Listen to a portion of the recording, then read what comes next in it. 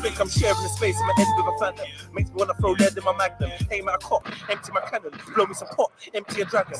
Hoping it prevents me from spazzing. Rage is like a deadly assassin that lives in my heart right next to the passion. I sit in the dark when I blow out the lantern and box with the shadows in my mind till I'm champion. Till I restore the peace in my sanctum. Or I find some equilibrium. But out here like cowboys and Indians, fighting for a piece of oblivion, dreaming of millions. I believe the queen is amphibian or lizard, and people with billions are always as collecting souls for the many fates of God. Ruling the maze where many stay lost, an elaborate labyrinth. I don't need no sage or amethyst. The one fire on pagan savages and the deities that they pattern with. I'm known to pulverize poltergeist. I'm a soldier that's colder than polar ice. Turn them over like with free open eyes. Linking with bulletproof wings and avoid them guys with a coke fight. Say I'm paranoid, but I know I'm right. My silhouette turns to ghosts at night, or ghosts turn into my silhouettes. So the flower of life and the smoke from a cigarette. We're all trapped in the World Wide Web, that's why it's the internet.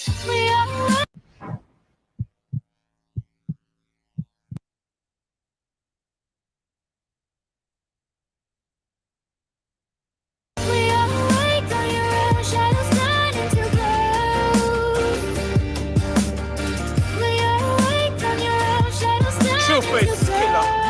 One take. I think I'm sharing the space in my head with a phantom. Makes me wanna throw lead in my magnum. Aim at a cop, empty my cannon. Blow me some pot, empty a dragon. Hoping it prevents me from spazzing. Rage is like a deadly assassin that lives in my heart right next to the passion. I sit in the dark when I blow out the lantern and box with the shadows in my mind till I'm champion. Till I restore the peace in my sanctum. Or I find some equilibrium. But out here like cowboys and Indians, fighting for a piece of oblivion, dreaming of millions. I believe the queen is amphibian or lizard, and people with billions are always as collecting souls for the many fates of God. Ruling the maze where many stay lost, an elaborate labyrinth. I don't need no sage or amethyst. The one fire on pagan savages and the deities that they pattern with. I'm known to pulverize poltergeist. I'm a soldier that's colder than polar ice. Turn them over like with free open eyes. Linking with bulletproof wings and avoid them guys with a coke fight. Say I'm paranoid, but I know I'm right. My silhouette turns to ghosts at night, or ghosts turn into my silhouettes. So the flower of life and the smoke from a cigarette. We're all trapped in the World Wide Web, that's why it's the internet. We are awake on your own, shadows turning to ghosts. We are awake on your own, shadows turning to ghosts. Psychologists have discovered that procrastination isn't caused by laziness or lack of motivation, but instead. And, you know, people got to be really careful on the way that they stand up and fight back. Not saying that I'm not with the fight back, but it's what they want. You know, they want this war, and they see that it's not working. They see that the chemical warfare is not moving fast enough. The cancerous foods, the systematic economic depression, you know, is not killing us all fast enough. So they're just taking matters into their own hands. I think a lot deeper now. I question everything. Fuck being part of the crowd. She full of melanin. Dog, I'm sick of everything. All sick, but I beg you don't get no medics in. Think a lot deeper now. I question everything. Fuck being part of the crowd. She full of melanin. Dog, I'm sick of everything. The flow sick, but I beg you don't get no medics in. Look, I used to be a part of the herd, but never settled in. Fuck being part of the crowd, she full of melanin. Look, dog, I'm sick of everything. The flow's sick, but I beg you don't get no medics in. Self-medicated and farmers can keep their medicine. I ain't buying it, tell them to keep their sedatives. Them man are sleeping, blue pill and repeat it. I hate sleeping, I red pill it and read it. I'm past trying to understand, we overstand the meaning. I seen a change in the hood, they're trying to clean it. But these politicians dirty as fuck and always being it. Tell them that my third eye's popping, I really see shit. Been sowing seeds for the youths, we're trying to reap it. And let them know there's magic within, you gotta speak it. I'm praying for my brothers to win, I really mean it. There's not an ounce of hate in my soul, I really feel it. I think a lot deeper now, I question everything. Fuck being part of the crowd, she full of melanin. Dog, I'm sick of everything. All sick, but I beg you don't get no medics in. Think a lot deeper now. I question everything. Fuck being part of the crowd. She full of melanin. Dog, I'm sick of everything. The flow's sick, but I beg you don't get no medics in. I don't trust them, cause they murder us with medicine. Fucking with the food, they wanna murder me for my melanin. Fam, I'm sick of everything. They let the tower burn, my brother's brother died. I wish it was Theresa May instead of him. Derry Kings killed over cocaine and heroin. Kids on tour, head of wings like seraphim. If They ain't holding shells like terrapins. The chemicals got them all feminine. Puppets in the White House, Downing Street, Kremlin, guided by reptilians, Nephilim, Alliance of Defiance. That's where the rebels link. It's either a wooden box or cell with a metal sink. Cause I ain't selling out, no matter what the devil thinks. Fuck the police, fight the power, free the people, feel the pain, but those slain by the hands of the evil. Man created AIDS, Ebola, the measles, fluoride in the water, gonna keep us the sheep. I think a lot deeper now. I question everything. Fuck being part of the crowd. She full of melanin. Dog, I'm sick of everything. We're all sick, but I beg you don't get no medics in. Think a lot deeper now. I question everything. Being part of the crowd. She full of melanin. Dog, I'm sick of everything. We're all sick, but I beg you medics in. Think a lot deeper now. I question everything. Fuck being part of the crowd. She full of melanin. Dog, I'm sick of everything. Hey, we're all sick, but I beg you don't get no medics in. I don't trust them, cause they murder us with medicine, yeah? What? Fucking with the food. They wanna murder me for my melanin. I'm sick of everything. They let the towers burn. My brother died. I wish it was Theresa May instead of him.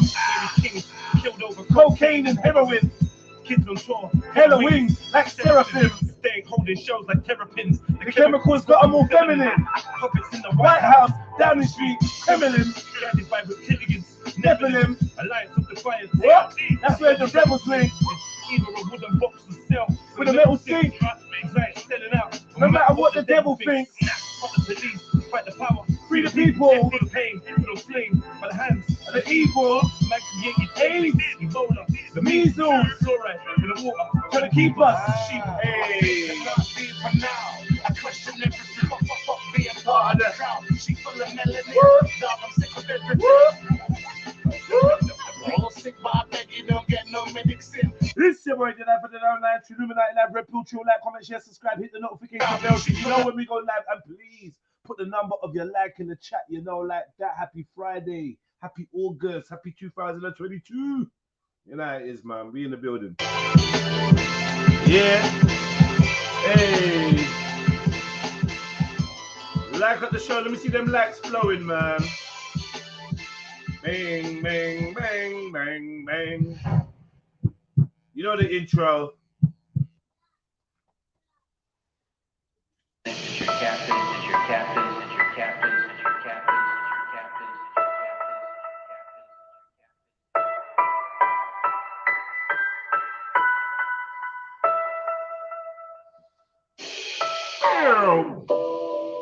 Hey, where's the likes, man? Like up the show. Let's get these likes running, man. 18 people in the building. Jump on, man. Jump on. Giving niggas guidance, alliance of defiance. I'm a freedom of violence. Speaking my freedom was Keeping me silent. sing shots like a David. when he was beating Goliath. What? Catapulted into my life, I collided with giants. With a mind deeper than a trident sea. Held in the palm of Poseidon. I'm like a tsunami to pirates. They turn my way, but I fly like a pilot. Haters can't cope, my aura too vibrant. They won't show me their private. More time, I wanna live alone on the island. I know when I close my eyelid. Look close, you might see a ghost in my iris. Please don't approach when I'm like this. Anarchist, I mix DMT with some cannabis. Not sure if I woke cause I write this. would I ride for my G's? Is my phone on silent? Do I despise the police? It's Kobe's last name bragging. I know some activists, I know some lifers, man, I know some savage shit, man, living right shit. I know some just only rough in the cypher. I know some tracks that I actually ride and don't know my destiny. But my past is I'm a survivor. My reputation from the dead, I should be in an asylum. I gotta reload this. This is one of them songs where I have to reload myself. If you hear the shit the dude be saying, if you hear what the brother is saying, this tune's chaos, mad. I big up everyone, man. Walk one, man. You don't know. Chill Kanda forever. I am Chill Monger. Big up yourself, man.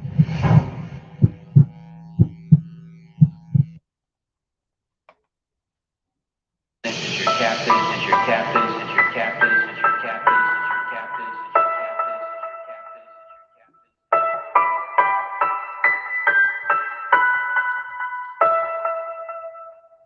this is your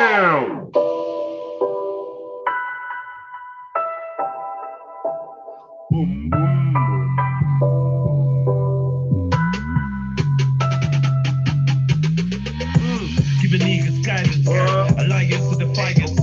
want freedom or violence. Speaking my truth, no one's keeping me silent. Sing shots like a David, when he was beating Goliath. Catapulted into a life of colliding with giants. With a mind deeper than a trident, held in the palm of Poseidon. I'm like a tsunami to pirates, get down in my way, but I fly like a pilot. Haters can't cope, bars, rough. When I show me their pride, more time, I wanna live alone on the island. I'm not gonna go to my island. Look close, you might see a ghost to my iris. Sorry, man. Sorry. Apologies, man. Apologies. I'm feeling myself too much on this track. I swear to God. Yeah. Man said, with a mind deeper than a trident, held in the palm of Poseidon. I'm like a tsunami to pirates, get drowned in my wave, but I'm fly like a pilot. Haters can't cope, my aura's too vibrant. Girls want to show me their privates. More time, I want to be alone on the island. I zone when I close both my eyelids. Look close, you might see a ghost in my iris. Please don't approach when I'm like this. Nah, fuck off, bro. You don't know no artist that rap like that. You don't know any. I don't care what you say or who you say it to. You know none. Let me big myself up today. You know none that spit bars like this. I mean it. Like, I'm not even just saying words. I'm meaning what I'm saying. Shit, goddamn. Yeah. I might have to send some flowers to myself, you know. Surprise myself in the morning. Oh, for me? True. You shouldn't have. Fair grow, wagwan. Peace, bro. It must be difficult being so skillful and talented as yourself. You know, you got to keep it in balance. What balance today? Yeah, it is difficult being skillful and talented and wanting to share that and finding that you have to go through Babylon system to share creativity and inspiration. And it's like counterproductive, you know, it's counterintuitive. You just want to create some art and put it out there and have people be like, oh, that's lovely. Oh, I like that. Oh, thanks. Oh, yeah, I enjoyed that. And maybe share their art. But instead, I've got to go round to individuals and say, can you play my music? Can you listen to this? Can you support? It's long. I hate that shit. I hate promoting. I like creating events, art, platforms, but I hate promoting. I hate pushing it. I hate the fishing part of it. You know? I hate that, bro. Yeah, you feel it probably should just resonate, you know, with the people that do. You creating it, putting that vibe out there is coming directly from your heart and your expression.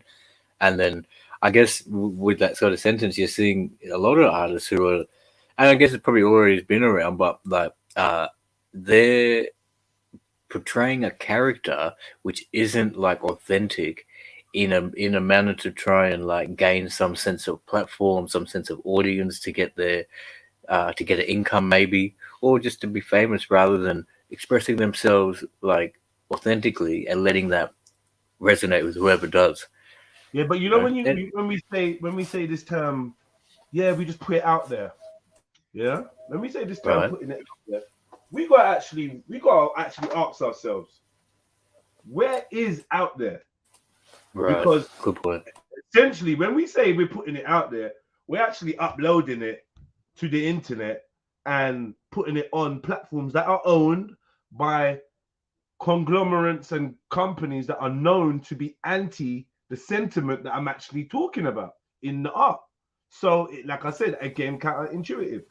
You know, I'm like, yeah, let's talk about freedom. Yeah. It's gonna be uploaded to YouTube, owned by Google, in about 20 minutes. Yeah, freedom. Like, come on, I don't know.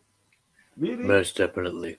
Yeah, most definitely. Music business. It used to be better when we could go and burn a CD or a tape and go and stand outside and reach the public, so I could see you on your going around your merry way and stop you. Be like, hi, fella, listen, I want to hear this, and if you like it, maybe contribute a little something or whatever. And then, you know, I did that. I got to experience that at one stage in my life, selling CDs hand to hand, looking in the whites of the eyes of people, and making a artist consumer or artist, I don't know, observer relationship. That to me was the most rewarding time. But since it became the internet and me having to copy and paste a message into your inbox saying, hey, Fairgrove, just released a new track. Check it out. That shit kills it for me. I hate it. Right. Yeah, as you're saying, it comes about planning promotion, right? Because when we say putting it out there, there's certain places you could just upload it on your computer and just hope it does the best, or you could have a plan and put it in particular places where it's going to get the most viewership, or just have the most productive thing about it. But at the same time, I like, obviously a couple, maybe 2 decades ago and prior, artistry was very original. Like, it was bad if you copied someone else's style. It sounded similar. Yeah. So, but I think that's a bit discouraging in the sense that it's driving a lot of youth who want to aspire to do this to create that sort of sound instead of trying to do something that is original and coming from them completely. But anyway, I don't have the answer. Just try it. No, You're doing a great job, though, bro. Big up yourself, man. Like you know. Big up, man. Big ups to all of you. Like, happy Friday. Hope you lot got a good weekend planned, productive, constructive, enjoyable, relaxing, whatever it is you're doing. Hope you enjoy it. I don't know why we even talk about the weekend, because it's a fiction, but we're caught in that paradigm. Working Monday to Friday, living for 2 days in a 7-day cycle that we've created for ourselves. It's quite us humans are very, very, very strange things, man. Fucking hell, we're so strange. So strange.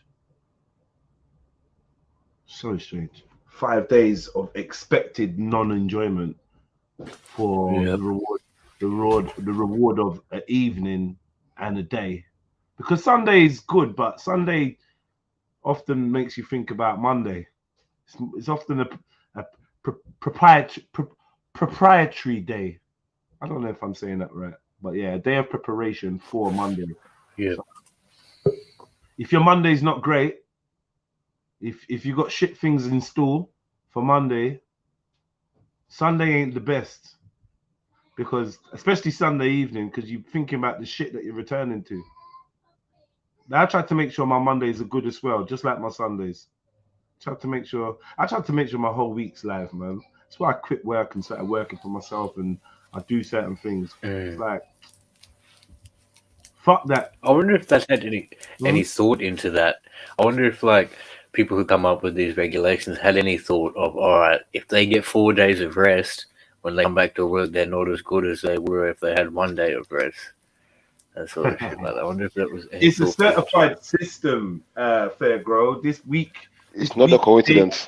These 7 days that leave you weak. You get me? Job just over broke. Come on. Not even that. Job. Who's Job? Huh? Just over broke. You're just over broke. Forget that. Yeah, I hear that. That's a good analogy. That's a good anagram. But I'm saying, even when you break it down, who is Job? Huh? Was he not one of God's servants that were persecuted? Oh yeah, shit. Get me? Gone through the worst persecution. Yeah. Just as a battle, just as a test. Test. See whether the devil could lure Job away from God. Crazy. Like doing fuckeries to him. Madness. Yeah, fuck him up. Go on then, fuck him up. He's still gonna be Team Trill. Yeah, go on, fuck him up. Go on. You know what I mean? Go on, man. Yeah, whatever. Kill his kids. Give him leprosy. Fuck him up. He's still gonna rate me and not you. Imagine that. Imagine that. And that's not, I don't know, man. It's a weird story, man. I don't know. This ever experimenting God, man, is a loving God. Loving, jealous, merciful, wrathful, all of it. He's all of it. He's everything. But I'm in one of the moods where everything I think of feels like an epiphany. It's like, yo, this is weird. What are we doing? But the thing is, everything is like epiphany, but there's nothing new under the sun. You get what I mean? There's nothing new under the But sun. that's good, So bro. Go with that feeling. Go trust your intuition. Trust your gut feeling, man. You know, if you come up with some sense of like understanding, a new understanding, you know, the epiphany or whatever, go with it, bro. You know, for sure. Look, Maybe as not long as say you're sure it's yours. dive deep first, head first in it, As long but as you're sure it's definitely yours. take it Big up into Ghost account. Wolf. But as long as you're sure that you exactly. idea, you own it and it's organic, which I don't know. How But that's the easy- thing, Jed. If Go on. if there's nothing new under the sun, there's no new ideas. You know, you never come Yeah, up with but a I new mean, idea. see this theory of there being nothing new under the sun. I mean, that's cool. That's cool, and it sounds good when we say it. Yeah, nothing new under. It sounds good, but are my thoughts under the sun? Yeah, you feel me? Yeah, you like it. When you think about it. Yeah. Yeah, your solar plexus. Yeah, walk with me, bro. Walk with me. Come on, your thoughts are in your solar plexus, my G. In. They're under. Under. Are they Not in under. or under? Yeah, not under. Not under. Not So under. I don't know, man. You know. But I want to say, I like, I do get what it means. yeah. But like, Like, in that context, the sun is the highest thing, and like it's very sun centric. yeah, very heliocentric. Exactly. Yeah. Nothing new under the sun. Okay, so what about over the sun? What's beyond the sun? Yeah, beyond the sun. Anything new there? Apparently, there's loads of suns as well. So which sun we talk about? Yeah, true. The sun. Yeah, apparently we got a galaxies and galaxies. Have you seen? Did you see what the new imagery that they make? That this new telescope, whatever, has let them see that the edge of the universe. Yeah, and they found other Milky Ways and all these galaxies, and I'm like, really? How far? Makes me tired, man. Yeah, it makes me fucking tired when I look at it. I'm just like, what's How going far? on? Then I was reading something other day, only to find out here that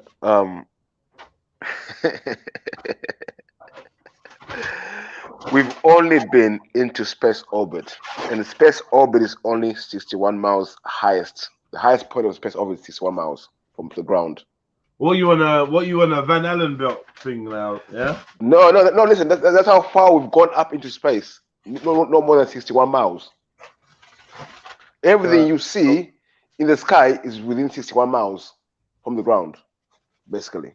I mean, personally, no. What do you mean everything you see? Bro, most things you see, bro. Nah, what are you talking about? Nah. I said it. Yeah, what do you mean everything you see? Or most things? What are we talking about? What? Stars. When you talk about everything's in orbit, bro. Stars. Bro, whatever they say is up there is in orbit, isn't it? It's not up beyond that. Nothing beyond the orbit. Orbit. Orbit's an interesting concept, bro. Then after that, orbit is the firmament. Orbit is just a direction. Yeah, no. That's within the gravitational pull. Yeah, you can't have orbit without gravity, and I'm saying it's an interesting concept. It's an interesting theory. Interesting theory about orbiting. Well, I don't know. No, I'm talking about the space they say is between the Earth and wherever. That's space. So I'm calling orbit. According to them. I don't know, bro. I don't know. You know, like these concepts, I try to understand them and that, and maybe even at one point they were firmly like what I thought was going on, because I never had the opportunity or the thought process to think that there could be anything alternative. But now I'm at the stage where I don't need to believe in orbit or space or universe. I don't need to believe in any of them. Do you know what I mean? And even if we was to try and work out a model for the things we see, they can be explained without all of those things, I believe. Or maybe not explained. Maybe it can't be explained. I think like one thought I was just thinking prior to just literally when as the conversation is going, like all of these factors they talk about, atmosphere, NASA, they will admit themselves, all these scholars at these universities, white men in suit and tie, that it's a theory. They're not sure. They're speculating and taking educated guesses, and then it's a factor of a lot of people just take it for word, like let us take it for truth. So in the same breath, anything that we say and come up with as a a thought or a theory, it holds just as much weight, really, because you're not just grabbing something out of the. I mean, most of the time, because you're not just grabbing it out of the air. You're coming with some sort of perception or knowledge that you have from understanding of life. So that's what you're arriving at your answer. So same way they're doing it.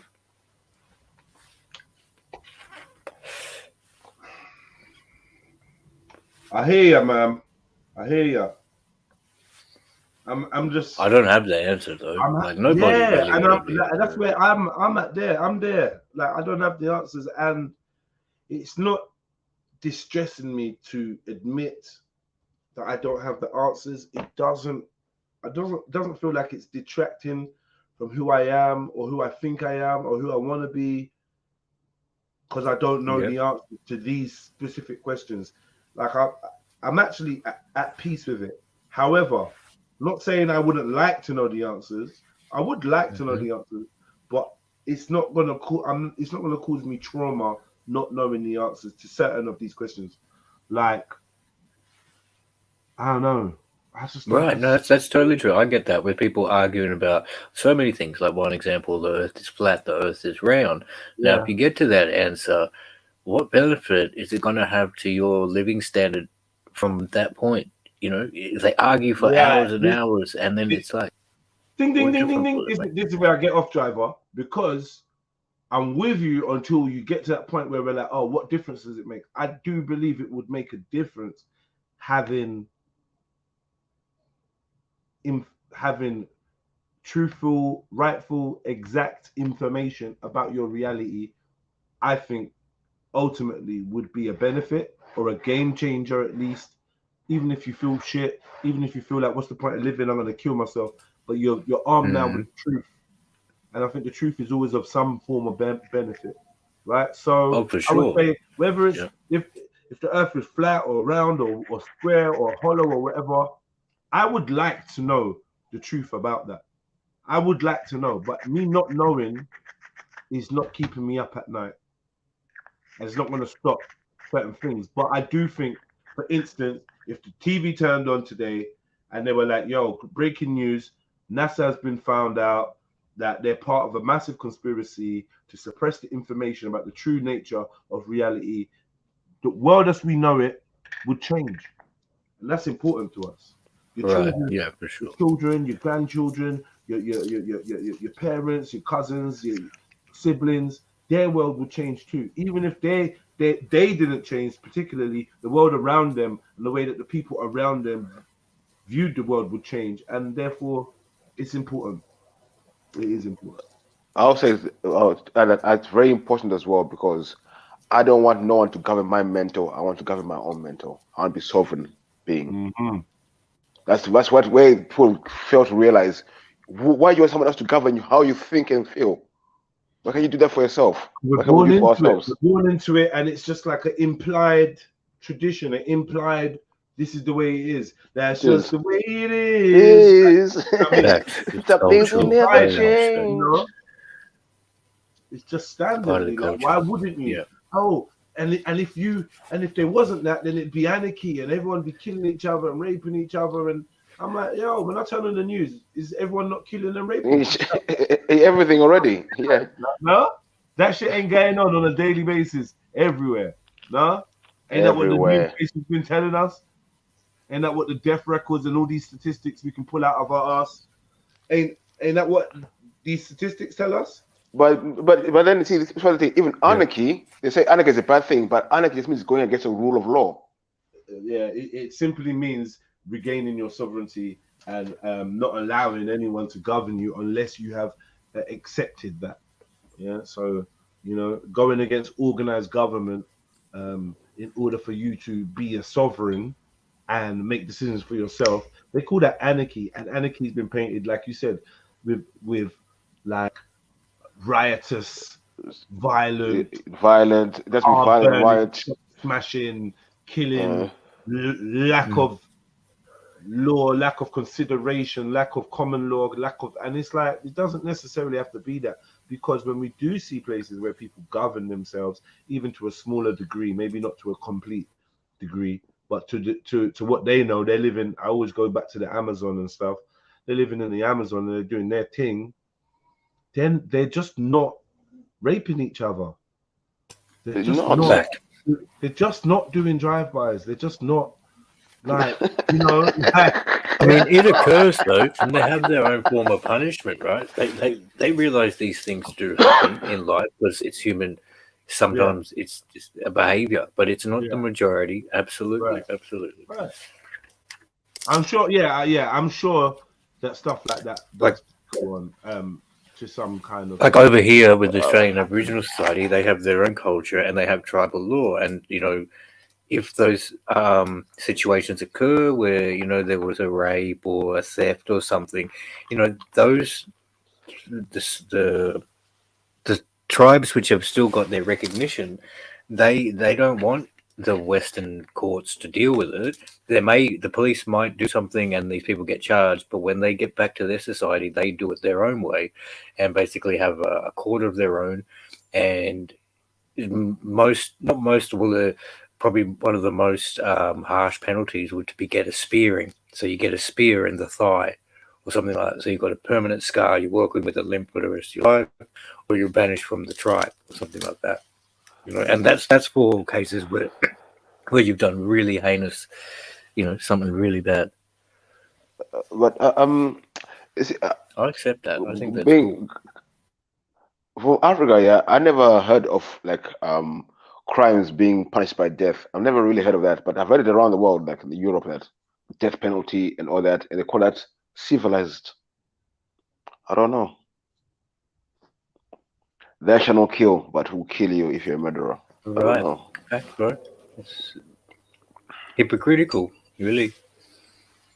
You know? Yeah. They go It's around, just same thing they did over here. They come around trying to civilize the so-called primitive indigenous cultures who didn't have the Christian faith behind them, and they're saying, you know, we're doing it in the name of goodness and God, and you know, but they're whipping these children, they're starving the children, feeding. They have like they know what's going. You know, they have evil intent. A lot of these, you know, you can't put a blanket over it either because it's obviously.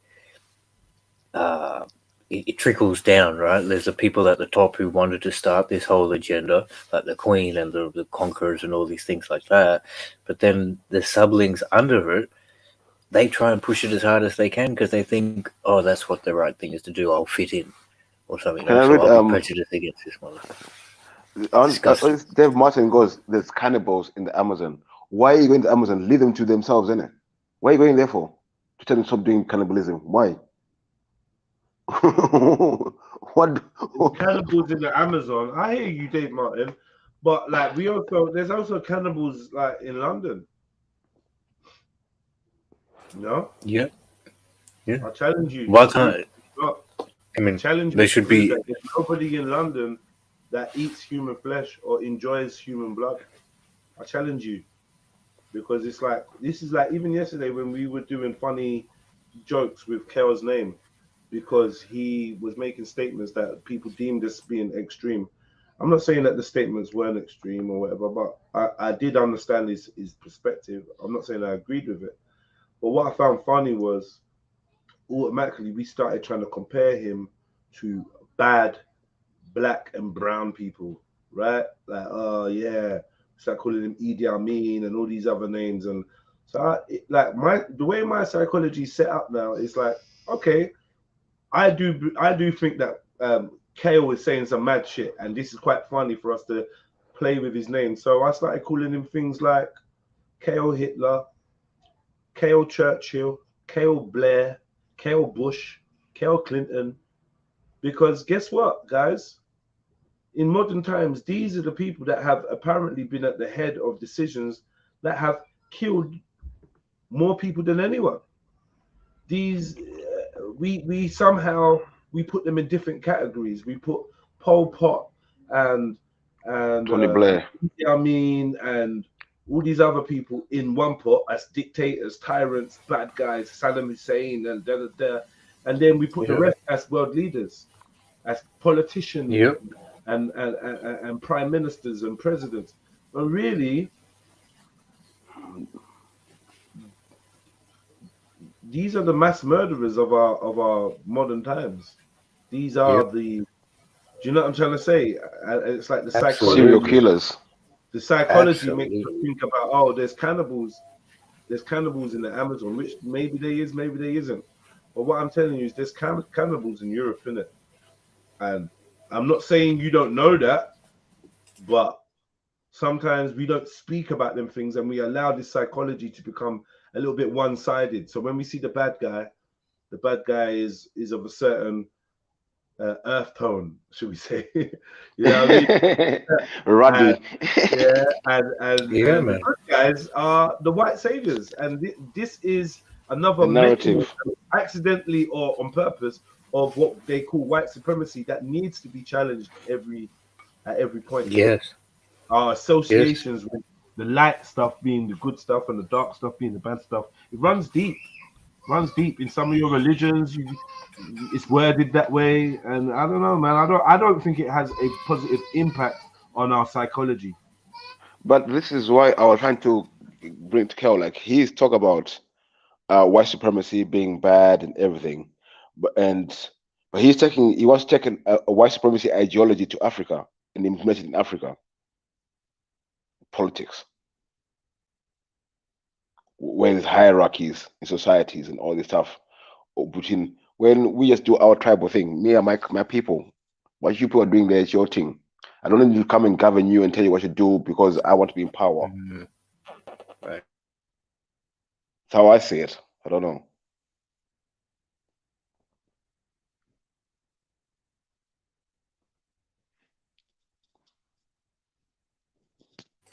I think also, when it comes to these situations of like people of color and culture who are now in positions of like at the forefront of the and they've done it purposely in a way too, because I see a lot of advertising and media over here.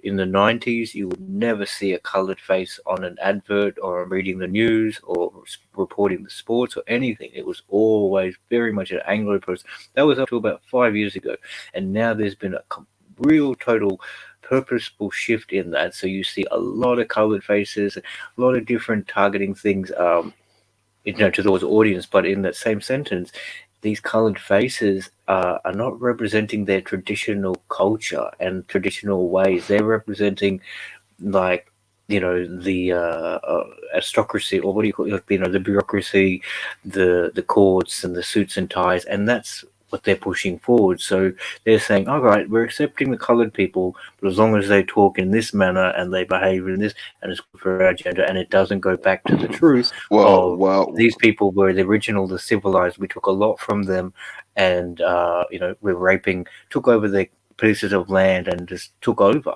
And rather than to be like, okay, the truth is, prior to our establishment of this courts and stuff, you guys were around.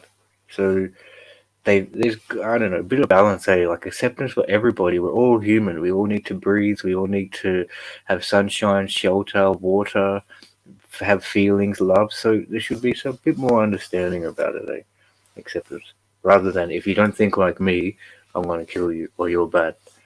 Well, that's whack.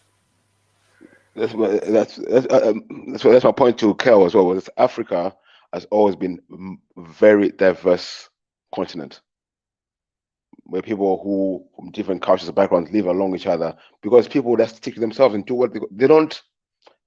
Most people in Africa are not worrying what someone 500 miles away from them is doing. You know what I mean? That they should be involved in invested in what that person is doing. When I got my own issues and my own problems where I am. Right. True. You know what I mean? Yeah. Whereas this other one wants to have a monopoly and complete control over everything, even though the things which are 500 kilometers away got nothing to do Don't with you. apply. And Yeah. but you want to just do it your way.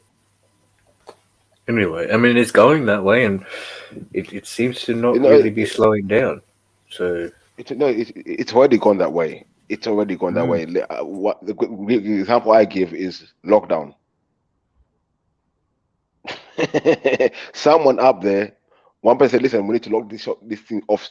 And the whole world locked down." There was no one saying no, we shouldn't do this. Or everyone locked down. That shows you there's one world government already. It's just a myth saying this all different governments and all this. It's just a myth. And I think that's true. It's already there and it's established, but they don't have as much power as people, kind of say, because they rolled this lockdown out. But I'm sure if everybody just went against it, same way as the economy, if people don't engage in the economy, a lot of things will shut down. Like it'll take a few days for them to really change perspective. So if everybody didn't go against, like that's what I'm saying. At the moment, it's like I totally agree with what you're saying. It's there, it's pushing, but all it really would take was just non-participation, and a little bit of self-thought. But the thing, what you're saying is 100% true. It's our participation which fucks up things. If we don't participate, things won't happen. But people can't. Most of us have been programmed into participating. That's the thing. I mean, we're so dependent on the system that most people can't live without the system. They need everything done for them. How to think, how to talk, everything has to be done for you. Everyone's saying that people took a major L yesterday. Well, I watched a bit. Because I went football training. When I came back, the show was done. So I rewinded it, and there was a lot of interesting points. But I found when you asked him, you got to that bit, yeah. The 1 to 10 question. I was sitting there, I was like, no, you found the gem. Yeah, and then he said, "Hey," I said, "No, I'm out. I'm out." No, for that reason, I will not be investing. You lost, bro. Like, how you gonna say? Interesting conversation, defo. Yeah, the way he struggled with that question was hard, man. It was hard. Like, I was sitting there saying 0, 0. Tell the truth, 0. At the mo, you know what I mean? Maybe not in the future, but at the moment. You know what? Listen, I'll let you get 2. I'll let you get a 2 for the sheer number of everyone else and the grit and the melanin. I would give you a 2. Yeah. But melanin versus rocket, I don't know, man. I go with the rocket, bro. That's what I'm saying, bro. I told man from the time drone, laser capability. Yeah, I go with the laser. The weapons of mass destruction. Death Star. Wait, can I ask you? I probably know the answer already. In fact, I don't know why I'm feeding into this bullshit. Let me start backwards. Pause. No. I don't believe in nuclear weapons. I'm thinking that they might be some kind of propaganda. The threat of nuclear war, I think, has controlled us for many decades, long enough for me to realize I don't believe in it. Right. Anyway, that being said, according to the paradigm. The mainstream paradigm. Yeah. Does Egypt have nuclear capabilities? I know the answer already, though. No. Egypt. Yeah, Egypt, the most powerful. No. No. Nothing. And they're a recovering country, remember, because there was a coup. There was a coup. They reshaped the country and gave them like a puppet army. So I felt when Mezzo was saying yesterday that they're the strongest. Egypt has the strongest army. Yeah, that was a bit of a false dichotomy. You get what I'm saying? Because only a couple of years ago, you didn't have a fucking army. You get what I'm saying? So how can you have the most powerful army in Africa? And when did you use it? You never used it. They use it. Caleb made a good point, though. The Egyptian army used it against Israel, and they lost. Oh, yeah, but that was ages ago. That was before they destroyed the country. You understand? Before they destroyed the country, Egypt was like any other country, right? Mm-hmm. Yeah, Middle Eastern. You get what I'm saying? Because Arabs there, it's not Africans. It's Ottoman Egypt. But remember as well, the Ottomans counts people Done a lot of fuckery there. That's why the landscape changed in Egypt because of Khan's people. And, Let's not and a forget lot that of as them well. with military capability are now failed states, especially them northern African countries. So, like, you know what I'm saying? Morocco. How is the country next door to Egypt don't exist? Yeah, how's that possible? Yeah, how's Libya don't exist right now? It's a failed state, meaning it don't exist. Yeah, how is this possible? To show you what they do, man. When they get control of it, fix it up, or do whatever, put puppet government to the bait army, bait soldiers, or bait police, or whatever, like they did in Iraq, like they did in Afghanistan. It's the same thing. Like in most African countries, the threat of military power on the people is immense. No, but we all got military. And that's what I'm saying. I'm saying, but most of the militaries are used against the people. They're not used for the good of the people. I'm saying, if we talk in military, when we go around Africa, a lot of African countries have military capability, yeah, but it's to what level? You know, like ground troops. So Mezzo said, I think he's saying Egypt is ranked 12. Is that what Yeah, something like that. Egypt thing. Yeah. And said we're not even rating Egypt. Ethiopia is ranked 60. Sorry? Ethiopia is ranked 60. So Mezzo, do me a favor, yeah? That's a Euro. Hold on. Since you got the ranking of armies, do me a favor. What rank is the Russian army? What rank is the Ukrainian army? Text back, man. Text back. And what rank is the Iraqi army? What rank was the Iraqi army? Please text back. Exactly. When they mash up your country and they give you an army, you cannot then put that army on a ranking for me, because it's like it's a lie. It's a lie. It's a lie. You know what I mean? Your equipment is like. I need Egypt, Nigeria, Algeria, and Morocco. All the sellout countries are the strongest. Yeah, I don't understand what he's doing. Like, Nigeria's military, we know is strong, yeah, but bruv, it's not ours, is it? What are they doing? What they do?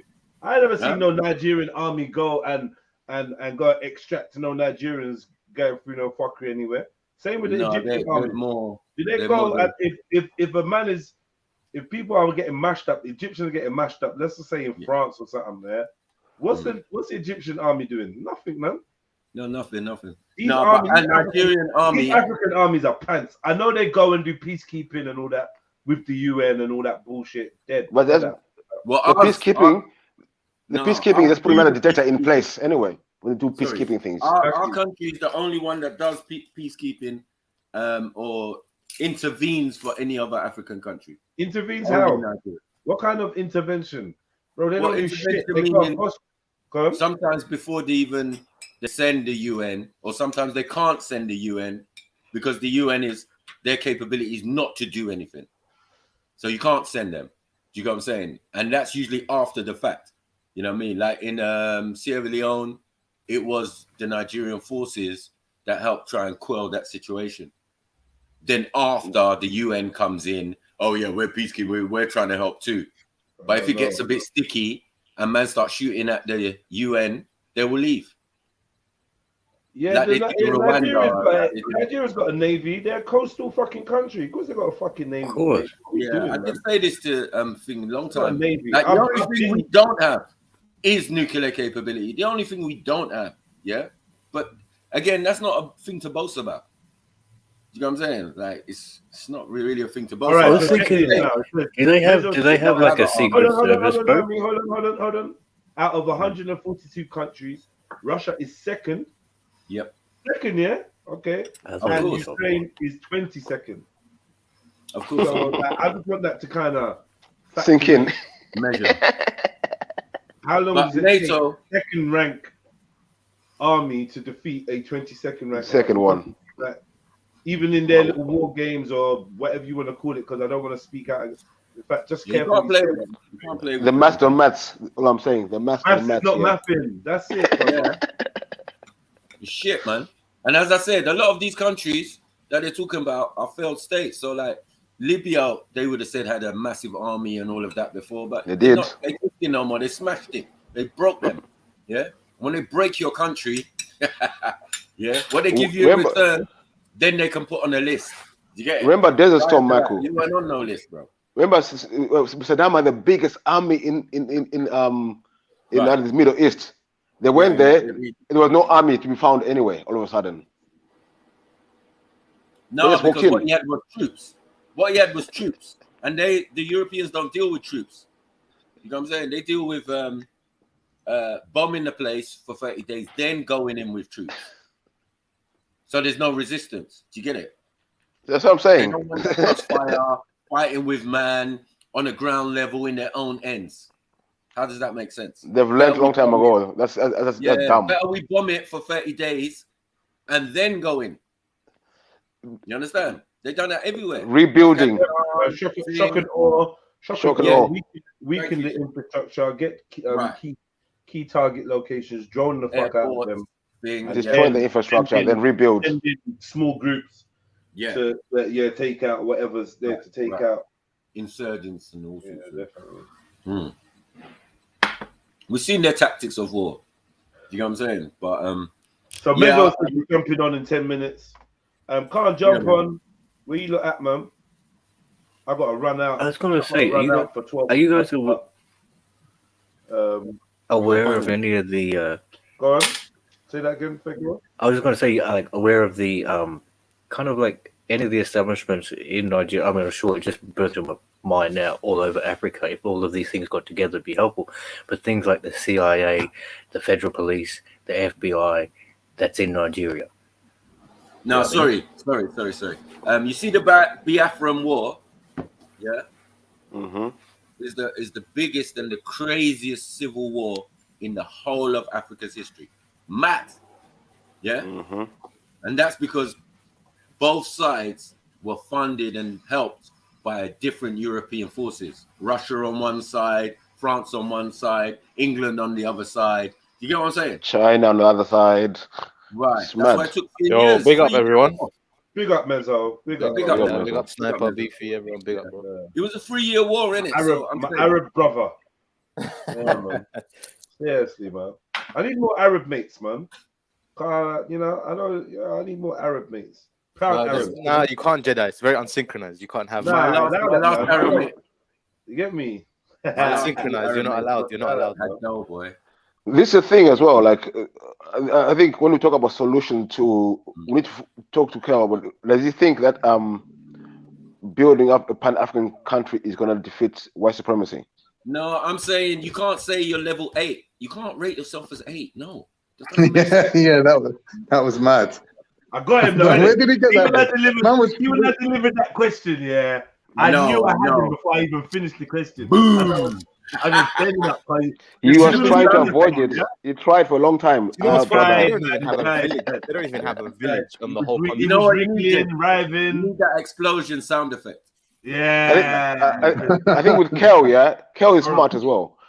When people talk to him, there has to be one person speaking to him, because what you do, you ask him a question, then you answer someone else's question, then you say you answer your question. The other person, He's very smart like that. But when you talk to him, you had him checkmate, because only you and him talking. But like, yeah, man, I don't know, man. This whole question of what's gonna happen with the unsynchronized, JEDI, can I play this for 2 seconds? Yeah, listen to this, guys. Listen to this. It's either you leave the continent or you have to face extermination.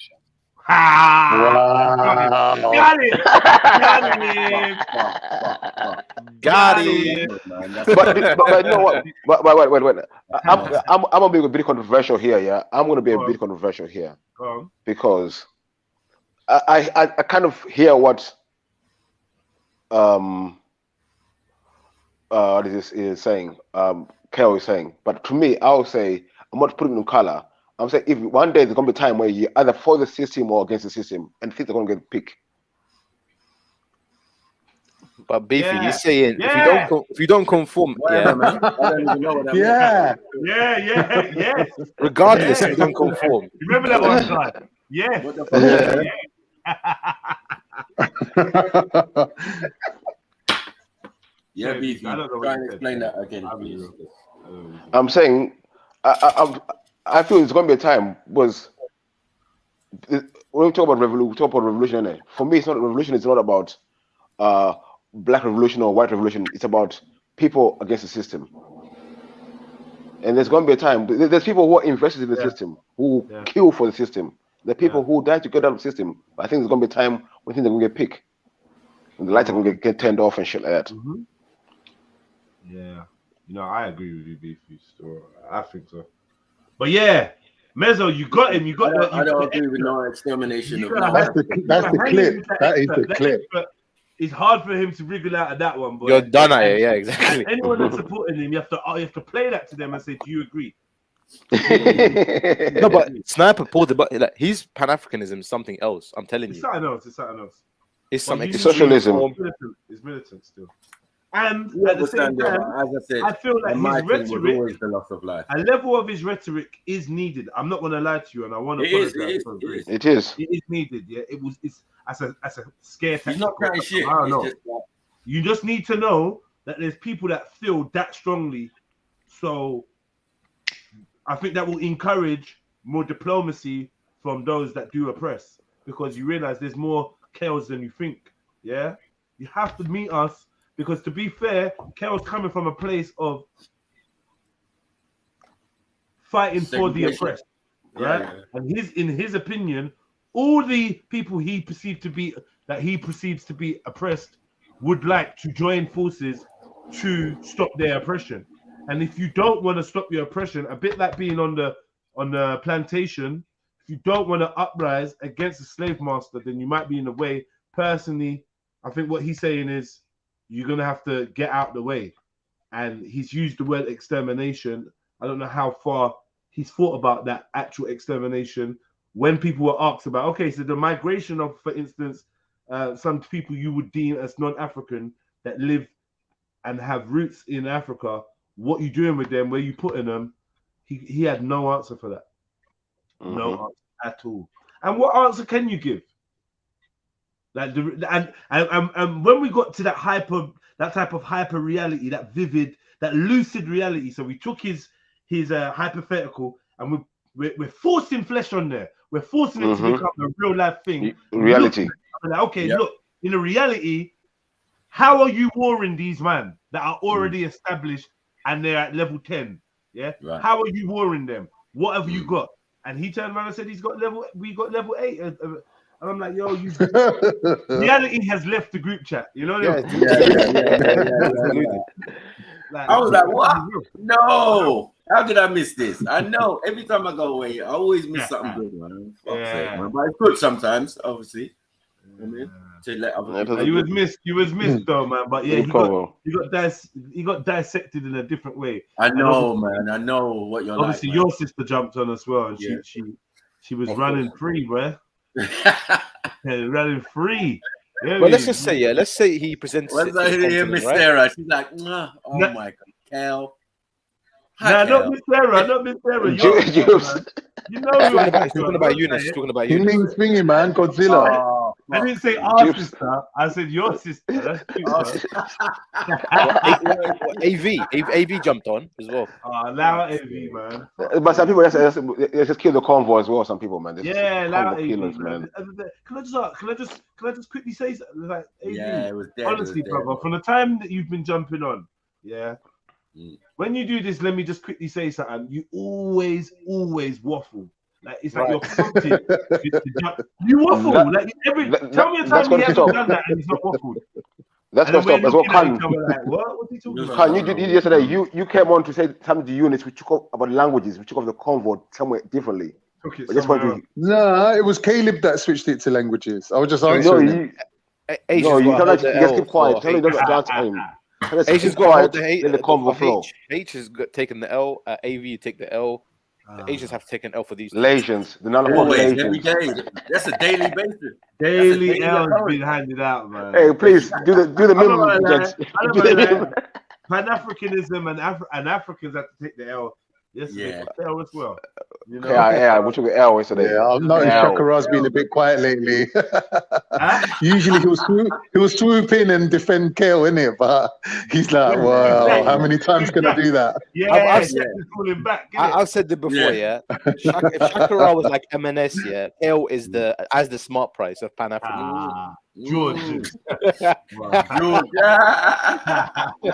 His bottom shelf. Nah, it's mad. Poundland. Wow, man. But it's interesting to talk about because, as I said, the brother's got some interesting point of views. Some of them can work. I've given him my plan. If you don't want to accept it, I don't see how any of it is going to work. I need to see an embassy. I need to see you on the official UN Charter of Tribes, Pan-African Tribe, and all of these things. These things can be done easily. But if you ain't even done them yet, you're not standing on any foot. You're not doing anything. You know what I'm saying? You can't go into the African UN and make a speech because who do you represent? This is why I said to them, go find a small African country, build it up, yeah, and show improve. This was a thing, Michael. Now, that's why I'm trying to get you to Kel. Pan-Africanism started. They tried to go and build an African state in the Congo. This was their mission. Yeah. Yeah. They've tried that. The Illuminati selves. Their little mercenary selves. Yeah. This is the whole plan. But now they want to do it as a whole. But now times have moved ahead. Because now there's only one government in Europe.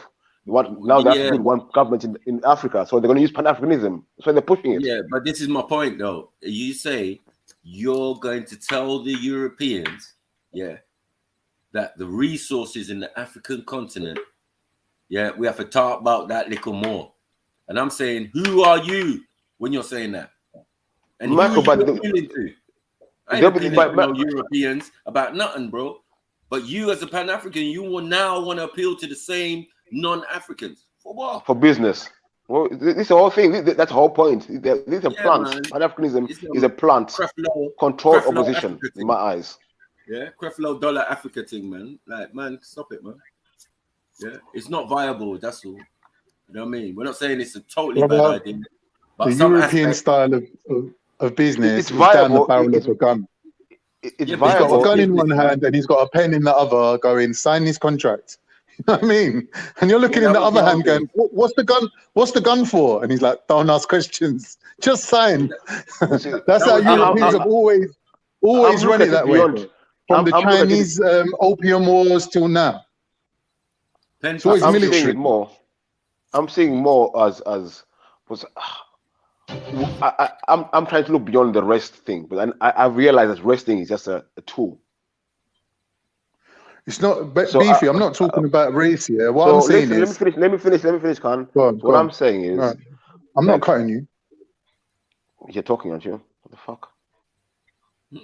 No, Karen, you keep my channel thought now. Go on. Fuck's sakes. Oh, he fucked you up. You can't do, man. Confusion, bro. Bare confusion, little boy.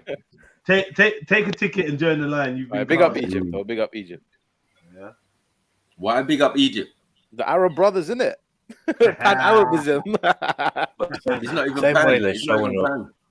It's fully European. Tell me different. Turkey's gonna fuck up Egypt soon, bro. Wait and see. Are you looking at this? This is Egypt. Bro, Egypt will smoke Turkey. God. This is Egypt. This is what Egypt is Turkish anyway. What are we doing? From the beginning. This is what Egypt are going to do. What they're told. Kel will be going against these dons. Yeah. Yeah. And I'm not saying that Egypt, but like. Well, Kel can handle it because Kel's on a. It's changed a lot. It's changed a lot from the 50 years or 30 years. I'm saying. They got the style line. Remember, they got the style line. I remember. So come on, we gotta be real. Yeah. They're funded by. They're gonna roll up. They're gonna roll up in Garvey's boat and that, man. You know, mad. Full regalia. We say full regalia. Full regalia, brother. Fashion Oro boy. What are you talking? Maltese cross and all. What are you doing? That's right, brothers. What we need to do, is go away and come back in full regalia. Yeah, man. It's gonna go like Django again. They got liners, subs, Exactly. Everything, yeah. I'm telling you, like, It's like most 100 No, African- odd this tanks. is because of the funding from the Emirates and Listen, Saudi man. Arabia as well. Going on with Because bits. they have a pact where if the UAE is attacked or Saudi Arabia, Egypt comes to their aid. So why That's let why Saudi they're Arabia funding and them countries build their own armies? No, they have Like, their that's own a myth, armies. No, they bro. have. That's a Don't get myth. it twisted. Saudi Arabian armies is pretty strong. They get the No, latest it's, weapons from it's America. called the American Army. It was Exactly, No, it's called the American Army. Which Listen, let me Egypt give has you the an example. manpower. My so wait, brother. wait. 1 second. 1 second. 1 second. So Saudi Arabia paying Egypt to build all this army, but then they're paying the Americans to protect them. Mad. No, man, you gotta understand, man. The country has been destroyed and rebuilt. So if there's an army, it is not the Egyptians' army. What we're doing, The that army always been sides with the disbanded people, for a though. long time. Everywhere, The old Egyptian army, like when the Biafran War, yeah, the Russians or someone sold jets to the Nigerian government or whatever, right? And they didn't have pilots, so they used Egyptians. I think it was was it Pakistan? To fight those fighter planes, fighter jets for them. You know what I'm saying? In the Biafran War, mad thing. So I'm saying that was old Egypt. This is new Egypt, broke its back, rebuilt it. You get what I'm saying? To their own devices. Now I could confidently say Egypt is not even African. It's clearly not, man. Nothing to do with no, that. yeah, 100%. It's clearly I not. agree. Come on, even Mezzo's not going to argue that fact. No, 100%. I agree. Because this army will be there to defend Saudi Arabia before any other African country. Right. Saudi Arabia. Who's attacking Saudi Arabia though? But these don't have a pact in it. You have to remember. Maybe Egypt is a Sunni country as well. Given the right circumstances, I think Turkey. Hold on. Turkey might. Hold on. No. Forget that. Iran. You have to remember. Why do you? Yeah, you're right. All this coalition is to tackle Iran's aggression. So they must they must be down to support northern Nigeria as well, then, right? As it's another Muslim right, nation, exactly. No? But we know that's not going to happen, is it? Why though? Why? Yeah, because their allegiance is elsewhere. That's the thing. But I agree. Their allegiance should be on the continent as well. They should be defending Hold on. Wait, brother. If Saudi that has more money, if Saudi that has more money than anyone else, can do it, then it shows the rich African countries they can also do it. They can buy tanks and whatever from whoever. You got whoever. And there is a market for it. What's making these bedfellows? Look. Oh, no, it's sick. Huh? You want to watch it? Turkey versus Egypt military power comparison from 2019. Go on. So you just said that Turkey's gonna fuck up Egypt, didn't it? Pretty soon. Oh God! Is that Shine? Oh. I listen. What you say about Iran? Yeah, we said go on mute. I think Iran's supposedly got nukes. So if they're a threat to Egypt, listen to this, yeah. Listen to this. Are you listening or what? Not really, you know, Shine. Yeah, exactly. Yeah, no, can we just let me talk, innit? Go on, talk then. Nah, fuck it, man. Turkey's rated higher than the population is wrong, by the way, because the population is higher than that. What? Which population is wrong? Egypt's population is higher than 97 million. I think they reached like 106 now or something. 108. When though? When? What? This probably was like 2010, maybe 2012. It says up there 2019 from the yeah. Now it's increased anyway. 97 million in 80 million in Turkey. Yeah, Turkey has a big population as well. Yeah, you know how to speak fucking Turkish language before you said Turkey. You got to remember that most of the population are military. Remember, because of military training, everybody has to go through the process. So if you Turkey has military, you have to do military service in Turkey anyway. That's why a Q is shit in Turkey. It was shit. It was shit. I went to bed and it was meant to be a coup, and they were warring, and the military were turning against the people. I woke up in the morning, the man they had surrendered. The military. No, but the reason why they're so strong is because they're part of NATO as well. So you can't, if you attack Turkey, you're gonna have to fight the US. Okay, but remember, NATO under Article 6 was put together for what? Against who? Against the Soviet Union. Right, Russia. Yeah, that's what I'm saying. But Turkey is That's part why of Russia is number what? That's why Russia is number what? Number two. All right. Yeah, because of the nuclear capabilities. No, not that. Listen, who's this guy talking, man? Let me speak to this guy, man. Hold on. Because as I said, their military and their thing is large. Yeah. It's large. Their landmass is large. They got enough people to draw upon. Enough big countries. It's also about it should be most of the European countries that should be under Russia. Germany, everyone should be under Russia. Can I ask a real question before I go? Oh God. Can I ask a real question before I Go go? on then, bro, man. But honestly, it's Friday. Man, them's tired, bro. I know, bruv, man. Bruv, listen, I'm gonna go, man. Let me ask a real question, fam. Listen, what will happen, if tomorrow, if the blacks and the Asians, they stop working? What will happen? They'll get the robots out. They'll bring out the robots out of storage and put them all into work. Shut up, you fucking stupid con. Your Euro trash. What is your Euro trash doing? I'm telling you, they got robots, fam. They don't need us no more.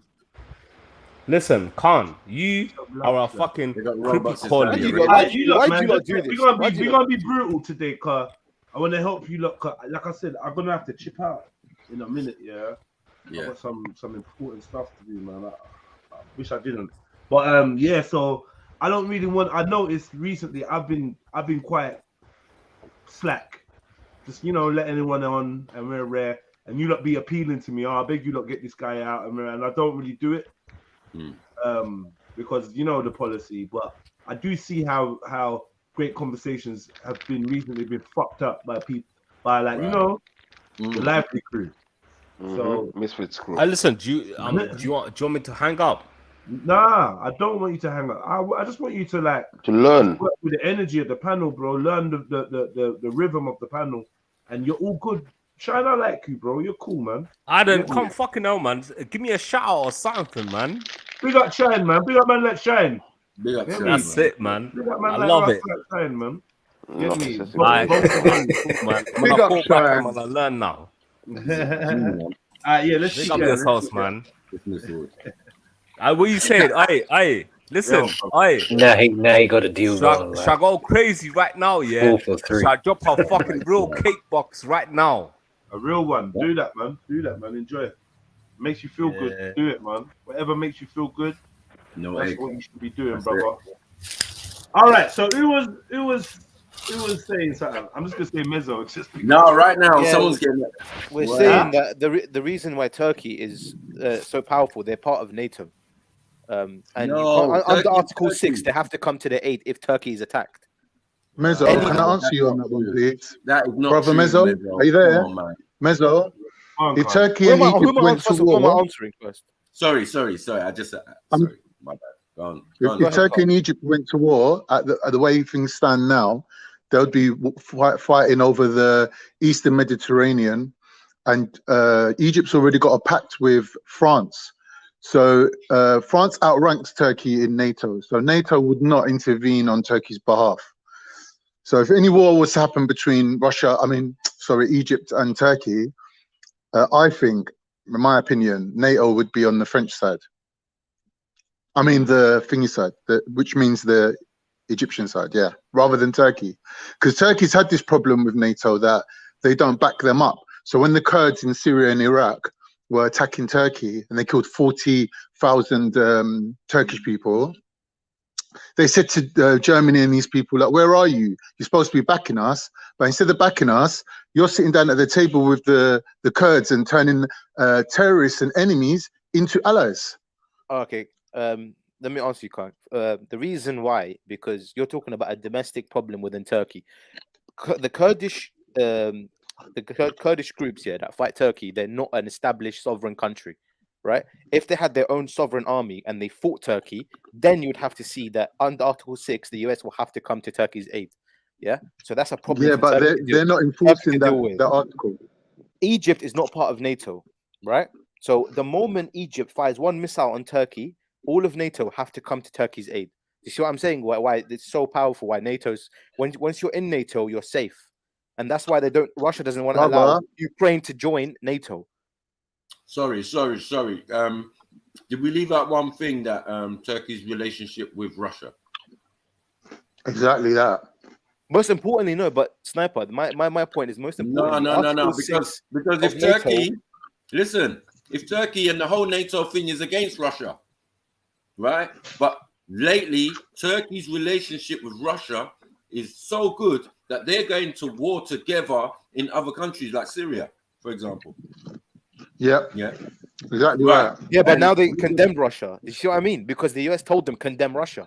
No, you didn't and say the Turkish that. president came out and then condemned Russia's intervention in Ukraine. They openly condemned it. In fact, they joined in the sanctions against Russia. Are they in Syria together though? Are they still in Syria together? Yeah, because it's called interest. Come on, bro. Anything that openly condemn, is a pantomime, right? Because we know Putin and Erdogan are brethren. Yeah, they are hold on. They're in the same trade markets together. Yeah, because none of them are in Europe. Yeah, none of them are in Europe. So Russia is definitely firmly in the Eastern markets, right? Now everybody wants to join Russia in those markets, especially England. That's why they tore up, and America tore up their trade agreements. Yeah. Fuck it. We want some of that juicy stuff over in the Far East and all of those places. Do you get what I'm saying? That Russia has been brought in Turkey. So they're doing business together, and the relationship is fine, bro. If they make it, and it just seems weird when you said that, right, definitely Turkey is part of NATO, but the whole idea of NATO is against Russia. Yeah, but a Sniper. You know what I'm saying? So Russia don't really look down on Turkey because of it. Turkey's been sending military. Isn't it funny that with the same weaponry, everything? They've been sending them weapons, same uniforms. Mezzo, let me ask you a question. Mezzo, how is it that in the same week Turkey's buying F-16s from America and S-400s from Russia in the same week? And tell me, who else can do that? No, what's it called? Khan, you can do that, yeah? You can buy whatever, but the moment the US is attacked, Turkey has to back the US. Do you understand? Mez, you can't buy Russian hardware if you're part of NATO. That's the whole deal. When you sign the contract with NATO, you have to buy your weapons from them. You can buy weapons from anyone. And again, no, you can't. No, you can't. Yes, you can. I don't know why you're arguing if you don't know. You obviously don't know. It's obvious that it's going to take the whole of NATO to deal with Russia. That was the whole point in the first place. Of course. Okay. That's why it's set up. Yeah. So nobody is attacking Russia. Let's be honest. Yeah. Because it never happened before. There was a Cold War on it. Hold on. There was a Cold War on it. They stole land from them, like Ukraine and all of these type of things. Cool, no problem. Yeah. But as we said, as was said, if they sent even a quarter of their troops to Ukraine, it's game over. There's no war. It's just a takeover. They've got so much power, so much troops, and it's in their region. Do you know what I'm saying? So it's so easy for them. This is why everyone's afraid of Russia. It's an up and down relationship kind of thing. But one thing that is certain is that Turkey is bedfellows with them, and Japan and North Korea, China, in their little group over the other side. They do war tests together and all of those type of things. Practice with their warships and all of that. You know what I mean? So you know that these men are brethren because they're like, they're doing certain things together under the guise of the other countries and NATO and all of that watching, saying, we're watching you moving your ships around and practicing drills and all of that just in case of whatever. Yeah? Red corner, blue corner. Yeah, they've been doing these things in the public eye for the last decade, 15 years. You know what I mean? Now I've been watching. I've been thinking, Russia and Turkey, Russia and Turkey. It's supposedly Russia was the one that gave information to Erdogan that there was a coup d'etat.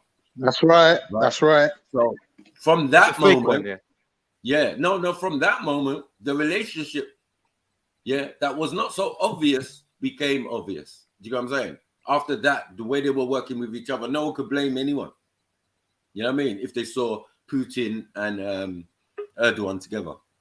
You know, So Erdogan is forced. He's forced to be part of NATO and to conform to like the West. Yeah, because that's what I said to you. When you become part of NATO, whether you like it or not, you have to conform. If US is beefing with this country, you're beefing with that country too. There's no like way you're going around it. That's just how it is. Okay. What about the G6, guys? What about the G8 or the G6? Hold on, sorry. When it came to Iraq, was that the case? Of course, he can't do anything. No, but Turkey can't. Turkey can't. Are you saying Turkey was involved in the Iraq war? No, they can condemn. No, if Iraq attacked the US, he caught you, Mezzo. He caught you. No, it's the opposite around. They wanted to use Iraq didn't invade the Mezzo. US. Please, man, one second. You don't understand. They wanted to use the Turkish air bases in Adana and Incirlik to bomb Iraq, and Turkey said no, and they set back their war effort by 2 whole weeks. Right. That's because they fucked them up for 2 weeks, bruv. No, and what did the Allies do? Do you not understand Article 6? Article 6 is for defense. My brother. It's on paper, though, Mezzo. You're just talking about things on paper. In reality, we can see what's really happening. That's attacking, though. They're invading. Khan. The US invaded Iraq. Iraq didn't invade the US.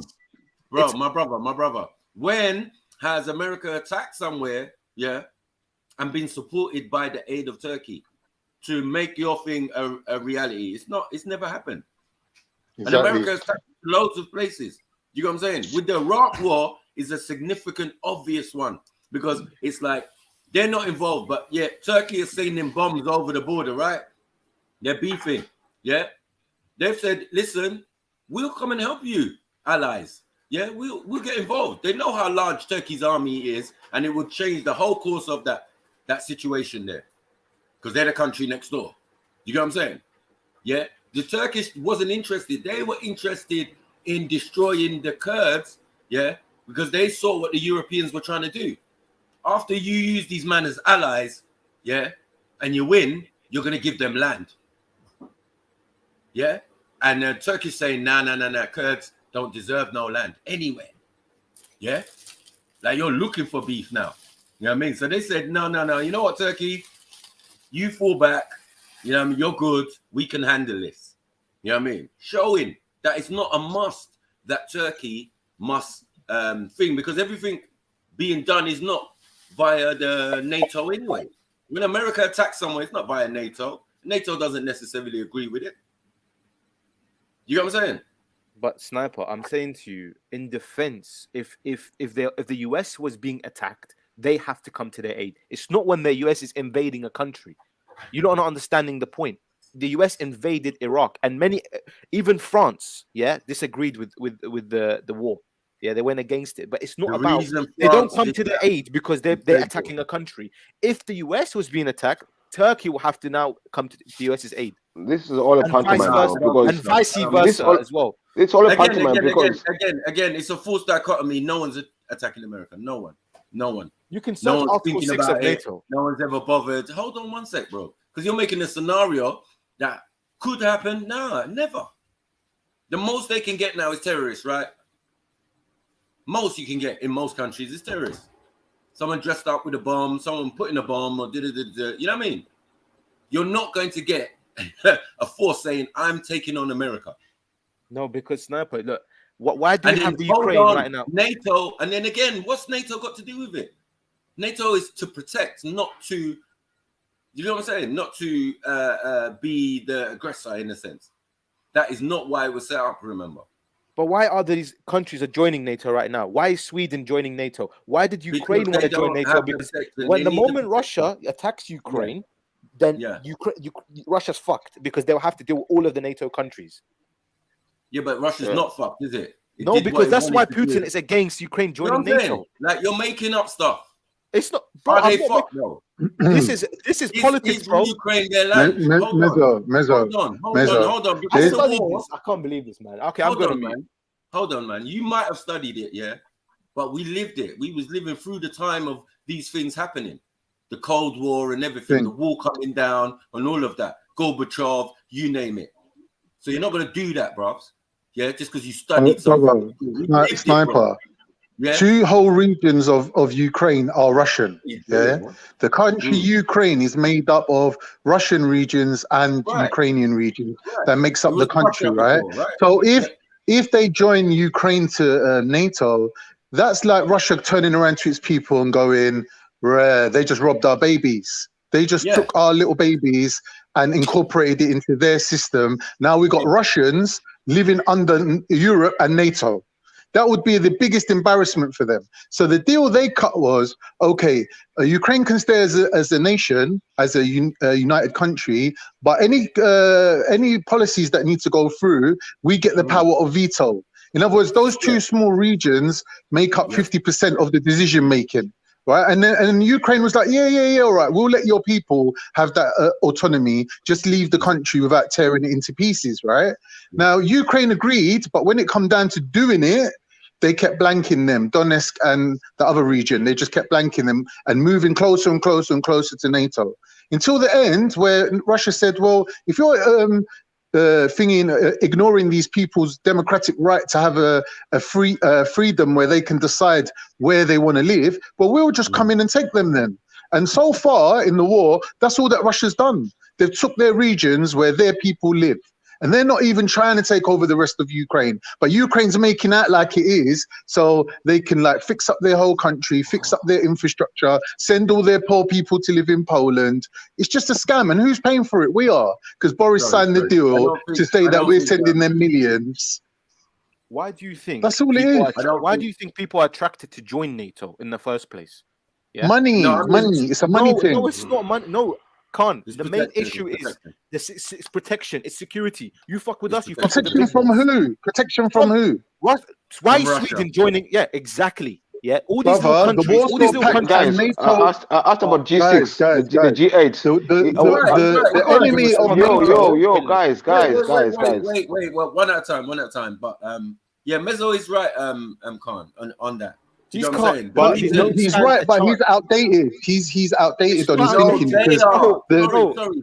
Sorry. Sweden and Think are behind. They supposed to get that long time ago, right? They never got it. But now there's infractions in the landmass that they're on, mainly controlled by who? Russia.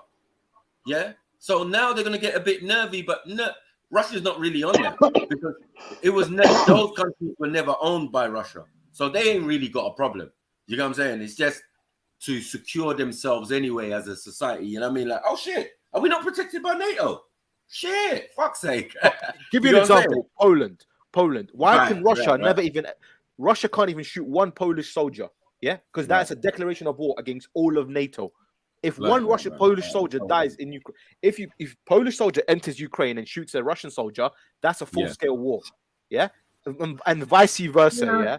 And I don't think so. Remember that Russia's already invaded Ukraine and taken a piece back. Because Ukraine is not part of NATO. Right? That's why it's for. So this is my point. This is my point. Where you said they would suffer some consequence, nothing has happened. No, because Ukraine is not part of NATO. Sniper. Ukraine is not part of NATO. That's why Russia can invade it with ease. Ukraine is part of Russia, right? Yeah. No, that's not even argument. This is why things are able to go on, because there's no argument on the actual land ownership and what it was and who it belonged to, because of the wall. Who put up the wall and created all these new countries? If not the Europeans, but who are you taking from when you're doing that? The USSR, who is Russia. So later on now, when they want their thing back, because remember, Chernobyl is there. Yeah, Chernobyl is there, and Chernobyl is not Ukrainian. It's definitely a Russian nuclear power plant. Everybody knows that, right? Yeah, no, but I was saying, after the fall of the Soviet Union, in the early 90s, these countries. It's not a fall. It's just once under international law, when there's a country Yeah. becomes sovereign, it's hard to intervene. Even the UN peacekeeping missions, they can't even intervene without the approval of the governments. They can't even intervene in like if they wanted to go to Congo, they'll have to ask the Congolese authorities, before they can even send US their blue helmets. It's very problem is- difficult. Under international law, state sovereignty is very, very key. And that's why they don't even send stuff to like Syria. It's a mess under to form the Security Council, the UN Security Council. They can't take peacekeeping actions, because there's always, especially Russia and China, they don't like intervention that causes regime change, especially that ones that like break sovereignty, which is what happened in Libya. They used it to say, oh, okay, you lot used NATO used peacekeeping as a tool for regime change, and now you overthrew Gaddafi. So that's why you should see Russia and China always veto anything to do with peacekeeping or humanitarian intervention. When Russia and China veto these things, are they vetoing in the NATO? Where are they vetoing it? In the G8, or G6? In the Security Council, the UN Security Council. So that shows it's only pantomime. But which countries are in the Security Council? Can you tell me, please? What states in the Security Which Council? countries are in the Security Council? Which countries make up the Security Britain, Council? France, Britain, China, Russia, the US. Oh, are these enemies? Oh, I thought they were all enemies. Yeah, they are the successors after the World No, War II. wait. These people who control the world, the Security Council, Russia, who else you say? Russia, China, America, France, Britain, and America. And they're all enemies, though. That's enough. Russia, China are always usually aligned when it comes to And their they're all vetoes. enemies, though. Wait, answer my question, bro. If they're all in the same group and making decisions together, how are they enemies? Of course they're enemies. Of course they're enemies. The most amount of vetoes was during the Cold War. They couldn't even sit on the table because during the Cold War, the Security Council, Russia and bro, America, listen. Russia and Cousin, America cousin, couldn't cousin, intervene on anything Cousin. Think about what you're saying, bro. You're messing up, man. But you don't understand. This is politics. man. Look, I'm saying your opinion don't matter. My opinion don't matter on the stuff. I'm asking you who really did the veto. You said I know what it's I'm Russia and talking China about. veto. I'm asking what the veto. They don't veto in NATO. They don't veto to the UN. They veto somewhere else. So in the Security Council has the right to So- veto. If one veto so- passes, the article does not go through. What does that show you then? It's a distribution of power. Hold on. They're all in the same club, yeah? You know how the Security Council works first. You need to Hold on, understand how it works. wait. Does the Security Council control NATO? No, because NATO, the US control. No, because Russia's not a part of NATO. No. That doesn't work like that. No. Stop that. I'm saying, do the Security Council, which sits as a higher authority above NATO is only the military arm of the Security Council, right? Not really. How? Because NATO can attack Russia, and Russia's part of the Security Council. The Security Council is for the UN. Yo, can I talk? The UN and the NATO are separate hold things. on. This is what Beef is trying to say to you. They are not enemies. Yo, can I talk? The public perception and the pantomime. This is why we call it politics. Yeah? You lot calling it political science and all of this type of shit, bruh, it's a joke. Yeah? We know that they lie openly. Yeah? And shake hands and have secret And meetings plot wars. and all of this type of stuff. So now Let me that we've talk, got man. to the Security Council. 1 minute, man. You have to wait your turn, No Fatty. IQ guy, just chill out. Come on. Always intervening, man. Go on, Sniper. Sorry. So I'm saying because, yes, there are members of the Security Council countries in NATO. That's only down to force, isn't it? A military, right? Yeah, I'm if the saying majority if the majority of the Security Council bar one country, that's what we're saying, right? That's clear. Yeah. The one country that the NATO was built supposedly for or against. Do you get what I'm saying? This is why we're saying the Security Council, that's strange. Yeah. They got power over the UN.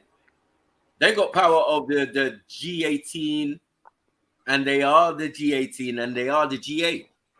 It's confusing for us. Do you know what I'm saying? In so many departments, they're all together. That's what we're trying to say to you, bro.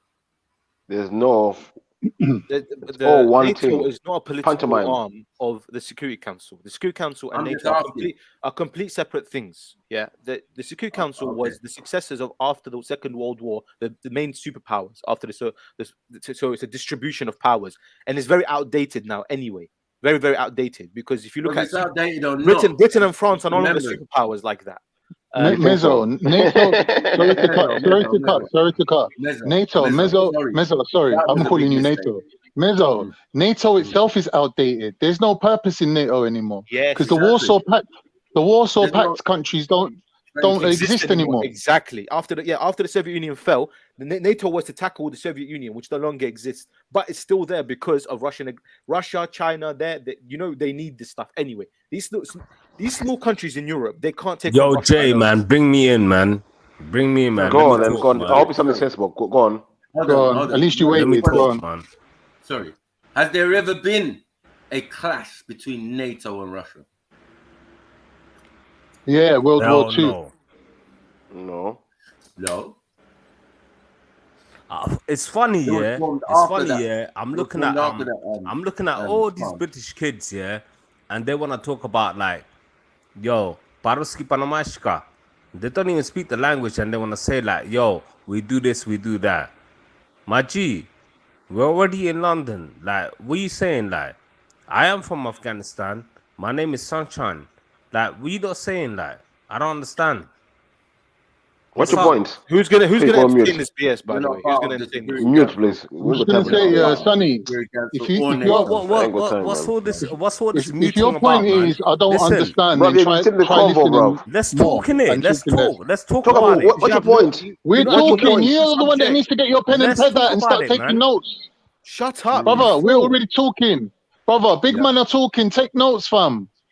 You might learn something instead of coming on going, oh, I don't understand. Shut up and listen then, innit? Listen, I got your I don't curly understand what's words wrong right with now, you, man. like U, H, A, V. You not just jump on, in the middle of a conversation, and start attention asking random fucking questions that have Stupid got nothing questions. to do with the subject. Shut And the then- fuck up, man. You're black, Idiots, first man. of all. When the fuck did you go to China, stupid? When the fuck Stupid, did you you're go the- to China, stupid? Listen, you Do jacket you potato, even fucking with speak sweet- the Russian language, stupid? You're built like a jacket Do you even potato. speak you the waste, Russian man. language, This is the stupid? problem, man. Fuck's sake. We saying? See what this sends to? Very See what I mean? unsynchronized. Very unsynchronized. Oh man. Yeah, Fuck being about unsynchronized, man. I'm aiming at your Nice. fucking Bluetooth Nice. anyway, bro. Listen, you're built like 3 scoops of ice cream. Relax. Three We've got quarters of to ice cream. make some rules, Your man, for mama panels, fucking man. shopping in Put up some Tesco's rules, or man. I what? swear down, Or man. do you need a This is Sainsbury's? just fucked up, man. What are you saying? God, please, man. Like we just built wanna like the have- Michelin Don't man. talk about something How that we you begging don't him? even How- know what about, do we man. beg people to You know do? what? This Yeah, This is why furthermore, it's yeah. when low IQ enters the Shut convo, up, this man. is the result. Hold on 1 second. I'm not having it today, man. You get what I'm saying? I put people in the back. Like, please, Shine. If you want to join in on the conversation, it's a sweet conversation. It's a good. We even got a video there. Do you get what I'm saying? We was talking about 2 armies and and then we went into NATO and then we went into the Security Council and blah blah blah. It's an interesting conversation. We don't want to spoil it, bro. Please. What a stupid man. Oh my What you saying? God. What a stupid man. Why do we entertain A this? Anyway, man moving that on, does not moving even on, know moving how to on. speak Turkey. And he wants to Moving fucking on, talk moving about the on. fucking Listen, Ghanaians. Are you my fucking Turkish is- stupid? My Turkish Are is you first class, fucking my friend. stupid, bro? I don't want to listen, My bro. What Turkish, you my Turkish saying, is on bruv? point. Why Don't you worry trying about to like that. the tell these all Michelin these man, black like- people, bruv? Pull back, Why man. you trying to tell these black people the wrong fucking truth, bruv? Let's talk real shit, bro.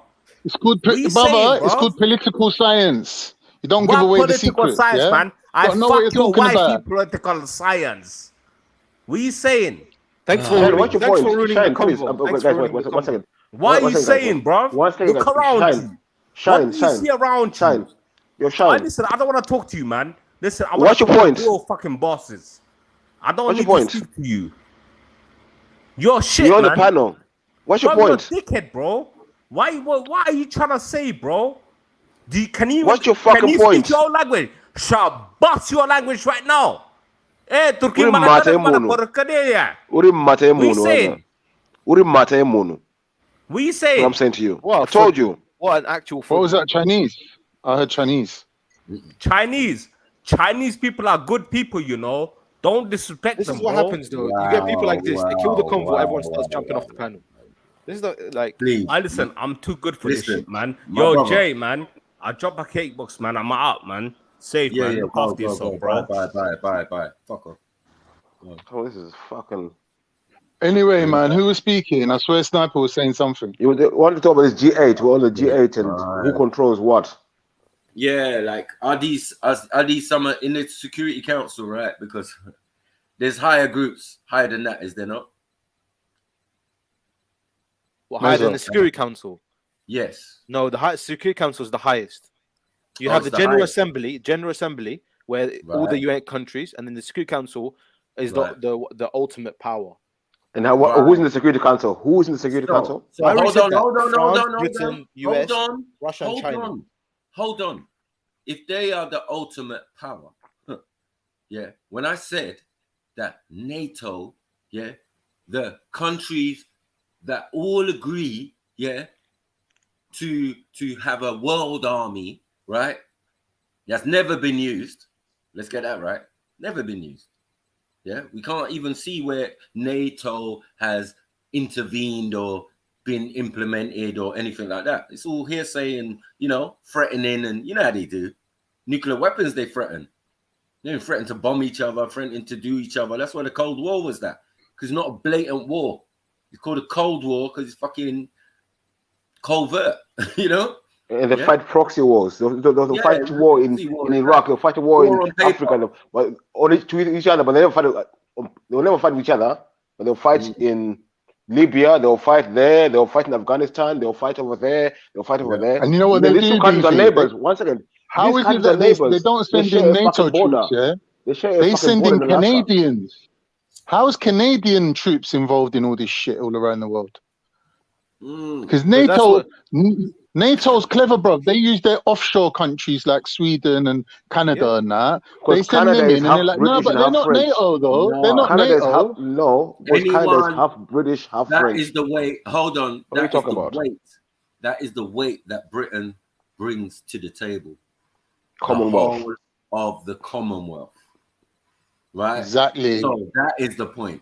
You know what I mean? When That's you why think, even America. Listen, America is a baby to England. They Superpower. created America. So they're only 600 years old. Like, bruv, what are we doing? You know what I What mean? are we All these doing? other countries, we're talking thousands in that. Yeah? Old money. Right. Old money. And old situations and old deals and old treaties and old things that have been signed from where they and before any America was thought of. Yeah, this idea of American superpower and it's bullshit. It's a con. It's a pantomime. It's the British superpower. It's British. It's Britain. They've lost most of the wars that they've been in. America is Britain. It is. It's an arm of Britain. You know what I'm saying? It's the baby. It's the son. Do you know what I'm saying? So all these other countries, in NATO, they're only in there. Once you hear Canadian troops going somewhere, those are the colonial army of Britain. The Commonwealth. The Commonwealth. Yeah, but the whole idea is if these. So that's what Canadian helped the Second World War, right? On the English side, is that they had so many other colonial armies. Yeah, they could draw from Africa, they could draw from Nigeria, they could draw from India, India, Australia, all of these places because that's their force. It's not about Britain and their troops. That's not how Britain works. Britain's a superpower. You understand? It's Great Britain. No other country is great. That's how empires run. Yeah, no other country is great. There's no great Germany, great Spain, great Russia. No. Great Britain, because of what they did, how they conquered the world or colonized the world. You know what I'm saying? So, like, you have to understand what they're bringing to the table. The only reason I'm making that point is, like when you say certain little countries being sent out on behalf of NATO, which is given an example still. You know what I'm saying? Where I said there's none as a large force, but in small fractions and going to little places, and they have. But they use the colonial armies of particular members of NATO. But And of the Security Council. Hold on. Of the Security Council. So remember, England is in every single level. Yeah. Everywhere. Level. So if Has it's in at every the single top, fucking You pie. can't knock their hustle, bro. They got the game it's at the sewn top up. and they're the daddies, and the Security Council is the ultimate power. Then they have the ultimate right to wield. Have you NATO forgotten about the airports? as they wish? Oh, Sniper, the Security Council is the ultimate power within the UN. The US doesn't have to conform to the Security Council. They can go invade a country without They're asking part of the Security Council. Yeah, They're that's what I'm part of the saying, though. But they don't. What are we doing? When the US was attacked for 9/11, yeah. Where is the UN? Where's the UN? Where's the UN headquarters? America. Thank New you. York, sorry. In New York. Yeah. What are we doing, bro? We're not. But you're not understanding. The US can invade a country without asking the Security Council. They don't need to. A superpower like Russia or the US can do so. Yeah, without consequences. They're not going to invade each other. Sanctions. Is America in the Security Council? Yes. So then, what's the point you're making? Because we're saying about the UN. Yeah, it's about the Security Council. The UN has got nothing, no power. Yeah, but we know that the Security Council sit above the UN. Yes, we know that. That was quite clear from the beginning, right? For example, the Iraq War. Yeah, the America. Hold on. Are we agreeing that the Security Council sit above the UN? No, the Security Council is part of the UN. But it's a branch. It's a branch. It's the most powerful branch of the UN. Okay, so it sits above it. Yeah, they dictate everything that happens in the UN because. Okay, now. A problem with that is they're also part of the UN, right? Exactly. Yeah. Right, and most of them are also part of what? NATO, right? Yeah. Right. Well, But you can't it be a doesn't country really unless you're matter part of NATO. that Russia is not part of NATO. Yeah, yeah. It really makes sense that Russia is part of the Security Council. So there's no issue. Yeah, it's just that the military side that you lot have got together was originally formed, really, let's say in the public eye, against Russia. Yeah, but privately, it was you man's secret army. Come on, there's levels to this, man. But hold on, Sniper. Kale saying I'm not understanding political science. That's hilarious. Russia is part of the United Nations, though, Kev. What are we doing here? Yes. You're correct. You know what I'm saying? So, like, no matter what these men are saying, like, these men are enemies. They're all brethren. They're brethren. And that's what we were trying to say, Schiffer. Yeah. No, I'm hearing you and I'm agreeing with you. But what I wanted to say is, how come we ain't more focused on having a united Africa? Because you see the time I've spent away from panels and stuff. I just been I do a lot of like listening to stuff. I do audio books. I do reading as well. And what I find is that Africa has been shit divided. on your own, though, isn't it? It's shit on your own. It's not. It doesn't swing the same way, you know. Yeah, No, with do you them know other what? man I there. hear you. Hold on. Them other man there are not like you, are they? They're not like you. Yeah. And I then hear you, bro. I hear you. you're trying to be like the man them, and that's how we roll. You get what I'm saying? It's kind of good to lonely. share. I know, man. It's Welcome good to home. share information, bro. But I just want to say one thing. Like when you look at Africa and the way Africa's been divided, we can go right back to who is it? King Azana, yeah, King of Axum, yeah, joining up with the foreigners and killing off his own people, destroying our, the black coalition on the continent. Yeah, and now we got these people today, in Ethiopia posing like they're us. We got people all over Africa posing like they're us. Can But I ask you a really, question? He's right. Schiffer's right. Schiffer's right. No, wait. Wait, you said you want Africa united, yeah? Can you show me a time when Africa was united, please, as one thing? Please show me. At the time where I'm talking about, where this guy, the king of Axum, King Azana, decided. How big was Axum Empire? How big was Axum Empire? When you say Axum Empire, that was the whole Ethiopia, as far as they were. No, it was never. Axum was never the whole of Ethiopia. That's a lie. That's what the white people tell you. But I'm just going by what's on what's available information.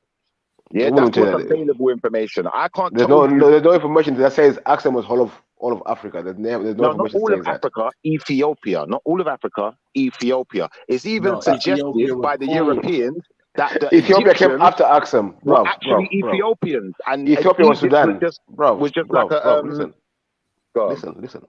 Yeah, Ethiopia was Sudan, and Axum was Ethiopia. That's what I'm saying to you. And Axum has existed prior to the concept of the Europeans saying, right. AK Ethiopia. Yeah, Axum with an AK. That's right. But then the thing is, that king of Axum decided to unite with the Europeans and war against the African coalition, which tore the continent apart. And now we're just seeing bare foreign faces that are posing like they're us in Africa, in that land. Think so. I don't think that's every single country as well. So, and Not all of them. No. Hold on. Ethiopia is a country that's supposedly never been conquered. So that just goes against that's a lie. anything that anyone's saying. That's a blatant lie, though. Because think about it. If you go back into ancient Greek stuff, and you look at the depictions the Greeks done of the Ethiopians, you don't see none of these long hair, floaty hair people. You don't see no Asian looking nothing. Where are you going? Move yourself back to where you come from. No, sorry. Yeah, them are all Indian. The Schiffer's right. They're all Indian. No, but there's so many tribes in Ethiopia. Like, we're not going to do that. There are tribes that are completely. You have to be specific. So if you want, you get me?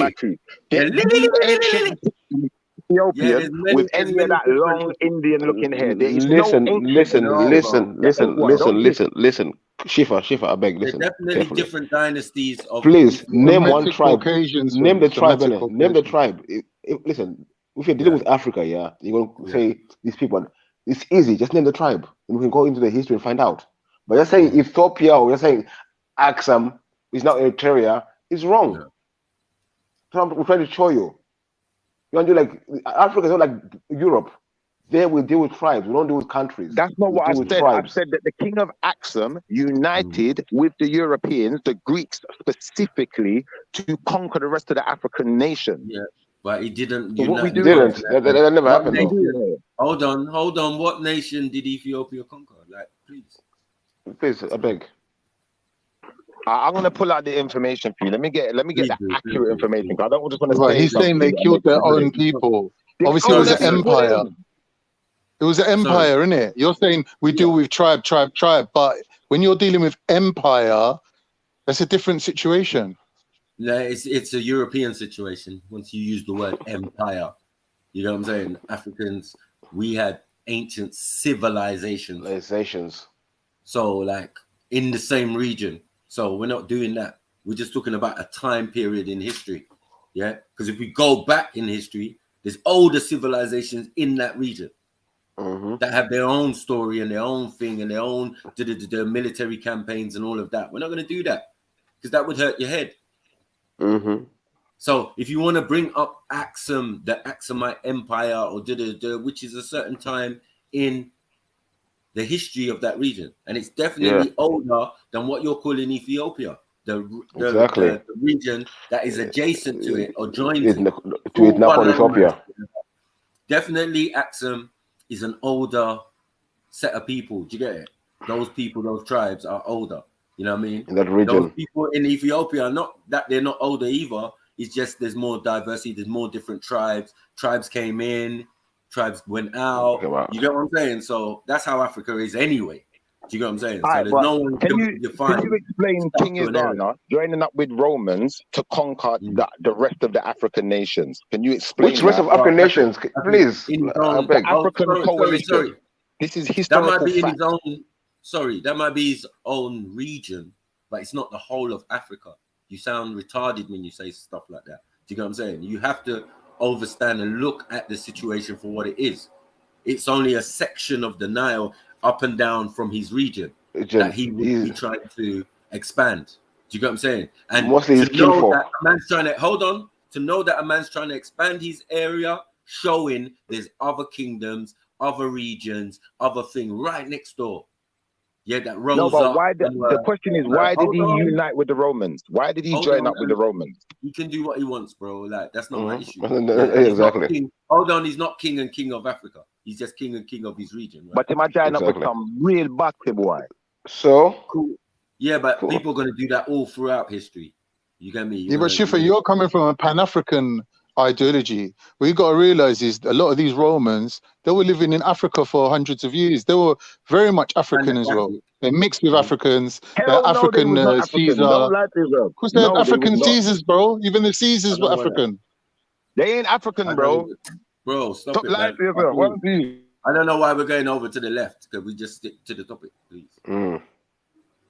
You know what I'm saying? Like, it's just going wide. The man said Caesar was African. Mackie, come on, man. Yeah, Okay. sorry. Did you bring your Jalil? Yeah. Well, as far as I'm bringing right now, I'm bringing you King Axum, yeah, AKSUM. Can you share your screen? Is there something link you can African share? coalition, according to the Greeks, historically. Is there a link you can share? We can share the screen so we can all see. Yeah, cool. We're not doing that. Shifa. We're not doing hearsay today. And And sure, you can drop a link for us. Again, once we even mention Romans, we know where we are in history, right? Just yesterday, 4,000, 2,000 years ago. Less than. Mm. You know what I'm That saying? region. So that's a very recent occurrence. The whole situation. We're not saying like Axum is super ancient, because when it was super ancient, it was somewhere else. Classed as somewhere else. Classed as Egypt or whatever. You know what I mean? So we're not going to do that. We just know that when the Axum Empire rose, yeah, it was at a particular time. And it's very important, very significant to this day. Do you get what I'm saying? Cool. Yeah. And even the other surrounding regions, once they solidify their ends, because Africans are about war as well. This is a myth. You know what I mean? This Wakanda thing. Yeah. We specialize in fucking war. We didn't build chariots and military strategies for Europeans. You know what I'm saying? We didn't do that. They weren't the issue. For long periods of our history, they were not the issue. Yeah. So then that means we were fighting each other. Depending. Do you know what I'm saying? Because some nations didn't necessarily do that, but others did. Yeah. That's what I'm trying to. Every religious banner you could imagine. That's what I'm trying to tell the other day. Whatever, you know what I mean? It didn't really matter. What mattered is if someone's trying to take over, yeah. And the way Africans used to sack each other, they used to go like straight, bring their troops straight to the palace and deal with that individual, the king and his men, and right there, and take over that building. You get me? And say, you know what? Boom, we're raising our flag, our banner. Boom, this is our ends now. Yeah?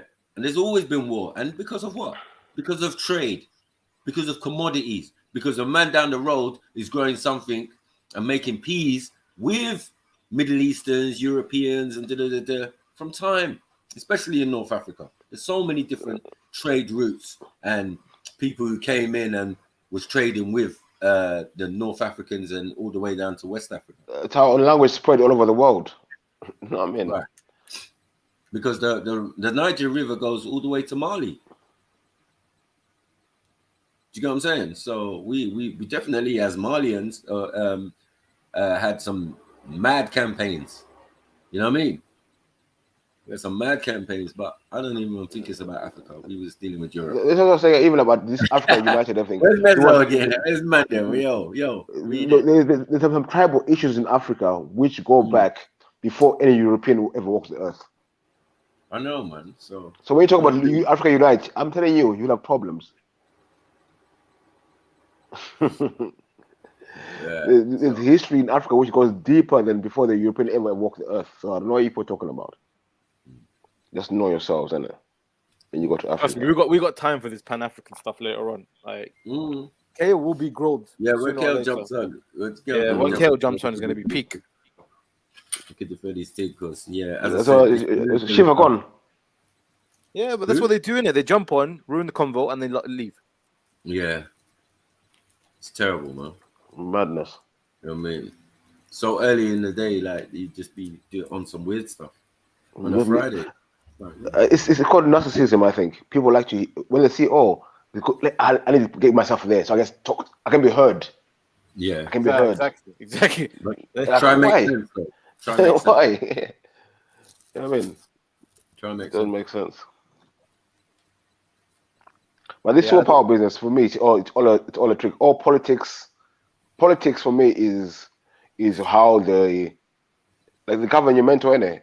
The politicians are out there to con us, to make us think a certain way, make us believe certain things, so they can do the fuckeries. We just have to believe it. It's true. Most of these wars are not actually happening. This little camera crews fighting wars. And say, look, there's a big war in you there, the big war over there. When just little camera crews with actors, we know this. I mean, like, I don't know when people are gonna start waking up, like. But yeah, definitely when it comes to this European stuff, yeah, and this Security Council and all of that. So yeah, as I said, if the Security Council is the head of the UN, and the UN itself doesn't sit very highly on the system of control. You've got the Majestic 12, you've got all the different higher organizations that still a lot of these countries are part of. The UN is a failure anyway. Like if you look at international, yeah, it's definitely it's just a body there. It doesn't. There's no overarching authority, right? Over the Arab League, how powerful is the Arab League? Even that is bullshit as well.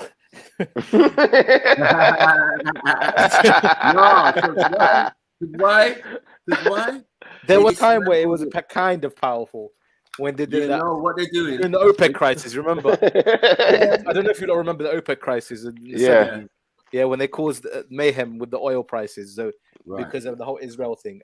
There was a time. Then they all Dubai got money. Everyone became rich in Dubai all of a sudden. And look what happened. No. We're forgetting what they did. Yeah, where was the most oil in that region, man? Iraq.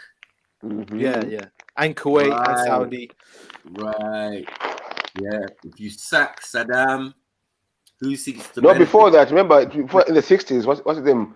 The Saudi guy. Saddam, man. They done him dirty, bro. Before the 60s, Saudi Arabia looked different to what it was today. Yeah, bro. That region. They didn't have no money.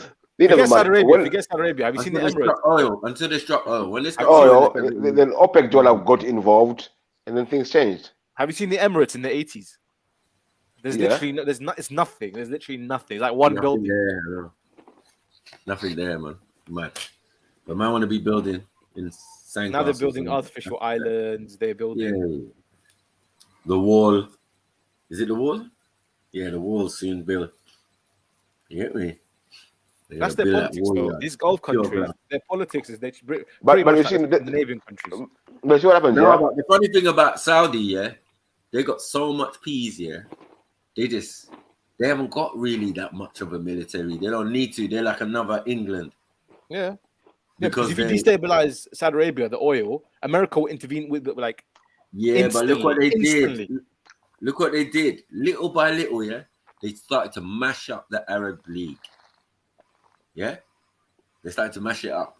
Yeah, now certain Arab League countries are destabilized, are failed states. So Arab League encompasses so many countries. Yeah, but it was mostly the north, like all the way from Morocco, straight across, even Mauritania. I think Egypt. No. Egypt, all the way up the I think with the exception of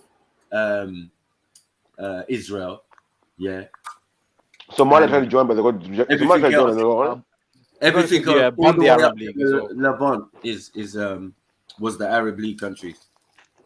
So I don't subscribe to it anyway. And Saudi, obviously Saudi Arabia and certain ones, But imagine being surrounded by Muslims, really, and you've got these Ashkenazis that no one like. Wait, guys. Do you think? Are we, wait. And people think that Dubai, Saudi Arabia, these are Muslim countries anymore, or they're now European countries. They allow drinking, clubbing, everything is running. Yeah, it's been commercialized. Yeah, definitely. Who cares? Really, think about it. Who cares if it never existed 100 years ago? Can I say something quickly? Beefy, what you don't realize is that these countries, they have sectors. So they have a sector like where foreigners can't go there. Everyone's very Muslim. And they have sectors where it's open for international trade. There's marketplaces. They sell alcohol. And that's just how they keep it within one country. So when you hear about certain things happening in Muslim countries, you've got to remember it's sectorized. I've seen celebrities at Mecca. Yeah, but who are Khan, doesn't that non-Muslim. still undermine the... What Khan? Still undermines the country, doesn't it? Khan. And the nation people who are there. Heathen, bruv. We're talking, bruv. What's up with you people, man? What's with manners? Shut up, I was only coming in. I've been I sat know, here but for 10 people are minutes. talking. Shut up, kid. Big up, Heathen. Big up. Go on, Beefy. What was you saying? Khan, you can go on YouTube right now. You can see celebrities who are non-Muslim in Mecca taking selfies. Yeah. Well, What was yeah, and I don't understand Yeah, what you because mean. of What's because wrong of with taking MBS. selfies? You just said no Muslims are not allowed in certain areas, and non-Muslims are allowed in Mecca. No, I'm saying No, that the no, you culture can't. of the But country I'm is saying dictated by the sector that you're in, right? You can't be as a non-Muslim in Mecca. They won't allow you. You can't be doing they are allowed obviously. now. You can't be No, doing no, fake Hajj. no. You get me? What? Tourist Hajj. That's what men are doing. I don't know Oh, if maybe MBS is changing that. Bin Salman is maybe changing this, whatever. Bruv, But usually the standard is you're not allowed. I don't even care what them men are doing. Like, can't everybody see what's going on here, bro? Yeah. Standards are being set and all of these type of things, yeah. But by who? By the same Dajjal that we've been warned about, like, bro. Like, these men are demons, bro. Yeah. These Saudis, they're not even Saudi Arabian. They're Jewish. Oh, when you say they're not Iranian. Saudi Arabian, hold on, They're Snipes. not. Saudi They're not. Arabia is a country like any other country. Saudi No, Arabians it's are black. Saudi Arabia because of The the tribe. Saudi. And the tribe which was there originally, Because of the the two Quraysh were brothers, black the two people. brothers, right? That originally came Yeah, but over what I'm saying, the from country of Saudi Arabia ain't that Iran. old, really. It's not that old. Bruv, I'm saying, yeah, it's not that old because they're not that old. Yeah. And when we're talking, No, they were there before the country. They were there before the country was formed. they are why it's Saudi Arabia. Saudi, the Saudi royal family. Before that, They control the region. Arabia. The region. It was Arabia. It was called Arabia. Right? Yeah, yeah. When you exactly, say yeah. when you say Arabia, you mean the Arabian Peninsula, which is It was much called more Arabia. than just Saudi Arabia. Saudi Arabia is just part of it.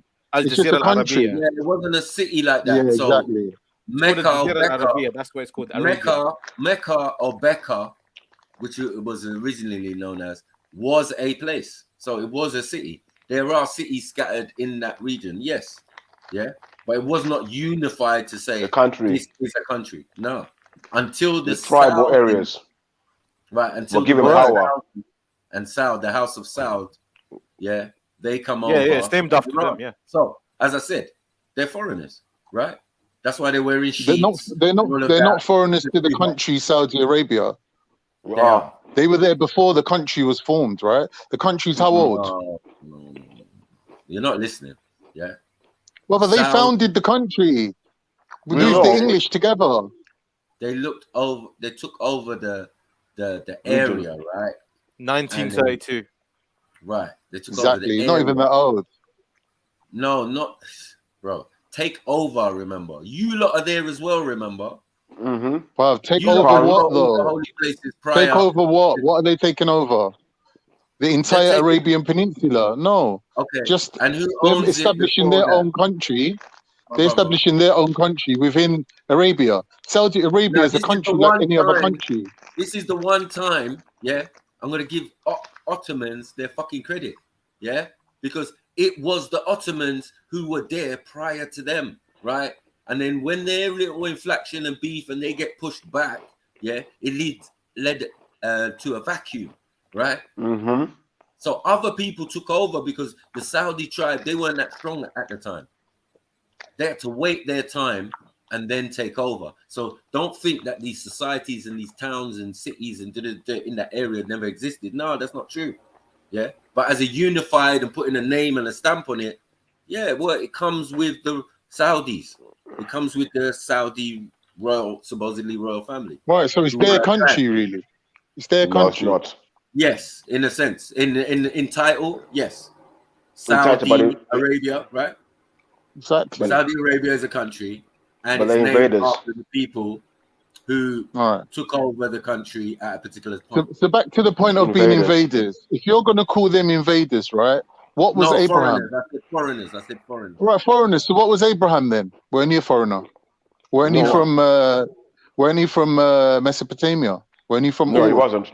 He wasn't. Sorry. Well, The Chaldeans are from Ethiopia, for your information. My brother, man. Like everybody just jumping in like thing. Nah, he wasn't. Sorry. If he's from Ur of Chaldea, which is in Iraq, basically, it's all on the same landmass. So I don't know how you mean foreign. Like with these. No. These Iranians. And Hold on. These Iranians now, yeah, that went over through the Persian Gulf, across the Persian Gulf, into Saudi Arabia. And they were at the top for a little while and then worked their way down. You can look up the history of the Saudi royal family and you'll see. You know what I mean? It's not like some exclusive information. They're Turks like you, Khan. They're half Turkish, half German, Jewish like you. Half them Jewish, yeah, that's right. They're young people, Khan. I ain't got a problem with that. I'm just saying, when you look at the time frame, Beefy, brother, when you're looking at the time frame, these people are in that region long enough to not be classed as invaders. Sorry, the average Saudi is your cousin. Like one of us. If they don't look like one of us, you obviously a foreigner.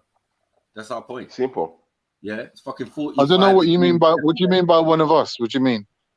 Like you came in at the same time, foreigner. Like if you don't look like from the people of East Africa. You're foreigners though. But Beefy, you're a foreigner. No, we're not. To Africa, to the country where you're living today. No. Where did you come from to move there? I never came from. I came from there. No. Well, he's. What do you mean? No. You moved from one country down into another country. No. Yeah, but that's like 3,000 years ago, bro. Like, what is that? You know where the Great what I'm saying wait, Khan, do you know where the Great Lakes region is? Hold on, bro. Do you know where the Nile begins? Wait, I'm gonna teach you now. Do you know where the Nile begins? Do you know? The Nile begins. Yeah, I do. Where? Lake Victoria. Yeah, well, where's Zimbabwe from Lake Victoria? Well, I don't know. I don't know the answer to that. Couple lakes and rivers across. It's not even that much. You know what I'm saying? Well, what's the relevance of that? I don't understand. Hold on. You're ever at any time maybe only 1 or 2 rivers away from the Nile. Like, bro, come on, man. My thing is, my people, the origins come from the Nile, from that region. So how can you say, what are you talking about? The Bantus originate from the Nile Great Lake region. What are you talking about? I'm not African. Well, have you not heard of the Bantu expansion? Whether you say it's Bantu expansion, we all are half Bantu at least. It's right. So what I'm saying is, people move, right? Bruv, when we're doing the DNA of our people, we got small variants within us. But one thing that is certain, majority of us, 50% at least, is Bantu. If not more. Can I just try to re-establish my original point? Thing.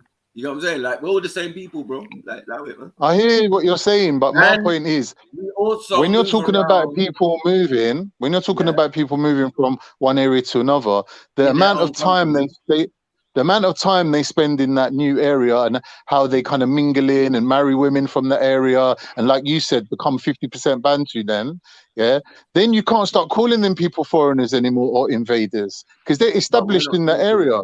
Yeah, we're not talking about other Africans though. We're talking about foreigners, people who came from other countries and have instead of shop DNA links to Asians, Europeans, Ashkenazi. Yeah, that's what we're talking about, bro. You people in hot ass Africa.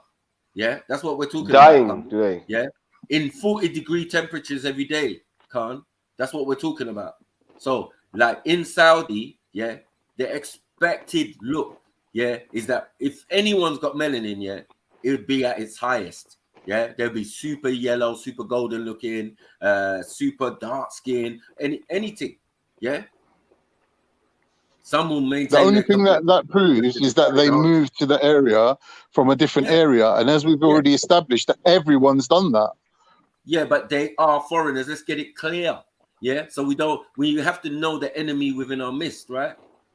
Because some come with good intention and others came with bad intention. And if you're going to come in and be part of the hierarchy and the power of a particular country, then it's clear to see you never had good intentions, right?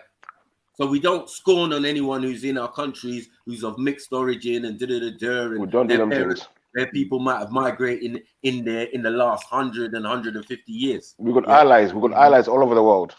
Right. Yeah. So we don't care about that. as I remember, We as I find it remember from very, Mezzo's hold on. Mezzo's We find it very presentation, significant.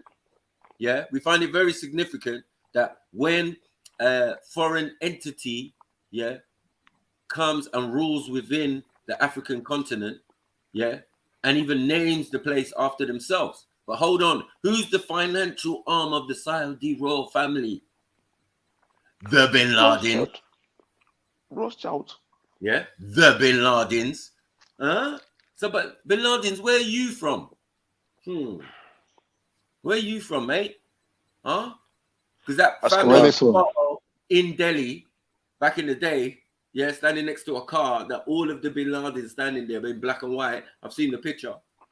And I said, oh, so these were Indian people who migrated to this place and that place and got so much wealth and that you are the financial backing of the Saudi royal government and all of that. And you lot. They try to show you as well in the little not seed games of Saudi. We're not saying not Osama. Osama's a baby within the family group. but I don't think they're hiding it. They're not denying it because obviously there's no consequence to it. It doesn't matter. It matters to you, obviously, in your politics. It matters to you, but to everyone else, it don't matter. Yeah, it does matter because if you're Muslim, it don't. No, it does. Why does it matter if you're?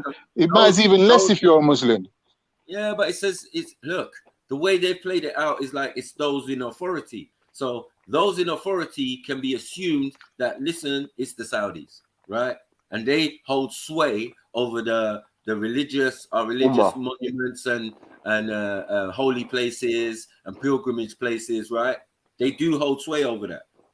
They're in that region. They do. Yeah, get me? So thank you. So it's very significant when we're dealing with. They do. But why do they? Why do they? I'm saying, like because, you said, because the English who dominated that area. One second, let me make this point. The English brought down all their rivals. So although Saudi has sway over the religion, back in the day the Ottomans had sway. Back in the day the Egyptians had sway. So it wasn't just the Saudis that had sway over Islam. It was regional. It was regional. So now these other people have been taken out the picture. The only people left is the Saudis. No, you're not listening, bro. That's because they're propped up. They're propped up by England. Bro, shut up. No. Yeah? I'm not making up shit. How is that making up shit? Listen how it works. Yeah. If the English, yeah, were only there to get rid of the Ottomans, yeah. What's that got to do with the Saudis? Yeah, they're not even powerful. Because they're the only ones left. They're the only authority left. Yeah, but no, how are they not? Their rise to power is clear, right? Because when the Nazi fell, the Ottomans were backing the Nazis. They got fucked up, and Britain took over the area. Exactly. There's a vacuum of power. Simple. Can't you know this? I'm not arguing that point. I'm not arguing that point. I'm saying that you and Hitler lost. You and your buddy Hitler lost. Saudi Arabia, brother, listen. Saudi Arabia is a country like any other country, apart from the fact that it has the holy sites there. The family that run it, like you said, they're invaders, they're foreigners, they're not even from indigenous to the area. So how is it that they've become the leaders or the influencers of Islam? They've managed that through assistance from England. Because England's taken out all their opposition. No. You get what I'm saying? This is all a bigger plan. You get what I'm saying? In anything, England don't do shit because England doing shit. No. Go and watch Lawrence of Arabia. Lawrence of Arabia is told you how Saudi Arabia was formed. There's going to be a G8 summit. There's going to be a Security Council. There's going to be a Majestic 12 meeting about it. There's going to be all sorts of meetings and things. Bilderberg. Information and certain things are going to be handed down, and it might think that a whole country is a whole separate entity, but that's the lie. Yeah. Look.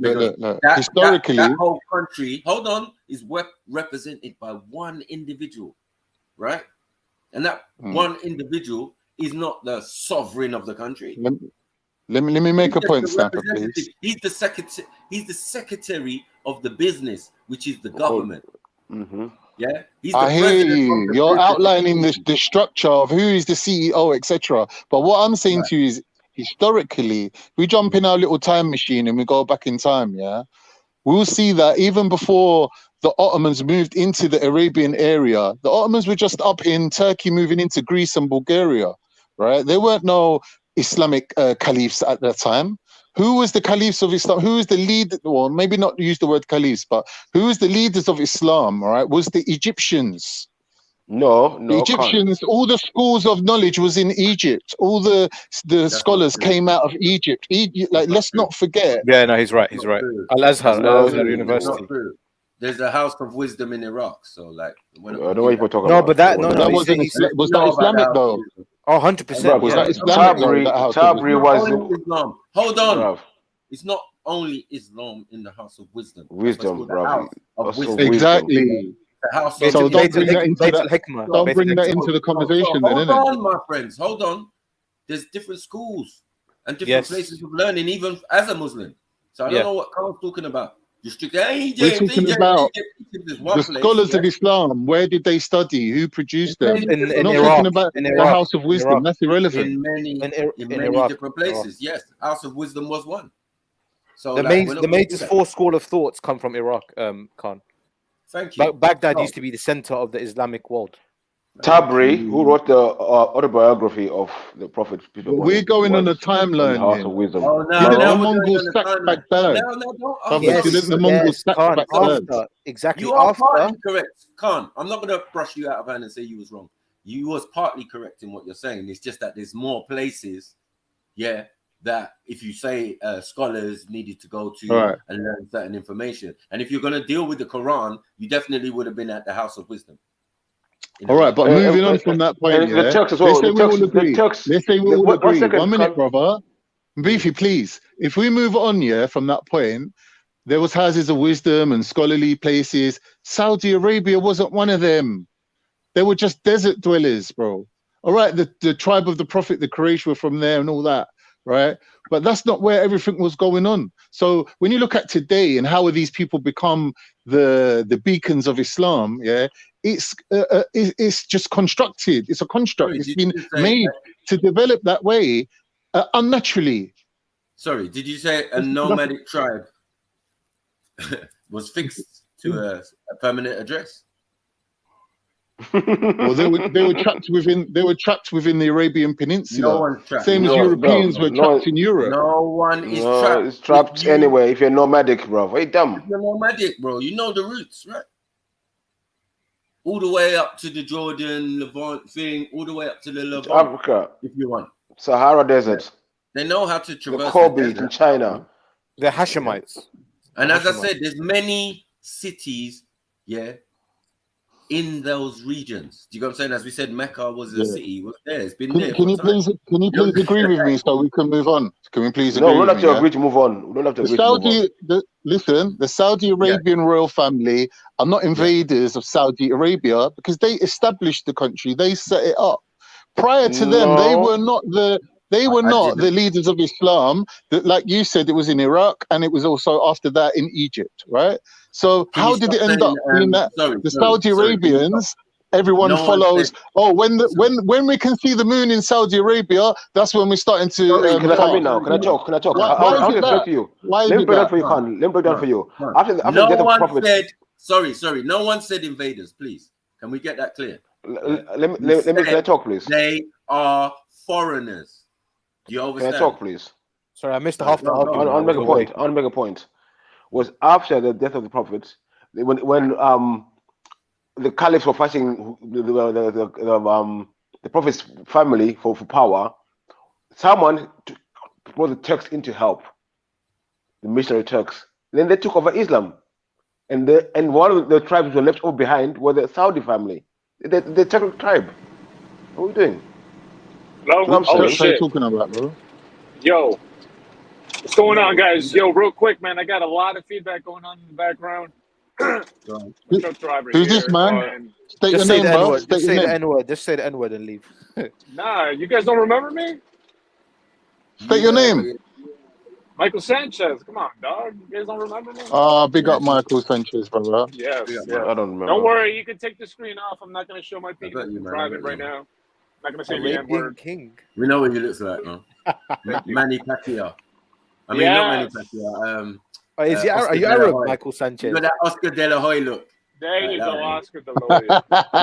Yo, so I just wanted to say, real quick, I don't know if you guys get this or anything, but you guys are like some crazy mofos. I see the times you go live, it's literally like time I start from work till you guys like are still at it when I'm done. So mad respect to you guys. When I'm listening, when I'm driving, I'm like, shit, man, what can I listen to? And you guys are there. Fantastic, so man. I love the debates. Stick a tenner in the PayPal, bro. Show some love, I'm innit? stick it right now. Stick it right now. Yeah. Nice one, brother.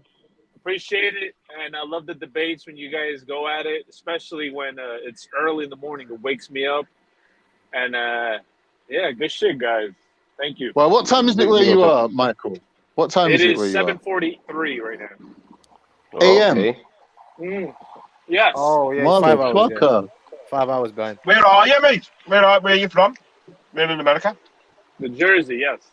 New Jersey. Oh, New Jersey, yeah. So Are you good close shit, to us guys. then? You're not far. You're not far from us, bro. I love the whole Yeah, big man. ups. I love the salutes. I love it. Lad, he's literally over the water from me. Where are you? Canada? No, Liverpool. What the? UK. All right. Well, you guys have a good day. And thank you, man. Thank you. Thank you for endless content. Love it. Thank you. Nice one. Now I'll show my penis. Let me show my penis now. Come on. If you can find it. Oh shit. So right now, as I said, it what is significant, Khan, is not that they are invaders, and it's true that they did set up what we're calling Saudi Arabia because they're Saudis, right? They're the Saudi family. You know what I mean? So there was two brothers, and they were in the region, blah blah blah, and it just went on, and then eventually, bam, they got their in, and then later on in the 70s, bam, they struck oil. And then it was game over for everybody, right? But that is part of the agenda of whoever's, like they had their own agenda, but they're still foreigners. They were still playing this game with us. You know what I'm saying? They're still sending people in to rule and control whatever region and whatever resources or whatever situation. But let's take it back to Mezzo. In Mezzo's presentation, he showed, which I didn't really think he'll find out this information, but he found it out, that out of all the J people, there is one particular subclade of J which is of African descent, right? And that is the predominant haploid group of the Arabian Peninsula. So those people, although they are mixed with Arabs and Persians and Turks, they are predominantly still African people or people of African descent. So to say that they're invaders or they're outsiders or foreigners will only J1. There's a subclade of J1, but bullshit. What is when you talk about them being invaded? 1 minute, can I quickly finish? When you make a point that they're invaders or outsiders, you're only talking about the ruling elites. And the majority of the population aren't really related to them. And that's the same pattern you see with all ruling elites, like the English royal family, the Ashina tribe that started off the Turks. Like these were all invading people that came with next level technology that made them superior and made them the elites. Yeah, so the majority of the population never really reflects the DNA of the ruling elites. Like I'm not talking about in Africa, but outside of Africa. The ruling elites are the Saudi royal family, the ones that you just mentioned. And they're foreigners. They don't share that. They're foreigners, but the majority of the people, the majority of Saudi Arabians or people within the Arabian Peninsula are still of African descent, like the Yemenis and all them. They're still African people. They're still African people. No, but not the J though. Not the J. I said to you, hold on.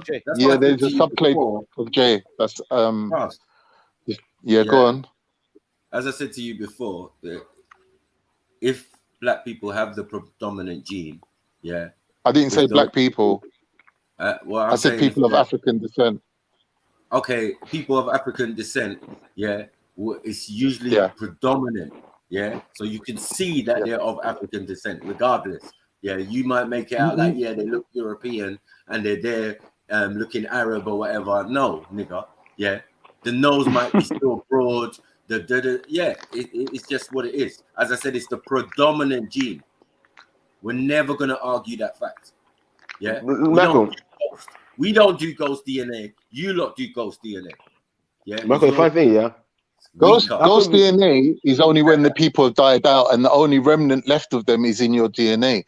Africans have not died out. There can never be a ghost DNA. Right. So we only flourishing. We only flourishing. Michael, like, if you were there first, that's what I'm saying. The ruling family, right, don't reflect the people. That's a fact. Yeah. Right. So that's the point. That's what I said. So the people who are meant to be your day-to-day Saudi Arabians, if they don't look like me, Beefy, Shifar, do you know what I'm saying? Even Mezzo, do you know what I'm saying? Mm. Yeah. That's not true. That's not true. They're foreigners, bro. No, they're not. They have a foreign admixture. They have a foreign mixture admixture. Because the DNA of J2 was not done on the Saudi royal family. It was done on the people supposedly in that region, right? There ain't much J2 in Saudi Arabia. And hold on.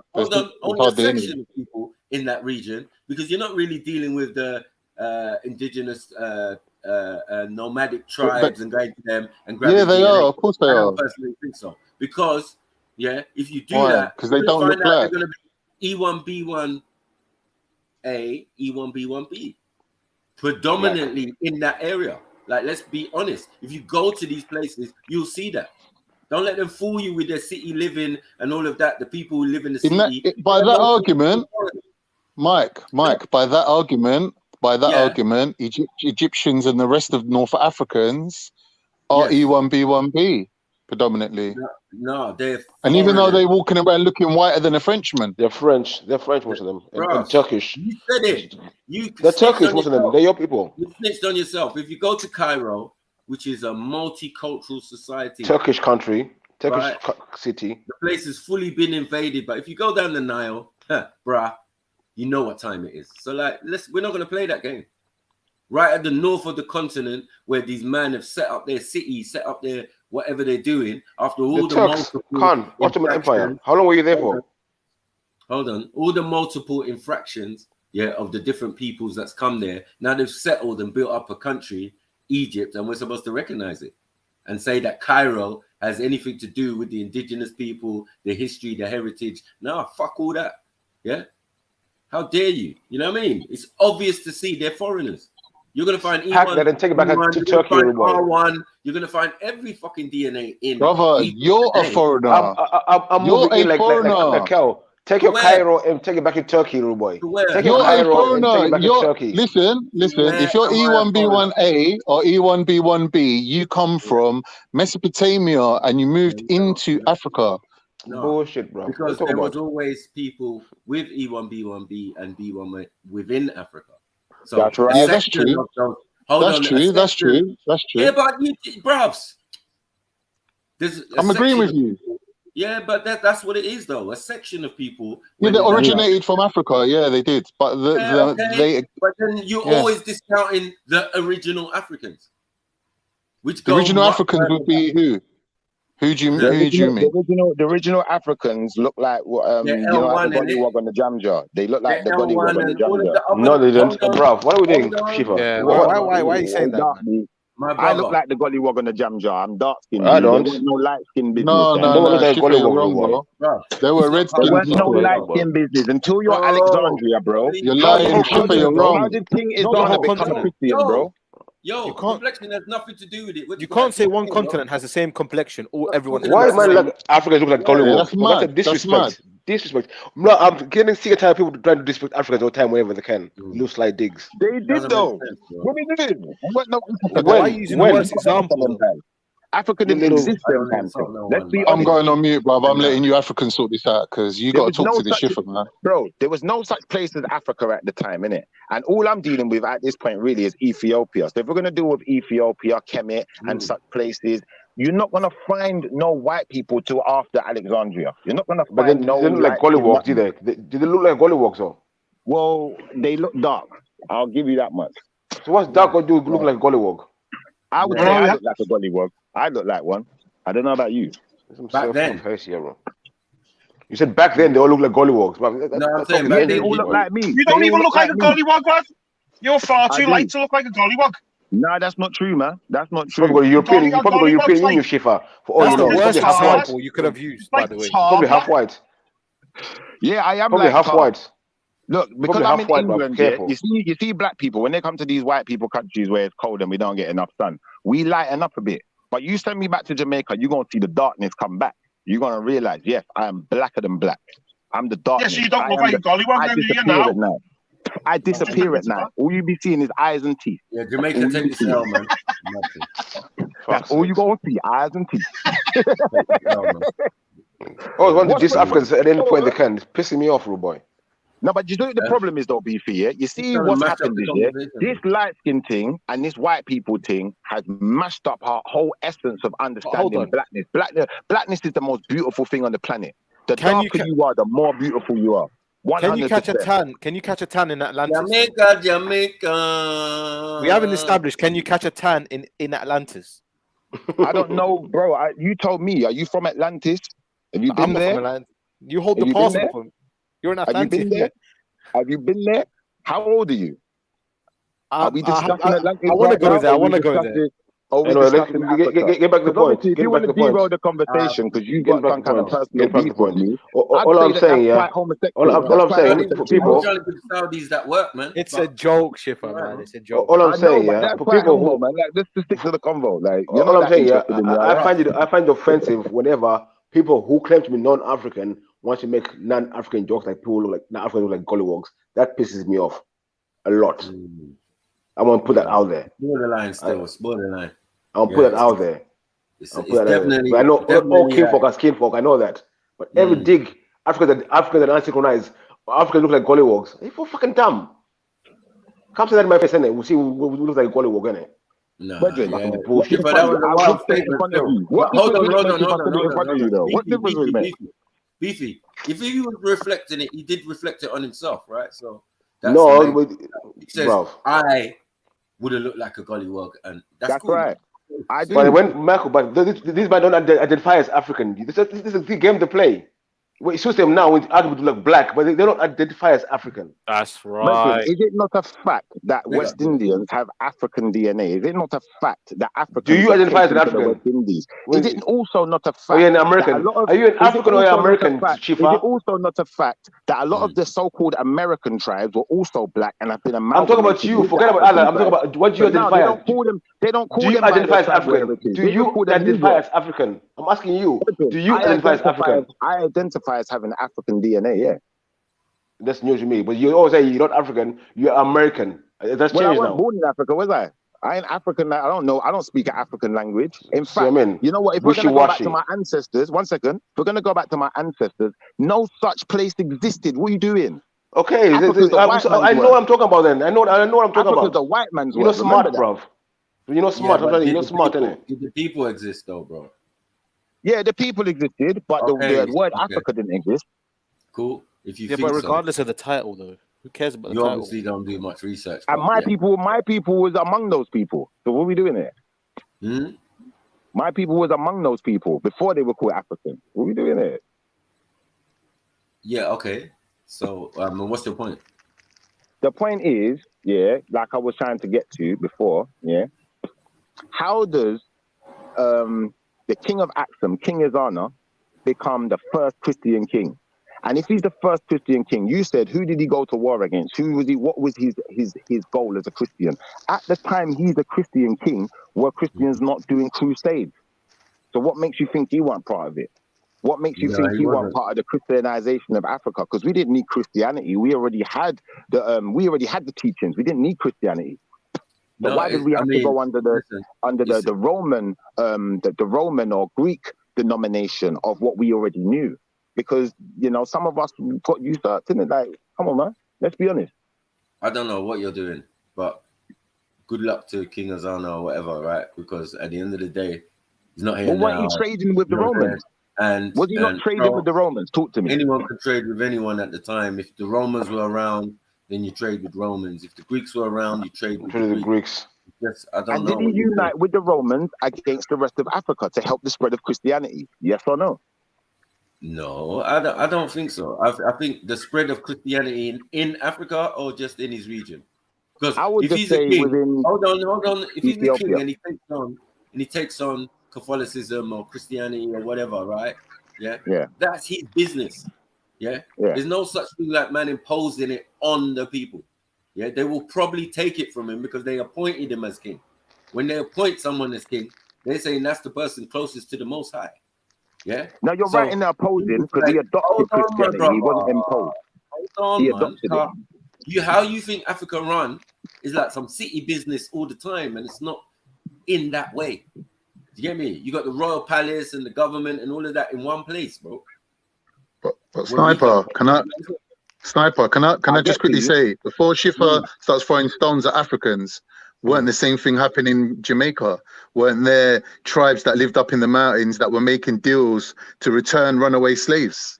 Carnito, I don't need to throw stone at Africans. Listen, Carnito, listen. You're a white man, innit? You're Caucasian. If anyone's going to throw stones at Africans, it's coming from your neck of the woods. Now, let me show you something. But I'm not the one doing it. You are. All I'm saying, you're the one doing it. Is this. All I'm saying.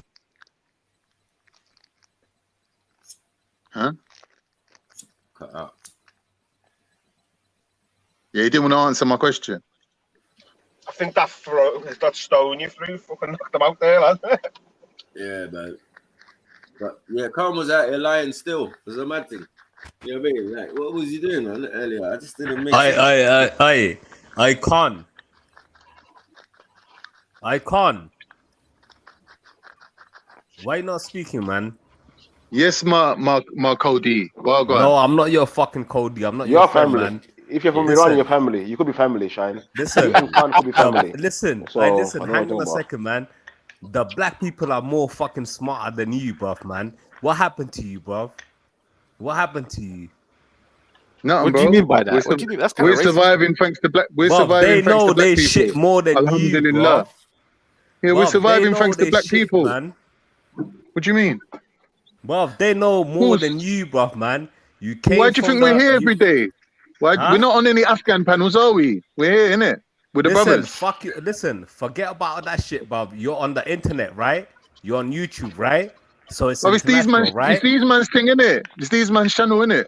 We're guests of honor. Don't worry about them. We've been allowed. Don't worry about we've them, been allowed to come here because we're on good behavior. Get into a personal argument, yeah. Do it later, innit? Like when the conversation's done. But I'm just gonna. Anyway, Schiffer, you're back now, yeah. Schiffer, tell us about the contract. Tell us about the contract with the Maroons. Where the Maroons had a contract with the slave masters. My whole point was this anyway. Before I go into anything that you want to ask me, because I know it's personal again, but I'm going to say this. As far as I'm concerned, when I look at Africa, yeah, just like when I look at the rest of the world, the issue I have is not with Africans or with normal people. The issue I have is with empires. Because it seems that the empires are the ones that messed up the world. That's where I was going with it. Now, if you think that's taking shots at Africans, then, you know, you'd be sadly mistaken. Because Africans ain't the only people who built empires. What about the Ottoman Empire? What about your one? They're one of the most F-freed empires to ever exist. Yeah, but brother, I've already demonstrated to you that I am the descendant No, wait. of Ottoman Let me answer slaves. that, man. Let me answer that, man. Listen, you did not do nothing. I am from top of the food No chain. one ain't out here caping for Ottomans, bruv. Are you mad? I don't know what you're thinking, So why are you bruv. representing then? You're fucking Puerto Rican hoes. Why are you representing your Cully Wellies? I got them already in birth. Schiffer.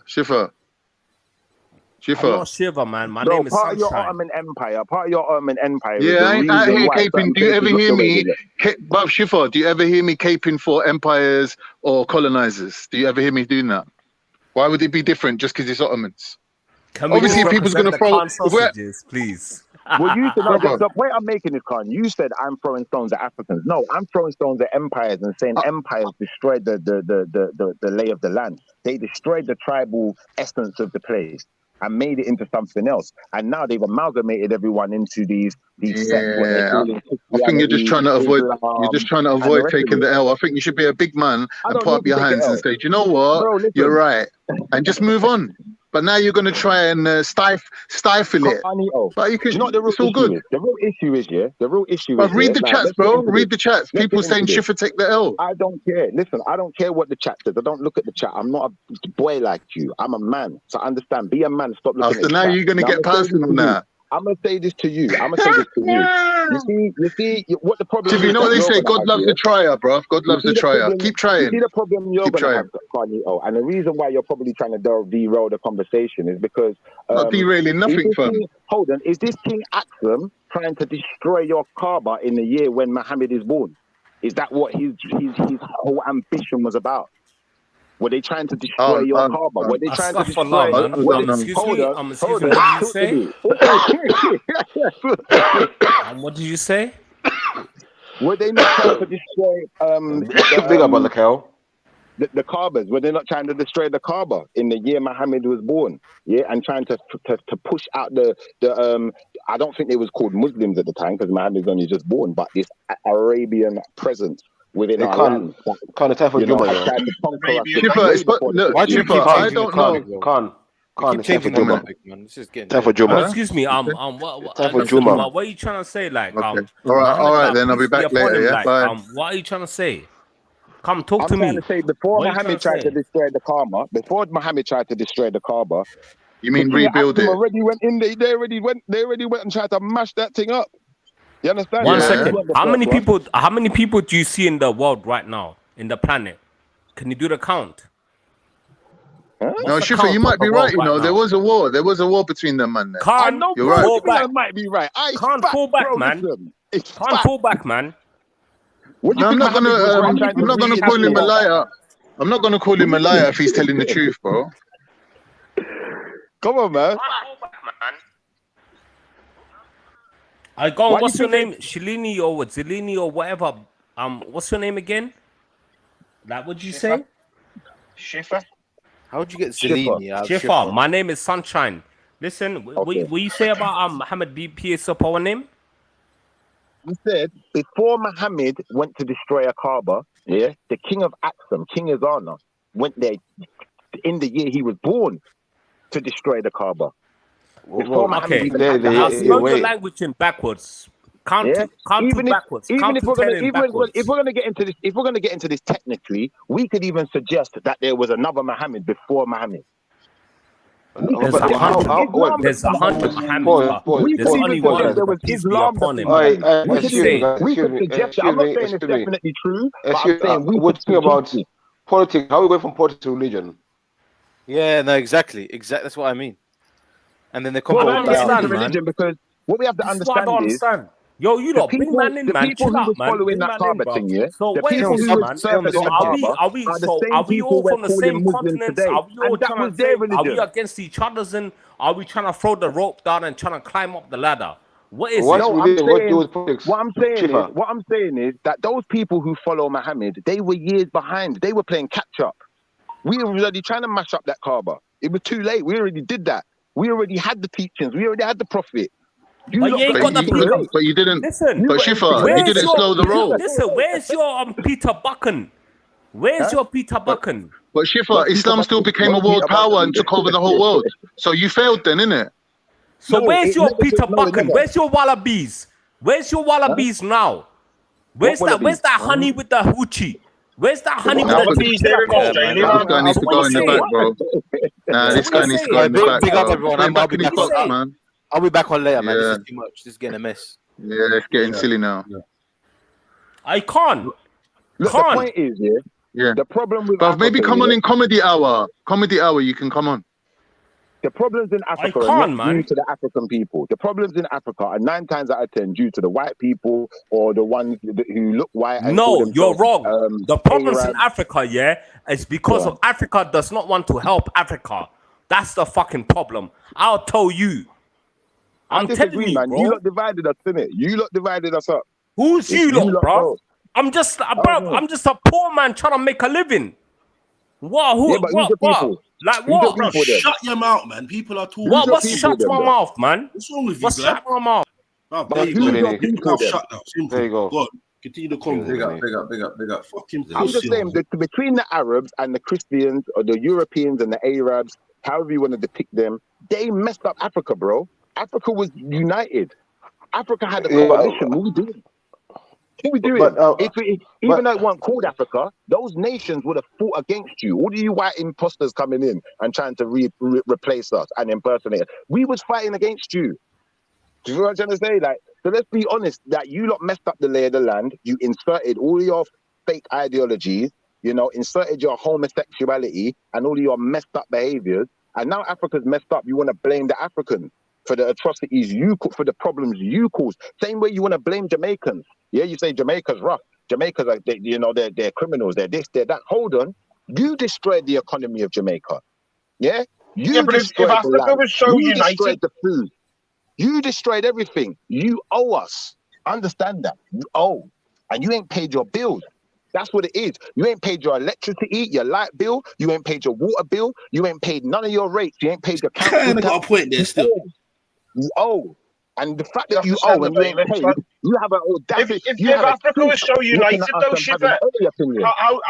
how did the white man or the Arabs take control? They obviously had to whisper in the right ears of the right tribes. They were warring with each other, didn't war they? and murder. Through blood, Yeah, war, right. murder, and crusade. Yeah, but there was no military. I know what you mean. I know where you're getting at, but there was no military campaigns. There were. Yes, there was. What are you talking about? Major wars, maybe with the Arabs, but not on a major scale. A lot of it was like subversion tactics, you know, using different tribes to fight against each other. Sorry, go on, lad. Please, let me answer you. Columbus, when he went to America, he went with an army. When Cecil Rhodes came to Zimbabwe, he came with an army. So That's what are right. you talking about? That's right. Yeah, but not enough army to conquer. Not enough army to conquer Africa, lad. Who Not goes enough exploring with an army? armies to conquer the whole of all the tribes, lad. There's already tribes arguing with each other and at war with each other. Answer the question. Who goes exploring with an army? The Europeans, that's what you want to hear. The Europeans. I'm asking you. I don't hear it. I want you to give me an answer. The way I see it, lad, you're putting down your own people by saying that, like, you were outnumbered by the army that turned up. It was never like that. Never outnumbered. No. 4 or 5 ships turned up with men and gunpowder. I'll tell you what happened. Gunpowder changed things. Because you were coming, you're getting asked all the time, but gunpowder changed them. I'll give you. Yeah, gunpowder did. Yeah, definitely. That's about it. Beefy. You see what this guy's doing, yeah? He's lying to himself because he don't understand the logistics of this. The logistics is this, bro. You go into a community, you take all of the food, you steal all of the food and the resources. Then the little bit that's left, the people are there fighting over it. And you say these people are animals. They're just fighting over bread. They're fighting over food. Hold on. You're the one who caused the issue. What are you doing? Don't tell me. Do you know what? You say the same thing, but don't tell me what I'm saying. Calm down, man. You don't, man. Tell me Fall what I'm back, saying. man. You've jumped forward like fucking 400 years. I fall back, man. Bruv, shut up, man. They're talking, bruv. Shut up. You're making more noise, bruv. Shut your mouth, man. What does CIA mean? Fucking idiot, man. So what happened in Alexandria then, Heathen? Please explain. I don't know. Well, if you don't know, then how can you make the argument? But how big's what I'm saying? How big's Alexandria to the rest of Africa? Forget about that. No one turned up and took over the whole of Africa. That's what I'm saying. They used other tribes who were already arguing. They done it the same with the Aztecs. And in South America, the Spanish turned up, and then they would pay other tribes who weren't getting on with other tribes to go and conquer other tribes. Genocide. I'm not saying you were wholly divided, but there was obviously division. Chickenpox disease. Hold on, let him finish. You're going to learn something now. Hold on. I bring Kale in the game, man. Bring Kale in the game, man. When Alexander went to Africa and conquered Egypt, conquered the Middle East, conquered these places, did he do it on his own or did he do it with an army, Heathen? Please explain. And you know what conquer means, don't? All right, so then don't talk shit. What do you mean they didn't have no Egypt army? isn't the whole of Africa. You said the whole of Africa was united. Listen, they didn't stop at If Egypt. it wouldn't have, if they would have kicked them out of Africa, then wouldn't they? If they were all united, they would have all come up from the south. All right, yo, people, Kicked Shiffer them Heathen, back sorry, up. yo, Shiffer Heathen, one sec, because this is turning into bare noise, fam. Can we have like 2 minutes per 2 minutes, or let each other speak, fam? Because you lot are just shouting over each other, and no one can hear nothing. Nothing's getting clearly said, bro. So can we please try to let each other speak a little, please, fam? Can I go first? I'll be real quick. Heathen, I just want to say this, yeah? Obviously, if we're going to start with, when Alexander first got there, okay, he went through the Middle East, he conquered certain regions, what was owned by King Darius, I think it was. He was Darius the Great, he was trying to fight against. After he dealt with Darius the Great, and Darius the Great was dealt with, he now started conquering Egypt and other places. He didn't stop at Egypt, bro. Nothing ever stopped at Egypt. How do you think King Azana ended up in trade with these Romans in the first place? Because they was trying to conquer all the way down to the south, but they couldn't. There was too much. There was a whole coalition of Africans, of dark-skinned people fighting against them. They couldn't get in there. They couldn't get into Ethiopia. They couldn't conquer it.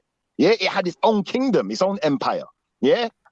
So what did they do? They decided to amalgamate with them. What we doing here? Don't talk rubbish online, because you're just going to look crazy, bro. And then you're going to have to go back and you're going to have to justify all of these ill-gotten gains your people have got.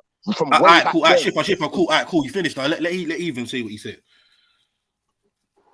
But why didn't they kick them out of Egypt? Use me as your wild card. Bruv, shut your fucking mouth. Alexandria. Alexandria is an example. I'm using No, loads of different examples. No one ever conquered the whole of Africa. What do you It's mean? different. No one Like ever Darius conquered the the whole Great, of he Africa? already had an empire. So once you took over him, you enveloped his empire. You know what I mean? But they But never that's ever all- took over the whole of the Middle East or as far as Thank you. India. True, and this is the whole point I'm making to you. What you have to understand is, Darius the Great is not African, is he? What is he? Darius was black. Is he Persian? Is he Persian? Have you ever seen any images of him? Go look him up. Darius was Yeah, a black but man. Look at the Persian Empire. Curly beard. Look at what they look like. They look like Carnito. And that's why we don't trust you lot, man.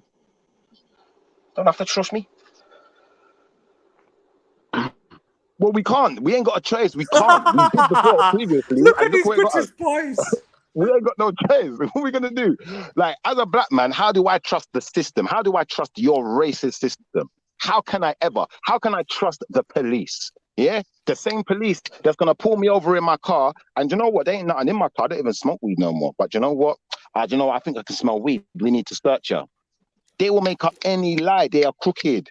But when they're dealing with their own people, You used to smoke weed in your car. One second, So you bet your car did stink of weed even if you didn't have weed in your car. I'm going to finish on this sentence, yeah? Hold on 1 second. When they're dealing with their own people, yeah, what you'll find this little white woman driving down the road. She ain't even got a license. She ain't got no insurance. She ain't got nothing on the car. They just look at her as a white woman. She must be cool. That's how your police operate, cuz. You're corrupt. Yeah? It's not supposed to work like this, cuz. Do you know what I'm trying to say? It's supposed to be one rule for all, not one rule for you, one rule for us. It don't work like that. So how can we trust you? You're not you personally, but I mean your system, your establishment. How can we trust it? I don't think many people trust it. White, black, or whatever, you know? I don't know, man. I think the white people definitely take advantage of their white privilege, 100%. Yeah? Because I don't see white people getting together in large numbers to speak out against the fact that, do you know what? Every minute you stop black boys and want to search them up, but you don't search us. I don't hear white people saying that. They take full advantage of their Can't see that in Liverpool, though, lad. There's places in Liverpool where you get stopped and searched all the time. Majority white. There ain't really no black people in Liverpool, though, cuz. What are we doing here? No, there is, Shiffer. There is. There ain't that many, There is in certain areas. Yeah, but when you go to the council estate and there's white lads getting stopped all the time, like I got a cousin from Liverpool. If it goes down to your dress code, I'm not going to start getting into that, lad. It goes down to your dress code, your attitude, everything. I used to when I used to hang around, lad. I knew how I looked. If I knew if I snarled a busy car, they were going to turn around and pull me. Yeah, but ultimately, that's how you know the police are racist, bro. I'm going to tell you how you know the police are racist, yeah? You see, if you was a black man, yeah, and you... Hold on 1 second. If you're a black man and you dress like how black people dress, all of a sudden, they're calling you some type of gangster. All of a sudden, it's down to your dress code why I'm stopping you. But if I dress like a white man and put on one of your penguins... That goes hand in hand with your lifestyle, doesn't it? It goes hand in hand with your lifestyle. So when I used to wear Lacoste tracksuits, One I look second, like, listen to the look like a question. thug One to them. second, listen to the question. Listen to the question. If I dress like one of you white men in your penguin suits here and, you know, talk all proper, you know, is that going to stop them from stopping me and searching me and doing all the What are you going down that route? That's not how I dress. If I skin off my head and have a bald head like the white boys, is that going to make a difference in comparison to being a Rasta man driving a car and dressing like how a black man usually dresses in his own normal environment? Nope. Of course it's going to make a difference. Of course it is. Of course it is. What are you talking about? That's what they used to tell us. Hold on, Maku, you're that age, bro. You're my age group, bro. That's a bit older, maybe. But broski, back in the days, were they not telling man you can't get a job and have them dreads on your head? What are you talking about? Was they not? You couldn't get certain jobs if you had long hair if you're a white man. What, you think you could have been a black man police officer with dreads back in the day? No way, hell no. What are you talking about? And that's a white man's thing. This whole ball-head thing, this whole bar-led thing, yeah? That's a white man thing. Black man weren't really on this bar-led thing. You could have a ponytail. I'll be back now. All right, sorry, quickly. I just need to ask this question. I'm a bit confused here. Like, what point are we trying to make, or what exactly are we getting at? We're talking about Jamaica. Now we're talking about police in Liverpool. Like, what exactly are we trying to get at? Well, my point is, yeah, that the white people have messed up the world so much that you have to imitate them before they'll leave you alone. You have to be more and more like them to be accepted in society. Yeah, but they don't accept us as who we are because they destroyed our society. They destroyed Africa. They destroyed the Caribbean, destroyed America, tore it all apart. And then they got the cheek to tell us about our behavior, the cheek to tell us about the problems in our community that they imposed on us. They created the problem. We're talking about America was like a garden. When you listen to what the conquistadors, the Spanish, Hernan Cortez and these men, when you look at the books they wrote, bearing in mind this had nothing to do with the conversation. I'm lost. I'm literally lost. I'm not gonna lie. I'm lost. I hear you. But yeah, go on, Shifa. But when you look at the books they wrote about America and the things they say about Africa, when they went to these places, what they saw, the amount of resource is paradise to the minute. As far as they're concerned, they just wanted to bleed us dry, and you know they created all of the issues on the continent. But they don't want to do nothing to fix them. They just say, "Oh, well, it's Africans' fault. It's Africa's fault. Everything's Africa's fault. It's the Africans not helping each other." Hold on, how are we supposed to help each other when you took everything, and then you put your imposters in charge? How are we supposed to help each other? That's my point. But yeah, anyone else, go ahead.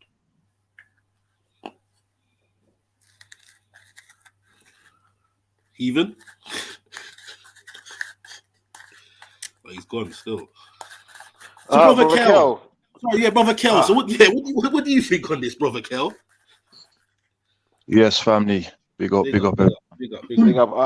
Now there's not too many issues about. Maybe me and you can have a little convo we were having yesterday. You don't mind. Convo what I was having yesterday. You should have a little convo, then we'll go to something else. Yeah, but before we get into that, Brother Zilin was asking something. Yeah, go on. Yeah, but there's some things that Brother Shifa is correct though in what he was saying. They don't take responsibility for what they've done. There's books on it, brother. I mean, Sigmund Freud's he's got a book called The Others, and he explains it that the non-Africans, as it pertains to Europeans, is that they have like a two-minded thing where they'll alliterate evil and then have like a defense mechanism to make themselves the victims and make the victims who they've terrorized the victimizers. So Shifa is definitely right, man. They don't take responsibility for what they do. So I can't argue with that. You know what I mean? You see what's even worse? You see what's even worse, yeah? Being a West Indian, yeah? And having my last name, I know I can go out there and find white man with my last name. I know these white men are rich. I know they got big money, big businesses. Yeah, in fact, a company is owned, by the people who've got the same last name as me that sells biker jackets, equipment. It's a massive, $1 billion company. Yeah, so we know they bled us dry, and we know who's got our money in it. But you think the white people are standing up with us to tell Mr. Brown, give the money back? I ain't a Brown, by the way, but if you're a Brown, then there's some rich ass Browns out there. Believe you me, you will go and find them. Yeah, go and look them up. Who's this guy, Dan Brown or whatever? He's probably related. They owe. Why do you think they got so much damn money? Yeah. How do you think they went? How do you think they had slaves and came back aristocrats? Because they made so much money that it got them into that system. It got them into that hierarchy. What are you doing it? Yeah. It's that's why I say family, that the reparation, we're gonna have to give ourselves reparation with collective national investment. If you think non-African people are gonna give you reparation, especially what they've taken from us, you'll be waiting until the creator blows the earth up, man. It's never gonna happen. And as far as heathen, you know, being acting like, you know, these people have no armies, and he's practicing deception. They always do it, man. It's a common Never thing. said we didn't have any armies. No, but you were Said, trying to. one of the ways we've done what we've done in Africa. Heathen, All right. brother, I don't want to brother, say anything. you're flaming on. I told you No, about no, Kel, you can't do that. Kel, you can't do that. You can't do that, fam. Like, obviously, if you're gonna say something about him, or you're gonna say he said something, you got to give him a chance to defend the statement or react to what you said. But you can't just tell him he's flaming on, fam. That's a bit. I don't think he's even being unfair though. I think that he just cut in though. No, Kel, like you made a statement about him directly, and he just felt like you wanted to answer the statement. He shouldn't have interrupted, but you can't. I can't say something about Kel and not expect Kel to say something, bro. Come on, you get me? But I kind of get both points though, because you see the thing is, Shiva, let him come in. Shiva, let him come in. It's funny, but 1 second, one comment quickly. I don't disagree with you on many things. Like, Cool I'm being a just saying. decent moderator, Fettuccine. If you jumped on the panel, you would know that. So they're sitting in the chat, you pussy. Yo. Sorry, go on. One of the things the English done, and again, it's documented, Kyle, you'll know about this, is we played on the fact that there was warring tribes there. And that's all I was saying, that there was division. And that's exactly what the Europeans done everywhere they went. They done it in South America. Like, again, Beefy said before, genocide. Yeah, you can call it genocide. It was genocide. But they played on the divisions that were there as well. It's unhanded tactics, but that's the tactics. That's all I was saying. By the way, I wasn't disagreeing with a lot of the other stuff you were saying. What I was saying is there was division there because it was played on. It was played on to conquer ground and to conquer minds. The division was caused by the Europeans. Like where I'm from, the Europeans come, then at night they'll blackface themselves up, go to certain tribes, kidnap their children, and blame the other tribe that, look, these people came to your tribe and done this to you. You have some weapons and defend yourself from them. That's what they're doing. It's a division like that. That sounds like Viking tactics to me if I ever heard of them. But I will say this much though as well, Heathen, yeah? I think maybe you're taking it like the conversation's directed at you. Now, I'll be honest with you. If you've got a rich ancestor who benefited from, having slaves and, abusing our people, then to some extent, yeah, it's aimed at you. If not, then no. But I'm telling you, there are many people in your community who are living fat and wealthy off of, blood money. And those people, that's who we should be targeting for our reparations. We should be targeting the individuals, not just the state. We should target the state too, but we should also be targeting the individuals because they benefited way too much and they're laughing at us. They're walking around spending our money right now. Yeah, but look at that documentary that came on the BBC. It mentioned that even the lower class whites, they also participated into the transatlantic slavery. So he's not exempt from it. And yeah, although I'm from Liverpool. Hold on. You see, this is why I'm saying you interjected. Brother Z didn't check what you did. Lad. I'm actually going on. Heathen, can you please try to let Kel finish, and then whatever point you want to address, just try to like remember it until he finishes speaking, please. Yeah, sorry, lad. It's only because I'm on my game. Thank you. Because what you got to understand, right? You may not have had slaves personally yourself, right? However, you are the beneficiaries of that movement and you're doing nothing about that systematically. You have to be honest. You know what I mean? You're not doing anything about it. So it makes you compliant into that movement. That's why I understand where Shifa's coming from. You're not exempt. You're participating into unethical code of conduct. Go on, Heathen. Your turn. Yeah, I can't forget it, lad. The slaves carved into buildings in Liverpool, lad. The thing is saying, what are you? I don't know why you think that I just walk around blind, lad. I live in Liverpool. No. The question is not asking here. I think the thing is saying, what are you actually doing to change what happened and make things good instead of just benefiting from what happened? That's what he's saying. I'll be honest, lad. I'll just say nothing apart from the attitude. Nothing. I wouldn't want the same thing to happen, like. Yeah. What do you want? You want me to put money in a fund? Like I don't know what you want. I don't necessarily think it's that. Sorry. Even. Who taught you about the Slave Museum in Liverpool? What? Who taught you about the Slave Museum in Liverpool for you to go and look at it? Who taught me? Yeah. Who mentioned it to you? You mean who writ like the boards and all that? No. Who was you having a discussion with? Yeah. When that person mentioned about the Slave Museum and all of that, when they went to Liverpool, yeah, and they saw the buildings that were below ground, which was ex-slave quarters and all of that, because Liverpool was a slave port, and man had been to the museum, right? That's right. And you hadn't been there at that time, remember? I remember speaking to you about it. Yeah. Thank you. I'll go on mute.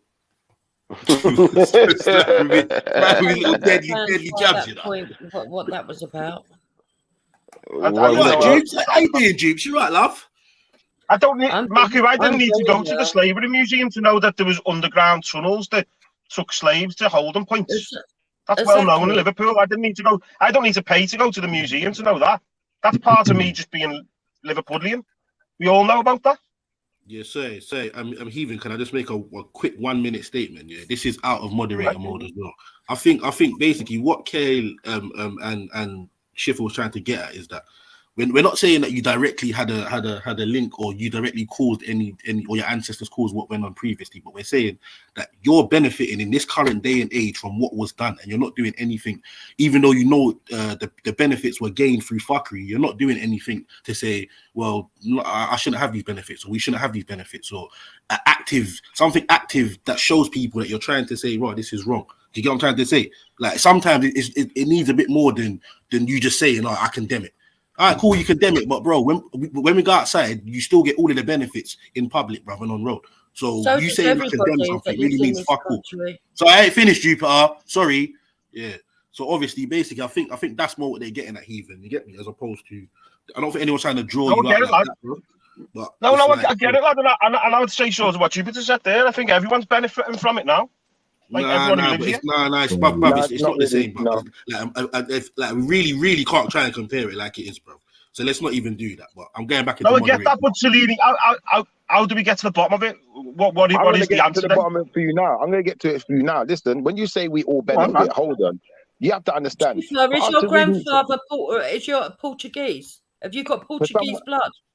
Anyway, for someone to benefit, because the Portuguese started slavery, Schiffer. You know that I'll answer your question when I'm finished my statement, right? But I'm just like going to say what I was going to say. Now, the fact of the matter is, for someone to benefit, there has to be something for them to gain, in the sense of, different people have different lifestyles. So in one lifestyle, say like if I was a Muslim and you gave me 1,000 pigs, and there was no other food, you just gave me pigs to eat. I'm not benefiting from that. I can't even eat the food you've given for me. Do you understand?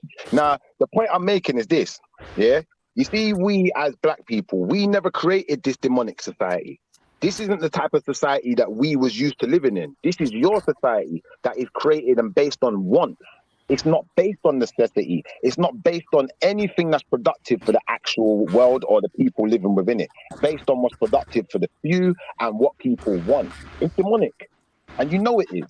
Yeah, because if it wasn't demonic, you wouldn't have people starving on one side of the world. And then, you see people in these American TV shows and in English schools and American schools having food fights. Because you lot got it to throw away. You don't need it. You ain't got no necessity involved in what you're doing. It's all demonic.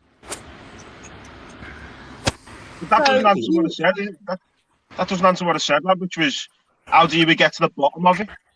I'm saying all I do, and I'm being honest, is just we need to take the money back. You're not responsible. We need to take anyone. We need to take the money back. You lot should give the money back. Better people than we were. One second. We're better people than we were. 1 second, lad.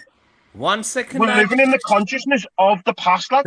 I know you're saying there's not enough being done, but you're not talking to the same people. You're not talking to the same people with the same attitude. There might be a few fucked up people out there who still hate black people and would like to see black people back in chains. But that's not the majority, lad. You can only change history and change the present through acting in the present. Let me answer him quickly. Unless like I'm asking for genuine answers. One sec, Kyle, as well. I'm giving you a genuine answer. Let me talk, Here's the answer. Set a fund up. I'm going to start muting people because you lot are just not respecting the order of this thing. Exactly. Like, real talk. I'm going to have to go in a minute anyway as well. But set up a fund or set up a charity and name it reparations, and you'll have people who are white people who will donate. Otherwise, we just keep on rehashing the same thing, lad. Because what can we do? What can we do in Liverpool? What can we do in Liverpool? What the white people got to do, what they got to do is recognize that they're irresponsible, that they're not good at running the world. All you do is create wars and nonsense. And, you know, you deal with your wants before you deal with what the necessity is for the rest of the world to be able to survive properly, to eat properly. But you don't deal with the many, you deal with the few. And that's the problem with your society. This Viking mentality needs to dead. You need to give back the resources. You need to give people back control of their countries. You need to pay your reparations, pay your bills, and everyone live good together. That's what we're supposed to do. We're supposed to all live good together, not you have it all and you break me off what you want when you're ready, out of my own stuff. Out of my own money. Sorry, Heathen, can I ask you one quick question, please? Just very quickly. Do you think of all the people in England that have inherited wealth through their ancestors or whatever, how much of them do you actually think know that their money came through that line of fuckery or business, if you want to call it that, for lack of a better word? Percentage wise, probably I'd say probably about 30-40%. Yeah, exactly. So, all right, let's just say 35 for argument's sake.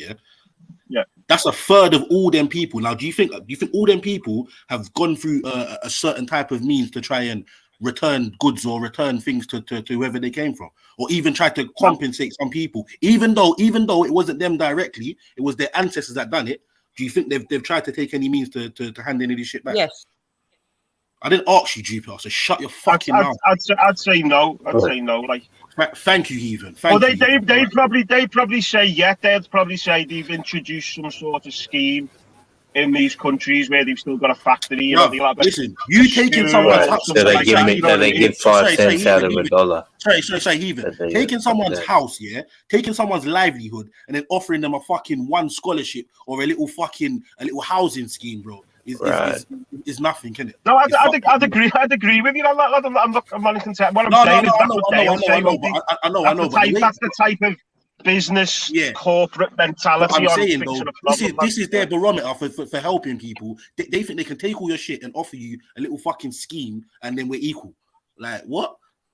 Exactly. I want you stole from you, my family. I want an analogy. But yeah, go on, Jupiter. Like Jupiter, imagine I come into your house, I come in your house, I tell you to shut up, sit down, take Hector over there, shut up, sit down, tell your kid what to do, take everything out your house, if somebody control your house, take everything back to my house, then you can say, Beefy, took myself and say, okay, I'm sorry, let's forget about it.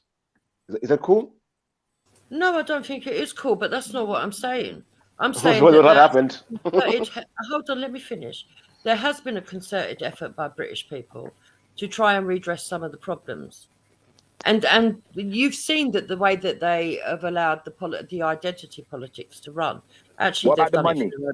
Hold on. Actually, they've done it for their own benefit to divide people, but there are other people who are white, who are genuinely from wealthy, privileged families, who are against the system, who do speak out and who do try to redress things and do speak out. What are you doing, Jupiter? What are you doing? I don't need to do anything.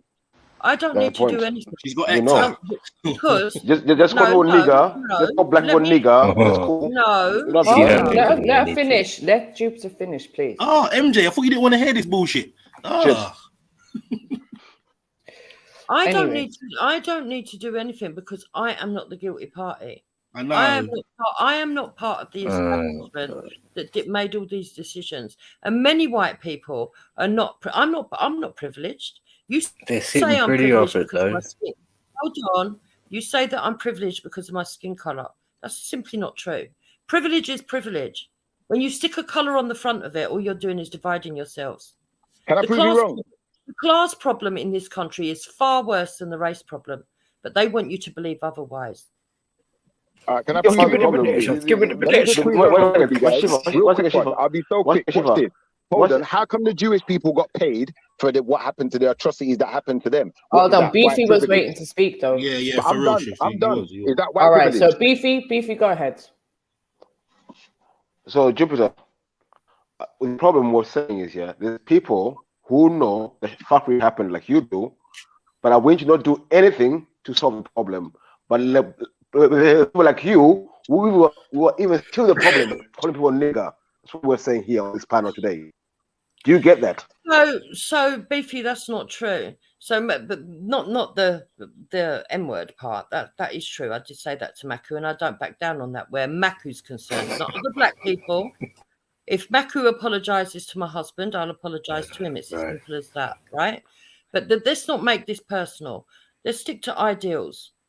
When you say that I don't do nothing, that's rubbish. I've been to the Houses of Parliament for the Windrush people that were getting thrown out. I used to go to protests against anti-apartheid in South Africa. I've done plenty of things vocally and actually monetarily for black people. But I shouldn't have to stand here as a white person to show what I've done for you to believe that there are white people in this world, right? That there are white people in this world that are not against black people. You are in one of the best countries for race relations. Now, I'm not saying that it's perfect, but it's one of the best countries. And when you've got black people that were born here, brought up here, essentially British, having the same opportunities as the underprivileged whites, okay? Exactly the same opportunities. And then you've got the middle class blacks, and then you've got the upper class blacks, and you are in politics, and you are in every single walk of life. You are not being genuine. These are the same blacks. Sorry, before anyone says anything, these are the same blacks that they was telling the other day. You could have been born in this country, yeah, even though your parents are not from this country, and you can still be removed. What are you talking about, G-Part? All right. What are you talking about? And fam, what are another you point talking here. about? She made a categorical error. What's the error she made? She said this is the best country for race relations. No, hold on. If we go to South Africa, one of the best, not the best, one of the best. Compared to what, though? Compared to what? South Africa, yeah. The time where they used to kill people for one at a time. We can't hear Do the white people get equal rights in South Africa? In fact, certain times they get more rights. In fact, they get treated better certain times. So bro, really there's a village called Gant something another. I watched this video 2 days ago. It's an all-white village in South Africa in 2022. Man cannot go there, fam. Yeah? There are also white ghettos in South Africa. What are you talking about? I'm not talking about the ghetto, bro. I ain't talking about the ghetto. I'm talking about area. I'm talking about area where blacks have been told you do not come through here, bro. Yeah? The politics in South Africa now. Do you allow it, man? Just stop, bro. Just no. Where's the area in England where they say whites don't come through? Where's the area in England? Where's our area? The politics in South Africa right now is being run by black people who have reversed. They have reversed the policies. Actually, they prioritize the white people out. Have they started deporting the white people? How can they deport people? You see the excuse you're making now, because it was okay when the white people are deporting us out of their country. Do you want to be deported? Listen, it's okay if you want to deport me out of your country, but understand, you see, when your white people are in black people's country, we ain't deporting you. I don't know why you're saying that, Shifa. That is not my politics. That's a lie. One second. Jupiter, let's not all talk at the same time. Hear what I'm actually saying. I'm saying to you, when white people go into a black people's country, you lot get treated better than you do in your own country. But when we come into your country, you treat us like crap. And on top of that, listen, you're so racist, yeah? The Jewish people got paid for what happened to them. That's white privilege. Hold on. What was the thing the other day? Russia and Ukraine? Hold on. Was you lot all gathering money to send to Ukraine as America invested billions of pounds in these Ukrainian racists? Yes, they Are were. they giving them billions of pounds? What are we doing to these Ukrainian racists? But hold on. Is that white right? privilege, Because bro? But sorry, but because the system decided to set up a fund, just like they set up a fund for all national disasters that happened. You know what I mean? Like, let's not say that no white person has ever. Let's not say no white person has ever donated to go back to the 90s when they were talking about all the starving kids in Africa. Oh, you got to send money. You got to send money. People were sending money. So whatever bullshit propaganda they put out there, people will fall for it. Were those starving kids racist people? No, they was not. They were actually starving kids. They were actually suffering people. These racist people in Ukraine that you're bailing out, yeah, and allowing them I ain't into bailing America, out anyone, and I don't know, but I don't know about Ukrainians or Africans. I haven't been to Africa or Ukraine, It's not you personally. I'm talking about the system, the government, the British government, the American government. All these governments are bailing them out, giving them big payout, giving them big money, giving them nice you're correct, yards, Schiffer, giving but them all this of is these where things. Now hold on. you're correct, but this is where you have to separate the system from the individuals. We got brutalized. We got separated from our parents. You know, we had our children kidnapped from us, and you don't think we're old. What are we doing here? I never said you're not old. No, I'm not saying you. No, it's not aimed at you, MJ. I'm saying. No, I hear you, but I'm white. So in some ways it does. How can these people be so important to get money, to get payout? How can it be so important to pay Jewish people for the atrocities that happened to them, that was done by the Germans? But you ain't telling the Germans to pay for the black slaves they had. You're not telling the Germans to pay for the black plantations they had in Jamaica, are you? Because it wasn't just English in Jamaica, you know. There was Germans, there was French, you was all together. So what are you doing?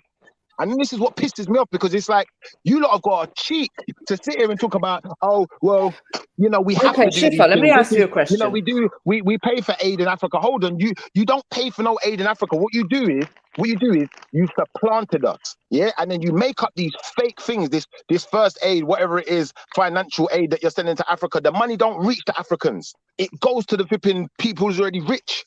It's a farce. What are we doing here? But yet you're giving billions of pounds to these Ukrainian people, giving them asylum. I agree. And But hold on, Schiffer. How much money do you think is actually reaching them Ukrainians? Do you not think it's the same bullshit that's happening? Like, bearing in mind that we know most of the Ukrainians are ending up in European countries. So what the fuck is that £8 billion actually doing? Does anyone know what that £8 billion is doing to help any Ukrainians? It's funding their racist behaviors. That's what it's doing. No one should be giving them nothing. You're too emotive, and you don't want to talk rationally, Schiffer. No, you that is rational. No, Schiffer, you want to do these big political grandstandings instead of having a conversation that actually resolves anything. No, and when people talk rationally, you don't want to have a rational conversation, Drew. No, but the thing is, what Schiffer's saying, listen, what Schiffer's saying, I don't think any of us are going to disagree when it comes to these big charities and organizations and all of this shit. Like, we know it's not what it says on the tin. We know this money isn't going directly to the people. We know these charities are taking out fucking CEO wages, employee wages, all of this bullshit before a couple of bags of fucking rice or a couple of liters of water want to reach any country. We know what's happening, so we're not going to disagree with that. Yeah, exactly. A heathen. But you know this stuff. Do you know how we would help do that? We know that the Red Cross has been found out to be paying the people at the top of the charities huge salaries. We know that they've been going into these countries and taking advantage of children as well as vulnerable women. We know this. So how could you use that as a defense then? I don't get it. I'm confused now. What have I said that's defending anybody? You use that as your defense mechanism. You said that we give aid to Africa to all of these things. Hold up. I didn't use that. I didn't bring that up. No, I said that when you brought up people giving aid to Ukraine. I'm saying it's happened before. You said that people have never given to Africa, and I'm saying there is people that have given because the same propaganda bullshit's been put out there before. No, but those Africans ain't I think with the Ukrainian argument as well, I think it's sort of, I think they're playing on the sort of anti. It's not like pro-Ukraine. It's more like anti-Russia. You know what I mean? The money's going. The people are thinking they're donating to keep Russia at bay. Listen, you know what I mean? It's pro-racism. Let me come in. Let Beefy speak, man. I agree with Shiva for a second. I don't think it's the fundraising. The policy. One second. The policy about the Ukrainians coming in was coincided with the Africans to Rwanda. But Sanders is saying we need space now for all these Ukrainians to come. Any other people, black people coming here, please don't even bother. Go straight to Rwanda. That's what happened. Are we forgetting it? Well, no, Beefy. What they were saying was any illegal immigrants that are caught coming over illegally will be put in the detention centers and potentially sent to Rwanda. And obviously, we know this is still all up in the air as to whether this is going to happen or not, because realistically, it's against these people's human rights, and this is why there's people constantly fighting against it. So the people are coming from Ukraine and they come here. Wait, one second. People coming from Ukraine and they come here because of human rights. Are they what? Sorry, coming here because of human rights. I suppose so. Yeah. Ukraine. So what's the difference then? Not all of them. 4 out of 10 of the illegal immigrants coming into this country are Albanian. They're not black. And they're not even seeking refuge. Are they being sent to Uganda? Are they being sent to Uganda, those Albanians? Jupiter? Sorry? Are they being sent to Uganda and they found? You mean Rwanda? Yeah, Rwanda. Anyone that's caught crossing the channels illegally, it faces whatever the fucking plans they've got. It's not about being black or white or whatever. It's anyone who's caught crossing the channel illegally into UK. No, because the Albanians. One second, because you're answering what your question was. The Albanians, the way they're seeking asylum here, they're saying they've been trafficked, even though they've paid for the ticket to get on the boat. They're saying they're getting human trafficked, which is like a loophole in the law. So they probably won't be sent to Rwanda, to be honest. But you see what we're talking about. Refuge from the human traffickers. Well, to be fair, they're all claiming that, aren't they? Even 1 second, until you can show me one white person being sent to Rwanda, I'll believe you. All right, putting that to one side for a second, though, yeah, Heathen, do you not see how our government and the American government and governments of places that's got large black communities living in their country, you paying money to these racist people who won't even allow the black people to escape their country where there's supposed to be war? Do you not think that's a slap in the face to us, bro? After we don't even get no reparations, you want to give these people billions of pounds, the ones who are blatantly racist. How is that? But Shifa, I do see how that's a slap in the face, because like there's many things that alone we need in this country. I could talk about my own country and how they haven't given us back that. But look at the amount of fucking homelessness, cost of living, and all this bullshit that we have right here. Of course, I would prefer to see money going into my own people, the people around me, the people that I care about. Do you know what I mean? As I said, I don't know anyone in Ukraine, so why the fuck should I really give a fuck about them? I don't. All right. And do you see what you said there? I absolutely agree with you, and I appreciate your honesty, because I've said this for years. How can, we live in a country that's supposed to be one of the leading countries in the world? You got how much poor people on the street? Right. They invest minimal amount of money in the poor people, but they invest trillions of pounds in football, in games. Yeah, I fully agree with you. And this is because the whole system is fucked up. We know this. So they need to rescind that power, man. The power needs to go to someone who can control it and make But you know what? Shifa, the problem is no one's going to rescind anything until there's some civil uprising. There's no point in us sitting online talking about expecting them to fucking be listening to what we're saying, or expect that me and Jupiter and Heathen can gather up, go to the Houses of Parliament and make some kind of difference. We are not going to make any fucking difference. If anything, they're just going to laugh at us, arrest us, chuck us in a prison cell, police cell overnight, and let us out the next day because we got white privilege. There's something. Using the word nigger for start. Jupiter saying nigger for start. That's what she's doing.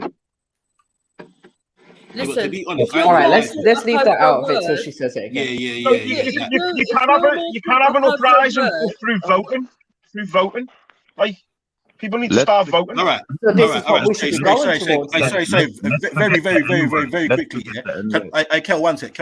I Heathen, MJ, Jupiter. I think that's it on the panel. Yeah. If you found out today that your family house was acquired through slavery, X, Y, and Z, and you could trace the people that it was taken from, or how it was ill-gotten or whatever, are you returning your house that you've lived in for how much plus years? No, I wouldn't make myself homeless. I'm not going to do that. All right, cool. Thank you, Jupiter. Heathen. Jupiter, thank you. Heard you. You said you wouldn't make yourself homeless. Okay. That's a no. If there was a system, that's all I need to hear, Jupiter. That's it. You've answered the question. Thank you. Yeah, okay. Heathen. Sorry, bro. Heathen. Quick. I'll be honest, lad. I'll probably ditto that. All right, cool. Thank you, MJ. Sorry, repeat the question to me again, just so I know I've got it correct. if you found out that your family house or the house that you own was gained through slavery, yeah, ill-gotten gains, bro, and you could trace the family that the house came from, yeah, like but directly trace them. You know who it is. You know who you're giving it directly to. Would you give the house back to the family?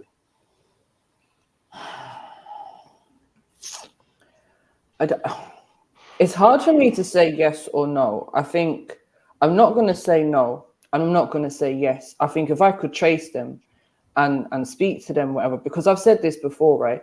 Let's say, I don't know, for example, they're your family from Jamaica, right? And I've got this house now in England. Does your family in Jamaica want a house in England, or do they want the value of what was taken from them? What is it that's going to be better for them? Do you know what I mean? They may not want a shitty house in England. So in that sense, if my house has some value, it could be a thing that, okay, we come to some arrangement. I might have to give up my house. I might have to sell my house to compensate them in some sort of way. Do you know what I mean? But yes, I wouldn't just say no to that. MG, we need to design a school for white people, and you're gonna be the tutor. You're gonna be the. You're gonna. Yeah. Why was MJ allowed to elaborate, but no one else was? Why did you ask a question that was disingenuous? Because Jupiter, you said instantly, I would not make myself homeless. Yeah, I would not give up my house. MJ said she didn't say yeah, she didn't say no. That's why I gave her a chance to elaborate. You basically said no within what you said. Yeah, that's the difference between what MJ I think Mary Jen put it across quite well, but I thought it was a yeah and no answer. That's why I just went, no. Exactly. I ditto what you said. Like, I don't think what MJ said there is like ridiculous, or I'm like, oh no, what are you on about, MJ? Like, how is it a disingenuous question? You answered how you answered. You didn't force your answer. How is it a no? No, you said yes or no. One second. Jupiter, your family owns something, Jupiter. Your family owns something, yeah, and I've taken it from them. And your kids can prove that this is fucking my great grandmothers or grandfathers, yeah? Why the fuck should I not return your property to your fucking next of kin? What are we talking about it? Yeah, right. I'd imagine on the that's just theft. It's just theft, bro. It's just theft, and it's just handling stolen goods and returning stolen goods. If you want to make it simpler, bro. Yeah, it's not yours. It's not mine. Sorry, it's not mine. Sorry, I acquired it through fucking. So give it back to your people. Do you want an answer? Let's talk. Go on. Rubbish. Go on. Right. So in the realities of this world, whoever would be living in any property, unless you were part of the privileged elite, where you're talking about mansions where they've handed it down. You would have actually paid the mortgage for the property that you're in. So who's going to reimburse the person that's got stuck in this awkward political position? What the fuck? This is what I mean. This is why people don't want to give you a chance. I gave you a very simple question with it should have been a very simple answer. Stolen property, returned to the fucking rightful owner. It's not yours. Give it back. As long as you can prove that it's the person who's trying to claim it, run their shit back. You talking about fuck this other shit and what happened to me then? Structure and bare crap has nothing to do with what the fuck anyone or I just said to you. But this is what you do. You just go around the block for no reason. I'll ask a direct question. Yeah, they're talking about political structure and all this other shit. What are you talking about? So on the back of it's very relevant, and we can relate it more to the subject when we look at it like this. If you went to work, Jupiter, yeah, and you went to work for a company, yeah, and they said, you know what, we want you to build houses for us, and then you built houses for that company. You took 10 years building houses for them. They said, when you're finished building all the houses, we're going to pay you, yeah. Now you spent millions of pounds of your own money building these houses. Then it comes to the end of your term, they're supposed to pay you. They say, no, we're not paying you now. We're just keeping the houses. And they put a gun to your head. Yeah. Now, there's probably going to be some kind of contract. There's probably going to be some kind of contract involved because you're a white person. Remember, black people, we didn't have contracts. But we still got proof of work. They know we was on the plantations. We know who we were. We know who the plantation owners are. That's why we took their last name. So they couldn't escape. We were smarter than they thought we were. So now you need to start paying back because we done the work. So you got to pay us for our work. What are you doing? Yeah, I don't. Yeah, but you also go after these sort of ledges as well. Ledges. Because my partner works in construction, and believe me, if he built something they don't pay him, he fucking smashes it back up again. So I don't know what you're on about. So should we smash up the whole of England then? Because remember, we built half of your country. Yeah. You didn't do it alone. You didn't do it alone. Smash this whole bitch up. You didn't do it alone. In the words of Cardi B, let's get to the money. You didn't do it alone, and you got paid a wage. What the fuck are you talking about? You're not talking about realities.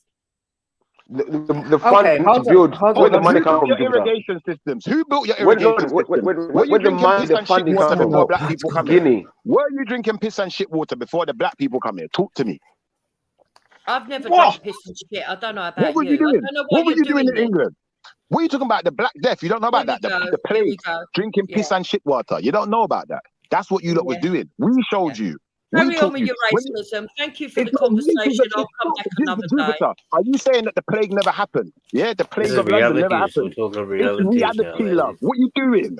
Yeah, you lot used to drink the pissy and shitty water. You used to dab your toilet pan out of the window into the street and walk in the shit, and the rats and them things would come out. Why do you think you lot had so much pigs around? Because you was using the pigs to control the rats. What are you doing? This is fact, historical evidence. We can prove it. She's gone, Joe. She's gone. We don't have to argue it.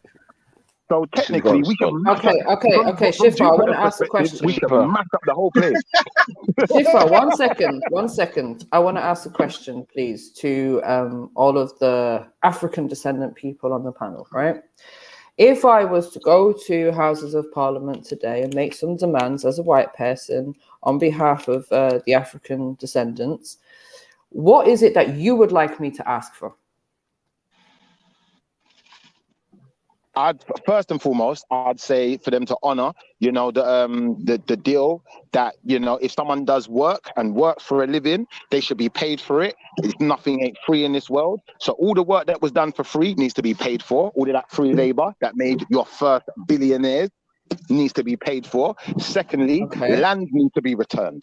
Yeah, and people need to be given the chance and the opportunity to put back things how they were originally. Because Africa weren't like how it is now. America weren't like how it is now. You destroyed the landscape.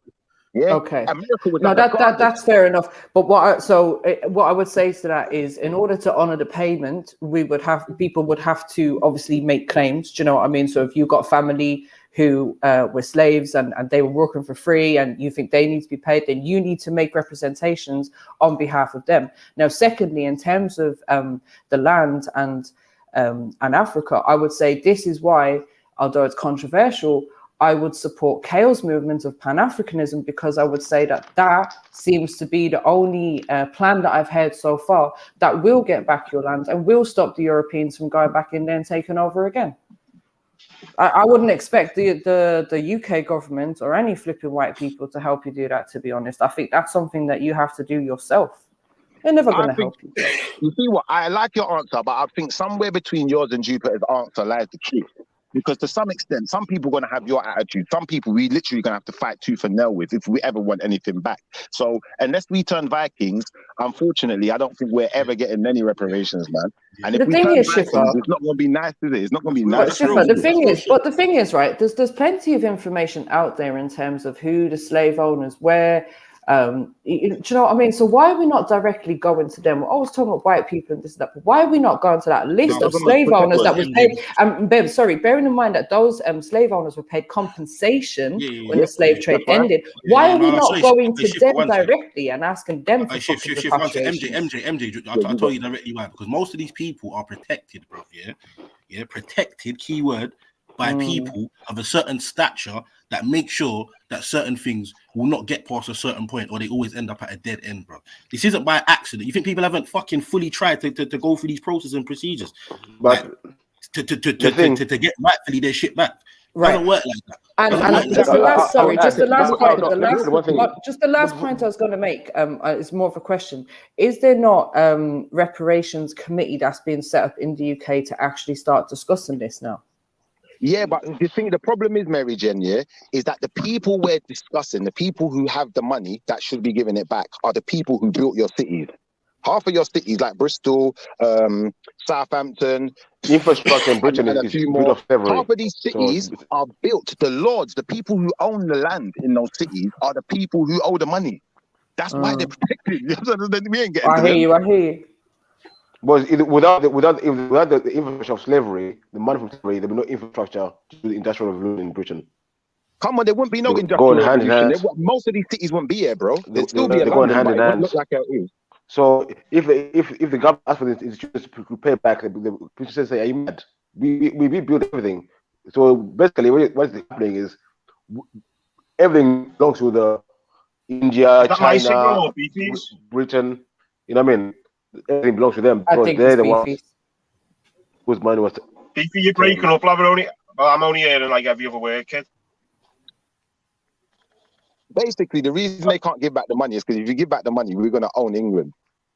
We're gonna own America. We're gonna own it. Exactly. You can't To give be back the honest, Shifa, I believe gonna that happen. if they wanted to give back the money, it's not a problem. We know that this government can make up money and pull out money out of the sky if they want to. So if they wanted to give it back, they can.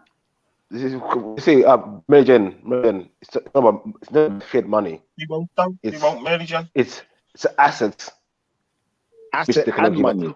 And interest. No, money. If we It's not calculate about the money. interest, you're done. It's not. Believe me, it's not about money. It was about money. This was a long time ago. So do we know Beefy, what about the interest? Well, listen, Beefy, money. if you buy a house Listen to in the me. bank, Listen to me. Money can change. You can go from dollar to this, but the assets remain the same. Yeah.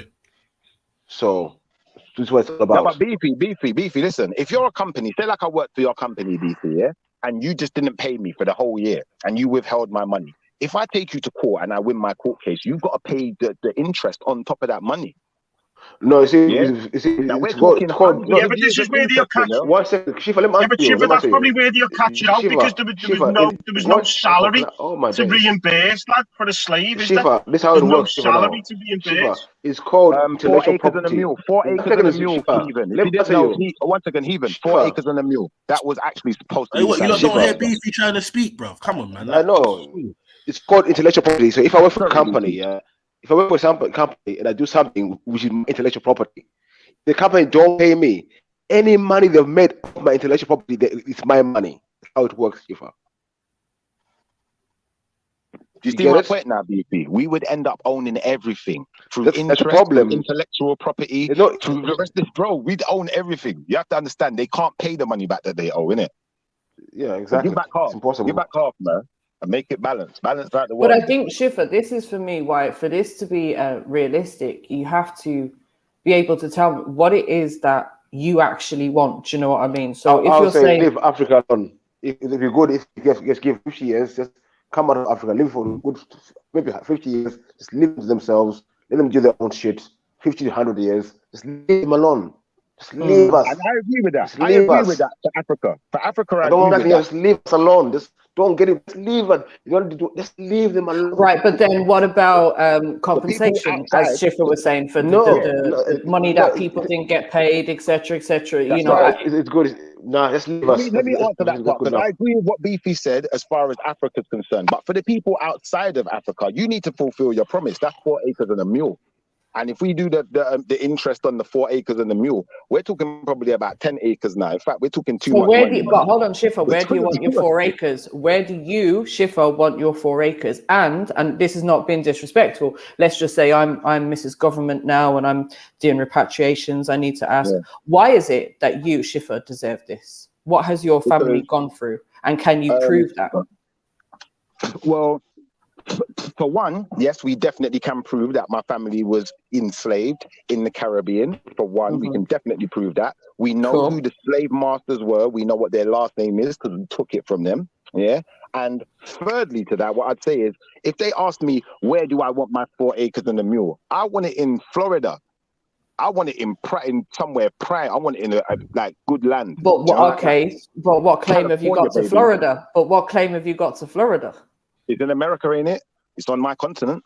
No, it's not. Your claim would be in the Caribbean, which is in America. Caribbean is one of the Americas. Okay, which is in America. There you go. Thank you. So yes, it's in America. And as far as I know, as far as history will tell us, not in America. One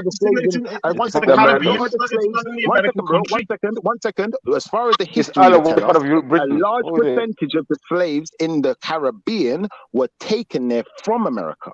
Yeah, and when they wasn't obedient to the slave masters in America, they would send them to the Caribbean because the Caribbean slave masters weren't playing no games; they were more ruthless. Yeah. So what we need to understand you're going off. now, I get what you're on about, lad, but you're going off script to what Mary Jen asking you, aren't you? No. She's saying, "Where's your claim to?" So if you can say, right, all right, and we got taken from Florida America to the Caribbean. Yeah, then you'd have a claim in Florida, wouldn't you? But at the moment, more likely, I'll be honest. if your family were only slaves in the Caribbean, you're asking for Caribbean land. More likely, yeah, we got taken from somewhere further north because there's a lot of evidence to suggest that a large number of slaves were taken from the northern part, like New York, New England, XYZ, yeah, to the Caribbean. So we definitely would have some claim to that land there. But I would ask for Florida. That's what I'd ask for, because they never suggested exactly where that land would be. They just said 4 acres and a mule. So as you never depicted that it had to be in the Caribbean, I want it in Florida. And whatever black person out there gets their reparations, they should be able to decide where their land is, even if they want it in Europe. So what if they said to you, actually, you know, we have no rights over Florida at this time, but we can give you 4 acres in the Caribbean? Is that okay? No, it's not okay, man. It's not okay. No. Why? No. Why? No, I'm not taking that. Listen, I'll take 4 acres and a mule in England. You know it's 40 Schiffer, isn't it? It's not 4. But why England? Why would you want to be in England? If you have to, but Schiffer, why would you want 4 acres of land in England if you have the choice of having 4 acres of land in the Caribbean, bro? Come on. Do you know why I want 40 acres of land in England? Because I know how much this land is going for at the rates. You know, and after I build some houses on that, me a rich man. And yes, me a dominate. Me I got build my own city. Just like, what's that guy, Cabot and the man there from Bristol? Me I got build my own Bristol for black people. You understand? With my 40 acres. Them can't I think there'd be more chance of you getting your acres in the Caribbean than in England, How to be honest. I can't see them giving... How is that possible? I don't know, but I just can't see them giving up their own land. Like, you know what the problem giving up is their with own that, land? Mary Jane? I'll tell you what the problem is with that, Mary Jane.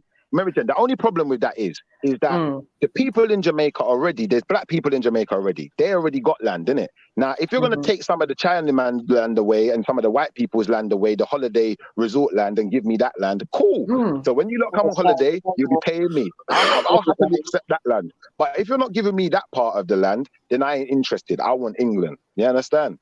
And I'm not expecting that the white people are going to give up all of their land all over the world. I'm not expecting they'd ever do that. So I'm not going to deprive my own black people of the land they've got. Let's deprive from white people. Okay, can we hear from Empress? Yeah. And Cherie Brad? Big up, everybody. Big up. Big up. Big up, sis. I'm going to stop talking wickedness. I'm jumping off. Big up, everyone. I'm listening, though. I'm listening. I know, Schiffer. Cool. Yeah.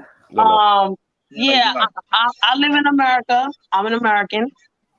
So, so when you talk about reparations in America, they're mostly focusing on descendants of African American slaves right now. That's what the fight is about in America. They're not worried about Caribbean slaves or any of that, because at certain periods of time, different countries in the Caribbean were not ruled by America. You understand?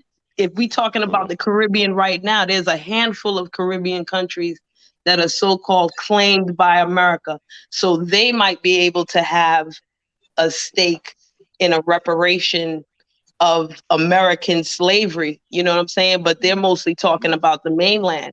So what I was saying in the chat was, even though I was born in America, I can't get reparations in America because my parents are not Africans. They can't do their lineage to slavery in America. You understand what I'm saying? Yeah. It'll be hard for me to do that. Now, at the same time, I don't know if all the Caribbean countries really give a damn about reparations right now, because Barbados just left the Queen's rule not even a year ago. So they gotta, it's certain countries that gotta work on certain things. It's a lot of Caribbean countries that don't have a good financial backing or whatever have you. They still bound by Europe or England or whatever it is. You understand? So I don't even know if they're thinking about reparations. So are you saying Barbados? Sorry. No, I'm saying so are you saying Barbados are sort of happy with getting the country back, and they're sort of drawing a line in the sand, like we've got our land back? I don't even know if it's that. I think I don't even see this is what I want to do research on, because I don't even know if they're even thinking about reparation. Jamaica might. I can't speak on Jamaica, but I know Guyana, if they thinking about it, they got a lot of things to deal with before they deal with a reparation, like give me money. They're still under, England, so to speak. So, or if you're talking about, Suriname, that's Dutch Guyana. So they still under the rule of the Dutch. So you know what I mean? Like, they need their independence back. Right. They need their independence first. And Barbados just got their independence. So it's like steps that need to be taken. We're already in America. Independence. And the thing is, though, America's already independent as fuck. So we can talk about certain things like reparation and this and that and all of that and the third. But those countries there, they got a long way to go before they can even look at somebody and be like, yo, and against this, when we talk about independence, it has to, like, what form of independence are we talking about? Because there's a lot of countries that will say they've got their independence, but they're still controlled in some way by the UK or Americas or whatever, do you know what I mean? Be it by the Commonwealth or some bullshit. Right. I can safely say that Puerto Rico is a good example of that. Because even though Puerto Rico is a Caribbean country, it's a commonwealth of the United States of America. So you would think Puerto Rico has certain rights, but they really don't. They're really locked off. Like, they can't do a lot of things. They're not independent at all. And they're not even treated as a state. You understand what I'm saying? So they got a lot to deal with as a country. Who are they gonna ask for reparations from? Right. They're left in some kind of limbo state then. Yeah, if you're talking politically, maybe that's the plan. Maybe that's the plan. Maybe that's the plan, the legal plan. Don't forget, a lot of this is, and that's why when Schiffer went off, sort of on a sideline before. That's why I tried to bring it back to what Mary Jem was, because Mary Jem was. The rules are the rules, aren't they? You know what I mean? I don't think they'll ever change. So that could be the plan, to make them sort of a limbo state where then they have no claim. Do you get me? Yeah, I do. Because Puerto Rico is not the only commonwealth in the Caribbean that belongs to the United States, but there are also other Caribbean countries that are considered commonwealths to other countries. What do we do about them? And who's to say that? Exactly. And who's to say that their slavery, they were brought over by the Dutch or the Arabs or the this or the that? Like somebody else in the chat said, a lot of times we don't talk about the Africans that put us on the boat too, because there was a war, and as a spoil of war, you go over there with them. You know what I mean? But I talk about that, but I don't talk about that to non-melanated folk, because melanated folk need to have that conversation internally within ourselves. Once again, it's a step. You know what I'm saying? But I want to have this conversation here. We all establish here in this conversation. Now we can take it to these folk here and have this type of conversation. Everybody has to hold accountability for their own shit. And even in the political realm, there's a lot of childishness. What about those guys? What about those guys? I'm talking to you. So we're talking about your guys right now. We're not worried about them guys right now. We'll deal with them guys when them guys come around. But right now, you the issue right now. And I think because the way the world is now, it's a credible talking point, isn't it?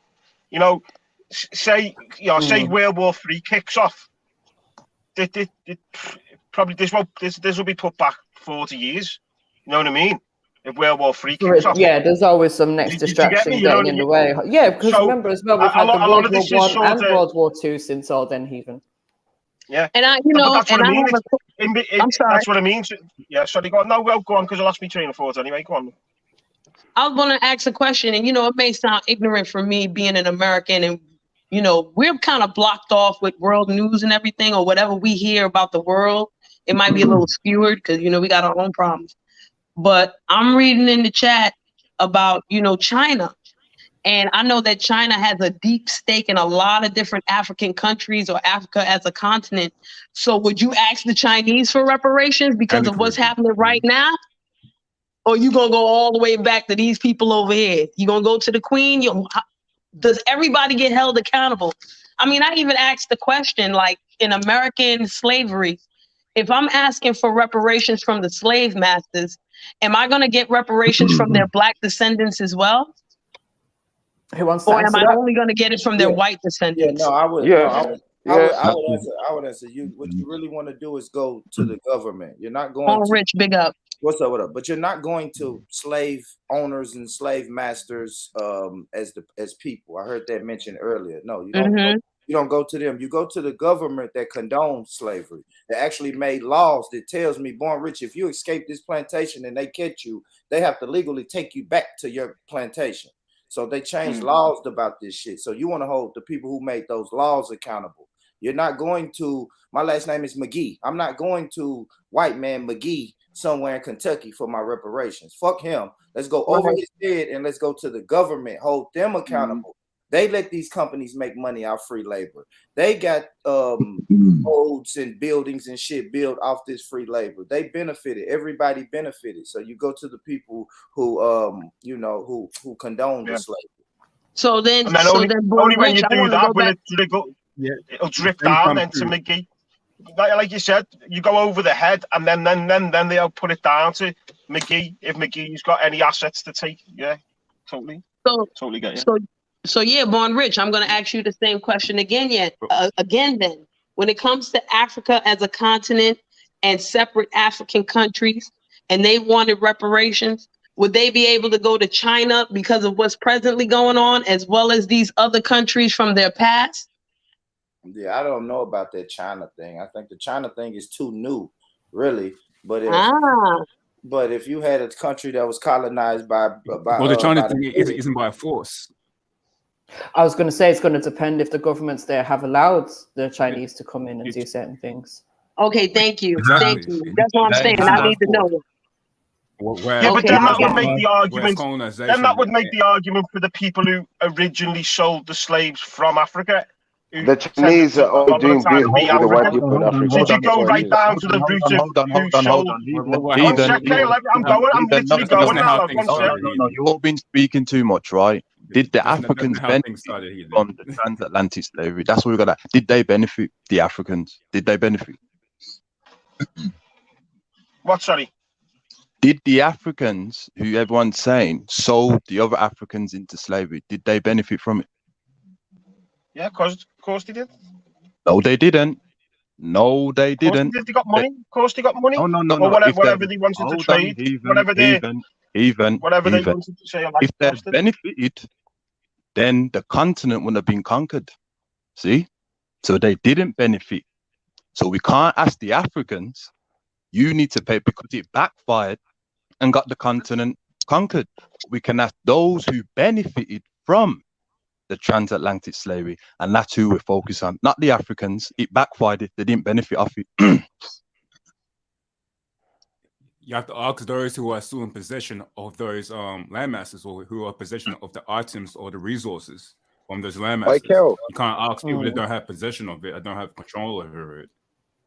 Kel, you see the problem it's with no what different from is, obviously what.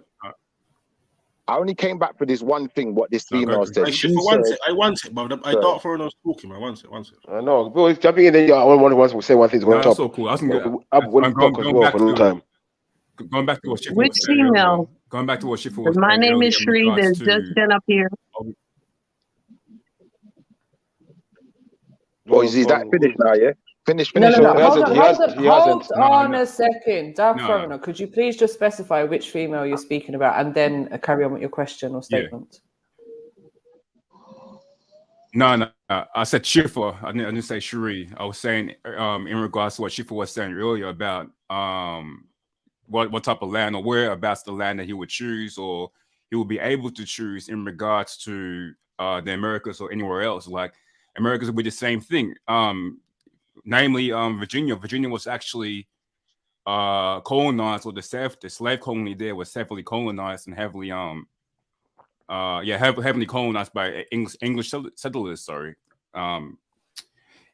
There was a settler called what's his name? Sir Walter Raleigh, and he's an Englishman. He was very instrumental in the colonization or the making of the slave plantations in Virginia.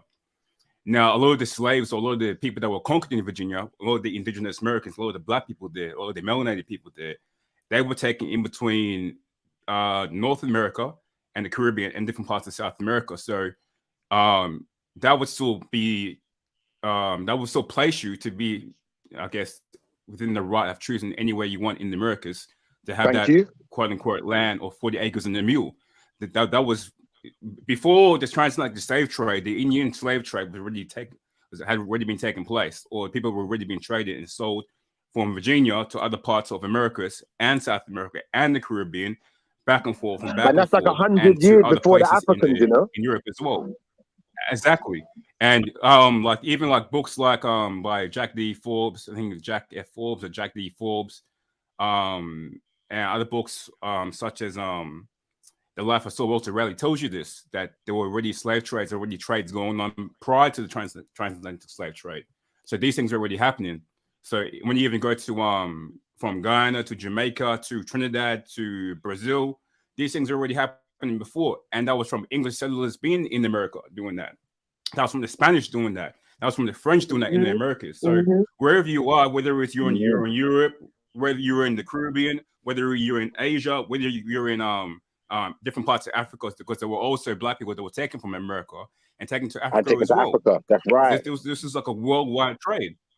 So Facts. anywhere Right. on this place on the earth, if you're melanated and you're part of colonization, you get to choose anywhere you want, because anywhere you want, it's part of your own land. So you don't get to get restricted to, oh, you're from Ghana, or you're from New York, or you're from here, so you can only choose a part of the land. Your whole families and generations were split up and taken to different parts of the world. So you should be able to choose wherever you want, because that was your stake. Can we connect the in dots? regards to One choosing second, bro. whether it's in the Caribbean. You see what you said there, though, about them taking people from America to Africa. So what we're talking about is like the Dutch then, who, you know, you had Dutch Guinea and you had the Dutch slave trade going on in America. And he was sending ones from Guinea to America and ones from America to Guinea. So it's fact. Well, everything you're saying, I just wanted to just clarify that there's proof of this. And I just want to interject and say that the major difference between the slaves that stayed in the Caribbean and the slaves that stayed in America is that the slaves that stayed in the Caribbean was allowed to keep some sort of culture from Africa. They were allowed to keep some traditions. When you got to America, you were completely stripped of it all. You understand? It was a totally new degree of programming that you had once you stayed in America. I just want to keep that to it too. I have to disagree with that. They would only allow the I get it. Please do. Hold on, brother. Hold on. I'm gonna mute. Please do. I have to disagree with that, because there's many books that informs that the enslaved Africans who were brought to America, they were using a lot of the African traditions when it came to the health, healing, as well as certain types of political warfare. Unfortunately, sister, they did obtain their Africanness, especially with the Ebonics as well. You know, you are speaking, hold on, I haven't finished. You are speaking in an African flow. You're only using English words, but your rhythmic vernacular is still an African dialect. So I have to disagree with you that okay, I get that. So let me say this to you, Kale. When I say what I'm saying, I mean in terms of knowing exactly where these traditions come from. Certain traditions are going to be inherent in us regardless. You know, it's in our DNA. It's going to carry. But what I mean is, if you walk up to the average African American and say, where did your ancestry come from as far as slavery? Most of them are not going to know offhand. They're not going to know that their lineage came from Ghana or Nigeria or Chad or here or there specifically. A lot of them have no clue, and that's what I mean. Like you can have, like, hold on a second, everybody. I just want to give the example of in Jamaica, the Maroons. They know exactly where they come from. The Haitian people, they know exactly what African tribe or country or wherever they come from. They have that. They know that. A lot of American slaves don't have that knowledge. That's what I mean. Disagree with this, because there's a lot of African Americans. There's a lot of African Americans. For example, hold on, brother, hold on. Like Samuel Jackson, who's researched that he's from Nigeria. Michael J. White as well as DNA white markers. Hold on, brother. Like no disrespect to you, brother. Like AJ Johnson. Those who remember House Party, the gorgeous chocolate queen in there, who played Sheree, she also was able to know where exactly where she comes from Ghana. So no disrespect is that we can find out where we're from. It's just that we have a dopamine evaluation with loving America, loving the diaspora, instead of loving the continent where every non-African person wants to benefit and control. No, all due respect here.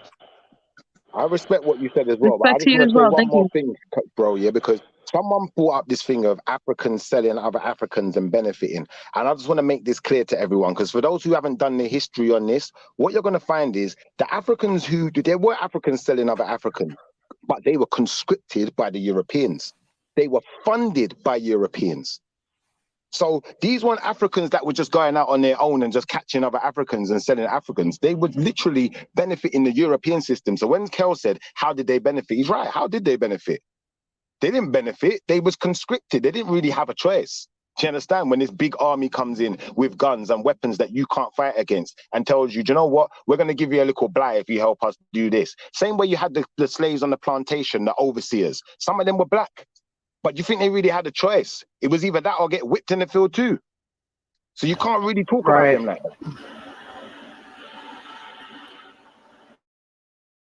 I have a thing to tell the non-African, right? There was a situation in UK with European women in the area in London called Dagenham. I don't know if anyone's ever watched that film or know about it. And these women. What film? Sorry. Made in Dagenham.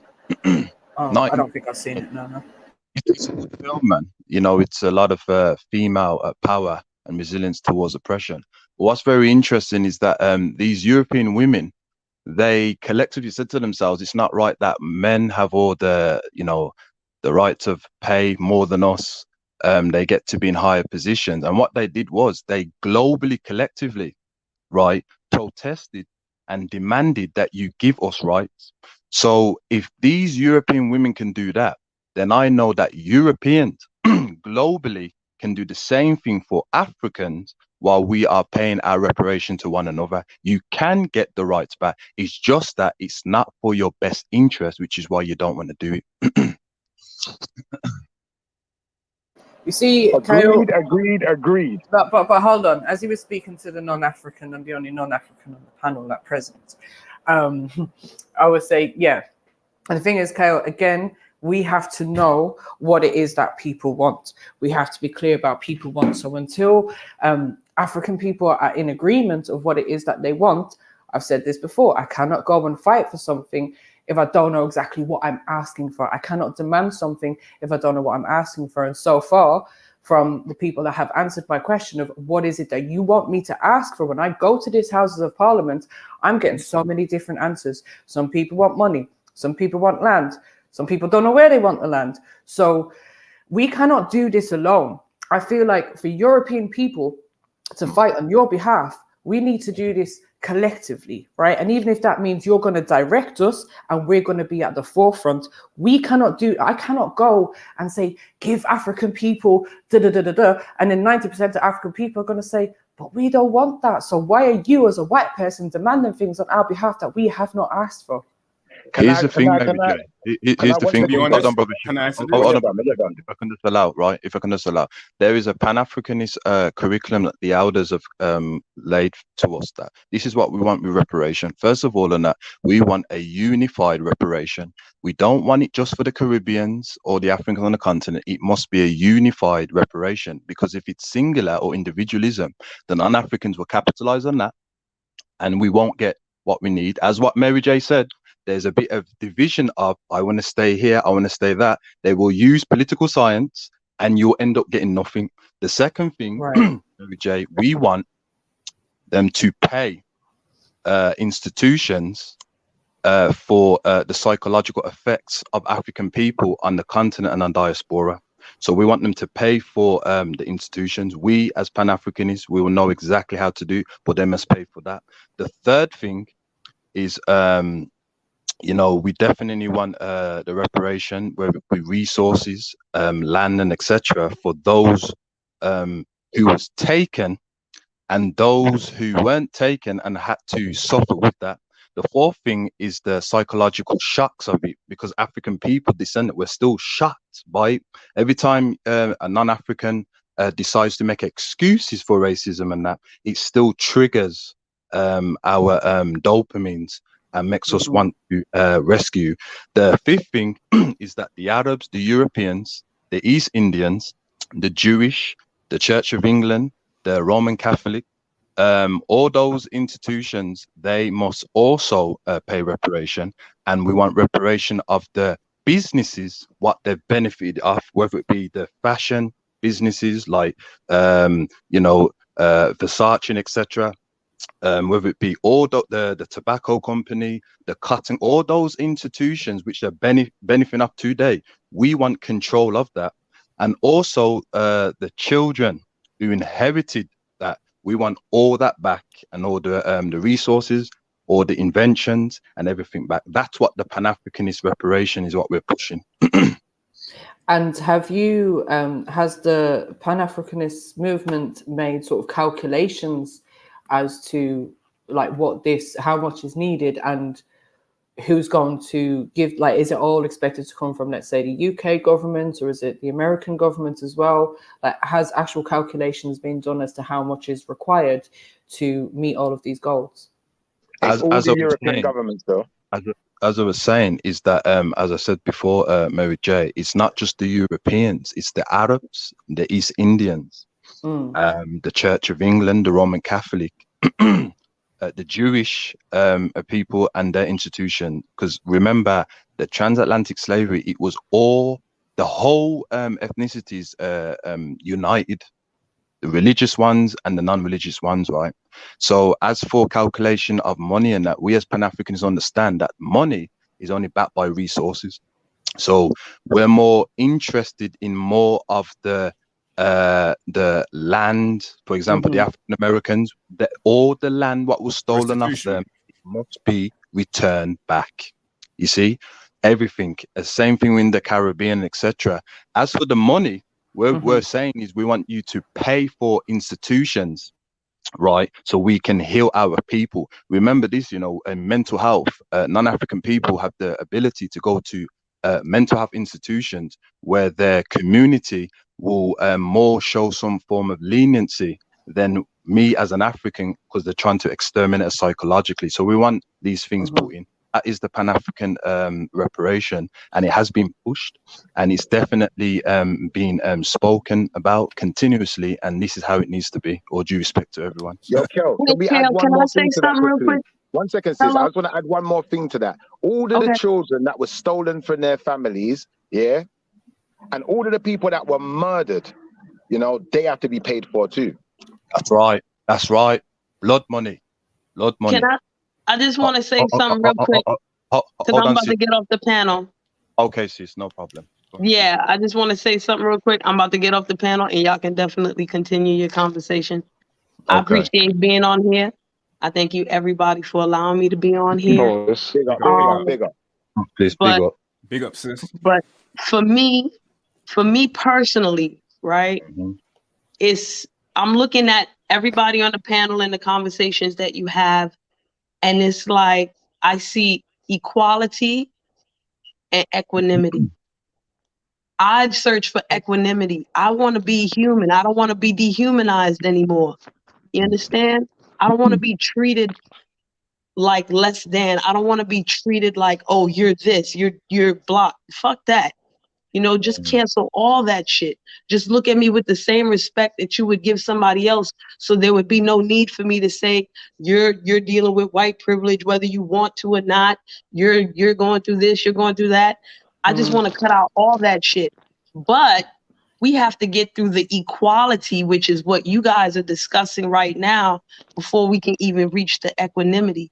So I'm going to leave you guys to the equality part. Okay, I thank y'all for answering my questions, and I'm gonna handle the equanimity over there. So I'll see y'all in the chat. Y'all take care. Brother Shifa is absolutely right, and the reason why he's right, because when you analyze, and I'm gonna mention these particular landmass, the San people, the Arabs, they believe that when another tribe, right, kills another tribe, the tribe has to all collectively compensate for the tribe member that they killed. So we want blood money for the killings of the children who were used as bait to catch the crocodiles. Nobody speaks about that. We want all that back. So brother Ship is correctly. Yes, brother, you are correct. Yes. The women that were whipped and given like 100 lashes until the lashes they were given, they died from them like a week later and stuff like that. Come on, man. They got to That's pay right. for that, guys. That's right. But it's been spoken about. I've entered many of the talks, etc. But definitely pushing that. Blood money is very important. If there's a blood diamond, but the thing about it is, like, as much as we weigh more than that, the thing about as much as we weigh more the monetary sense of the reparations is like, in reality, how true is it of coming true? Like how much, what percentage of actual reality you think that would be actually come true, or would it actually bring into fruition? You know, because as we know, money is always changing. As we say, the currency and how people deal with currency is always changing. So what extent would that actually come true and be in a position where they actually gave it to us? Whereas restitution is different. Restitution is land. It's something physical that you can actually hold, and it stays the same, unless obviously the land is poisoned, unless it is destroyed. At the end of the day, the land stays the same. The resources in the land stays there. So as soon as you have the resources, which the money is supposedly backed by, you have the wealth. But in regards to them actually paying out a monetary sense or fiat currency, like, I don't see that actually ever happening. In essence, though, brother, once we've got our resources and our land back, we don't need their money. You have to understand, we would thrive under those conditions, because what that's going to do is going to create a situation where everyone's going to have to work for what they want. All of these rich people that sit in their houses every day dictating to us what we must do and collecting all of our money, they ain't going to be able to do that. But to be fair, Shifa, if I was in your position, I would say, yeah, give me my land, give me my resources back, and yeah, chuck me a bit of change as well to help us out, because it's going to take time. You've got to remember, like, even if you did get all of your land and resources back, it's going to take time for you to, do you know what I mean, rebuild all of that into the way that you want it to be and start to benefit from them. So a little bit of cash incentive, not incentive, but a little bit of cash compensation to help you along your way, even if it is to tackle the psychological effects of what's happened, or whatever it is for you to rebuild your own land. Take whatever the fuck you can get from them. Agreed. Because I tell you, like, remember, you got to remember, like, if I was to speak of my own my own people's battles in terms of the Irish, of course I'm going to ask for land, I'm going to ask for fucking money, blood money. Like, I want the Catholic flipping church out of there now. I want them to give back blood money for all the babies that were killed, all the women that were made to feel like shit because they got pregnant, had their babies ripped out of them, separated from their children. Like, the shit that's gone on in all of these fucking countries that these people have taken over, like, the psychological damage is still there, let alone the fact we ain't got a land and we ain't got the fucking money. You know what it is, MJ? I'm just trying to be a realist about this, innit? If they give back all of the land and resources in Africa, what's going to happen is the rest of the world's going to fall apart, because everything that they own, all of their cars, everything they build, their TV, whatever it is, you ain't going to be able to make it no more without our resources. So it will definitely level the playing field. You're going to have to come to us. You're going to be reliant on us. It's not only that as well. Exactly. It's not only that as well. You got to remember, when you're taking away the wealth, you're taking away the land, you're taking away property. So the people that have this property today, like the everyday common people, they're not gonna want to give that up. They don't want to give it up right now. So what's going to happen? Like, obviously, there's going to be a bit of tension. There's going to be a lot of fuel to the fire. So it's like the only actual. Well, for me personally, no matter which way you think about it, it's always going to end in a physical war, no matter what. Yeah, because then we could end up in a situation where it's vice versa, and white people will be saying, well, black people took our stuff away, and da-da-da-da-da. You know what I mean? Like, 100 years' time, you have the white people crying bullshit and not remembering their history and why it was taken back off them. So, yeah, I think it has to be done in a way where once, as Sri was saying, once we sort out the equality, then we can move on to just, I don't know, having some peace, or everyone's in the right place doing their own thing, not interrupting each other or trying to invade or conquer each other. Well, that looks like it's going to happen post-collapse of the system. It doesn't look like it's going to happen pre-collapse. That has to happen when nobody's got nothing, and then everybody has to actually be forced to actually sort out their shit, you know what I mean? and have to be actually held accountable to the point where they actually have to work and actually have to do something for themselves and actually have to show their I guess their genuine human traits and what they actually what they possess within their soul, you know. So in regards to happening pre-collapse, I don't think it's going to happen. Personally, for me, at least, I think things have to be leveled out quite a bit in this world for people to actually wake up and to. For real, we seriously do need a civil uprising. We really fucking do. Nothing is ever going to change until the people start to wake up and do something. It's going to happen. It's going to happen. Common man to common man, or whether it's us against the supposed elite. Either way, it has to happen. The system has to fall. It has to, but when is it going to happen, bro? I can't see. Like, if we look at what's happened over the past, let's say, 3 to 4 years, you know, without making it obvious, we all know what's happened, and that's just a sign that people will comply, people will conform. No one's like, what, less than 1% of people were rebelling against that shit. Do you know what I mean? So, like, I'm very doubtful that in my lifetime, I'm going to see the civil uprising that's needed in order to fucking bring down this system. Yeah, I feel you want that, because it is disheartening when you see people that just go along with the whatever is said, whatever is pushed, whatever is forced down people's throat or people's minds. It is kind of disheartening, but like same time too, it's like what else do you kind of have to look forward to in regards to when things actually change? Because things haven't changed for how long? We're still in the same position right now. Dark Foreigner, 1 second, bro. Worse than what we were before. You see, the reason why we're not getting reparations and the reason why things ain't going to change is because things are always, they've been the same from now until then. So back in the day, if we go rewind the clock back, the Europeans, they didn't know about the Most High. They didn't know about certain things. When they saw the Ethiopians, when they got to know who Ethiopians were, they saw the Ethiopians as blameless people. That's what they depict them as. This is their history, the Greek history. They say these people are blameless and they are favored by the gods. That's what they saw them as. Yeah, because that was their first interaction with anything that they knew as gods or as something, as a higher being, or, you know, spirituality, true spirituality. So once we get into that side of things, we can understand that that's what they've been trying to make themselves into. That's why they don't want to give the money back. It's all about status. They don't care about the effects they're having on the world. Exactly. They don't care about the poor people. They don't care about none of that. They just care about status. It's all about making yourself be seen like a god. Just like Alexander the Great, wasn't that his main ambition, to be seen as a god and to create statues of himself that people worship at? And do they not do that to this day? Chelsea Football Club got how much statues? I'm a Chelsea fan. I don't support nothing, but I'm a fan. But I acknowledge that they got all of this demonic behavior going on out there. I acknowledge that, bro. And they don't want that to change, so they can't give back the money.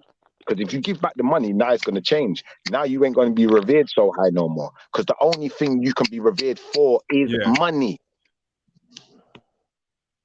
Well, that's it. Very true, very true. And I think that's what it is at the same time too, because the fact that we're relying on, i.e., money, that things aren't going to change. So, like, obviously, what we put our attention to and what we actually, like, how should I say this? As we know, man makes the money, money don't make the man. So, I think us always relying on money as that's going to be the domino effect to change everything. It's never going to be that. It's never going to be that, because it's like when we had all the money, when we had all our resources in our home countries, when we had everything, we still fell to the enemy. So the money wasn't the problem. The resources that we had wasn't the problem. It was obviously something else within us.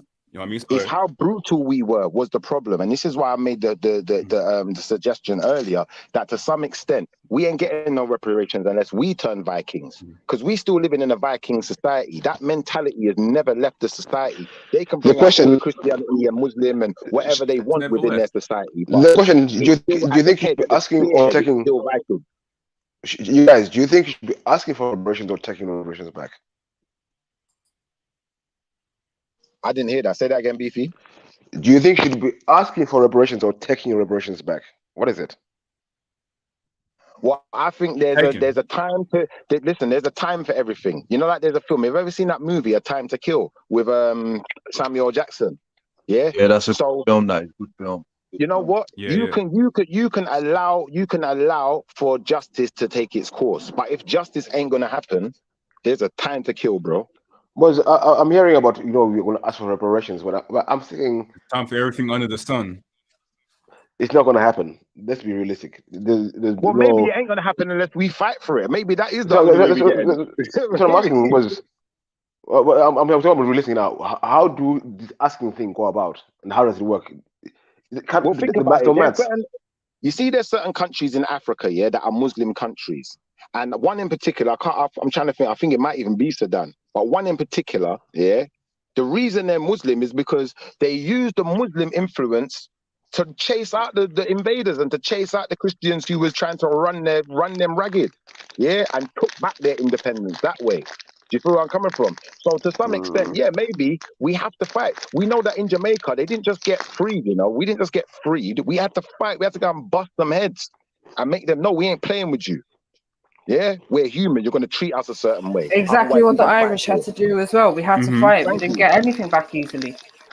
Yeah. So I'm saying this to the operation talk is just like, I don't know. But people are too scared. That's the thing about it. Yeah, but from a Pan-Africanist standpoint, is that while we've asked them for these demands, we as African people are giving each other reparations. We're building our economy with certain institutions as well as building, because we're not just waiting for non-African people to give us our demands. I don't believe that they're ever going to do it, and I agree with Shifa again. They cannot ever do it, because if they do it, and as I said to you already, when you understand geographical of where people are, the ice people, there's no resources there. So for them to give all that up and give it to the Africans who they've taken from, that's never going to happen. But it doesn't mean that we can't build and prepare and restore our mind. So when it does come, then we can say, you know what, we're ready. We're ready for the reparation. We're ready. And we do need to unite. That's one thing me and you definitely agree on. You know, the African nations, their armies need to unite in blackness. And we need to combat the whiteness that's trying to impose itself. Okay, this guy is, yeah, this I hear this a lot. We need to unite on blackness. Can you break that down, please? Because I don't think you guys lived in Africa. We need to, I'm gonna break it down. I don't think you've been to Africa. You understand tribal Hear me out. I'm gonna break it down. Let me answer unite on blackness. My answer to you would be this: we need to unite on the fact that people who don't have dark skin complexions want to belittle us and want to take everything we've got and want to keep us under their boot. So we as darker skinned people need to unite together, unite our armies, unite our resources, and make sure that we are combating this behavior and make sure we're not under the boot. In fact, we're not under the heel, we're not under the boot, we're not under the flipping nothing. We're over it. We're over it. I said this before, you need a military base. I think you have to you need a military base. And where would the military base be, and how will you make up the military? Well, we already have military, you know. No. Brother, you asked the question, brother. You gotta let me. Yeah, finish. but no, wait. I hadn't finished. I hadn't finished. Go on. Because I'm asking about your Pan-African states, not other military countries. These countries are independent. They're not all belong to Pan-Africanism. So that's a myth you're trying to put out there. Like we've got this already. You haven't got nothing in there. These are independent countries. They're not Pan-African countries. They're independent countries. So let's be real. Well, hold on, brother. Let's be real that there is a Nigerian army and as well as a Uganda, etc. And if there's a code of conduct, brother, based upon blackness, because you need to understand what blackness is, as what the late Khalid Abdul Muhammad said from the nation, who's black is culture, color, connection to the creator, right?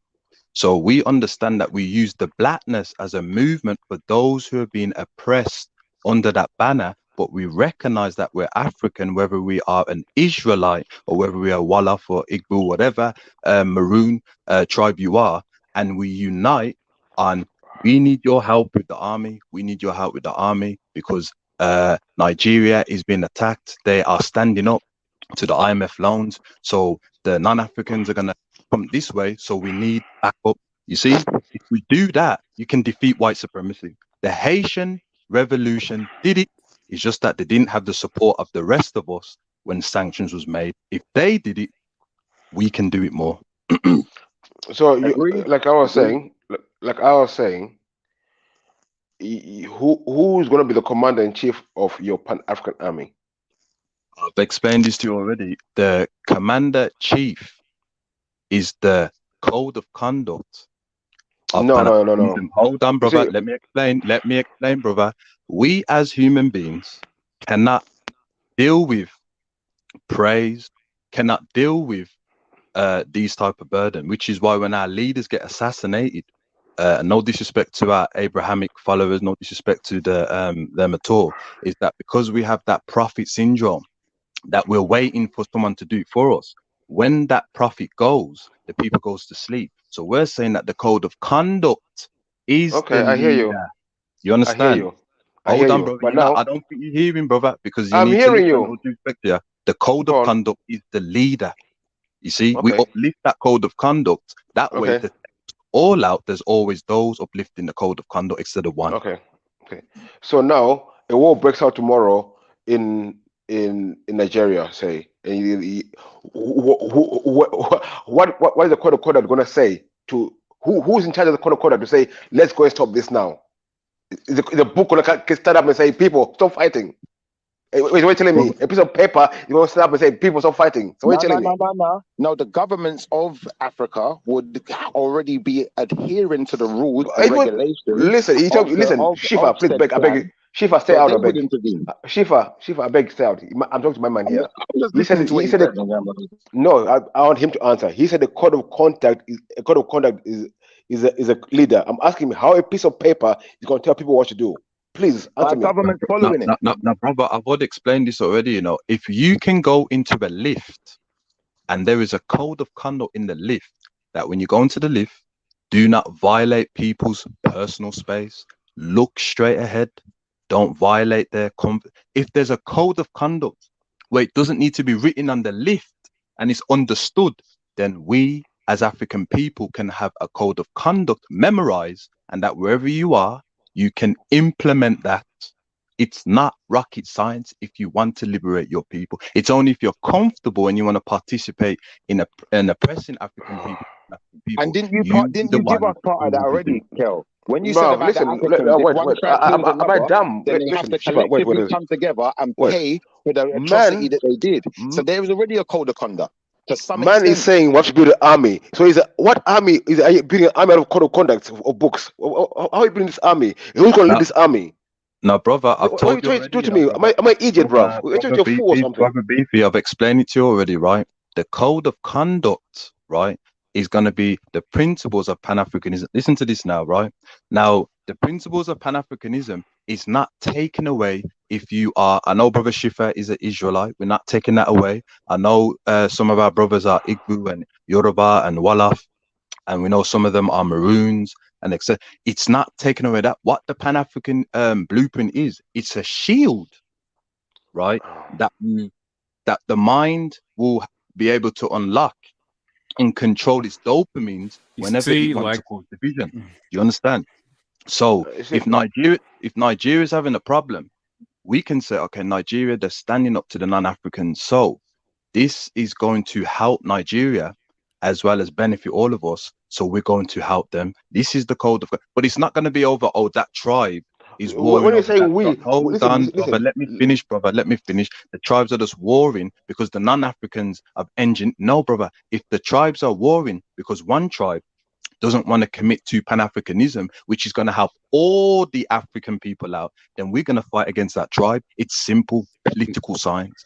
No, it's not. I disagree with that. I disagree with that. I disagree with it again. You're just talking nonsense, bruv. But first of all, you talk about a piece of paper giving orders, and you talk about we have to go and say, yes, we're going to help Nigeria. Who is this we? Who's this we? Who is this we? You don't want to say. Anyone who's what are you talking about? I'm just going to say this. I'm just going to say this.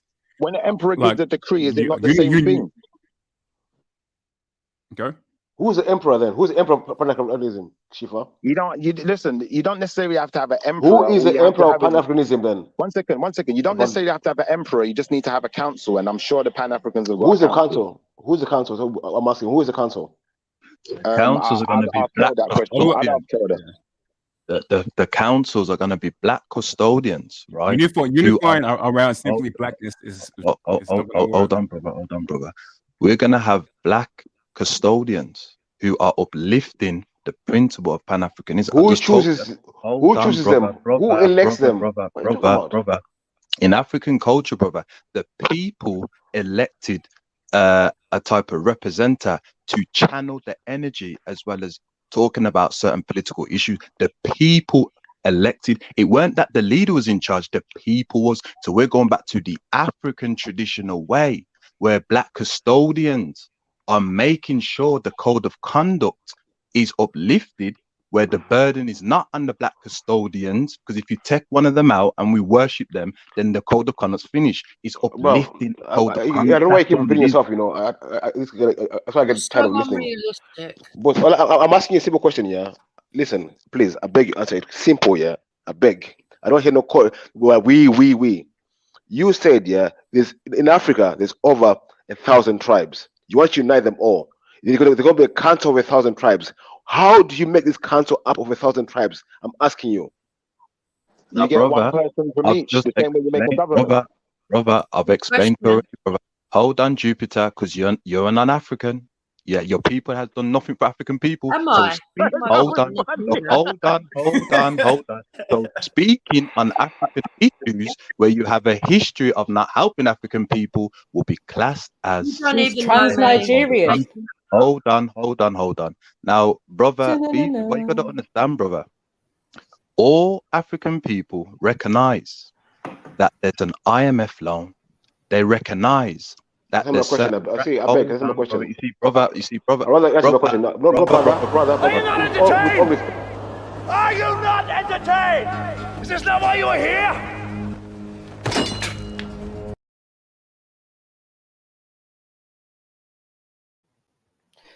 Hit the like button, please, family. Let's get the likes up. Let's keep this nice and civil. We'll keep Great watching the same conversation. thing over and over again. Beefy and then Kale. Big up the content owner. Big up the supporters. Big up. Big up Shakara. Oh God. Big up Shakara as well. Big up. Now, brother, I've explained to you already. We're using political science. So if you market to our people that there's an IMF loan and there's certain types of vaccinations and practices coming into Africa, and the solution is that you show them that if you unite based upon the code of conduct, right, and let them know that without you uniting on this code of conduct, these IMF loan, these introducing free market into the continent where you can't control your resources is going to keep happening. Believe you me, brother, the mind of dopamines will want to survive on that, and we can get our power back. It's simple, brother. It's simple. A common enemy, you unify and you go against that common enemy. That's all I got to say. And what thank you very much. But one second, Jupiter. But you still haven't answered my question. Out of 1,000 tribes, how are you going to make this council up? You still haven't answered my question. I've just told you, all those tribes, brother, all those tribes recognize that there's oppression. All of them do. You see, all of them do. So I said to you, brother, if you market a positive vision of how to get the power back. I'm saying, how do you make the council up? Do you hear the question? The council, which make decisions for all of it. Well, brother, one of the things, brother, is projecting the propaganda. If we have all these YouTubes and Instagram and etc., and we're traveling to the continent, going to use a Western concept called democracy. No. Africans invented the projection of media. You keep forgetting. You came late. We're early. Okay? I didn't say anything about media. How are you going to get your leader? Jupiter. Oh my days. You are a non-African speaking on African. You are a non-African speaking on African. Remember, your people historically have not sincerely tackled unethical code of conduct on African people. So you cannot say, utter, or whisper. You see? So now, brother, what do you think my people are going to do when your people all collectivize? Yeah, what do you think they're going to do? Well, you think they're all going to sit there and just let you charge them? I know this. Now, you know what's very interesting? You have said something which unsynchronized Africans don't understand. I know that your people are going to say to themselves, if we allow these Sun people to get their power back, we're going back to no resources back in the No, ice I'm skate. not talking about power. I'm talking Hold on, about all Jupiter. your warfare Jupiter, hold on. And this is what I tried to explain to our people. You need a military base because where there's economics, there's always been security. But my people, the unsynchronized what in America? Military base in America. What would a military base in America? Why not? Beefy, let him finish his statements, please. But the unsynchronized Africans believe I'm going to go to Africa and I'm going to build up the economy, and the non-Africans are going to shake my hand and say, you've done a good job. No, they're going to burn it down. They did it with Wall Street and they're going to keep doing it. You need a military base. That's all I got to say. Military base can it be in Africa? Why can't it be in England or in America? Brother, we've answered the question many times. You haven't. No, you haven't. Hold on, brother. This is a different question now. I've asked you. Brother, the question. No, brother. The question's still the same, brother. African people are going to have to take their power back. Why is that? I asked you about military base. Brother, hold on. Why is it that Mary J, right, all due respect to her, right, she's a non-African and she understands in order to get power, you're going to have to take it. You can't ask. This is foolish. You're going to have to take, but the unsynchronized Africans, as usual, believe we need to knock the door and beg non-African people, please stop requesting us. Please. Is that my question? Please let go of the IMF. Where are you talking to, bro? We help you all the time. No. Who's the unsynchronized African you're talking to, bro? Hold on, brother. No, Kel. Who's the I agree with the point. I agree with the point.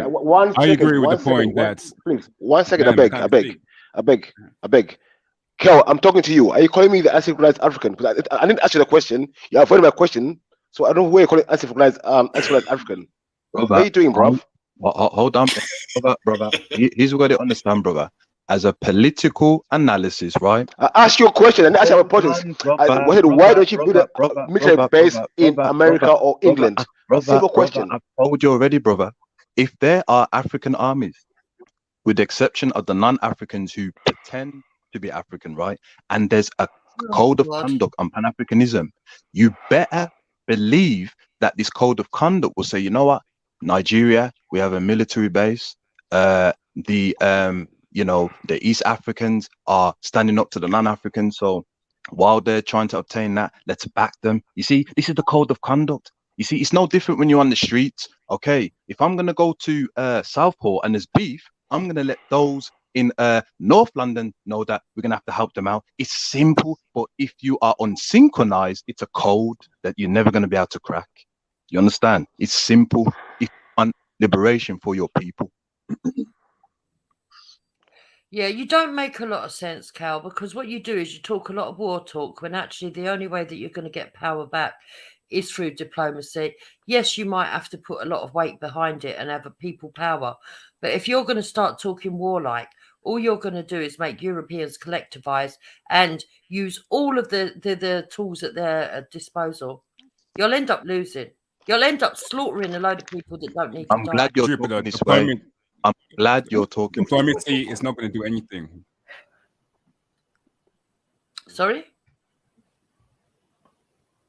I said diplomacy is not going to do anything because you're saying that if people militarize or if they organize themselves behind it, yes, in a war strategy, if people organize in a war strategy, they're going to lose their lives. People are really losing their lives right now. People have been really losing their lives. People are still losing their lives right now. Australia. It's not about being in Australia. Wherever our people are. What I do know is about British people, and there's a hell of a lot of white British people in this country. But this is not singled out to British people. This is not singled out to British people. This is worldwide. They should be proud of. Okay. But they also know the difference between Americans who and their treatment of black people to the fucking Europeans. So then why would Europeans want to go to war with Africans if Africans go back and take over their lands? Why would Europeans need to get involved and start a war there, dupes? Why not just leave them to it? But when he yes, they will. You're not being truthful. Yes, they will. Yes, they will. When he talks about right and wrong, okay, And when he talks about, oh, he's going to start kicking out all mixed race people, and where does he think they're going to go? Hold on. That's going to draw the West in when you say, right, we're kicking them off black land. Yeah, it'll draw the West into somewhere that yet again has nothing got to do with them. So this is why white people should keep their fucking noses out of other people's business. Otherwise, people are going to dead. It will be their business if they've got lots of people coming from Africa because they're colorist. I want to clarify something. First of all, well said, MG. You're using political science and saying that I said I'm going to cast out the mixed race, right? First of all, I'm a Pan-African. I don't believe in the title of mixed race. They're Africans. What I did say was, when we get our power back, and if you are a biracial, unsynchronized African, or a non-biracial, unsynchronized African, and you're still uplifting certain types of tradition of non-African people in the continent, you have to go. And if you don't go, then we're forcing you out. You see? Okay. But you making it as the mixed race, which is very interesting. All right, let me ask you a simple question. Hold on. Because you're calling your children mixed race, right? But the reality of it, why ain't white people called mixed race? You are all amalgamation of different shades of brown. You do understand that? And they weren't called mixed race in slavery and etc. So why are you calling them now? Because you're confusing them from the reality that they are Africans and they're going to face what Africans go through. Be politically educated and don't be deceptive. Okay, so I want to reply you. First, I'm going to ask you a question in a minute, but first of all, yes, you're quite right. A lot of British people are mixed ethnicity, you see. And when I hear people talking about Ireland and Scotland, I think, oh, how funny. Because how many English people have Irish heritage as well, have Scottish heritage as well? Now then, let's go into the greater mixes where we might have Asians intermixed or we might have black people intermixed. It all depends where you want to fucking put the point down and say, right, from this moment on, we're going to call people this or we're going to call them that.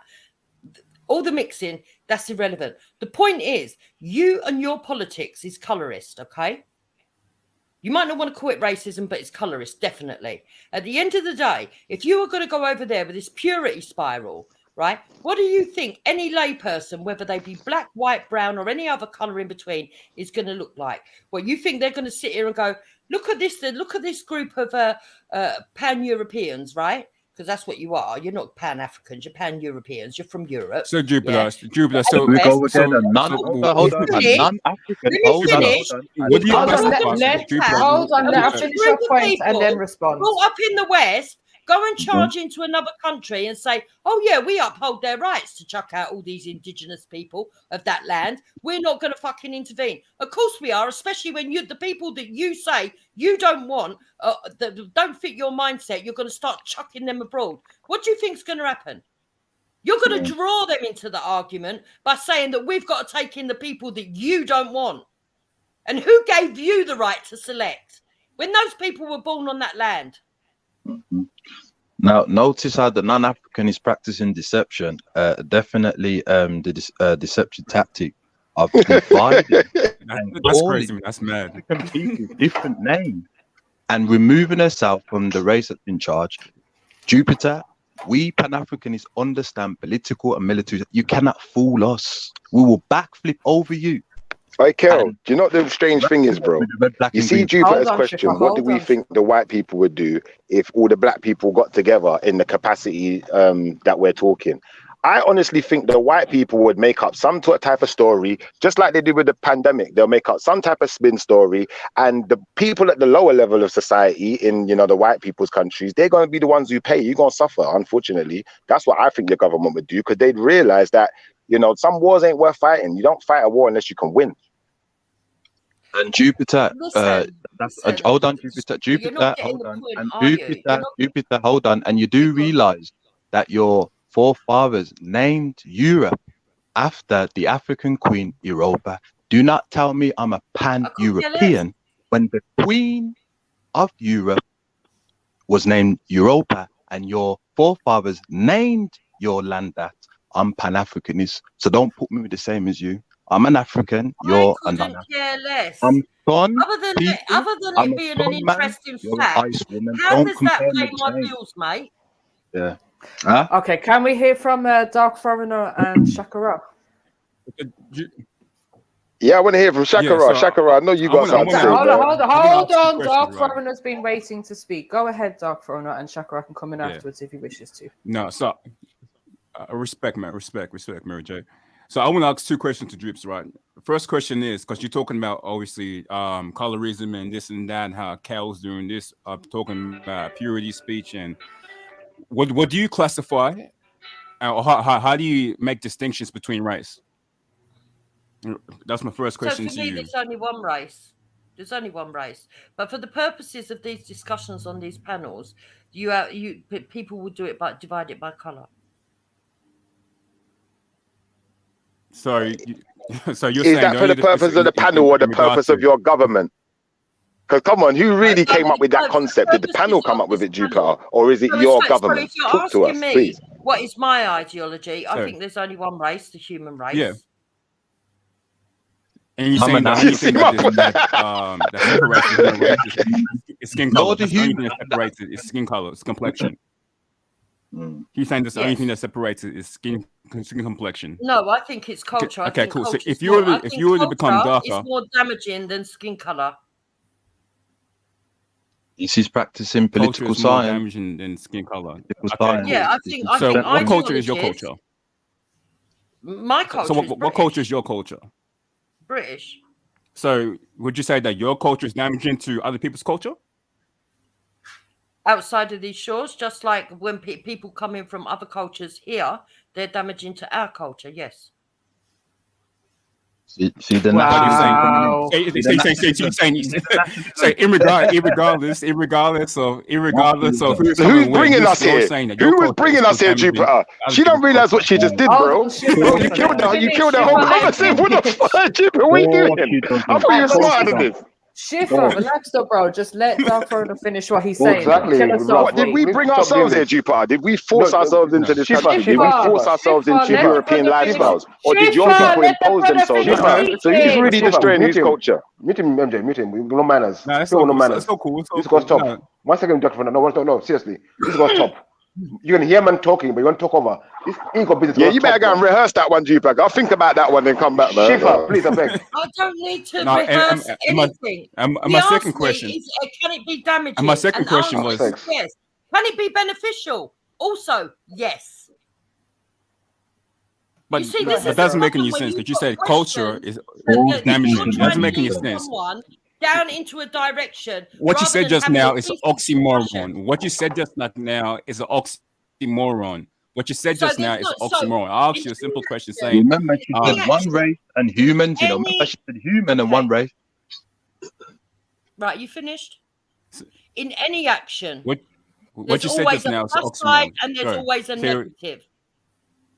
In some actions. So what is damaging about your culture to other people's culture? And in other, what is damaging about your culture to other people's cultures? The positives outweigh the negative. It all depends on your perspective. Okay. So if melanated people's perspective, bro, she's not going to answer you, bro. Your culture, let him talk. And your family's culture are damaging to our people, right? And our history and our culture. Who's our people? What would you say towards that?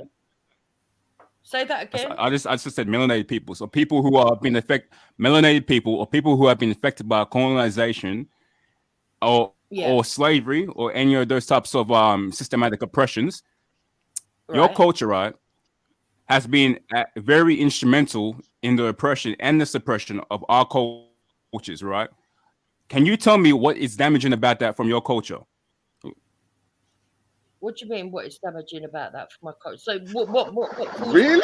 Oh my! Shiva, mute your mic, I beg. I don't understand the question. You want me to tell you what is damaging about colonization? No, I'm asking you what's damaging about your culture.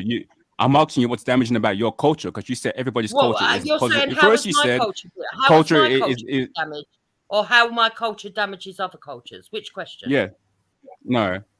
How is your culture damaging other cultures? Right, how is our I think it's the delay.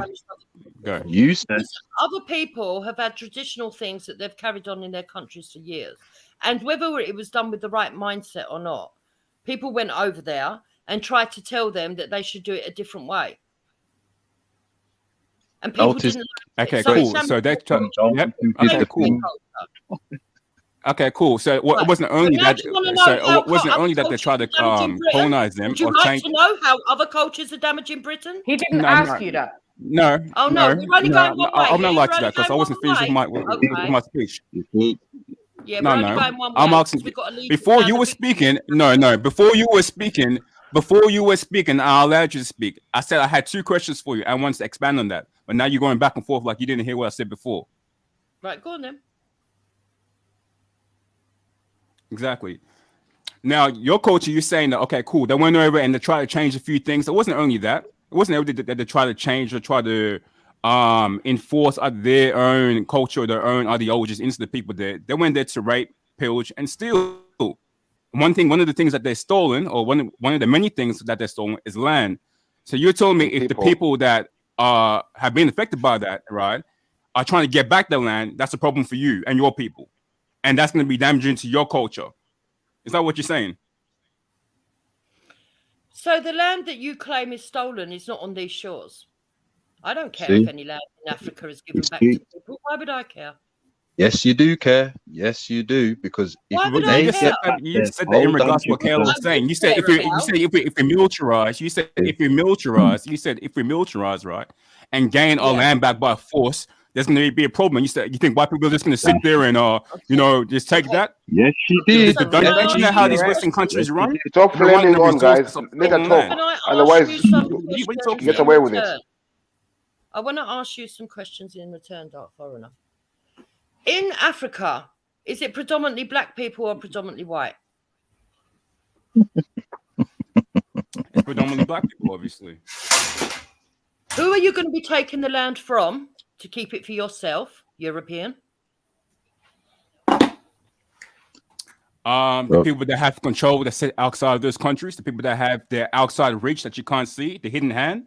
Those people, the people that you say is your culture, the people that you say that's running your country or Britain, the people that run America, the people that run Europe, the people that run Asia, the people that run Australia with the hidden hand. Right. Those people. So you're talking about power, So but what you are want you talking land. about? You're asking it. What are the question? Hold on. You're talking about forces, yeah? You're talking about these people that seem to manipulate the governments in Africa, yeah? So you're talking about all the foreign pressures that are put on through trade deals and everything else. But what you want is land. That land belongs to the people that are already there. And if you think that for 1 minute a whole group of blacks from the West are going to join together to go over to another country to steal their land, and everyone's going to stand there and look in the rest of the world and go, yeah, well, because they were descendants of slavery, we agree with them fucking treating third worlders even worse than they're already being treated. I don't know about no third world, but carry on. That is exactly what you're doing. You're That trying actually to be makes no sense what you just said colonizers, just now. even though you That don't like actually made no sense what you Of just said course just it now. doesn't. Of course it doesn't. That actually made no sense what you said just now. She's practicing her political science. How is a Nigerian or a Ghanaian or Cameroonian or Ethiopian living in the West going to be different from those living in the actual continent? How's that going to be different? So you expect them to be not claim their ancestry or not claim their culture or not claim whatever they hold ties to the land? I'm for real, of course. Let me explain to you what Jupiter's doing during That's verbal absolutely conflict. stupid. During verbal conflict, always invoke emotional reaction of words of trickery to cause division and confusion amongst African people. Jupiter, we know what you're doing. We know what you are doing. We know you need to do that when I'm talking to you, Kel. You need to do that when I'm talking to you as well. Using a political science. She's using a political science. But anyway, and that we should allow others to speak. Let's allow others to speak. Beefy, did you want to come in? Shakara, did you want to say Shakara anything? come in. Shakara also come in. Because I want to chat with Kel without any disturbances. But Shakara, come in, my G. He's just getting the judge ready. Okay. Kel, the first Pan-African meeting. Can you tell me how many Africans were there from the continent? Oh boy. And where was it held? Brother, first of all, from my recollection, that the first Pan-Africanist move was in 1990 in Paris. Then the other one was in 1929 in London. 1923. Hold on, bro. But you see, brother, you're asking me these questions, brother, and you're leapfrogging. Hold on, brother. You're leapfrogging and trying to catch the pun, brother, and you're missing it because you keep interrupting me, brother. I'm going to let you land in the pun, right? Okay. Cool. So the fourth was in 1927 in New York. So there has been many other Pan-Africanist conference, not just in the diaspora, but also in the UK as well. Why are you asking me this question, brother? Why are you asking me this question? I asked where was the first one and how Africans were involved. He asked me the Paris, and you didn't answer me how many Africans from the continent were involved, which is interesting. I've just explained to you, brother, right? It was held in the diaspora. However, there is other Pan-Africanist conference that was also on the continent too.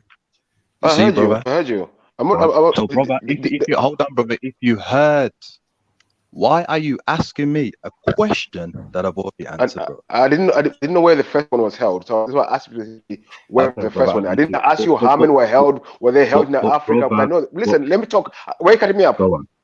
Go on. No manners. Why are you flaming on, my G? What's wrong with you? Go on, my brother. Go on, brother. I only asked you simple question. Where was the first Pan-African meeting held, and how many people from Africa were there? That's what I asked you. That's so hard for you to answer and understand the question. Well done, BC.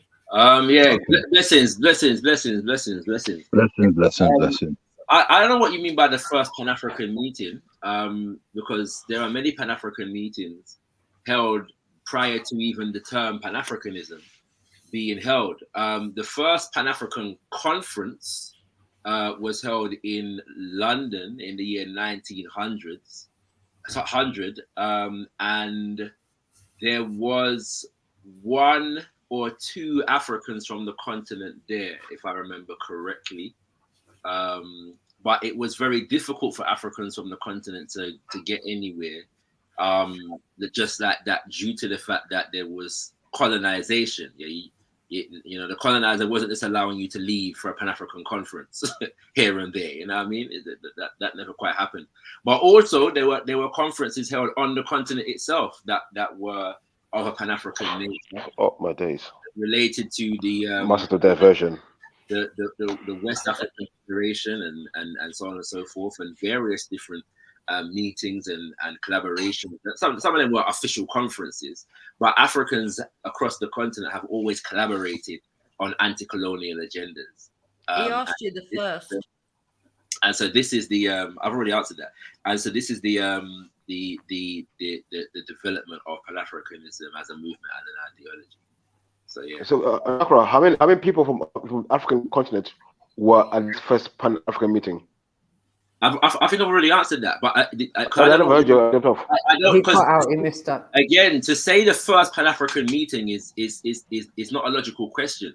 Pan-Africanism is a one second. Pan-Africanism is a goal, yeah, that inspired a movement, and there are various different steps and meetings that took place in relation to that, right? But I mean, on a basic principle, a meeting doesn't have to include Africans from the continent in order for it to be Pan-African. Like that doesn't make any sense. I hear you. So hold on. So if don't do waffling, I can't be. I'm not here for waffling, bro. No monologues, I beg. Sorry. I'm about the life. I'm not here for monologues. Let's have a discussion here.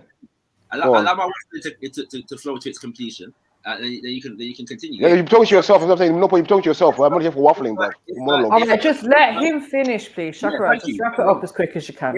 If a Pan-African meeting takes place in Jamaica and there's no Africans from Haiti or St. Lucia there, it doesn't mean it's not Pan-African. You know, it's just a Pan-African meeting amongst people from Jamaica.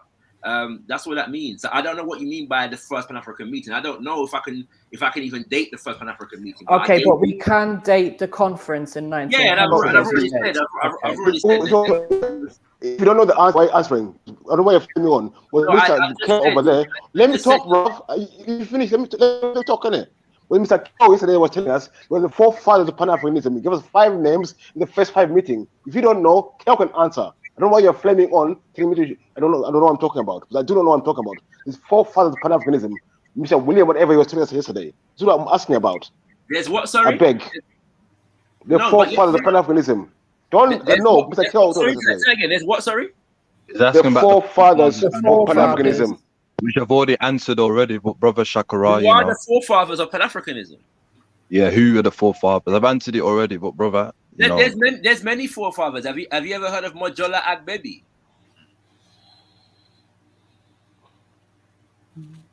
No. Well, I ain't. All right.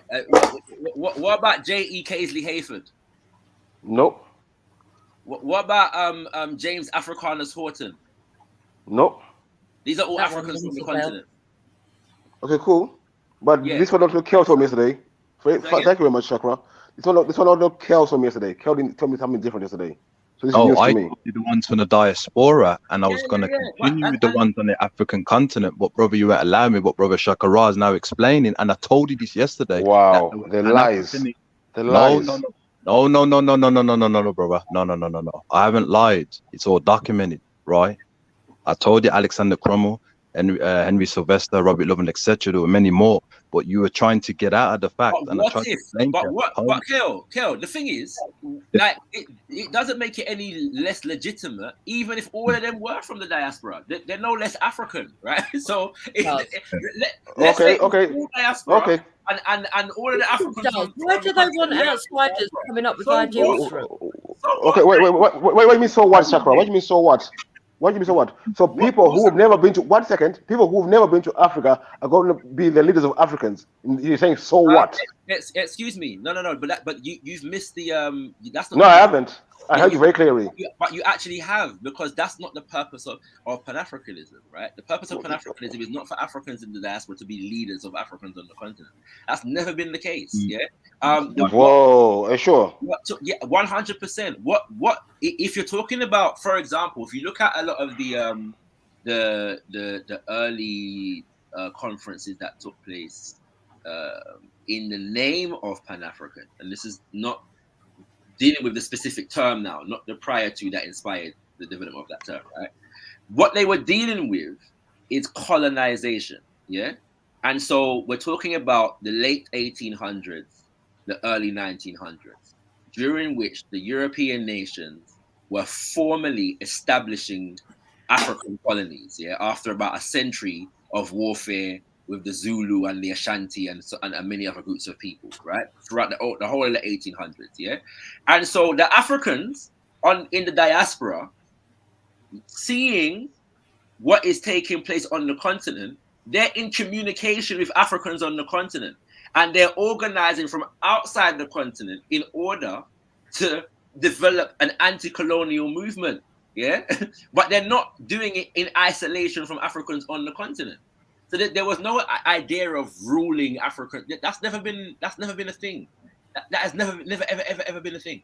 Well, why is Cal going to start kicking out people who don't agree with Pan-Africanism? I've come to realize that people are dishonest. So I'm like 100% sure that if my brother Kel said that there's context that is not going to be given to me from anybody other than brother Kel. So I have no answer to that question. I don't. He said unsynchronized people. No, but this is if we're talking about the nation building and developing of a nation state, every nation has rules designed to discipline and even punish those who disobey the rules of the nation. That's not different to any nation on the planet. There are certain things that if I do them in the UK, I will be punished. And you can be punished for something called treason in the UK, which is crimes against the state. Yeah. So if there is a Pan-African state and it has rules, then they will need to be respected like any other state in the world. Would you promote our government kicking out all black people then? So 1 second. So I'm reading something here. Correct me if I'm wrong here. Yeah. From what I'm reading here, the first Pan-African thing was about the African diaspora dealing with the situation in the diaspora. I'm not wrong. I don't know what you're reading, but you'll have to give me more information for me to confirm. I'm not saying no. If what I'm saying is right or wrong, just say it's right or wrong. But you know it more than me, so I don't know what you're reading or what you're referring to, so I'm not in a position. it doesn't matter much. It doesn't matter what you're doing right or wrong. I'm asking you what African movement set out to deal with people in the diaspora, not Africans. Yes or no? No, I think I've already answered that. No, like you're dealing with Africans in the diaspora and Africans on the continent working out their issues. So it's not either or. Yeah. One of the principal issues when the term Pan-Africanism begins to be used is the fact of colonialism. And so Africans in the diaspora who are beginning to use this terminology are in part concerned about the fact that their brothers and sisters across the waters are having their lands taken from them. People are being genocided against, resources are being appropriated, and so on and so forth. And so they're developing an advocacy movement. Yeah, but that's what Cal wants to do. He actually said exterminate yesterday. Excuse me, I don't know why I'm being interrupted. Thank you very much. Yeah, that is in part advocating on those issues, but also advocating on behalf of Africans in the diaspora. Yeah, there wasn't an either or in this situation. Something. Beefy, your connection. Beefy, can you get closer to the Wi-Fi? Your can you hear me now? Terrible, bro. Hello. A little better. Okay. The initial meeting had 30 delegates, mainly from England and the West Indies, but attracted only a few Africans and African Americans. Among them was a black African American leading intellectual, JEDI Boyce. Yeah, so they were.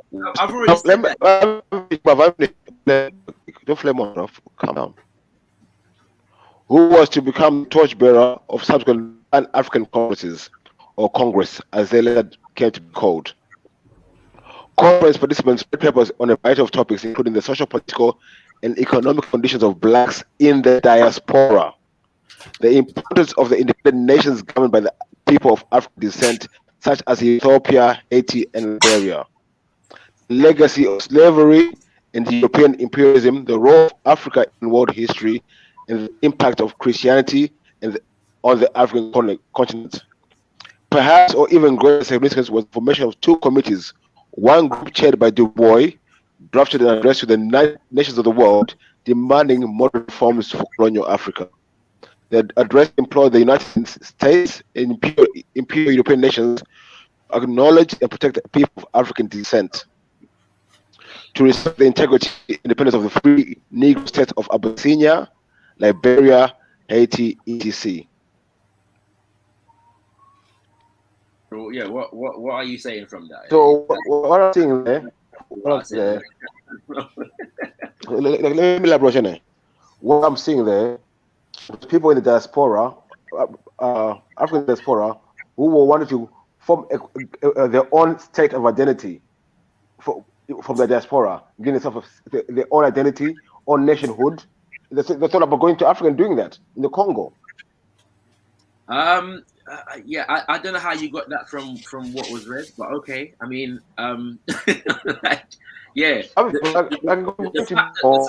fact of the matter is, though, that what you read substantiated what I said in terms of the fact that they had concerns about the conditions of Africans on the continent and in the diaspora.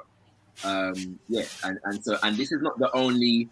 This is because Pan-Africanism is an umbrella terminology. So we don't begin Pan-Africanism with the first Pan-African Conference. And there were other things taking place when after the Pan-African Conference, there were Pan-African Congresses, and there were other things that were taking place that were not connected to the Pan-African Congresses that were also Pan-African. And the most notable of which were the international conventions of the Negro peoples of the world that were hosted by the UNAACL under leadership of Josiah Garvey.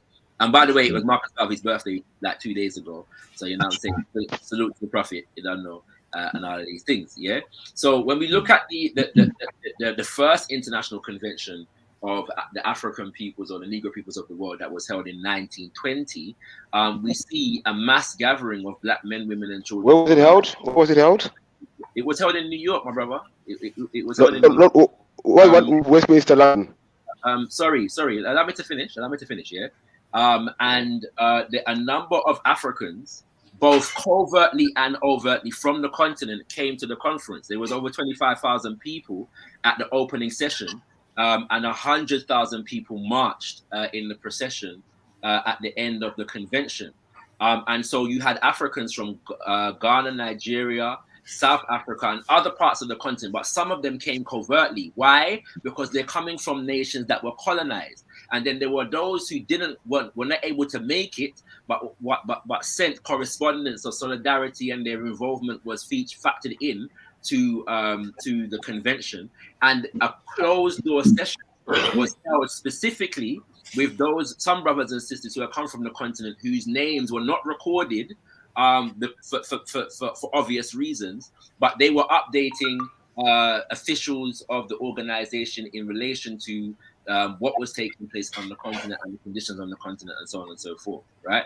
So that was a significant gathering where that was concerned. In fact, at that gathering, a government in exile was elected, and it was stipulated that the potentate of the organization had to exist or had to be an African from the continent itself. Yeah, the president general could be from anywhere, but the potentate. Did they use democracy to elect?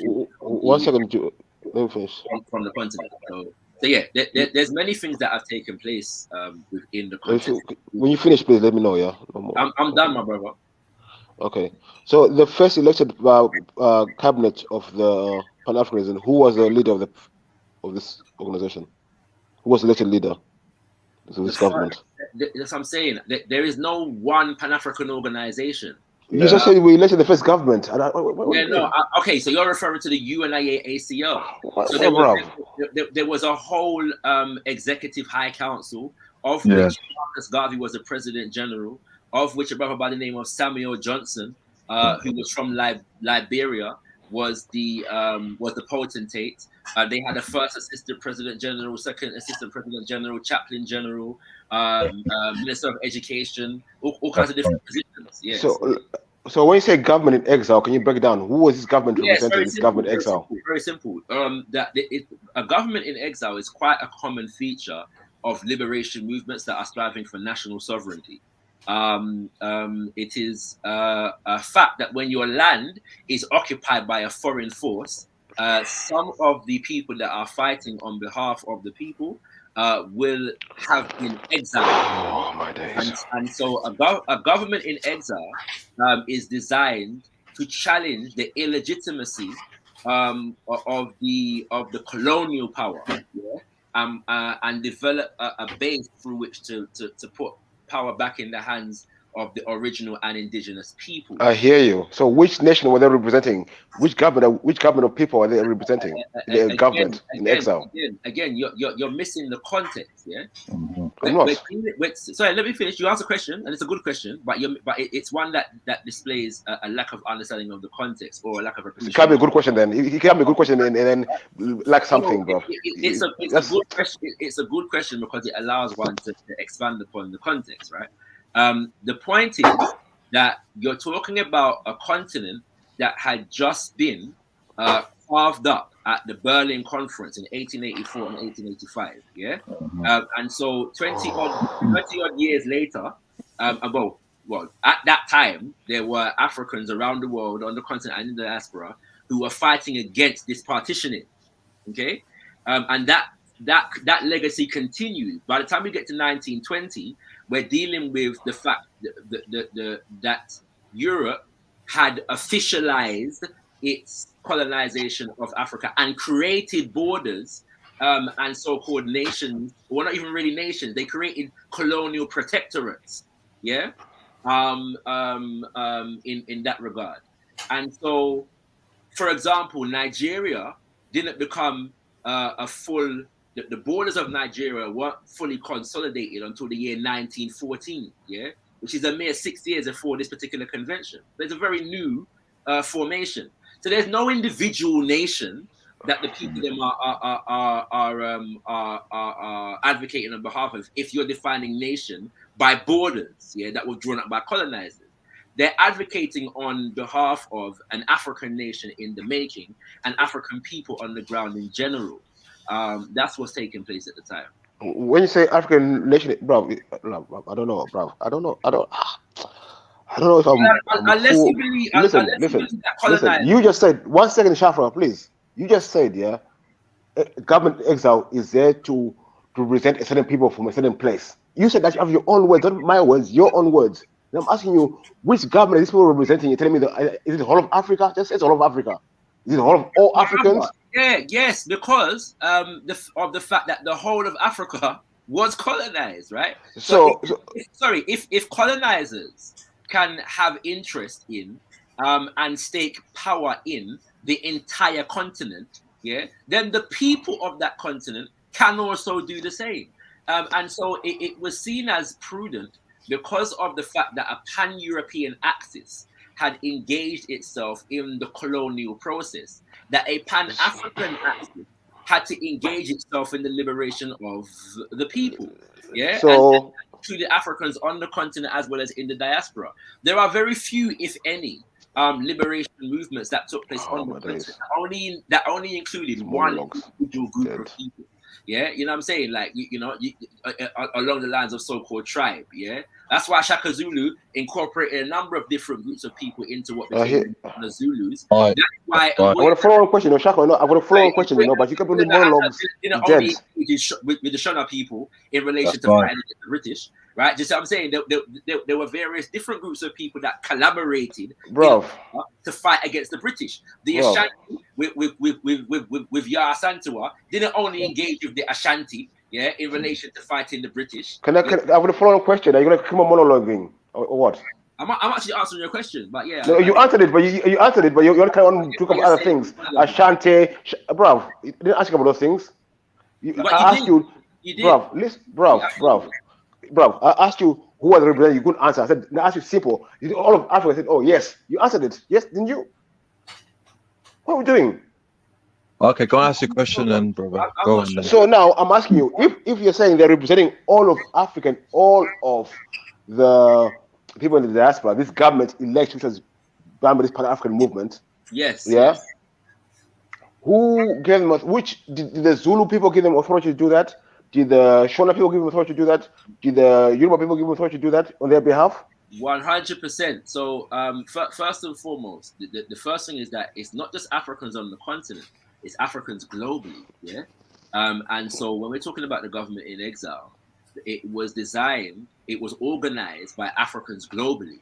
But in as much as there were Africans who were Zulu, Africans who were Yoruba, Africans who were various different other people groups feeding into that process, then yes, it had significant legitimacy on the African continent. Can you show me the Zimbabweans who are this conference? Who gave you the?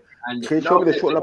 I don't recall if there were specifically Zimbabweans at the conference, but at the same time, bear in mind that the nation called Zimbabwe did not exist in Shona people. Anybody on the Shona tribe there? Right. So one second. We do have knowledge of the fact that there was a man whose name I'm forgetting. Yeah, so forgive me for forgetting the brother's name. But in the early 1920s, he was imprisoned. Yeah, in what was then known as Rhodesia. Yeah, for distributing copies of the Negro World newspaper, which was the newspaper of the UNIA-ACL under the leadership of Garvey. And he was imprisoned, and I think because you could all over the colonial world, Africa and the diaspora, the newspaper was banned, yeah, and so you could and I think this particular brother received a life imprisonment for distributing the Negro World newspaper, and a mass protest took place outside of the prison, yeah, and in order to stave off more trouble, the colonial government eventually released the brethren, yeah, in that regard. So we know of the of instances such as those. That's good. But I don't know why you're asking that in relation to just the yeah, I know. Huh? You can ask it. Why didn't you ask? Well, who gave it legitimacy in Jamaica or Guadeloupe? I'm asking you for I'm from Guadeloupe. I'm from Zimbabwe. I'm Shona. You people are saying that my people. Who gave the British? Which Shona gave the British None. No one. We didn't. We don't want them there. We don't want them there. Do you say we want them there? Yeah. Do you say we want them there? Right. Do we say we want them there? Do we say what? Answer my question. Do we say we want them there? Then if Africans, if Africans come together and collaborate to throw off the authority. Did you answer my question? Did you say we want them there? No, I never said you said you wanted them there. But I'm giving So, you context, right? so now you're saying because you boys, no, right, so now you're saying because the British can do it, you can do it. The point is what you're saying. It's not if you believe that Africans organizing themselves to liberate themselves is the same as No. That's what I'm saying. That's what I'm saying. You're saying I'm asking what you're saying clear. You're saying, but the British came to Zimbabwe, to Mashonaland, and did what they do. You have the right to do the same as well. Is that what you're saying? Telling to me, I'm confused. If that's how you interpret what I've said, I'm not sure how to help you. But it's quite clear. No, it is. It's what you're saying, though. I personally rate your intelligence a little bit more than what you just displayed. So I'm not I rate yours more than you display as well. But come on, bro. No point of it. I just want clarity on what you're saying, bro. If you sincerely believe that what I've said is what you just had, how you just worded it, it is. Yeah. That's how I believe. Yeah. If you say so, I can't really bother to correct you. You know what I'm saying? If people are intelligent, they can judge that for themselves. Okay. You know what I mean? But it's a liberation movement, right? So yeah, one has to appreciate that the anti-colonial fight was not just on the continent; it was an international movement. Yeah, and Africans around the world were concerned with it and employed various different strategies in order to engage in it. Yeah, Yes, they did.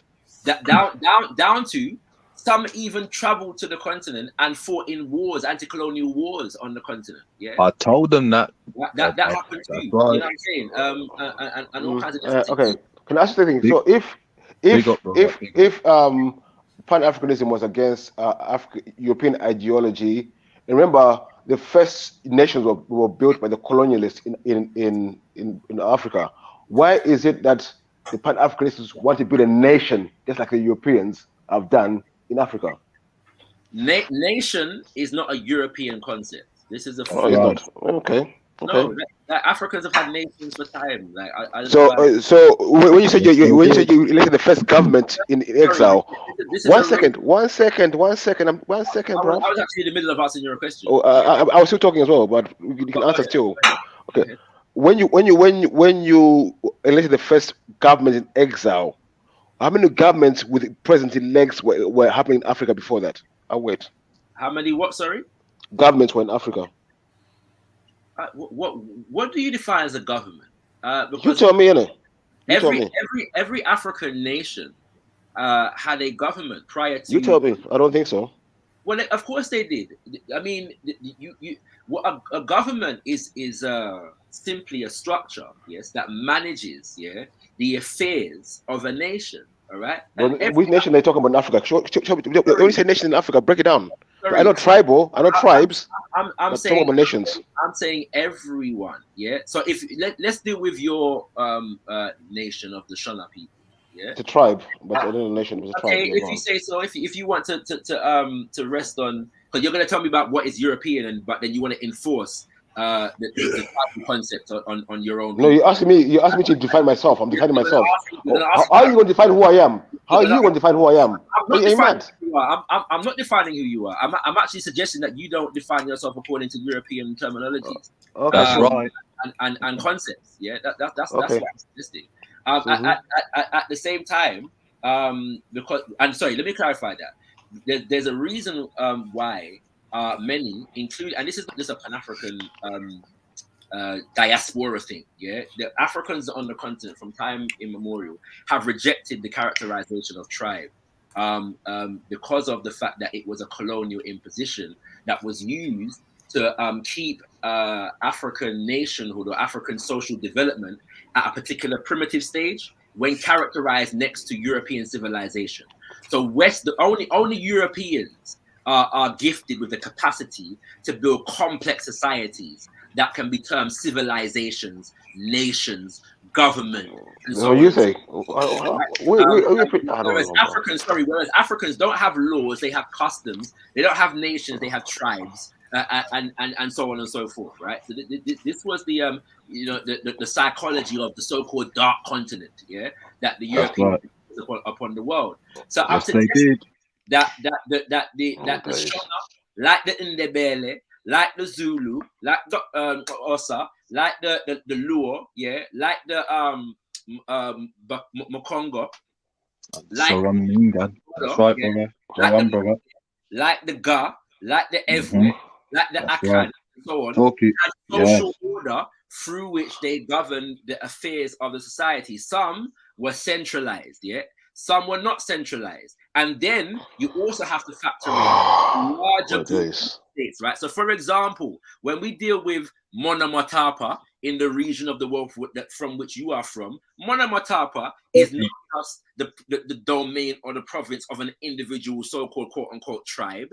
It's it's a larger state formation, so to speak. Yeah. Which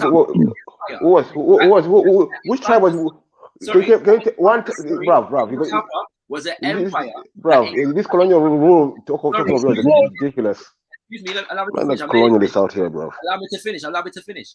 Monomotapa was an empire that encompassed various different groups of people, as was the Congo Empire, as was the empires of Ghana, Mali, and Songhai, and Kan and Bornu, and Senegambia, yeah, and so on and so forth, right? So we often don't give history, because we've been so divorced from a proper of our own history. We often don't give ourselves the credit that we deserve for being able to develop complex people formations and social formations and nation formations, which definitely existed among African peoples. Yes, it did. Yes, it did. Okay, I asked you again. Can you show me one African tribe which had a prime minister and a president? So I asked you. I don't know what you're talking about. I think I've already answered that. You know what I'm saying? But however, if you are suggesting that the term prime minister and president might be insufficient in the long term, I might agree with you. I might agree that we need to go beyond such terminology and such concepts. I'm thinking where the concept come from. I'm thinking where this concept of prime minister and president came from. Where did it come from? This concept. We would have agreement on that issue. Is it a European concept? Is it a European concept or African concept? Does it delegitimize? The question is, I'm asking, is it a European concept or African concept? You've asked it already, and I think I've already answered it. I've said to you that we would, where we are at the moment. I think Kel answered this as well earlier on. Many times, brother. Many times. Yeah. What's it called? Yeah, he answered this in terms of how we would formulate our things, and basically around our own culture, right? We look at our own cultures and develop people formations and so on and so forth. Yeah.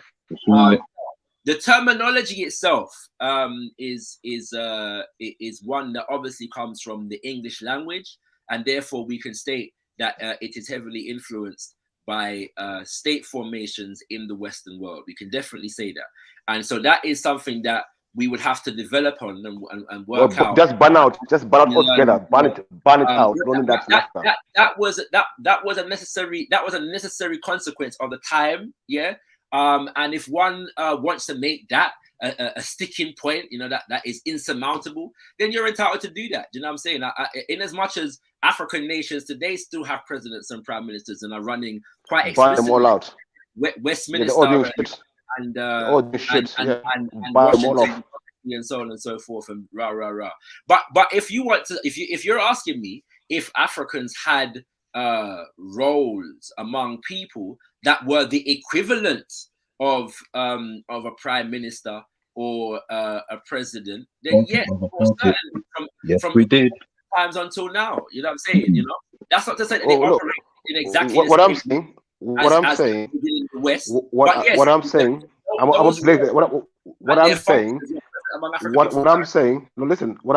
basically is Masons taught by elite white people to have to take over Africa. That's what I'm saying. Because all these people who were these groups were white taught guys in Mason schools taught how to set up these clubs for Africans. That's the only terminology. All dressed like African white people, dressed like them, talk to them, use the same concept as them for governments. I'm surprised. All mercenary nation building. You're missing the process here. My brother, not. You certainly are, because the reality is that if you look at anti-colonial fights on the continent, they were no less prone to using European languages. Yeah, communication under colonialism. We're talking on Russia and Ukraine are fighting, but at the same side.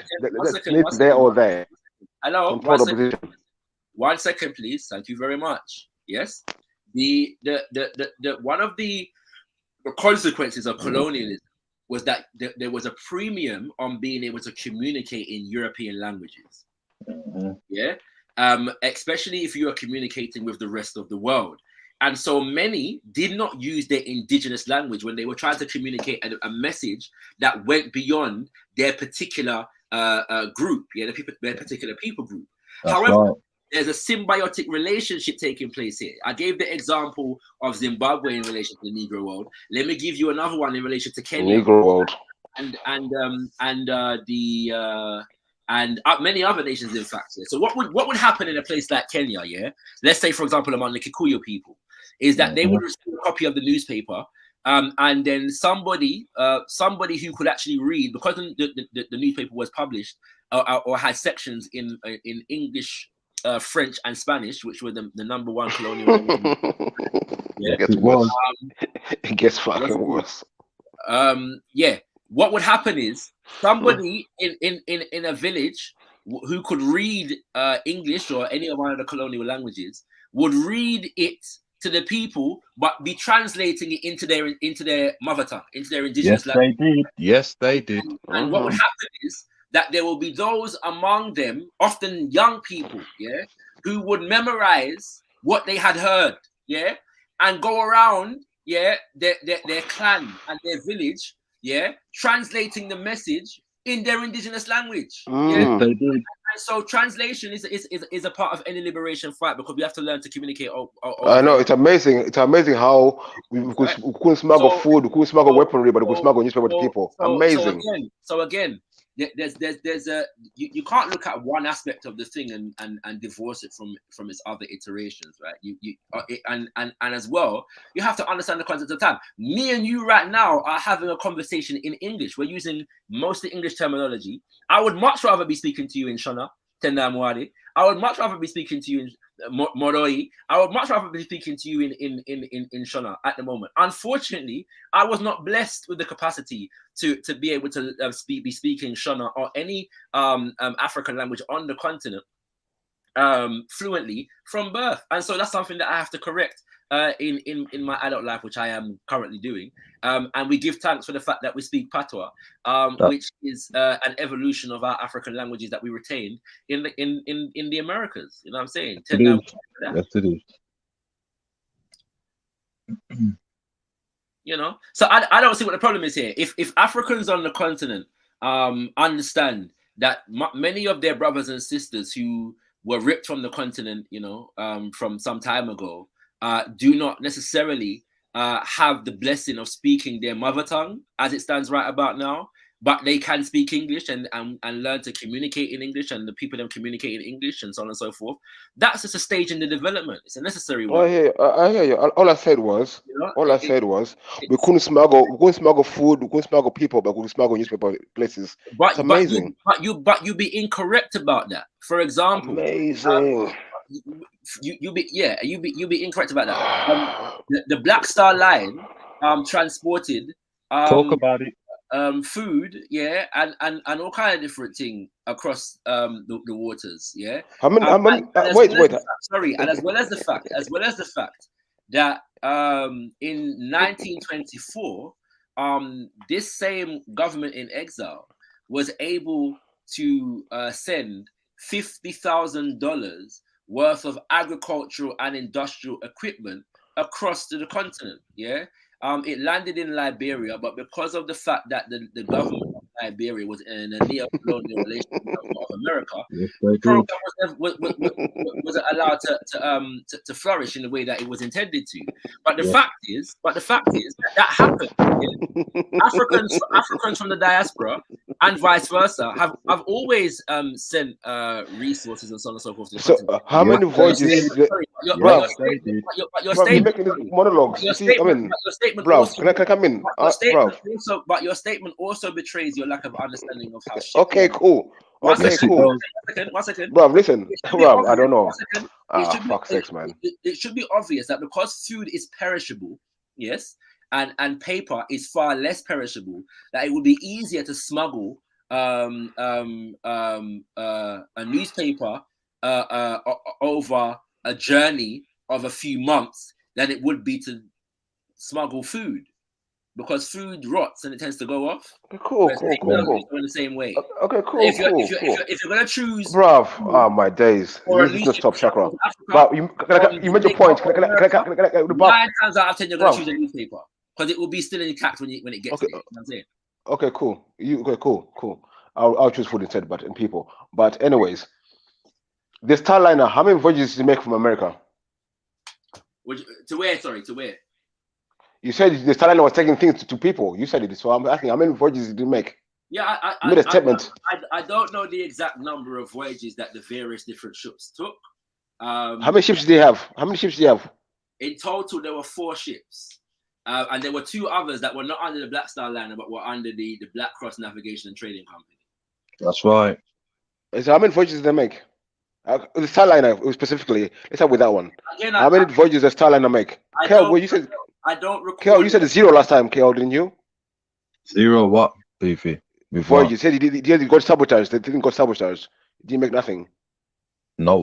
No. What I said was that the symbol of the ships, right?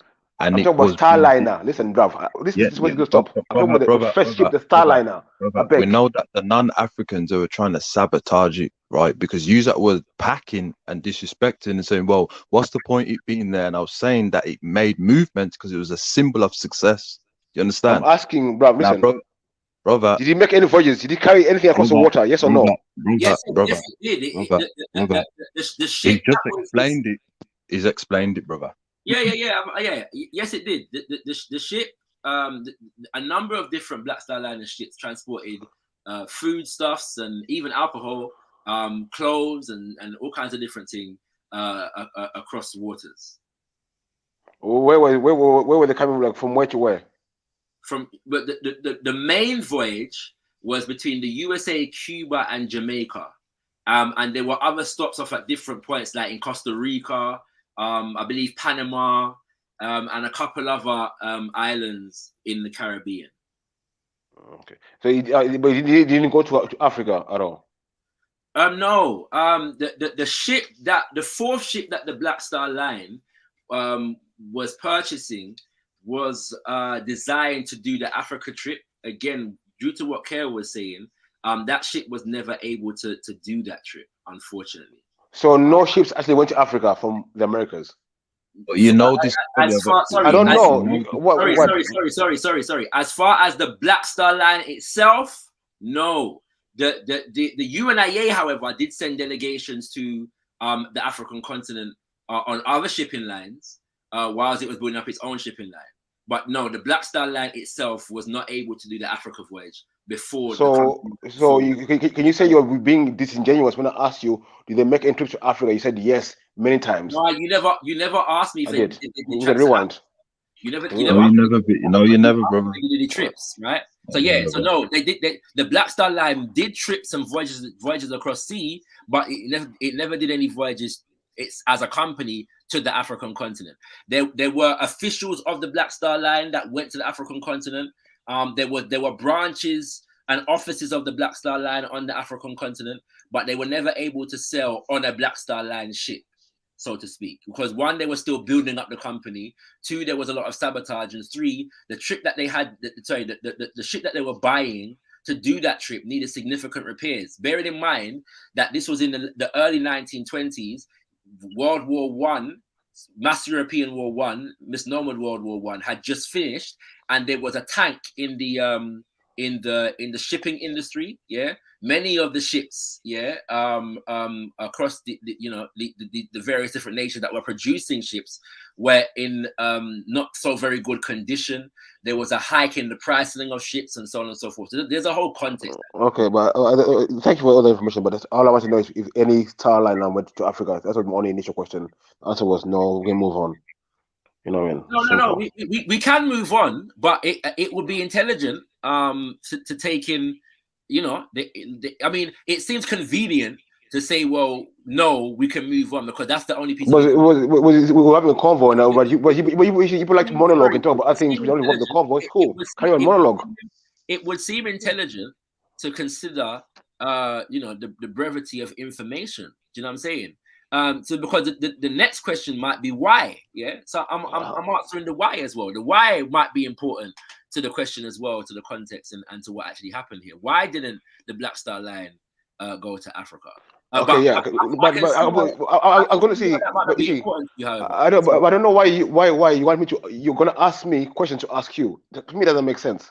No, if you want me to understand, wait, 1 second, man. If you want me to understand something, let me ask my own questions in it. If you can't answer them, it's cool. If you think that's stupid, it's cool.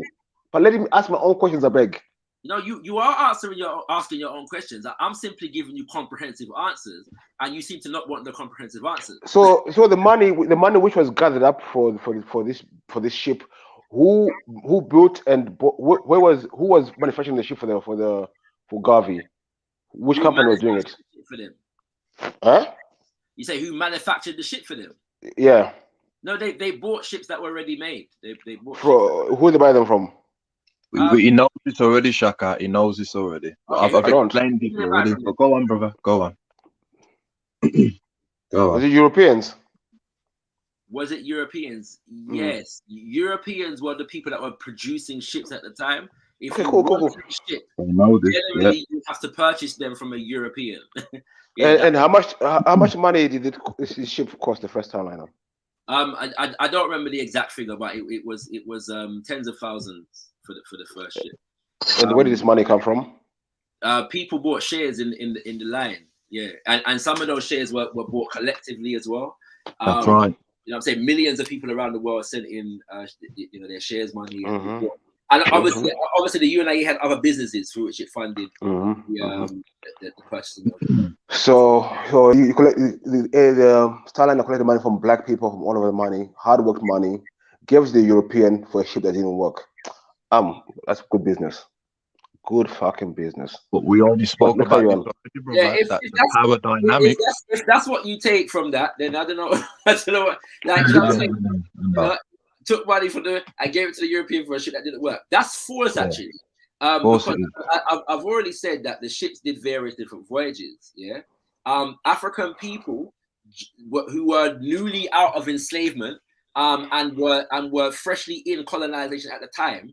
Did not have the industry to create ships from scratch. That was a goal yet to be achieved. We did have the capacity to amass some funds, because of the fact that the UNIA-ACO was a mass organization, including millions of members around the world, to gather some funds and purchase some ships. The ships actually made voyages, Some and I've already said they weren't always in the best condition because one, they were secondhand. Two, some of them had seen war, right? And three, those, even though they were seaworthy, oftentimes they were sabotaged. That's right. What's that about? When I play a music kind of thing now for this distraction kind of conversation. Brother, you're answering the question, brother. You're answering it. You're clarifying it. Talk about Rudolph. My phone was ringing. My phone was ringing. Sorry. Rudolph. Go on, brother. What, can I come in? Because you're making because I asked you how many voyages you made. You couldn't give me a number of voyages. You said you didn't know. So I moved on. Now you're telling me to make I'm disingenuous. When I ask you, wait, let me talk, bruv. Fuck's sakes. When I ask you question specifically, you duck and dive. And you say I've been disingenuous. But I asked you, first of all, how many voyages the fucking ship make? You didn't have the number for me. So now you act like I'm being disingenuous. But why do that for, bruv? I never said you're being disingenuous. You're insinuating I am. I'm simply suggesting that if you want to oversimplify what has taken place here and take it out of context in relation to the idea that they took hardworking money from hardworking people and gave it to Europeans for ships that didn't work. One, that's a false narrative, and two, okay, let's break it down then. Let's break it down. I asked you again, how many voyages the fucking ship make? How many? Count them. 1, 2, 3, 4, 5, 6, 7, 8, 9, 10. Give me a number. Again, I do not recall off the top of my head. You do recall. I bet you do. You recall everything else, but simple question you can't recall. I made. Like I don't know why that's I'm being crucified for that. I don't recall the specific. Is it number. 10? Is it 20? My is brother, it 50? I've already said I do not recall the specific number of voyages that. Do you think you can give me? You think you can give me the numbers? I don't know. I don't. This, but it's not. Listen. Conversation. Listen. Do you think it would be possible for you to give me the numbers? Suppose you got all the info on the how many Thailanders there were, how many voyages. You're the one telling me about the voyages to Panama, to Africa, and this. So hold on. If I can remember, if I can remember the places that the ship went, if I can remember some of the things that the ships carried, I must remember the exact number of voyages. I'm saying then you must be able to find. But I don't know. I don't want to find this information, but you must be able to find out how many voyages made. Am I wrong? What if I'm not right now in the position to furnish you that information? I never said now. Did I say now? I said maybe, bro. I said maybe. So maybe I might be able to get that for you in the future. As it stands at the moment, I don't know the exact number of voyages. Cool. That's what I said. I said maybe we. That's what I said maybe. I said we that find out. Over, my brother. I've said that the first time you answered the question. You said no, I can't. I don't know. That's what you said. I don't know the exact number of voyages. I do not know. Like off the top of my head. So, boys, for me, if you go, like, so let's say equivalent, let's say 10,000 back in the days. How much money will we be talking about now? £1 billion, maybe. I don't know how much money that will be. A lot of money collected, given to some people, and if the ship only made 2 voyages, I'll be pissed. Or only 4 voyages, I'll be pissed. You spent all that money. What did you get back? Let's put it this way. Let's put it this way. The Black Star Line eventually went bankrupt. Yeah. And of the thousands, hundreds of thousands of people, yes, that bought shares in the Black Star Line, yeah. The government of America, when they were trying to stitch up Marcus Garvey, they did. 13 or 15 that were willing to testify against him and the line itself. The Black Star Line, the UNIA, also had a redemption fund in which they were settling the accounts of those who had bought shares, and in fact, the Black Cross Navigation and Trading Company was able to be founded because after the demise of the Black Star Line Steamship Company, many more put even more money into developing another shipping line because they understood the importance of it. Right. So the issue was not okay, so pause. As one investor said, as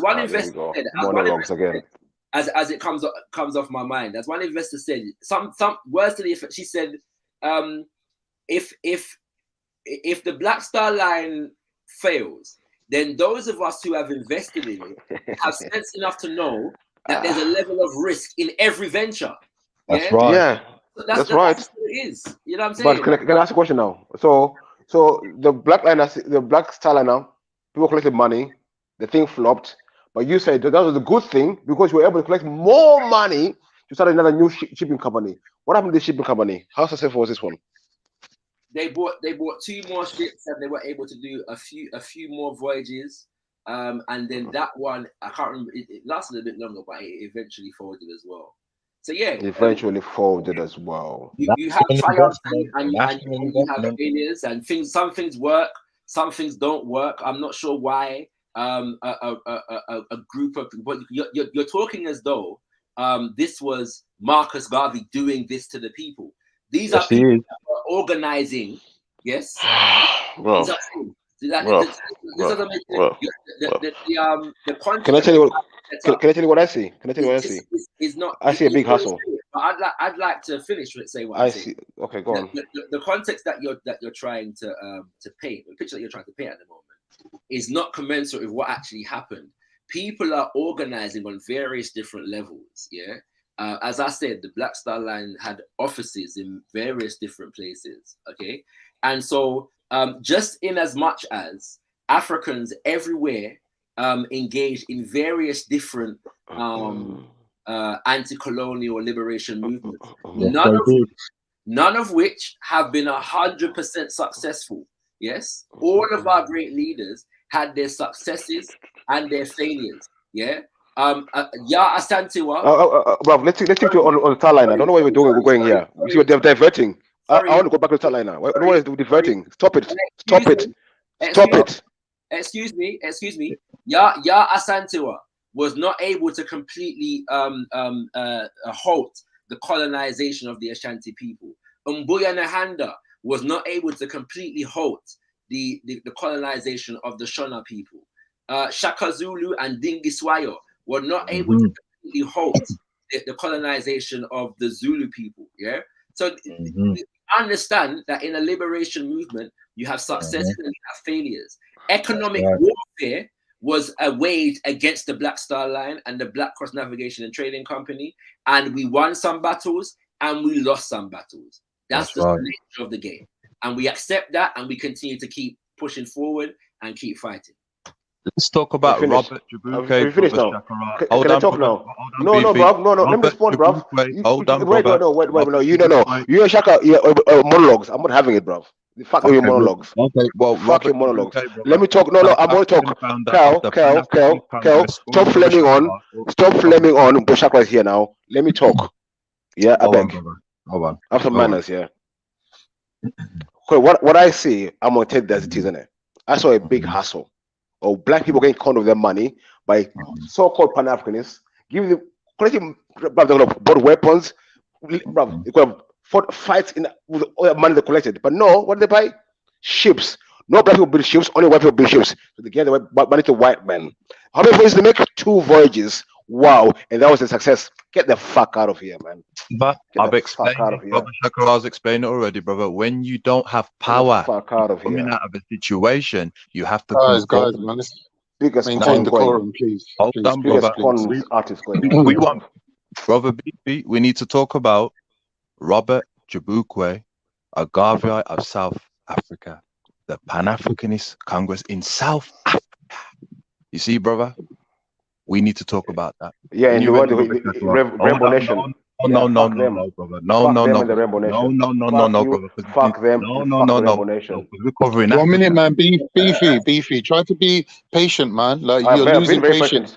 Can I just say to the other side as well, guys, you lot reading off a hymn sheet and rattling on, you're not really helping Beefy, like, go back and forth with you and have a constructive conversation. And I think as Pan-Africanists, you two should really be trying to convince Beefy, who's like an average African guy, like he's not particularly politicized in any way, right? So you can put your particular brand of politics to him, and you can use him as a test subject. Like rather than it being you reading off of hymn sheets and boring the fuck out of Beefy. Like, I just wanted to say that, innit? Like I think this could be constructive. I'm gonna jump off now anyway. The non-African is using trickery, words of confusion to disrupt and divide. You do the same thing as well. I've been listening for 2 hours, and the last thing I heard Beefy saying was, get the fuck out of here. And I don't want it to go down to that level. When we have 2 prominent members of Pan-Africanism on the panel here, blessing us with their knowledge, I think that the people can hear a constructive debate. Robert Beefy is on liberation, and he doesn't like the liberation. Order. Hello. Yes. We're going to try to have the ability to try and do one at a time, please. You know what I mean? I'm back now. Ugh. What did I miss? To be fair, Matthew, Khan did just jump on a second ago, and I think I'm a grown ass man. I don't do politics. I don't do politicking. I ask a simple question. I want a simple answer. I don't need no more fucking monologues. I don't need all this fucking bullshit. We're not politicking here. We're people having conversations. Do that in Parliament, not here. I beg. I think, we just need to bear in mind that, to bring other people into the conversation, to try and keep answers short and to the point as much as possible, but also have patience with each other and allow each other to finish. I've got questions, Mary, but if I ask a question, instead talking about A, B, C, D, and Z, and tell him to shut up, I'm not. I know, and that's why I said disrespectful. keep It's rude as answers well. concise and to the point. Where we The thing is, dialogue and statements need clarifying. You can't say a little bit of information. You could mislead. So we need to monologue and bring benefit of the statement to clarify for our people. You understand? So I'm gonna say this here: if my answers, brother Beefy, are inconvenient for you at this moment in time, I gladly disappoint you. Yeah, I make no bones for that. If you're asking me questions, then I don't know why.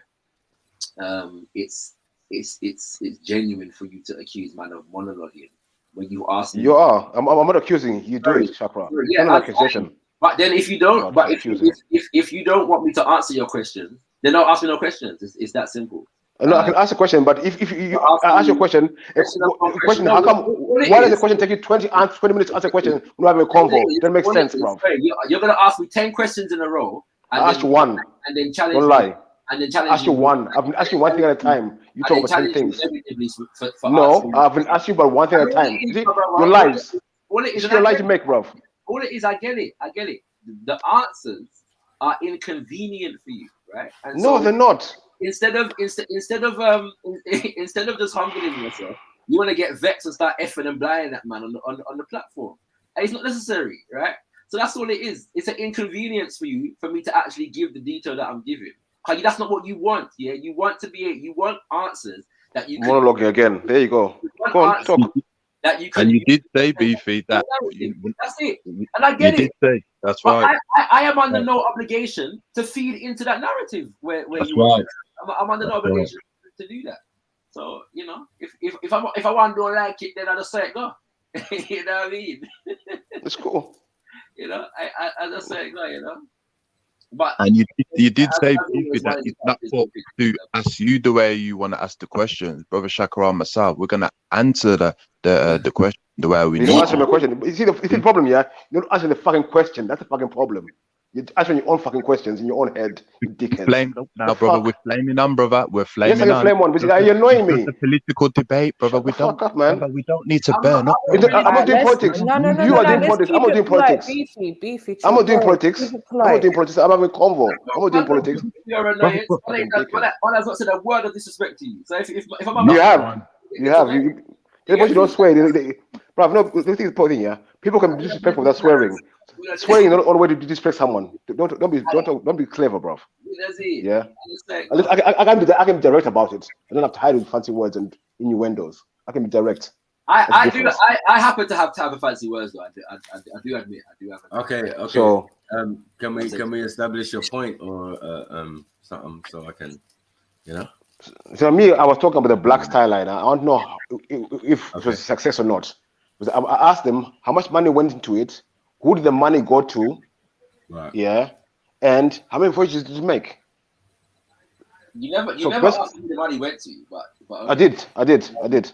But okay, but yeah. So, but at the same time, I mean, the wages of ship captains and personnel, were paid, and sometimes everybody didn't get, what I'm saying, what was due to them because of money had to be spent on repairing of ships and so on and so forth and blah blah blah.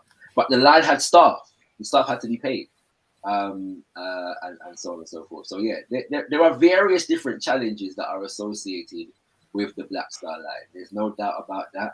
And if one wants to use those challenges to indict Marcus Garvey as an individual forever and ever, Amin-Ra, then do that. Yeah, you're entitled to that, to do that, innit? You know what I'm saying? But if you're going to ask me a question, then expect an answer that is commensurate with actually what happened and not one that is convenient for a particular anti-Marcus Garvey narrative. It's not going to work, right?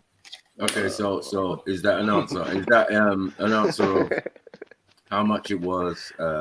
What? I don't know. How many voyages it made? Is that your answer?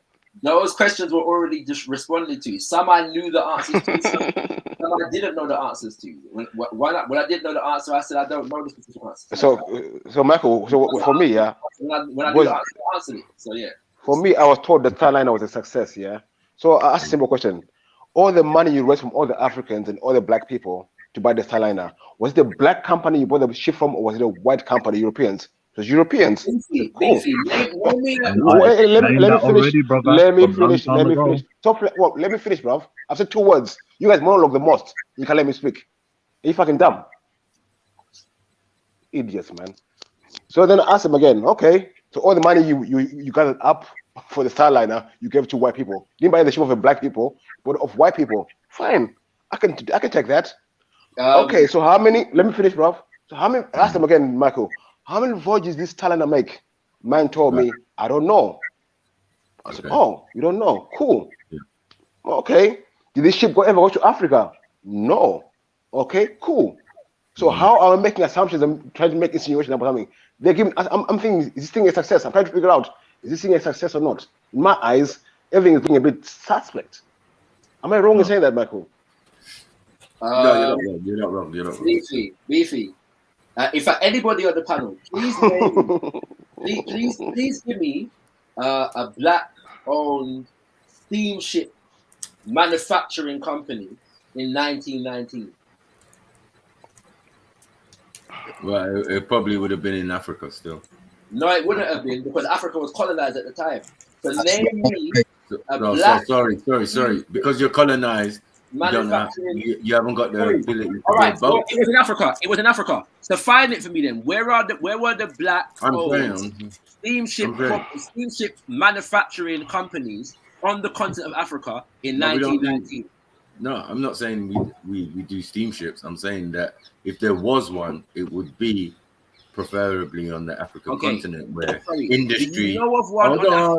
Where industry was rife, right? Industry was thing. They have loads of ports, all over the continent of Africa, and some of them have been there before Europeans even had boats. So you know, and there's 2 boats in Africa.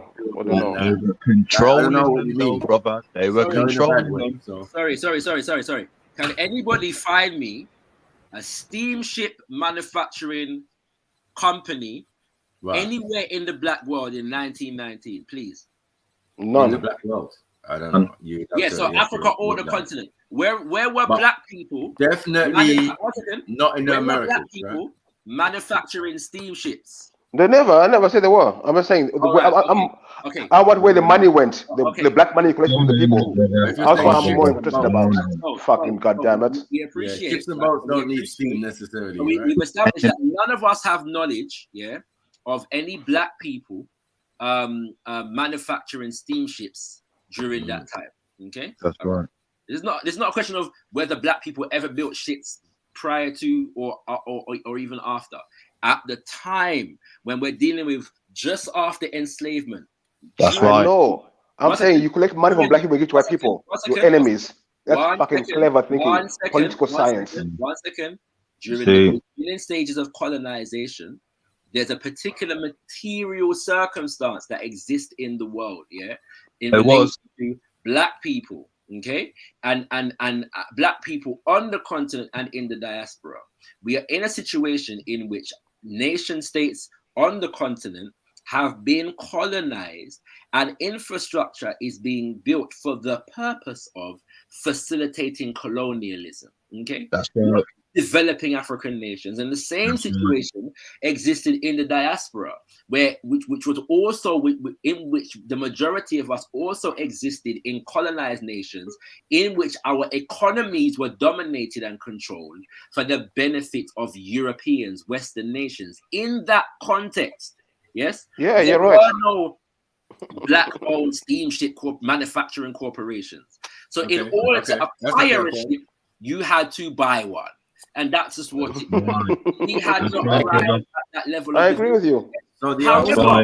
However, it would be true to say that we know that the UNIA-ACO had that intention. Why? Because they were manufacturing their own clothes. They were manufacturing their own hats. They were manufacturing their own books and newspaper. They had a printery. They were They were growing their own food. They were nursing their African people. They were also given, but they had their own nurse and midwifery training services that were caring for African peoples around the world, as well as giving birth to babies and so on and so forth. UNIA was manufacturing black dolls. Yeah, That's right. Monologues. But Starliner. Let's consider those Starliner. Yeah. Starliner. So we know. Starliner. Again, this is where we get into this is where we get into the inconvenience of the analysis, because one wants to charge the UNIA ACO as wrong for buying a ship in a context. I'm talking about you. But for some reason, let's deal with Starliner first. Let's deal with Starliner. For some reason, what the UNIA ACO was manufacturing, nobody wants to deal with. We can deal with that after. We're not finished. Okay. One second. So we've established that they made hats and coats and their own pick stuff. up the family each and every time, man. But the boats they had to buy from Europeans. Okay, no problem, right? And we understand that, right? I think we kind of understand that they're in the Americas. Yeah, they do build ships and boats in the Americas. So they went to the nearest port closest to them and tried to do deals, right? Right? I would assume. This way it gets iffy. No one wants to answer simple questions like that, Michael. The technical questions. I'm just assuming that I mean from the summary, right? That Yeah. At the end of the day, yeah, this is what it is. Okay, cool. So I mean, I don't really see the problem, because we know at the end of the day, it was not an overriding success, right? It was Michael, they bought a ship which was broken. They bought a ship. The idea of sabotage. It was a success. The idea of sabotage and Marcus Garvey sort of go with that kind of rhetoric, or the long run or the long and short of the story. So like, we're not going to say it's a success. No, we're not going to say that. We're going to say the idea was a good idea. Can I just interject? Oh man, 1 second. Sorry. Can I just interject? Big up the panel. Big up the panel every time, man. Big up, Fred. I'll big up every time, brother. I was just gonna say though, do we have room to learn from these failures, or should we just not do them again? Yeah, not do them again. Yeah. Yeah, we do. I agree, Freddie. Not do them again.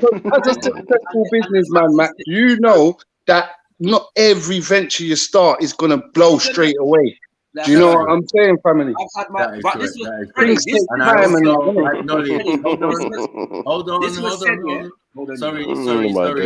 I also flaming on European involvement in trying to scuff out that idea and plan. I do. You know what I mean? I'm it's a constant thing, right?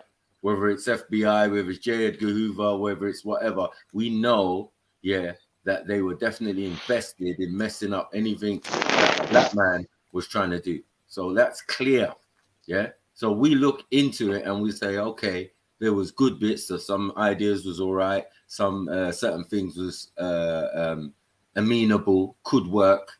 Do you get what I'm saying? In the place that they were in. Because remember, they're not in Africa, they're just Africans, yeah? From different parts of the world, right? They were in Africa though, because they were as far as they were, they had various different branches in Africa. Bro, since the founder and the leader never went to Africa, I think at that time it's an organization, but it's an organization, and it's not in Jamaica. Hold on 1 second, bro. It's not in Jamaica. It is in Jamaica. This is what I'm trying to say. Bro, it started in Jamaica and then he went to Americas. Like, bro. Just relax, man. Sorry, the UNIA ACO. Look, relax, bro. Flaming on. Guys, stop flaming on, man. Marco is talking. Stop flaming on. What are you doing? Please, oh, sorry. Marco has been talking for the last 5 minutes, but go ahead. Lugo's talking. Chapa, he's talking for 20 minutes. I know. No, go ahead, man. I'll speak when you finish. Go ahead. Stop flaming on, man. I know when I speak, it hurts. I know. I'm in so much pain. Right. So we trying to have a normal discourse without me flaming on and just roasting everybody. You know what I mean? So we're trying to have a nice Friday, Friday. This is a very old subject. Do you know what I'm saying? For some of us, you know what I mean? It's not nothing new. Do you know what I'm saying? So like we're just gonna, we're gonna do, because you lot are doing what you normally do, is why you're coming up against so much resistance. Do you get what I'm saying? Sometimes, because it's like, yeah, I hear you, but sometimes to answer a question, it can be simply. It doesn't need to be all of this extra wording and all of that and which obviously people can't make points on. Do you get what I'm saying? Because it's so long-winded. It's like you might have had a point, but then it's lost in the word salad and all of this type of stuff. You know what I mean? Not to be rude or disrespectful, but bro, to make a decent conversation, yeah, let's just be easy. You know what I mean? These are things that have happened in the past. And the thing that our brother Freddie's asking, can we learn from the frailties? You see what I'm saying? And even he's admitting that some parts of it were a failure. To admit something was failed is not saying that that individual is responsible necessarily. We have to look at the circumstances around it. Yeah, and we have to be honest. And if we look at the circumstances around it, we can see that there was some scuffering, there was some internal stuff going on, there was some embezzlement, there was some fraud, there was some all sorts. You know what I'm saying? Some might be just propaganda. You know what I'm saying? Others might be actual factual. You know, people going in prison and shit. You know, people getting shot at. You know, it's interesting. Do you know what I'm saying? Because like, yeah, we say Marcus Garvey, but the guy pumping bullets into him, yeah, for what reason? Why? Because you took people's money. Do you know what I'm saying? And they felt that you never came through on it. You know what I mean? It's despite all you lot's protestations and saying he did this, he did this, he did that, to the people that it really mattered, they kind of took it into their own hands in certain respects, yeah, and tried to blow him away. You know what I'm saying? So very interesting dialogue with us now. Very interesting dialogue. It's very interesting, some of the things that happen. So as I said, we look at the positive, the negative, and overall, we generally don't disrespect the individual, yeah. But we are grown enough to say, listen, I can do this, I can follow that, I can take that out of it, and I can leave this, because some of it is a man's life and a man's character, and that has nothing to do with me. If it's the end goal of his or the end plan, yeah, I could be interested in that. And we could say, okay, his idea to do this and do that and do that is what I would follow, the blueprint. Something we've definitely been asking for a long time, right? Yeah. Let's not go there. So, yeah, I just feel that, you know, this subject, Marcus Garvey, we just have to look at it objectively. There's no emotion in there. We don't hate on the brother or the individual. Do you get what I'm saying? He represents all of us. Do you get what I'm saying? But at the same time, he's still a human being, just like any other person. Do you get what I'm saying? And we've got to look at the time, 1920s and, you know, earlier. It's like, bro, it's difficult for a black man anywhere. Do you know what I'm saying? They're calling you. But he made it successful, though. He made it successful. He tried. No, brother. He practiced national investment, brother. Hold on, brother. National investment, brother. National investment. Which nation? National investment. Which nation? Marco, are you finished? Sorry, are you finished, Marco? Yes, I'm finished. Yeah, finished. All right, okay, cool. I won't comment on how long you spoke for and how many words you used, right? At the same time, there's two quick points that I want to make, and I'm going to ask a question. The first, is in relation to the success and the failure point. Obviously, heads weren't here for a significant amount of the conversation, but this is why, honestly, it's important, because it was said a long time ago, and it's been said many, many times in relation to the ULA-ACR, in relation to the Black Star Line. Certain things were a success, certain things failed, certain things worked, certain things didn't work. Yeah, that's the need of every liberation movement. Yeah, it was already said that despite the efforts of Yah Santua, the Ashanti were colonized. Despite the laudable efforts of Mbuya Nahanda, the Shona were colonized. Despite the efforts of Shaka Zulu and Dingi Swayo, the Zulu were colonized. Yeah, we know that we have successes and failures at every stage of the movements to fight colonization of African people.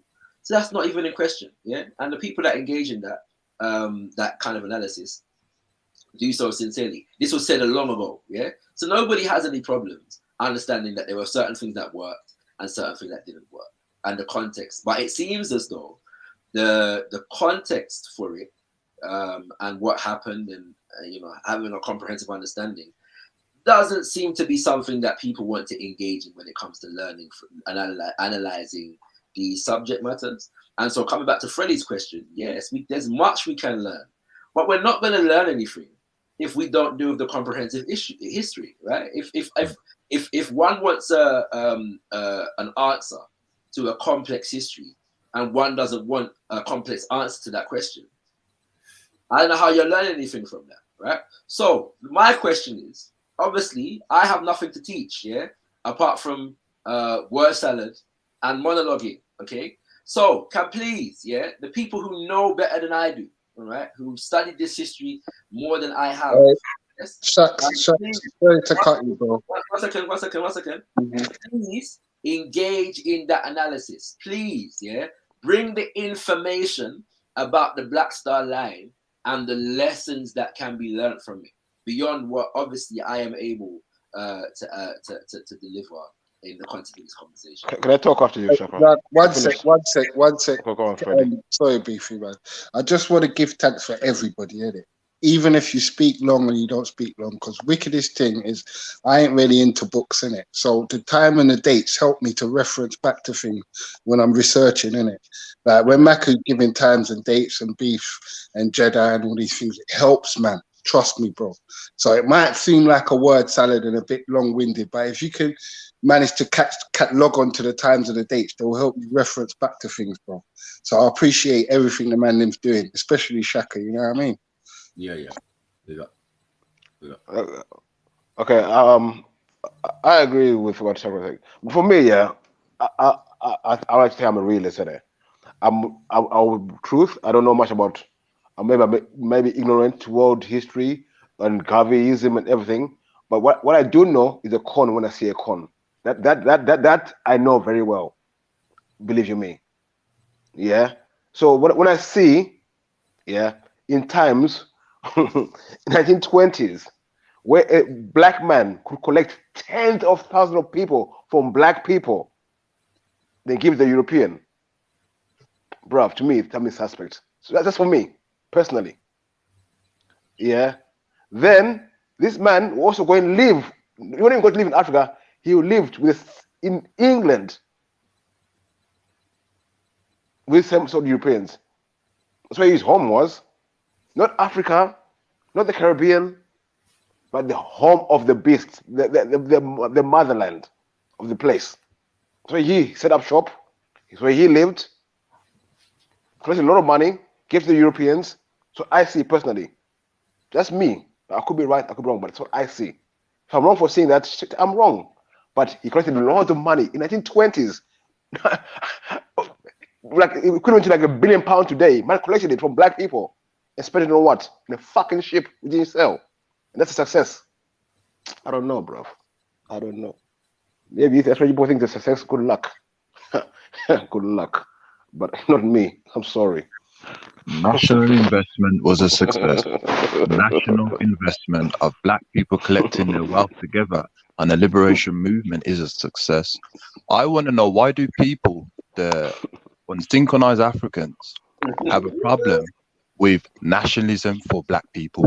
And you know what it is? You know what it is as well, yeah? It's a thing whereby, considering 1919, yeah, in the United States of America, this is the time of Jim Crow laws, lynching of black people. It's the time of colonization of the entire Caribbean, South America, the African continent, yeah?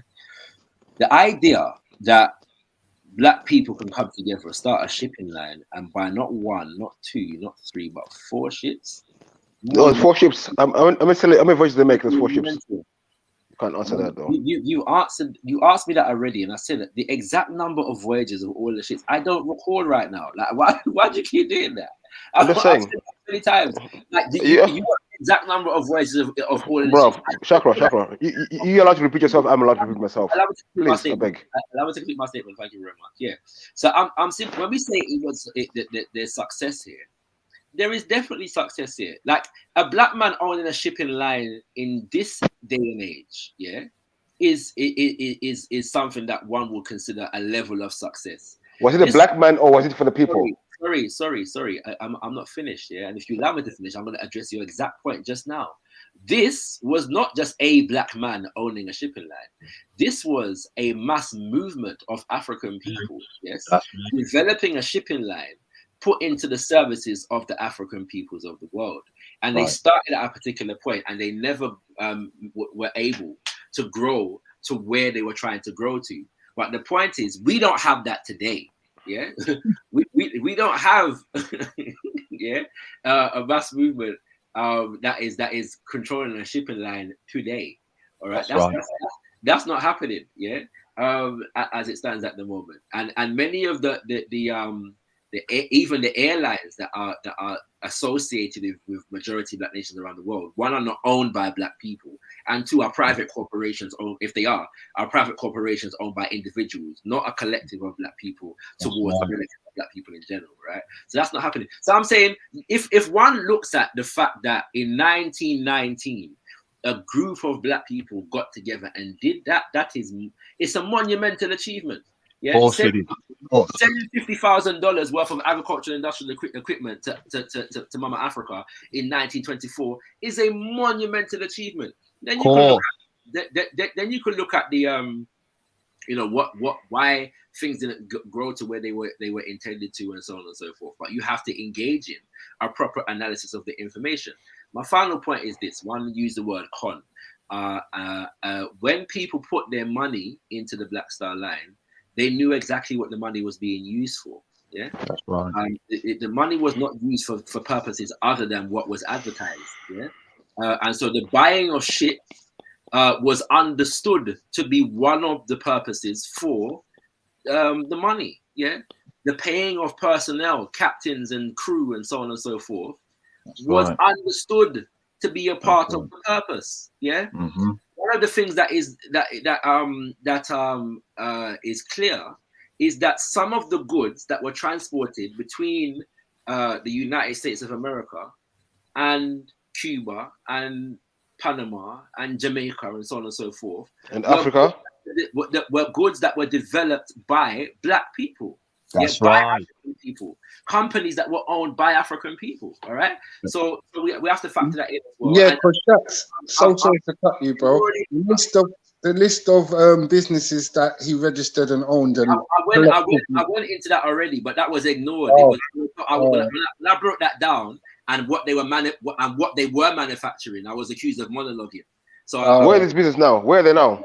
We're not going to go into that again. Where are the business now? Where are they now? No, some of them lasted decades on BC, man. Decades. So I said, but the point I was actually trying to make was, no, the UNIA didn't manufacture ships, but it did manufacture this, and this, and that nobody wanted to do with that. That was conveniently ignored, right? So we're going to move on from that, yeah. So when we use the word success, when we use the word success, there are many things in this scenario that can have said to have worked and been working, yeah. So we're not going to do away with everything that was going on at the time, because everything doesn't exist today. Yeah, there's a lot that we can learn from. But if you're going to learn from it, then you have to study and actually equip yourself with the knowledge and information of what actually happened. And as it stands at the moment, I'm not seeing any evidence of that. Okay, it's me too, but you don't know how many voyages the ship made. But you're telling me about I don't know. Sorry. What I was going to say is, Robert Djibril, Africa briefly held the sorry. Okay. Yeah, is the some a lot of the stuff that Marcus Garvey did and the NIA, right? Can it be replicated today? So can we probably put our money together and acquire a shipping company or build some ships and do the same type of things, right? Make our own clothes. We can definitely do that. We can, you know, Matt. 100. Yeah. I was thinking, yeah, we can do that. Yes. Do you agree? Everyone agree? Of course, we could. Okay. Now, our lesson. Sorry, learn from that situation is that most of us now can do that without getting shot, right? Because you just conveniently want to leave that out, that a person that you're collecting money from, a person who is a great, generous donator to your organization, took it upon himself to reach Marcus Garvey's premises and bust 2 shots in him. Now, we're smart enough to know that, listen, whatever a brother was doing, and then whatever he was doing also landed him in the presence of the authority. Then a supposed jail sentence with a deportation. Really? Yeah, but you know what? We can say the same about all our black leaders. No. We're not going to say. No. How many were shot? Sorry. How many were shot from the point of view and blah, blah, blah by their own people? No, Malcolm X was one of them. Very many.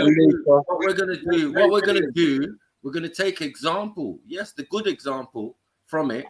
Yeah, and we're going to realize, I'm going to know to ourselves that, listen, we're not going to put ourselves in a precarious position where it's going to allow people to be so disgruntled that they're going to want to bust shots after us. What's the main thing that you're referring to? It seems we have to be more diplomatic. 1 second. We have to be more diplomatic. We have to be more transparent. These are good lessons. You know what I'm saying? Imagine if it was just a story, for example. Yeah, these are good lessons. What was the lesson you learn out of this situation? Well, I learned. Yeah, but Max, I don't think we could just put it straight. The bullet couldn't have been straight down to his diplomacy and how he conducted himself. White men could have sent him to do that bullet. Loads of things could have happened. Why Marcus could have been banging himself. You don't know. You don't know. That's not what was said. Why that man got a bullet? I remember they were sending black on black. One bullet is free. Yes, remember they were sending black on black for years. Blood. Remember what they done to Fred Hampton? Remember what they done to Malcolm X? Remember what they done to? In most cases, that was an agent. Yeah, a plant. Yeah, it's always an agent, fam, and it's a black one as well, fam. So we don't know the reason. We don't really know the reason why they're doing the agents to involve their brother. Sorry, Freddie.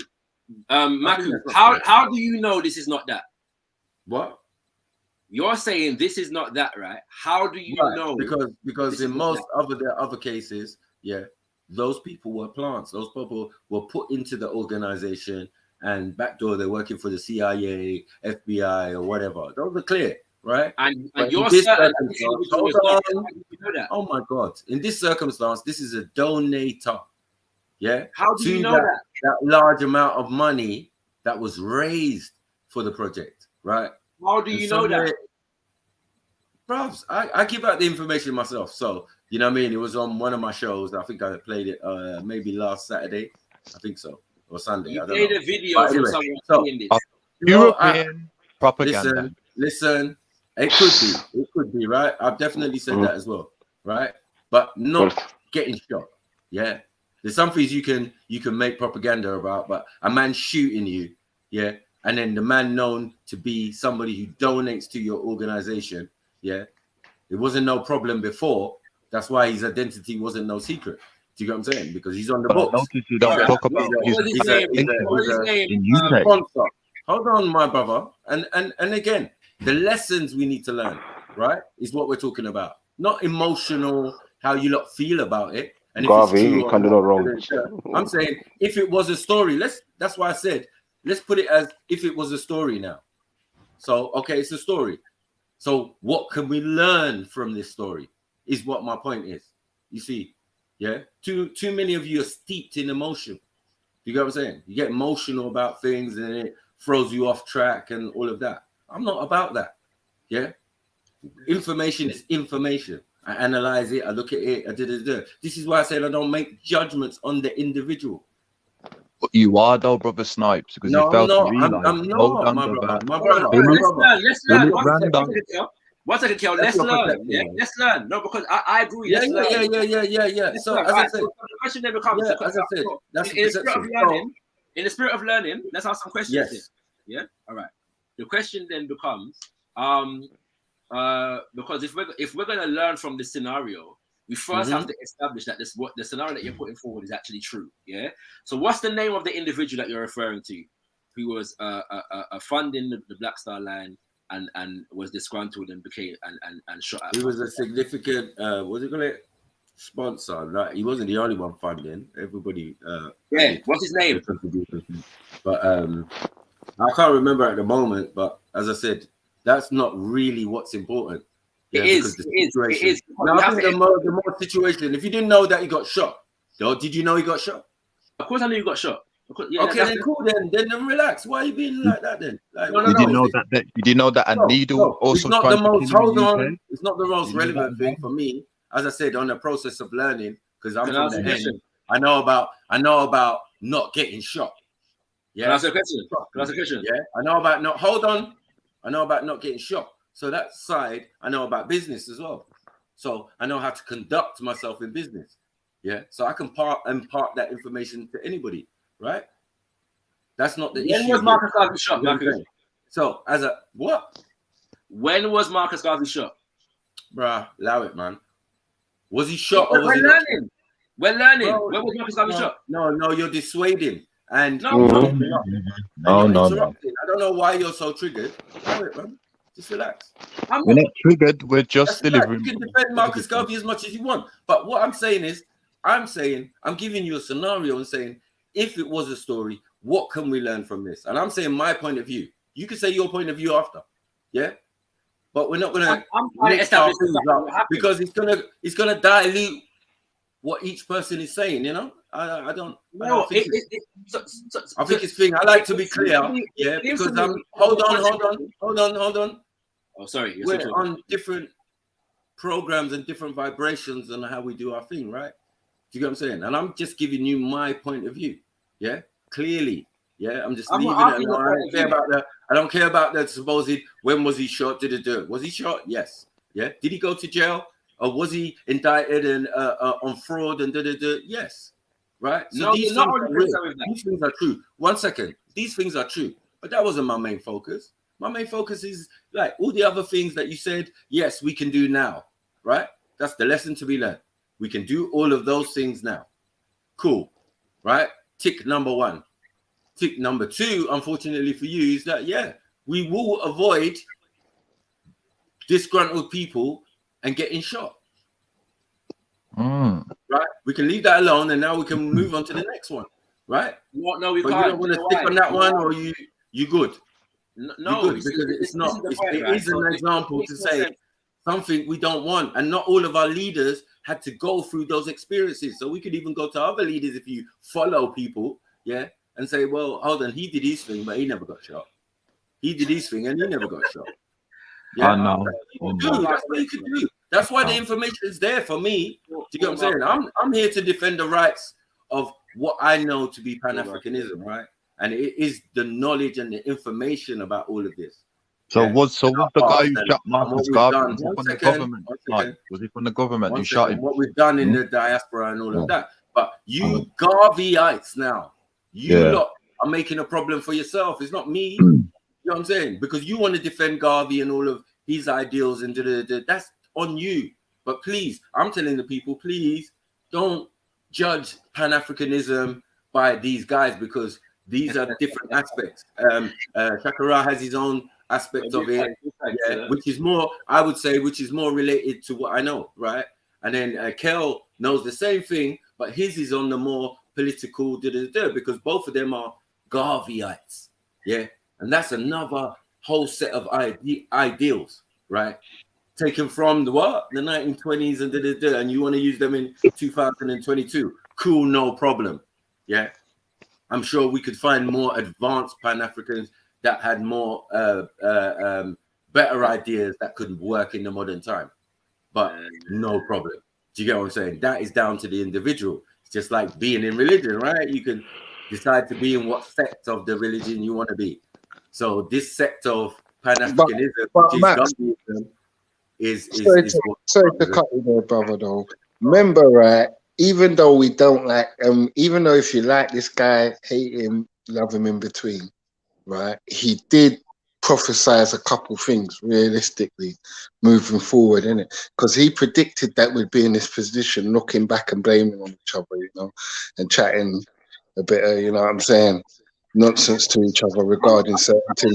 Because he said that basically, if you're lazy and you're unwilling to do the work, you're always going to be bitching.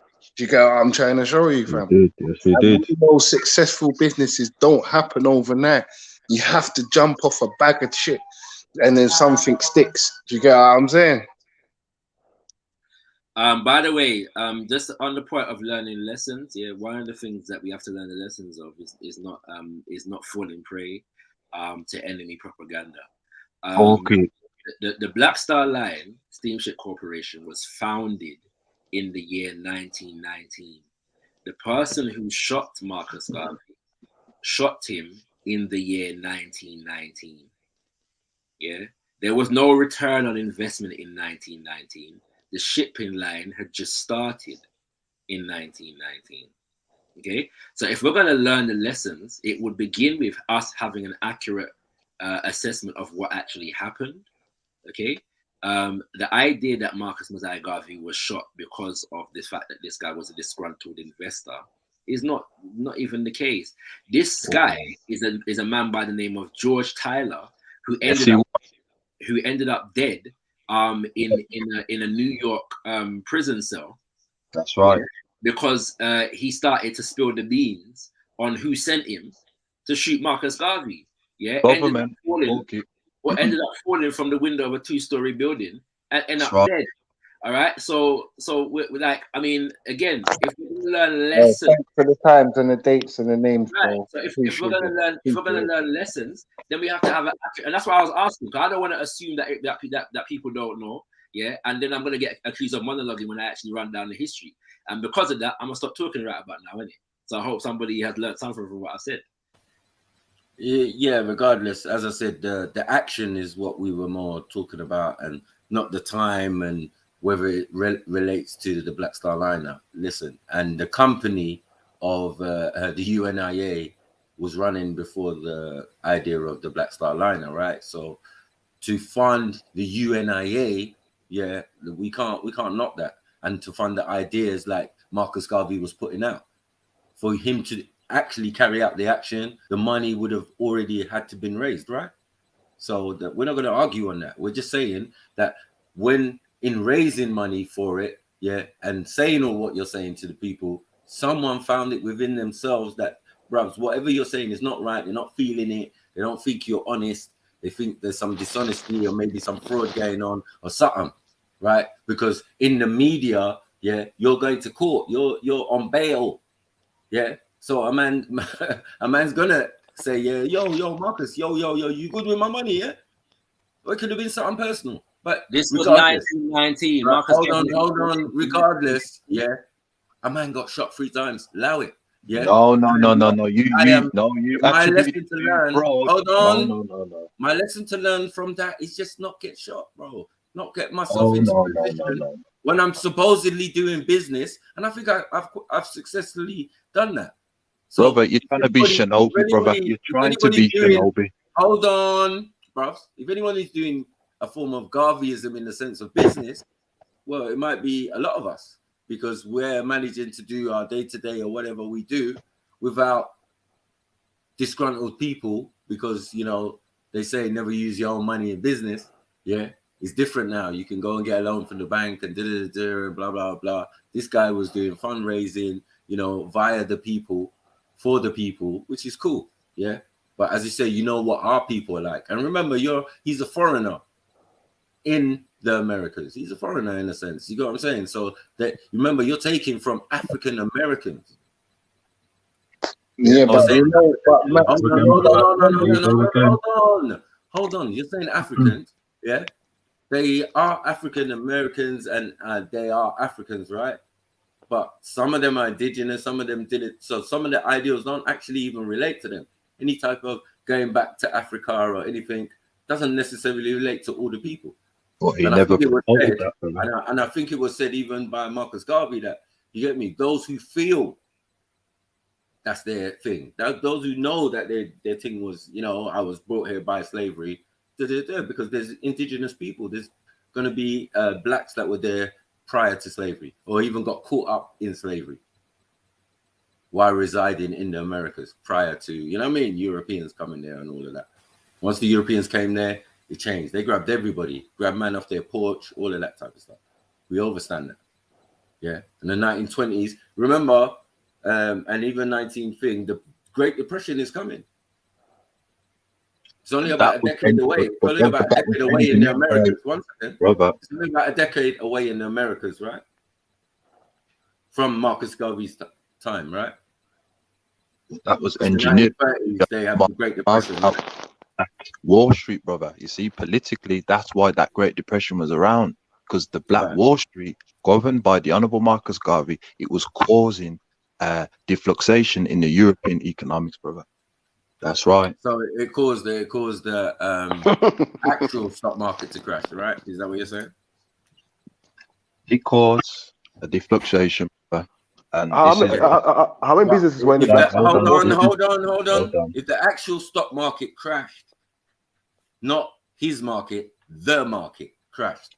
That happened in the 1930s. I don't know what it's got to do with Marcus Garvey. Sorry. It had a lot to do because you had the African Americans, brother, built Black Wall Street, and you had different types of people like the Arabs and etc. wanted to trade in there, and the Europeans said, Black power with white power can never live together, and this is why they cause a catastrophe, which is why Kay always says you need security and a military base, because you can't. Ask a question, please. Sorry. When was this? You're saying in the 1920s or the 1920s or the 1930s, yeah, when Black Wall Street was about, right? They were trying to do deals with Arabs, right? Arabs who were broke at the time, right? Because no, brother, there were different. No, brother, there were different types, and they were trading. But the point is, brother, you all have a problem. Hold on, brother. My brother. You all have a problem with Black nationalism. You have a problem. What was Black Wall Street trading, bro? Brother, you have a problem with nationalism. No, bro, you got a problem with asking questions truthfully. That's the problem. Because I've been listening. No. You have a problem with nationalism for Black people, which is why you attack the Honorable Marcus Garvey. Because I've heard it from you many times. Hold on. Fuck nationalism, Hold on, brother. I don't like his type of Pan-Africanism because it's too radical, but his Pan-Africanism was perfect because it puts the block on non-African people entering movements, which they always do, which cause division and makes us rely on them. You haven't understood the message, brother. But you aren't taught. You know what? That was me saying that I don't like your style of Pan-Africanism, you know. And when I was saying that, I weren't saying it like it's different from mine. I'm saying it's the way you're portraying it sometimes, isn't it? Like it's a bit too, you get what I'm saying? It's a bit too blunt. You get what I'm saying? You're not considering other people when you're saying certain things, isn't it? That's all I'm saying, isn't it? By the way, that's all I was saying. You get me? That's where it differs from my side of Pan-Africanism, where I consider non-Africans as well. Even though I've got my people first, I'm still not gonna fucking look on a non-African and think, he's someone, whatever. It's just I'm not gonna do it. Remember we spoke about Chairman Fred. Remember what happened to Chairman Fred? Remember we spoke about that. When Chairman Fred was assassinated, brother, what did the other ethnicities do to help out the Black people? Sorry, Kel, I just want to make a quick point of correction here, because I forgot to mention this earlier. As far as branches of the UNIA, the UNIA did not only exist wherever Marcus Garvey was. It's necessary to note that it's an international organization. Okay, it's global. It's listed on basically every continent, and a number of different countries. Okay, on every continent. There were branches of the UNIA even as far as Australia. So when Marcus Garvey leaves the Jamaica, there are branches of the UNIA still in Jamaica. When he goes to the United States of America, he's creating a lot of branches, and then the New York branch asks him to stay and head up the branch. And so the headquarters moved from Jamaica to the United States. When the $50,000 worth of agricultural industrial equipment was sent to Africa, that was a part of the process of moving the headquarters of the UNIA ACL from the United States of America to the continent of Africa. Yeah, that was the part of the program, and so on. So but wherever Marcus Garvey was, the organization itself was international and existed. Okay, where was the equipment going to be taken to, please? Where was the equipment taken to? In Africa. The $50,000 that I'm talking about was in Liberia. Charles Taylor. No. Charles Taylor was on the scene until years later. Sorry, my brother. Now you know you fucked up because once you mention Liberia and once you mention Sierra Leone, remember that these countries are American colonies. They're American colonies. Like, so America holds sway, right? They're in the flag, they're in everything, right? Even now, right? Because remember, they were doing returnees. They were returning slaves to Africa at the time. So I know that Marcus Garvey sent spies to observe what they were doing and decided not to get involved. And now you're telling me what? Now you're telling me what?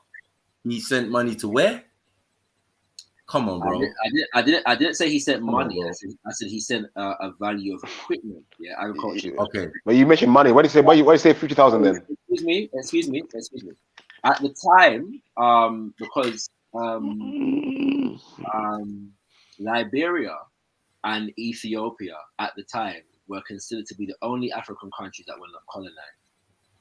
While being run by the United States of America up until I believe it was 1847, Liberia basically severed its official relationship with the American government officially, and I say that because it remained a satellite of the United States of America.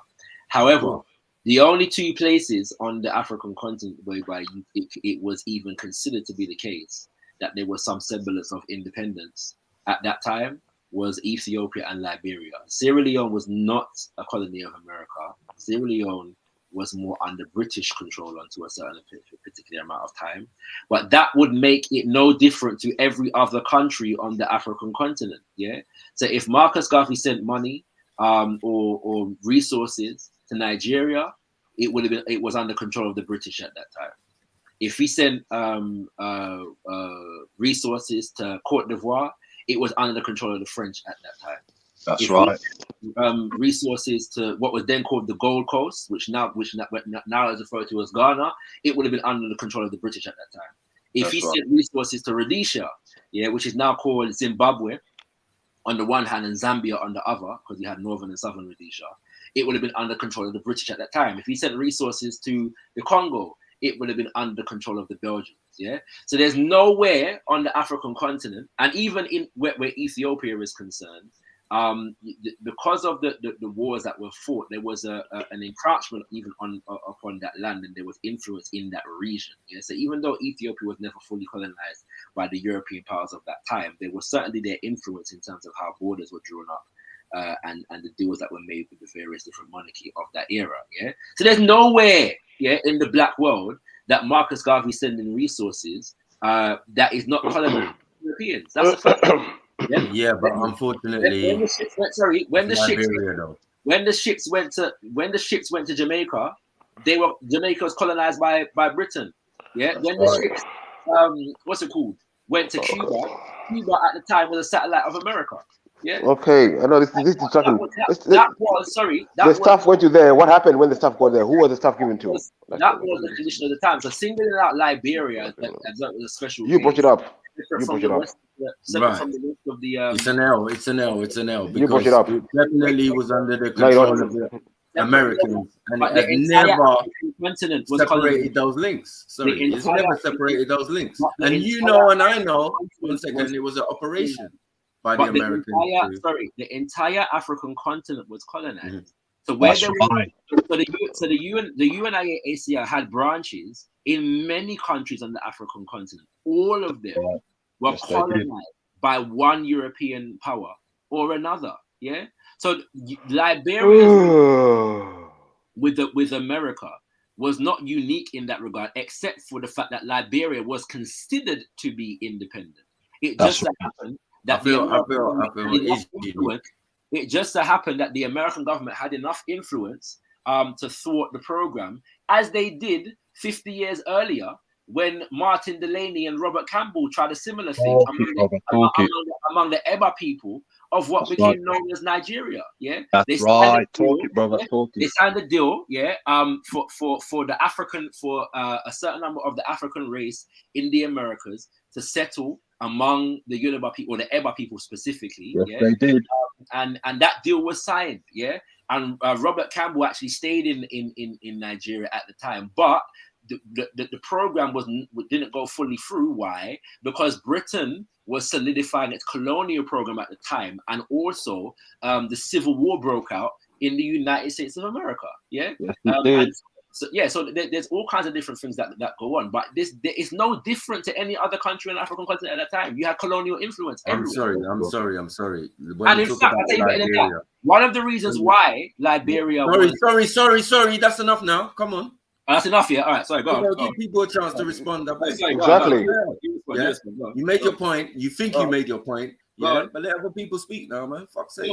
Yeah. So, as I'm saying, yeah, Liberia is an L. You're not going to run away from that. Yeah. This is an American project. Yeah. And of all the countries in all of Africa, you're going to send to the baby. It's not even a real country.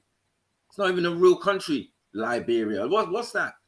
It's constructed by the Americans, yeah, and they've maintained it. One second. Nigeria was colonized, yeah, but mostly in name and remember what they stole. Remember, it's a lot of stealing going on, yeah, for when it comes to us, and it's very late in the day, so we can't even like really say that it was the whole time they were in Africa. Like, bro, we didn't even know some of them, like. You know, they were in one side of the country and had no knowledge of the other side of the country other than business-wise. But they still constructed the word Nigeria, brother. What are we dealing with? Yeah, there's no problem with that. But what we're saying, you know this. Liberia is what we're talking about. We're not going to run away from the fact, yeah. No, but brother, there was a Berlin conference. Hold on, brother. Everybody knows that Marcus Garvey sent spies to see what they were doing.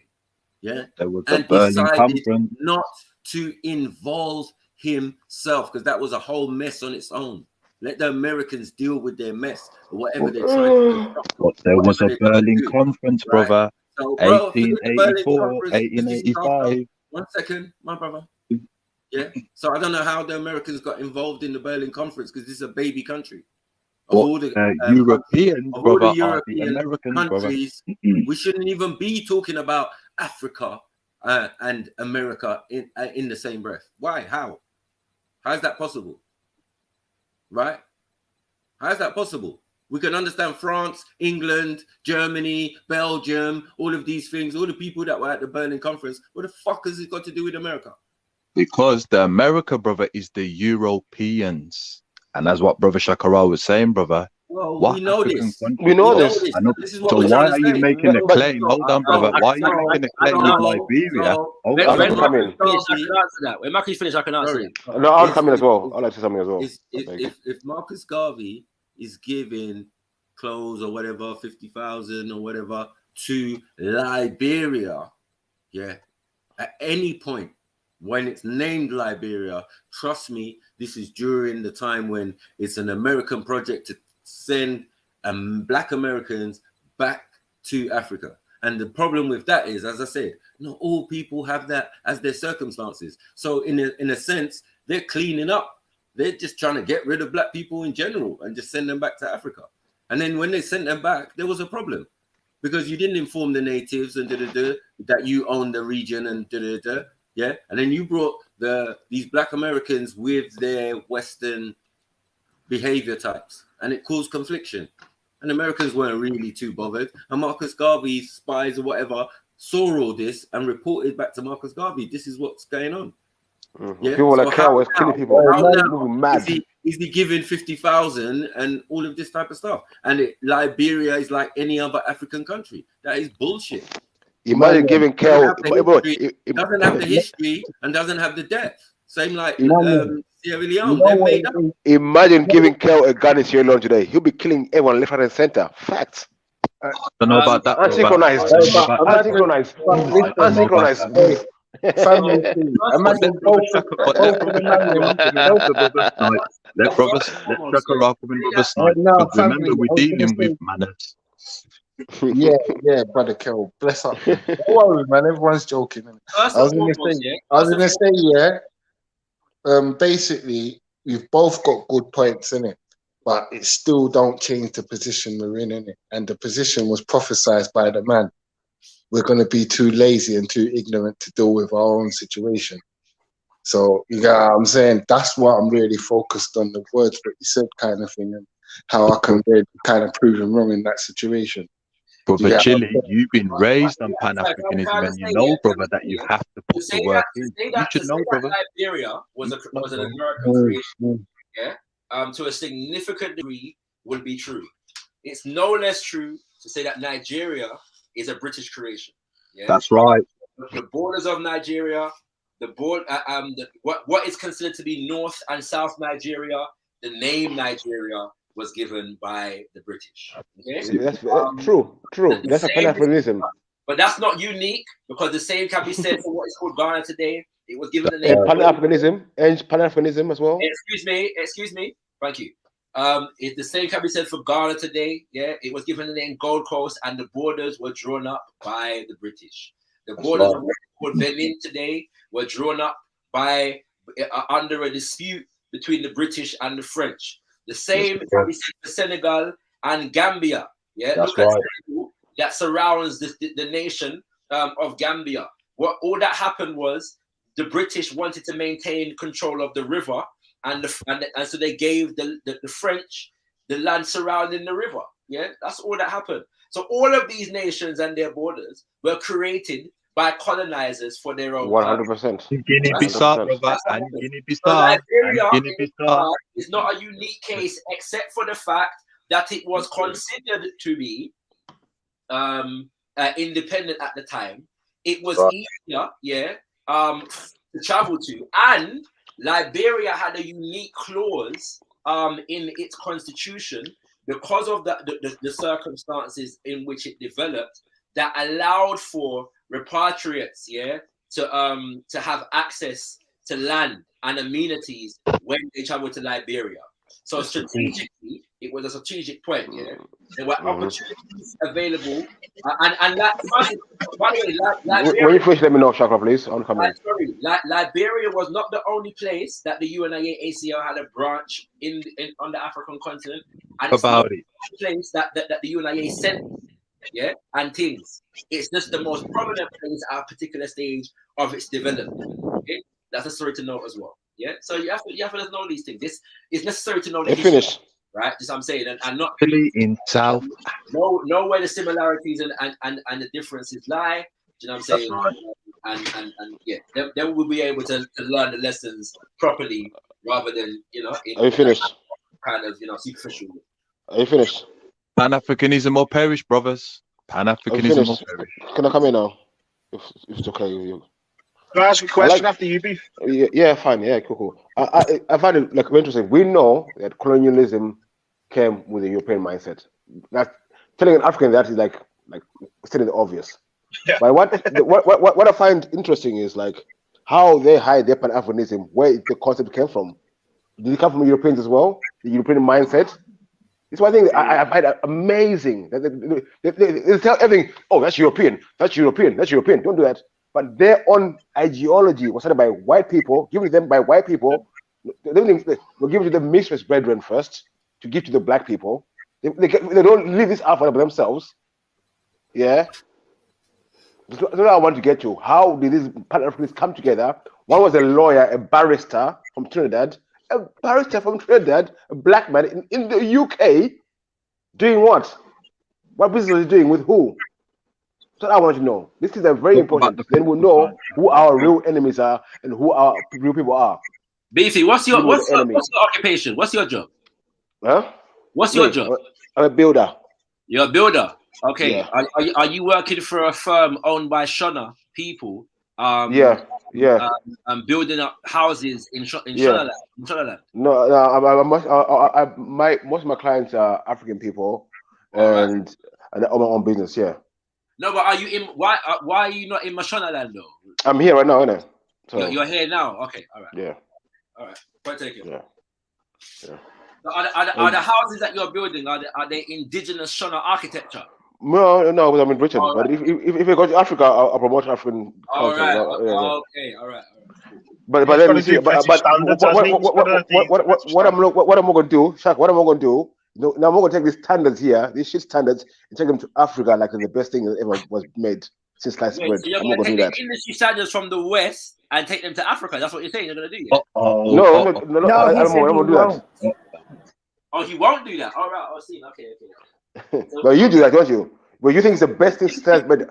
Pan-Africanism, your European ideology is the best thing since sliced bread. If you're going to make an accusation, please provide evidence of it. You know what I'm saying? Please. Let me talk then.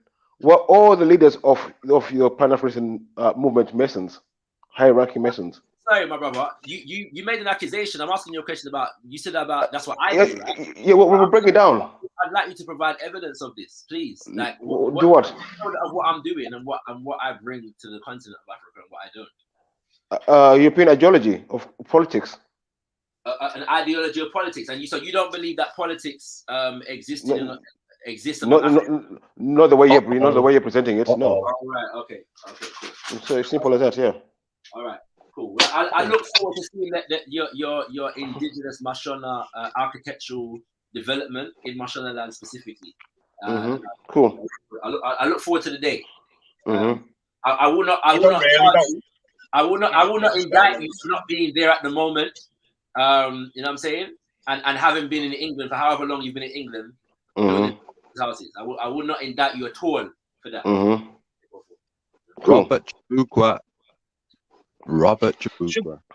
So can you be a Pan-Africanist but be against Marcus Garvey's vision and work? Because that's I'm looking at an outsider sat here on the panel thinking, just arguing about Marcus Garvey in the past instead of arguing about what you want to do. You know, Marcus Garvey is a problem. You're trying to bring the past into the present, and to be honest, with Beefy and Maku, it's not sitting well with them. Like, and then you're attacking them, saying, "Oh, you're anti-nationalist and all." And Maku said a few times, "I'm not," but you're saying he is. But the only contention is Marcus Garvey and how he ran his things. Like, can you not disagree with that now? If there are many people that disagree with Marcus Garvey, and then that's why you get caught. Sorry, then that's why you get labelled a Garveyite, isn't it? Because there's no give. There's no give. It's his way. He set up the vision, and it's a perfect way. I don't know what you mean by no give, but I don't believe I'm entitled to give to misinformation. There are certain things about that are said that can be true, and there are certain things that can be said that can be false. My capacity to be reasonable in a conversation, it does not depend upon my ability to receive false information or engage it as though it is true. You know what I'm saying? It does, yeah, but it does if you want a togetherness and a coming together of people and a coming together of minds, doesn't it? If you want to come together with me, yeah, that's fine. But don't expect me to accept fallacies as though they're true. I don't think there's anything wrong with. For me, yeah, for me, yeah. I don't know no Mason who has done nothing good for black people in Africa. None whatsoever. None. I've heard plenty of times that Marcus Garvey was a Mason. And then when I heard Liberia, I've always thought Liberia and Sierra Leone were highly Masons. There's a fellow who comes on here, Mr. Pilu, and his family are from Sierra Leone, and he's a Mason.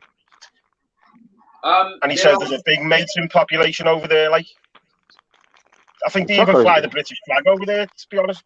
Kyle, are you a Mason? Lover, you seem to be having a problem with nationalism, which is why you all try to assassinate the Honourable Marcus Garvey. Let Brother Shakara explain, brother, when he has time. I'm asking you, are you a Mason? Yeah, but he's one man, he's not the nation. And this is the point. They're not attacking the nation, they're attacking one man. And you're getting defensive because they're attacking one man. I can smell gasoline and a fire's going to come. How about we have a conversation about Robert Jabuka? Talk about him. I don't know about him, so you talk about him. He said his name loads. Go on, Kyle. Have 10 minutes on Robert. Go on, talk about him. Go on, talk about him then. Go on. Kyle. Robert Chibukwa. What about him? What?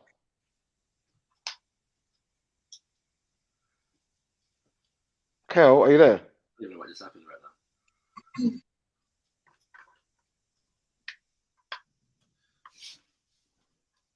Me, all I'm saying, this masonry stuff, for me, masonry plays a big part in things. If someone's a mason for me, it's eyeball sideways for me.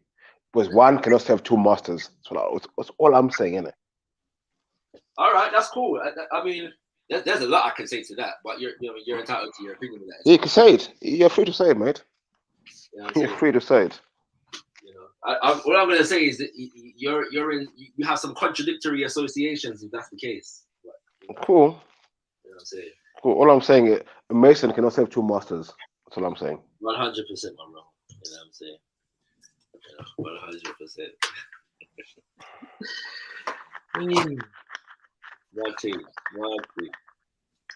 I'm back now. You see, what it is, brother Shakara, you know this already. They have a problem with self-determination. They have a personal relationship with non-African people, and it confuses them because non-African people are very diplomatic with us as African people. They're not really your friends, because if they were, racism would have been destroyed a long time. But they all have a problem with nationalism. I wonder why. You have a problem with attacking people, like, because these are two business owners that you're saying. I've got how you just described them. You just said unsynchronized Africans. They're lazy. The funny thing, the funny thing, I like the way. I like the way he says, I don't insult people, but when me and Marco disagree with him, we're unsynchronized Africans. That's not disrespect. Fucking idiot. That's what I mean. There's no need for that little disrespect. I don't know why. Beefy, who's been effing and blinding for a good portion of the conversation, is thin skin when it comes to terms like unsynchronized. Yeah, you've been telling man for Gwe and F off and all kind of different things for the conversation, and nobody's responded to you in that kind of thing. Do you hear what I said? Do you hear what I said? Do you hear what I said? I'm just saying people think they're smart when they can insult people in a smart way. I think people won't respond. Yeah, I'll say fuck you. Direct. I'm direct. I'll say fuck you. It's the African way. That's actually the African way of talking. Be direct. The African way is be direct to the person. They don't try to hide. Be direct. That's the African way. Your way of talking is let the conversation continue, but if he says unsynchronized, it must stop. Disrespect. No, I'm saying I'm direct about it. I won't say I'm only touching you by insulting you. That's dumb. Is that not meant as a disrespect though? Is that I see the way when Kyle calls someone unsynchronized, to me, that's basically calling them a sellout. And telling them to F off is perfectly respectful. Direct. I mean, to be fair, to be fair, it's a lot more acceptable than calling someone a sellout, and especially in your community. If you say so. Getting told to fuck off is not. It's not. Doesn't carry the same weight of calling someone a sellout. Oh, let's break it down. Hold on. Let's break down the word FUCK. First of all, fornication under the Commission of the Crown. Unsynchronization, two different words, heathen. I think we need to adjust and understand. My point is, my point is insult is insult. Whether they use fancy word or not, once insult is an insult. What are we doing? So then if it's an insult, then why are you insulting people and then complaining about being insulted? I don't make any sense. I'm saying, listen, if man, you're calling people listen. Before I said fuck you, I was called unsynchronized many times before I said fuck you.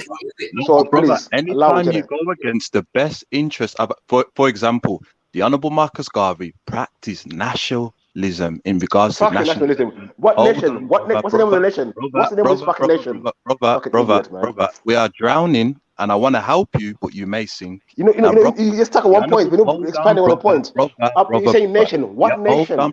Brother, the Honourable Marcus Garvey national investment with his people in a time which is very difficult, and you are attacking that. You're trying to find different ways. Bro, what nation? What nation do you have? What nation was he? You're living in the UK. Man was living in the UK. So what nation are we talking about?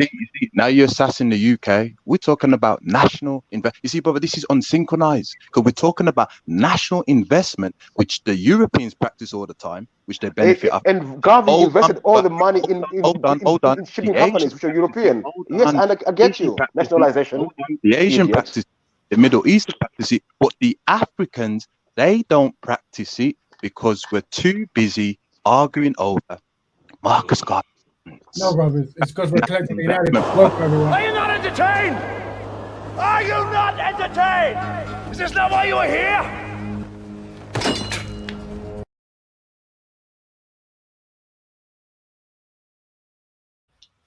Big up Raven, big up. Big up the panel. Big up everyone. Raven. Big up Raven. Big up, bro. Big up. It's good to see people. Yeah, what's up, family? It's good to see people exchanging ideas. But yeah, I think it's best to try to be constructive. What I would say is when we're analyzing black people, trying to help black people, I say try to put yourself in their position and go, what would you do different? So I assume people are being heavily criticized or critical towards Marcus Garvey. Is that correct? No. No? Okay. So, yes, they are, brother. Yes, they are. Okay. Well then, like I said, I think if we find ourselves swearing at each other, then we're going down that collective inadequate kind of like direction. So we want to recognize that, and we want to see if we can demonstrate to ourselves that we can actually try to find solutions without getting too angry. It's hard. It is hard. Yeah. But so what is the issue with Marcus Garvey then? What is the issue? Because as far as I'm aware, he was someone who tried to help black people. Am I mistaken? Well, my thing is the Marcus Garvey blueprint failed. It's time to make a new one. But most people say we cannot say that. We cannot say that. It's wrong for us to say that. Well, do you feel like it's like Bruce Lee and stuff? And what's that technique where you keep what works and you throw away what doesn't work? You discard what doesn't work, right? Is that that's cool. Right. That's cool. So, is there anything that Marcus Garvey did that you reckon we could still be doing? I don't know. So I'm trying to figure out from what I can see myself personally. No, but maybe I can be corrected. I'm free to be corrected. Well, do you think it's a good idea that in the diaspora and on the continent, there's a value in people who are Afro descendants coming together to work on solutions? You reckon that's quite a good idea? Wait. Do you think that's this is what I get? So you think people coming together to work together is the Garvey idea? Black people in Africa don't think about this before. People haven't been coming together, working together before Garvey. Well, no. Many people come to ideas, but the thing is, it takes someone to actually put energy behind it and market behind it to make it a thing. Because no, please, I beg. Ask me a question, please. Before Garvey ever existed, do you think black people in Africa were not coming together for their own interest to do things for their own interest? Yes or no? Simple question. Yeah, I think definitely that black people in there, but what I'm saying, the concept of all coming together as one, that's something that we don't see too much. Right. All coming together one. Do you think that's possible though? Reverend, all of us. Well, no, I don't think it's possible in like one stage. I think what you have to do is you have to have a small elite group who promote something, and then you get 30% to practice it. Wait. Hey, listen, sorry. And after 30% practice it, the 100 will do it. Right now, we talk against anything that's progressionally black or African because we've been taught to do that. When you say 30% elite group, can you elaborate, please? So let me break it down to make it easy. So basically, 5% of the collective black people come with ideas. So it might be economics, defense, love, or whatever it might be that's progressional, right? Something that black people are not really doing on a marketing level. And what happens, you have your 30% of the population practice it in the most trendy kind of way. So it might be people who's in the spotlight, people who's in celebrities, politicians, whoever it might be. Once black people see that working, they naturally will do it. Like what you got to analyze right now, Brother Kel and Brother Ashakara, every time they come on this platform and they try to get black people to unite, it makes sense to shoot it down. It actually makes sense. But the idea is to create an environment where that doesn't make sense anymore. Does that make sense? For me, listen, with me, when we're saying when Shakra and Kel come here talking about black people united, they get shut down. I'm united with my black people already. I'm united with my black people in what I do every day. Say again, bro. Say again. I said I'm united with my black people in everything I do every day. Yeah. Yeah. So I don't know how, because I don't agree with it. Just because I say Garveyism is not working, didn't work, it's not working. When you come with a new game plan, I'm anti-black all of a sudden, I'm all this all of a sudden. That's my contention. I don't know who called you that, but what I would say is there anything you're doing that we all can help you out with that helps black people? Is there anything you're doing that we black people can help you with that's going to help black people? Help yourself to be the best person you can be. Okay, so, but is there anything that's on a higher tangible net and something that you can quantify? Bro, help yourself to be the best person you can be. Then once you are strong and I'm strong, we can be strong together. All right, so here's what it is, Brother Beef. I'll be really honest, right? I speak about a small elite, like a 5%, and I speak about like a 30% who practice it. And what happens is sometimes in the greater number, we're just living our lives, and that's fine. But in order for people to progress, we need tangible steps, meaning we have this, we have that, and then with that, this is made. So when we have these kind of like quotes you're saying now, they're good, and I want everyone to do it. But unfortunately, without actual direction and steps, the majority of black people won't be able to follow you. You see, this is the thing. I don't want followers. I want independent thinkers. Yeah. So I don't want my black people to follow me. I want them to think independently. That's right. That's right. Of course. You see what I mean? I don't know why I need followers. I don't need followers. I need so people to think for themselves. So basically, the idea is I come up with an idea, maybe a cure for an illness, a way to make things easier, a way to produce fabrics faster and more cheaply, and then I give black people the template to do that, to improve their step-by-step process. Because we're collectively inadequate, not having that makes sense, as in like just say words like do good, and then that's gonna work. But it doesn't really work when you actually someone who study like progression marketing. The problem when I say do good, yeah, I'll support. I can tell you how to do your good, but when I'm doing my good, I know what's good for me, and I'm gonna do my. If I need your help, I'll ask for your help. But I'm not going to detect to you what good is and how you should do it. It makes sense. That makes sense. Come on, one thing we have to establish is what are we doing? People like myself, people like yourself, we're on different ships. If that makes sense, right? So the ship I'm on is tangible steps, right? As in, we learn a craft and we teach other black people that craft in order to help other black people, right? And we try to recognize that we're collectively inadequate as a collective group, so we work together to better that reality. But we're on different ships. So people like me, we come to your ship on like pro bono, but when it comes to these kind of tangible steps, it will make absolutely no sense to you. It will almost be like madness, right? But how we interact is if you ever need something, brother, we're going to help you in it. But when it comes to these bigger kind of things, it doesn't correlate with your lifestyle, so it will make no sense. Well, I can give you one example. Like what I think I'm trying to actually do with people from the diaspora who are from like Nigeria. Or people I meet from Nigeria, Ghana, Zimbabwe, on a regular basis in South London, and we're talking about how we're going to go back, and then we're not going back and be leaders in Africa. We're going to go back. How we're going to support the systems in Africa become big. We're not going to don't talk about it. That's one of the problem we have. We see that we're fighting Gaviism. We should talk about taking politics to Africa and making Africa European. To me, that's the biggest enemy for Africa. That's how I see it. I hear that. So that's why you have to have conversations with the people who say this and get clarification if that's what they mean. Also, I wouldn't. It is what they mean. So we're playing it. I hear that, Beefy. I would recommend we wouldn't use words like leaders. I would say management. I think one thing that's very important for our people is people who specialize in management. And if we understand people can manage stuff, then we get things done at a much faster rate. Does that make sense? Yeah.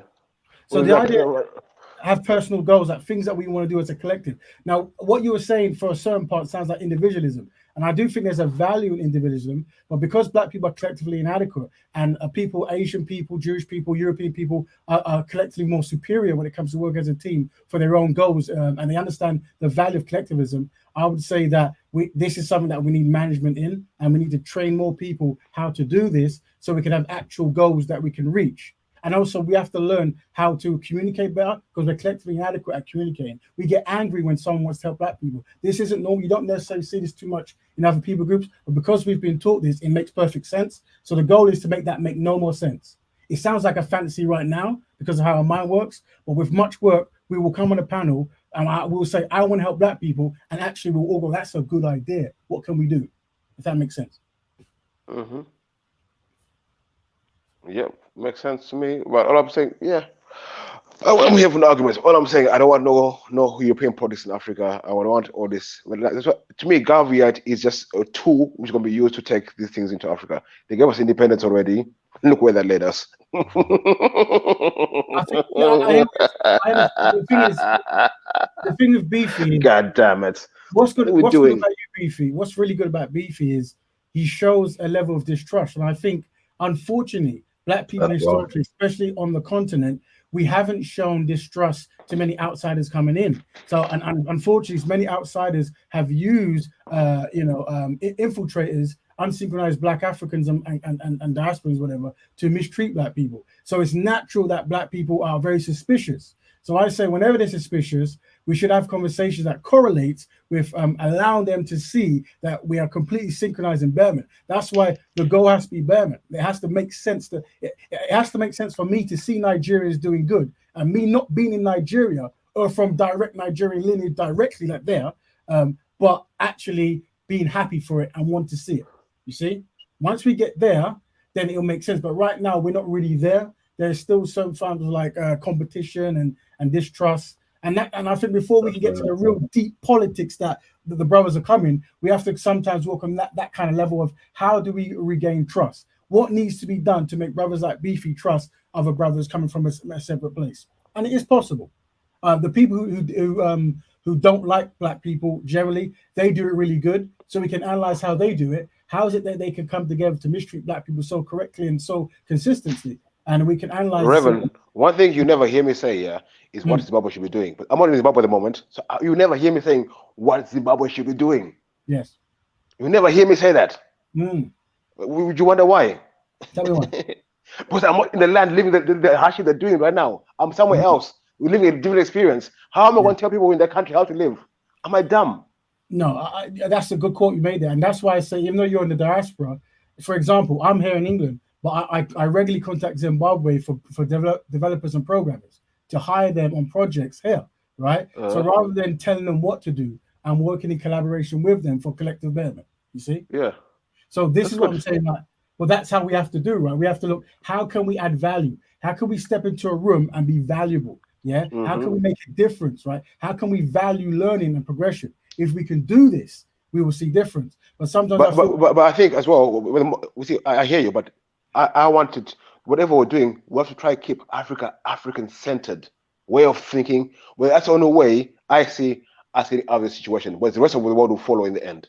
I agree. So that's why Beefy put up, you're very important. You were born, I assume you were born on the continent, is that right? Yes. Okay, so you have valuable information that maybe some brothers who weren't born there, you could give. So what we need to do is whenever they tell you stuff that you feel might not work, go, I hear that, brothers, but today, because of this kind of different way of thinking, this will be hard for them to digest. So I recommend we either shift it this way. For example, right?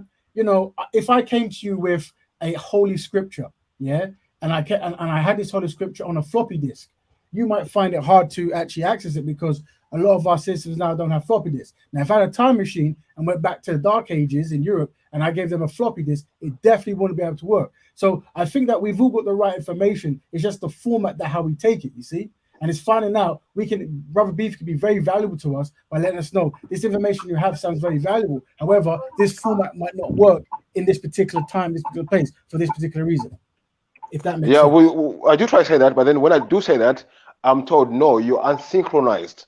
You don't know what you're talking about. Well, brother, let's break down what's synchronized, because we throw this water out, right? Basically, there's an idea that black people are working with other black people on constructive means for progression, right? And when a person goes against that, deliberately or undeliberately, they're unsynchronized with that, meaning we're trying to score a goal and you're scoring our own goal. That's unsynchronization, right? And that's all it is. And we're trying to find out how can we be synchronized? Because if me and you are synchronized on building an app for black people, it's going to get done much more quickly. But if we're not, it probably won't get done. You see, that's what it is. It isn't really rocket science or anything of a super magnificent nature. It's just we're not on the same page when it comes to helping black people. Wait. If he's not doing more than me or less than me for Africans, how is he synchronized and I'm unsynchronized? Please. Well, let's break it down. Let's break it down. I don't know the particular, but I can just let's break it at a high level. If a brother steps into a room and says, guys, let's come together to build a bank, right, for black people, or build a institution or something that's going to help black people. If you stand up and go, no, let's do nothing. I don't want you to help black people at all. I want to help Chinese people because I love Chinese people and Chinese people love black people. So I don't want to do this institution for black people. You would then be unsynchronized with everyone else. But I've never said that. Good. So we have to break down if anything you're saying doesn't work in the collective best interest of black people. The brothers who jump on, they're trying to find ways to work on the collective best interest of black people, right? So you have to find out. Sometimes it might not work, but if we deliberately try to cause conflict or some kind of segue or back way, then what happens is black people are not benefiting, and this could be perceived as unsynchronization. Do you know a beautiful point, yeah? Is that I heard Beefy a minute ago say it's got to be African-centered. You know the beautiful thing about that? That the term African-centered is a term that comes out of the Pan-African movement. That's right. Okay. You know, so oh my days, the rich. This is amazing. So I can't deal with it. I can't deal. It's beautiful. No, that's what you call synchronization. We're synchronizing. We're synchronizing at the moment. It's beautiful. You see, Reverend, you see what I'm saying? Nothing smart a black African can say that not come from Pan-Africanism. Do you get it? Do you get the way the guys act? Well, you do understand that Pan-African. So me being African, being an African, come from Africa, and they're telling me what being African is gonna be, and they're fucking dumb. Well, brother, let us know why because it's like. Oh my days, I don't know. To me, just colonialism, innit? Okay, I've lived through colonialism, innit? And what this man are doing is the same thing like the colonialists did. The way they're behaving and acting, but they don't see it. They don't see it. No, listen. Good luck in Africa. Good luck. Hold on, Beefy. If what you're saying is true, let them learn from it, because I doubt that these brothers would want to mistreat continental Africans like Europeans and Asians and Arabs have done historically, right? It's just a few. Yeah, okay, cool. Carry on. Well, you can ask them. Do you want to mistreat Africans? If they say yes, then you understand. You see, but I suspect they don't. Brother Ken and Brother Shakira, do you want to mistreat continental Africans? Of course not. That Beefy knows that. It's a silly point. The reality is that I don't know that. The reality is sorry. The reality is that the reasoning is born of the idea that what is considered to be Pan-Africanism it was not developed by people on the continent as much as it was developed in the diaspora. That to be African-centered is something that comes from, when I say Pan-African, it comes from the Pan-African movement. He automatically thinks that I'm talking about people in the diaspora, right? When I say that, yeah. And there can be no African-centeredness without people on the continent. But because of how his mind works, yeah, he can't fathom that when I say African, Chakra, let me ask Raven a quick question. I need to get to the gym. Raven, do you believe that Pan-Africanist ideology is in line with Black betterment, bearing in mind that their ideology is that the unsynchronized ones have a choice of either leaving the continent or being exterminated? And that's a direct quote from Kale. I don't think that's a direct quote, but what I would say is, yeah, on my life, Raven, on my life. If you want the recording, we've been playing it all day. I'm sure he won't deny it. We can have that. But Shakara himself has alluded to. Before you go to Jim, that's not Black betterment, though, is it? Any idea that makes Black people constructively work together for a better tomorrow is part of Black betterment. Any idea, yeah, regardless of how it's named. So it seems to me that that's what these brothers are pushing. Yeah, what you're going to find is, so if you have to. Raven, if you have to kill half of Africa to get the other half synchronized, is that Black betterment? That doesn't sound like anything a Pan-African would ever say. I've never heard that in any meetings, and I suspect that this is what I'm saying about confusion with non-Black people. We've got really sometimes non-Black people hear brother. Let me just say, the politics that you lot are pushing, that you're hoping to achieve, my people have already achieved that. We've already ticked that box. How do you think we made a country called Turkey? Everyone was on the run from the Mongols. The Mongols were killing everyone. They were all on the run, yeah? And we had to make them all into one nation, all these different tribes. How do you think we done it? We had to kill half of them for the other half to realize, wait a minute, we got to follow this leadership. So if that's how it is, but what I'm saying is, it goes hand in hand. It goes hand in hand. So why are you just killed yourself, bro?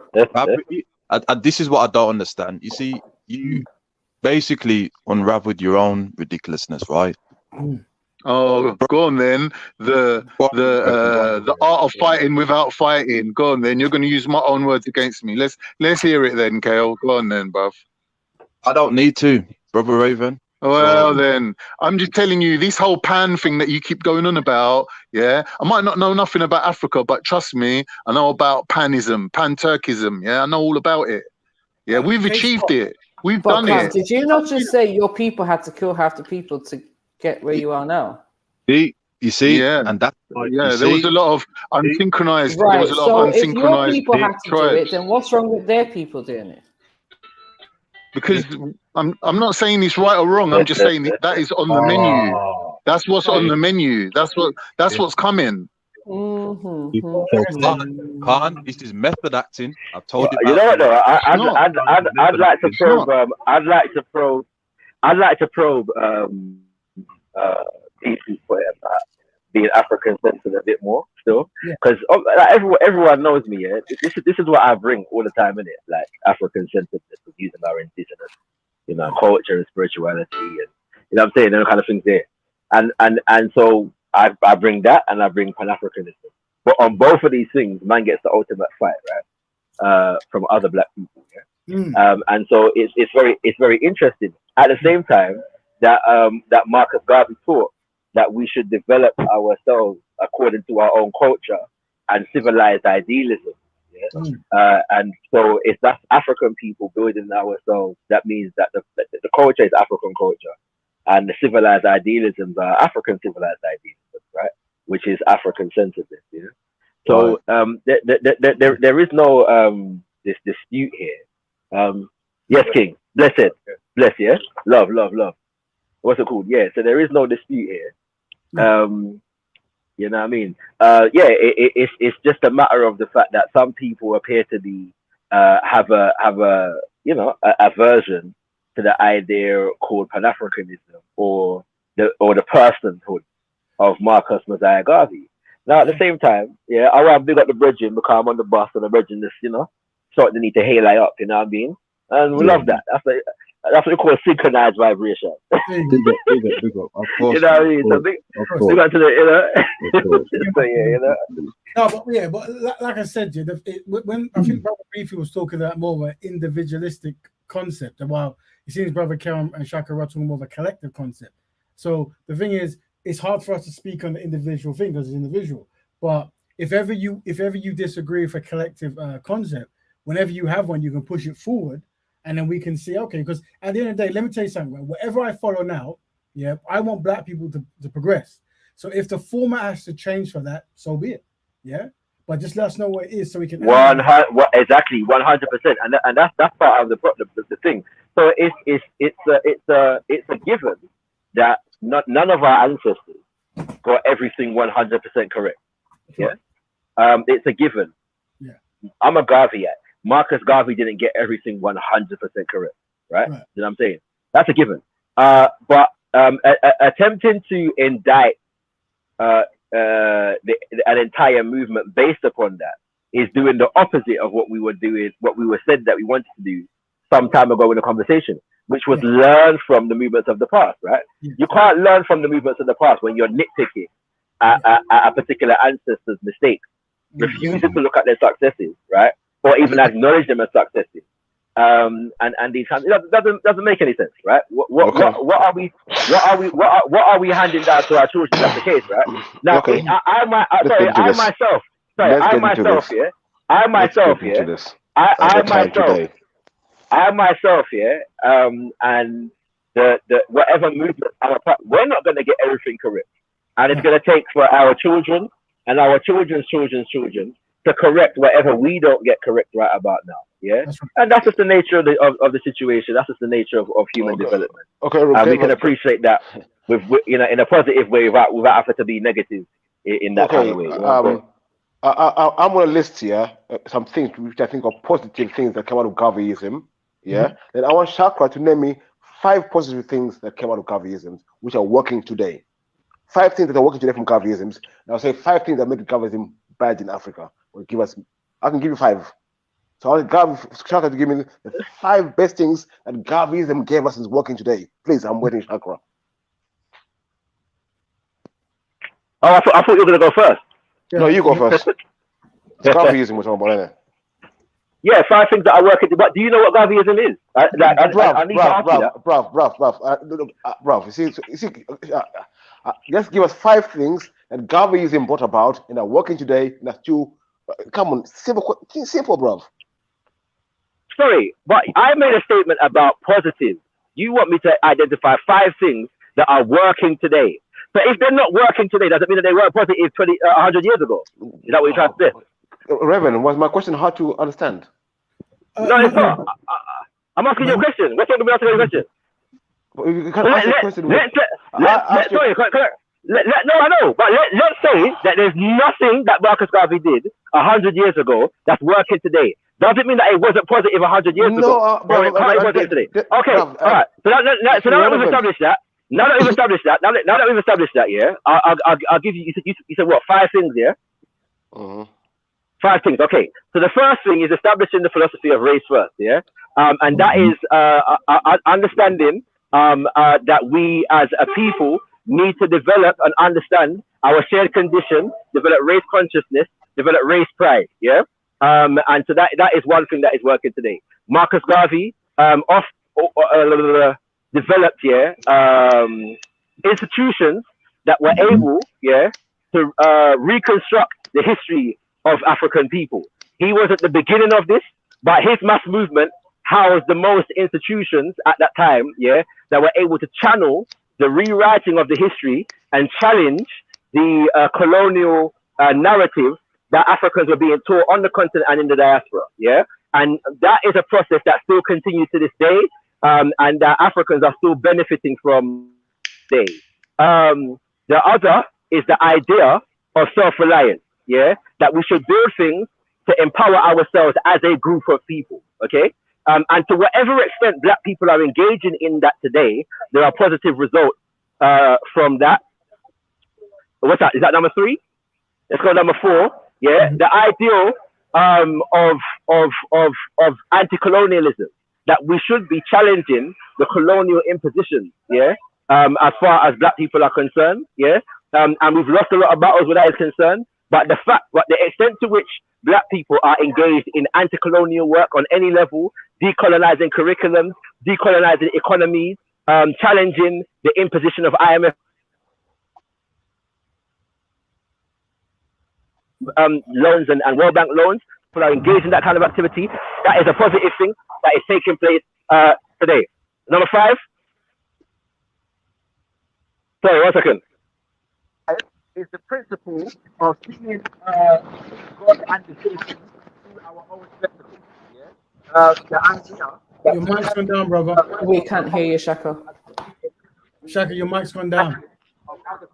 You might not know. FBI, it's propaganda. FBI messing with the mic. Shaka, can you hear us, Shaka? If you can hear us, let us know. I don't think you can hear us. Chakra, your mic is gone. Your mic is gone, my G. The last point we didn't hear because your mic was very low. Hello? Hello? Yo, can you hear us now? Yeah. Can I be heard? Now you can. That last point we didn't hear. Hello? We can hear, yeah, we can hear you say that. Can we hear? You might need to refresh. Maybe connection's gone back. Maybe come back in and come back out. But Beef, he gave 4. Do you want to give your 5? Mike, can you hear me? Can you hear me? I'll give. Yeah. I'll call. Can you hear me? Finish. We can hear you. Yeah, I can hear you. Yeah. Can you hear me? Yeah. What was the last thing you heard? We didn't hear any of the 5. No, what was the last thing you heard? Nothing. Yeah, number 5. Oh, number 5. Number 5. Yeah, number 5. What I was saying was, number 5. I was saying was seeing the Creator and divinity through our own Black African spectacle. Yeah. This was a principle of the Garvey movement, and it had various different manifestations. One was developing Black images of divinity, whether it be Jesus Christ or angels. Another was creating a whole new Bible, called the Black Man's Bible or the Holy Pibby. But the idea that we should elevate ourselves to the realm of the divine, and that we shouldn't accept the religious perspective of other people wholesale, especially our colonizers, that we should do away with destructive images of white Jesus, and so on and so forth. These are principles that were not only developed by the Garvey movement, but also acted upon in terms of replacing those with images that were more positively affirming to Black people. So to whatever extent Africans are engaged in that kind of thing today and are seeing divinity through our own Black African positive eyes, And I'm going to say, whatever religious tradition we're engaged in, yeah, to whatever extent that we're seeing ourselves in divinity and divinity in ourselves, that is also a positive thing that can serve and is serving black people well to this day. Ashe. Do you want to go now, Beefy? Yeah, okay. Yeah, for me, the first thing when I say I will bring out is Garveyism itself to Africa. Garveyism was given to us in Africa at a time when Africa could have been revolutioning against the colonial rule. But what we were given instead was Garveyism by some Masons. And then Garveyism led to independence, which led to these governments in place today. That's number one. Number two, what else the Garveyism with? When these independent states started happening, popping up all over Africa, with this also all these Pan-Africanists in power all over Africa, the first thing they did was turn on their own people, surprisingly. Yeah. So I can see what the Garveyism brought a lot of genocide. So it brought fake independence, killed the revolution. Number two, it brought genocide to Africa. Number three, European politics, European political science. It made at the forefront of African politics all over Africa. It made sure that was implemented all over Africa. There's no place left where we could just practice our own sovereign rule. Through independence, they formed their government, Pan-African governments, and they implemented the European system everywhere all over Africa. So that's Garveyism gone wrong for me. Do I need to carry on? Because after that's just downhill. Everything is given free. I've got genocide, European politics. I didn't write down the first one because my machine started jumping. I've got genocide that you equate to Garveyism, and European politics that you equate to Garveyism. Independence, fake independence. They killed the revolution. It kills. Kills the revolution by giving us independence. By giving you independence or not giving you independence? Giving independence. Killing independence. Giving independence. Giving. Sorry, Shaka, you got some background noise. Would you mind just muting up?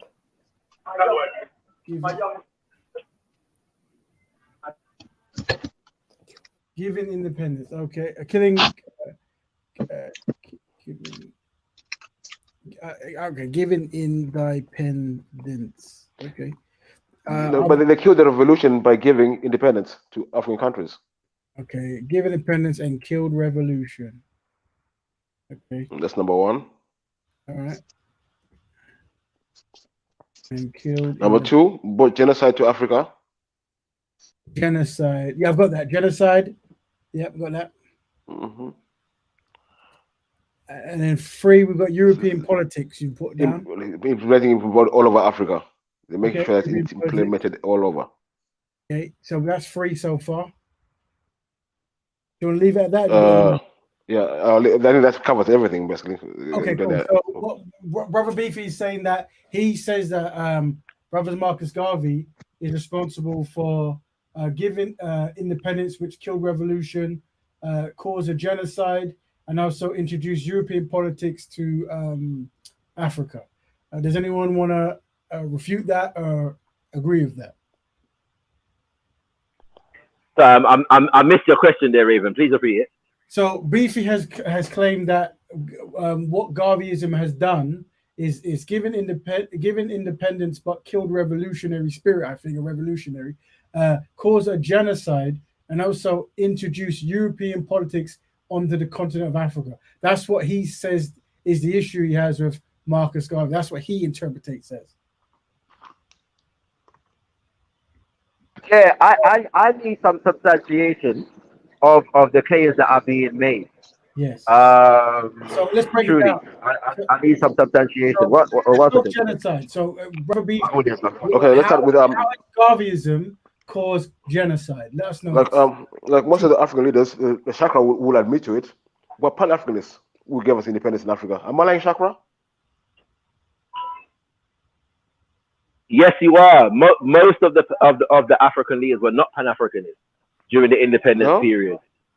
Very few of them were. Yes, most of them were not Pan-Africanists at all. Very few of them were. It would be true to say that a Pan-African spirit helped to fuel the independence movement even among those who are not Pan-Africanists, but very few of the actual leaders were in fact Pan-Africanists. Like the first independent country, the first country to got independence in Africa, Ghana was Kwame Nkrumah, Pan-Africanist. Yes. Nkrumah was a Pan-Africanist. Which was one of the first countries in Africa to get independence? Pardon me? Which was one of the first countries to get independence in Africa? There are many, but I'm simply saying that most of the sorry. First one. Which was the first one? Most of the. Do you know? Well, there was Sudan in 1956. And there was a leader Pan-Africanist. No. No. Sorry, wait, were you asking me, sir? Yes, it's Victoria. Yeah. When I say no, yeah. So yeah, no. In fact, the leadership of Sudan. One of the reasons why Ghana is considered to be a more Pan-African landmark than Sudan is because Sudan came under the leadership of those people that call themselves Arab. Yeah. And so there was significant repression of the indigenous Black African people of Sudan. Yeah. So then you have Ghana, a number of different nations in 1960, between 1960 and 1961. But again, most of them were not under any revolutionary Pan-African governmental system. The overwhelming majority were neo-colonial, especially in the Francophone nations. Yeah, which is why those who affirm direct inspiration from Marcus Garvey and other revolutionaries were effectively marginalized and taken out via assassination or Sankara. Yeah. So, you know. So I need evidence. I'm looking for substantiation of the link between Garvey and these things. Please. One second. Okay, cool. So Kwame Nkrumah, you're saying he was not Pan-Africanist. I'll say Robert Mugabe was a Pan-Africanist. I'll say people like. Sorry, I said Nkrumah was a Pan-Africanist. I didn't say he. Okay, but I'm giving some. Okay, I'm giving some more. He said there were not a lot, and so I'm going to name a few names. Maybe we'll see if we can agree or disagree in it. No. I need information from you. You keep asking me questions. Bro, I need you to answer some questions. Right? So I'm saying no. You've made a claim. Sorry, you've made a claim that the majority of the leaders coming in the independence era were Pan-Africanists inspired by Marcus Garvey. I'm asking you to substantiate that. I'm going through each leader, and I'm asking you. It's simple, but don't ask me. Let me finish. I'm substantiating it, but you're gonna confirm it for me, innit? I don't. It's simple. It's simple, yes. But I'm gonna name it. The leaders I won't name. I'm saying they're all Pan-Africanists, and they brought independence in their various states. It's simple. Robert Mugabe, Nyerere, Mbuto. Who else can we go through? What's the guy in Mozambique? Mandela. These are all Pan-Africanists who brought independence to their countries. Am I wrong?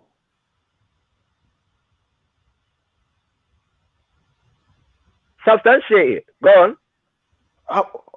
Oh my days. Okay, they're not Pan-Africanists. They're not. I'm wrong.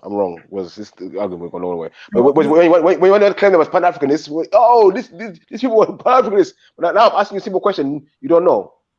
Like I'm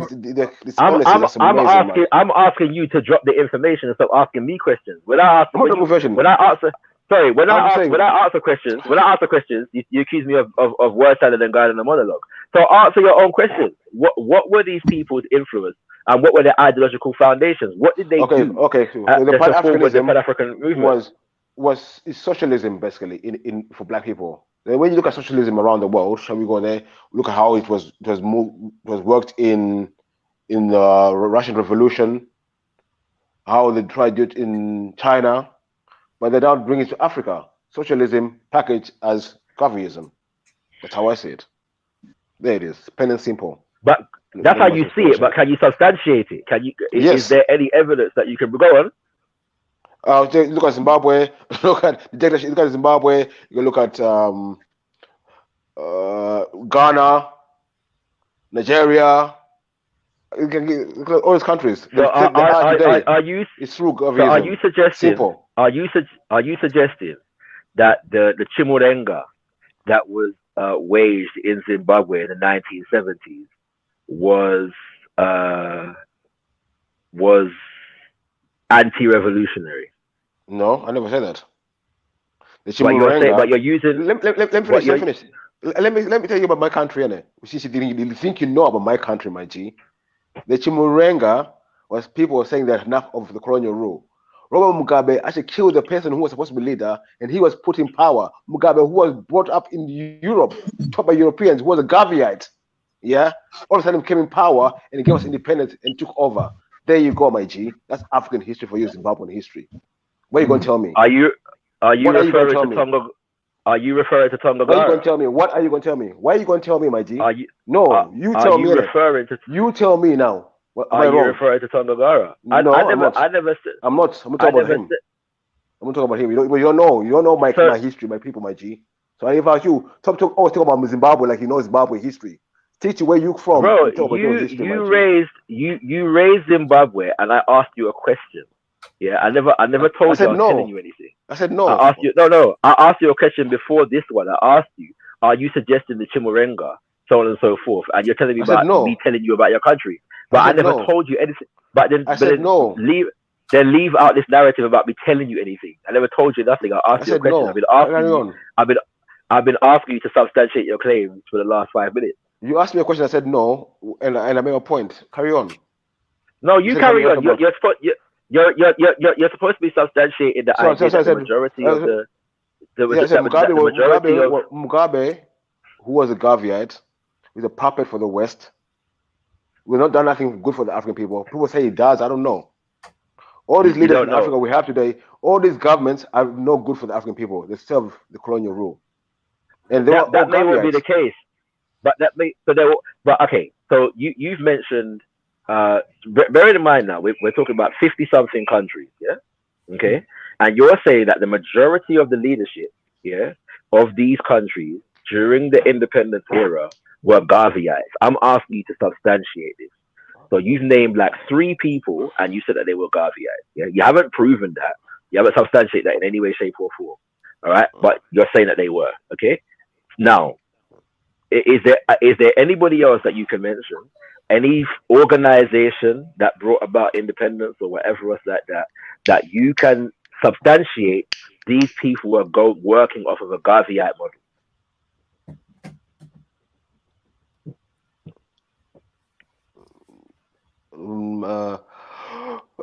Rephrase your question because I don't understand the question. All I'm saying, all African countries, all African governments are corrupt Gaviite countries. I don't know what we suggest. Like, what are you saying? Hold on, let me jump. So just to make it clear for the people listening, are you trying to say that by these presidents in the past, by practicing Garveyism, that's why they massacred people in as you're saying? Is that what you're trying to say? Yeah, they're part of the problem. Yeah, they brought in socialism into Africa. Such a claim, we need a bit more evidence. Such a claim, the evidence is there, mate. The evidence is there. I'm not making no claims here.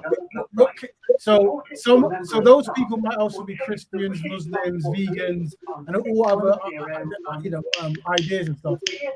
Why would you not equate what they're doing to other things? Why strictly to the Garveyism? Because let us read up what Garveyism is, right? It's the unification of people of African descent in it for betterment, right? So how do you achieve that? By massacring people. If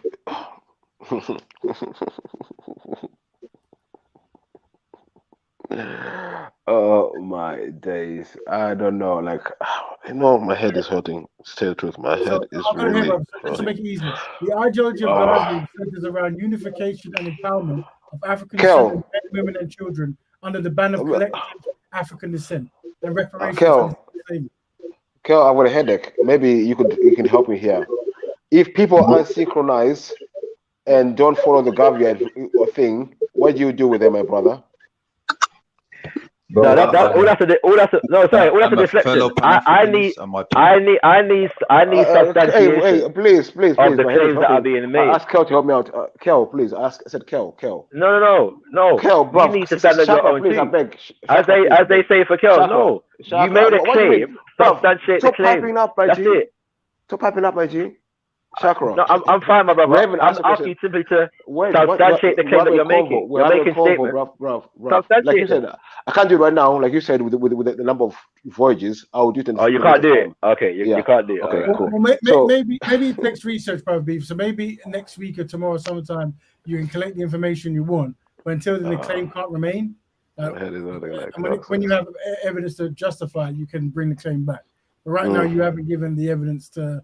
Okay, people gonna go see. People want to see I think this topic has gone on for many hours, so I can understand why Beefy's brain might be hurting a little bit. You know. that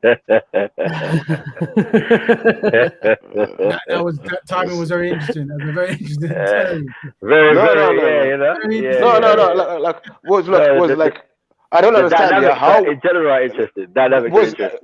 The dynamics of interesting was like. People like I think Raven's suggestion is good. Let's put a pin in it, maybe get some information and revisit it another day when we have that information that's necessary. Yeah, like the manifesto of the Gavi manifesto, that'll be good. Yeah, I would say when we do research, we want to find lines and quotations that justifies or tells someone kill these people for this reason because of this purpose. If you can get that and you can correlate it and you can say yes. Socialism basically. Yes, go and call socialism. But I think Garvey did say he was a black socialist. Maybe I was going to say maybe Carol can clarify. Maybe Carol can clarify what he said, which people keep on bringing up.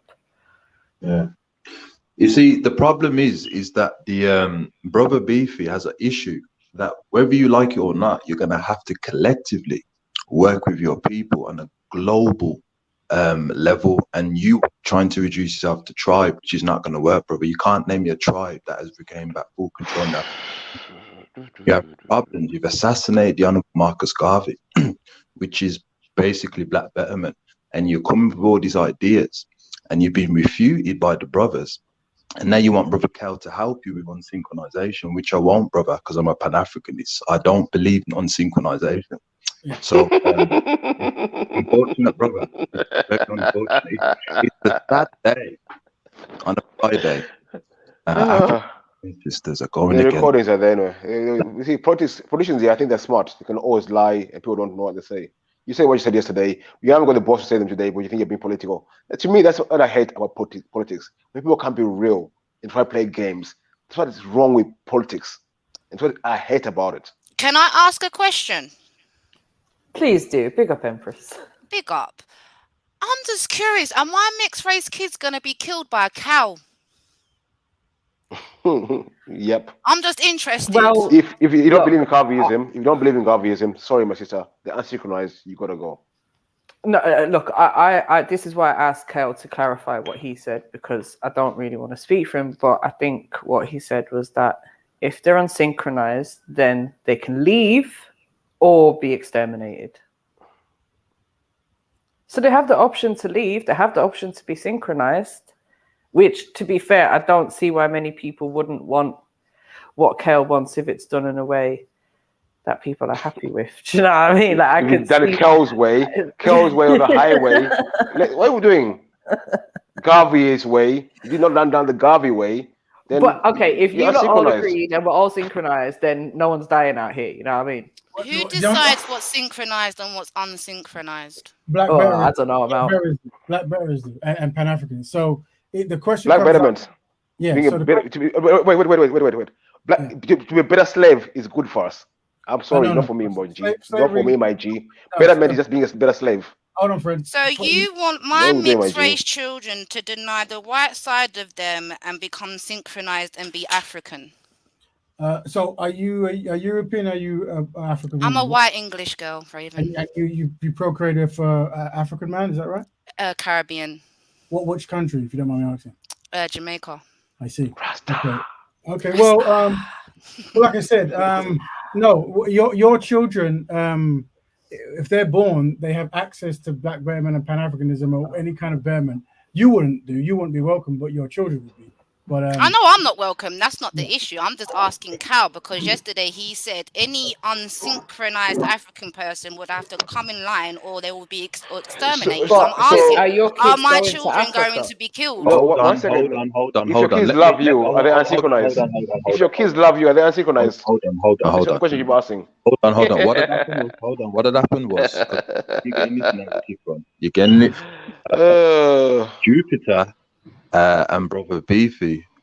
What I'd said was, I'm not Jupiter. Okay, and I recognize that. Thank God. So what I'm saying is that when we get our power back, right, we don't want oh my days. This guy is unbelievable. Now you're asking me to explain myself, and there's talking and there's laughing. I don't understand it. So we're gonna go with your narrative. I'm quiet, Cal. I'm listening to you. Go on.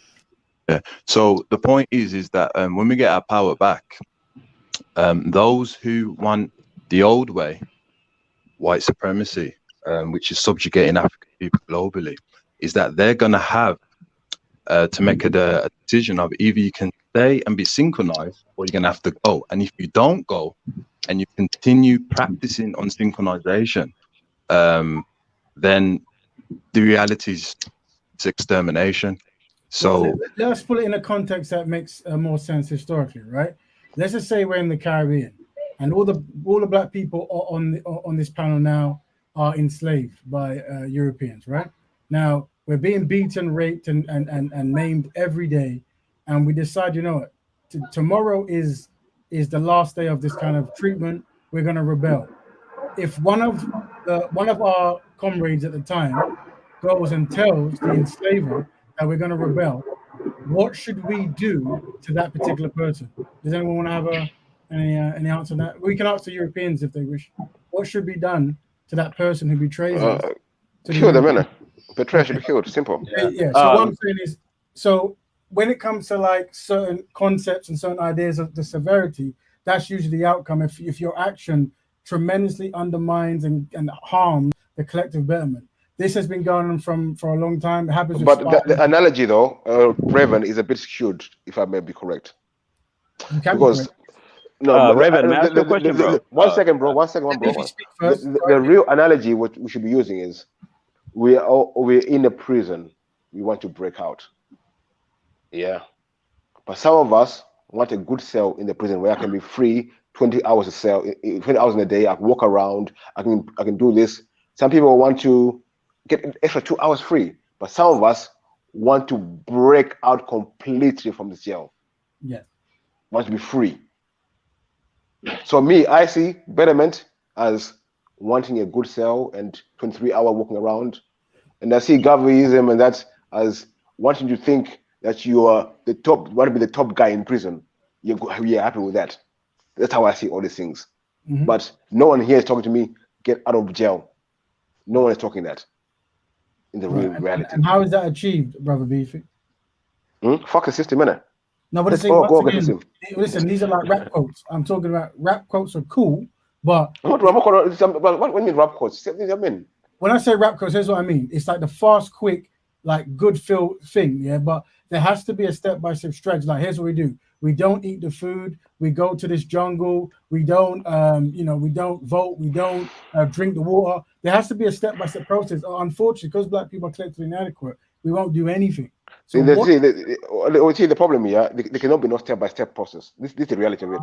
It has to be. Do you know why? Tell me. Because the system is so good at picking up anomalies within the system to shut them down. It has to be shock and awe. Simple. Okay, well, that's probably why you keep arguing if people jump on, because they're coming from a collective step-by-step standpoint of what to do, while you've got more of an individual, like at the time notion. So you probably will never see eye to eye, because it is collectivism versus individualism. You see? So you'll never see eye to eye. It's not individualism. I don't think it is individualism, but I don't see the common sense in the system working against me. I'm going to empower that system, hoping that I can break the system. To me, that don't make sense. Well, put it this way. That's why it's on synchronization. It is See? unsynchronized, but hold on. Hi, Revan, can I ask you a question, bro? Yeah, sure. A new guy jumped in. Go ahead. I take it you're from Africa or Caribbean. Is that right? From Africa, actually. There A you real go. African, not a pseudo real one. Okay, so you want to be a pseudo? What did you say? I'm not a pseudo. I'm continental African. I'm Okay. from the continent. Right. So you're going to continental African that identifies as a Semitic Caucasian. Okay. Oh, brother Caleb. Big up, Kel. How you doing? Okay. You have a question, brother? Yeah.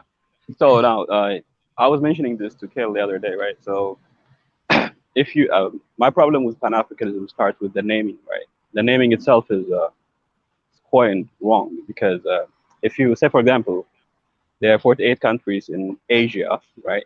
Yeah. These countries like Georgia, Israel, and Yemen are both in all of these three countries are in Asia, right? So if you set up an organization called Pan-Asia, what are those people going to unite under? Because there is enough diversity within Asia. So the whole concept of Pan-Africanism sort of minimizes the diversity within Africa, because Africa, just like Asia, there are different races that live in Africa, the continent, who do not align politically, culturally, even racially. So when you say Pan-African, first of all, it's not even clear who you're addressing, who your constituency is. Just like it's like uniting Asians together. Are you talking about Indian person? Are you talking about Israeli? How are you going to have an organization based that unites Israeli and Pakistani if you have a Pan-Asian? The same way, in Africa, how are you going to unite? Hold on, Kel. This is for Raven, right? Okay. And Shaka as well, because I asked you this question yesterday. This is for Shaka as well.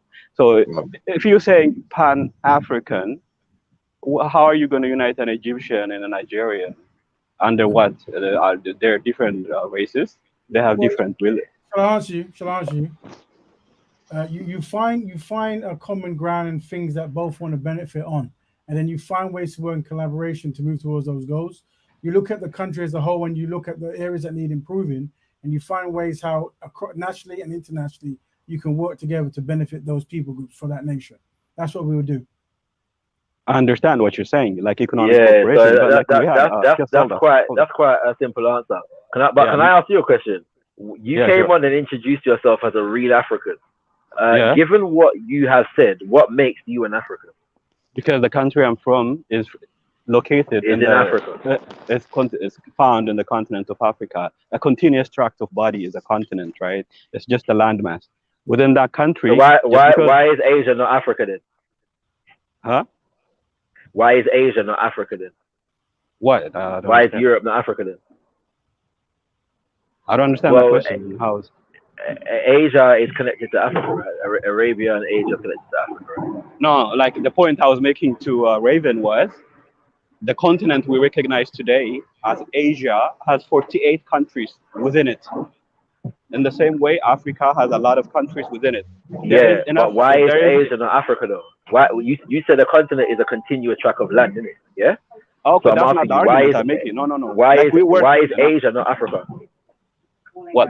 How continents started being named the way they are, that's a different argument that has nothing to do with this.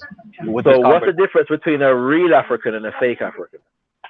First of all, like if you want to go back to the term, like your ancestors were stopped living in Africa 400 years ago. I have continuous families who live there.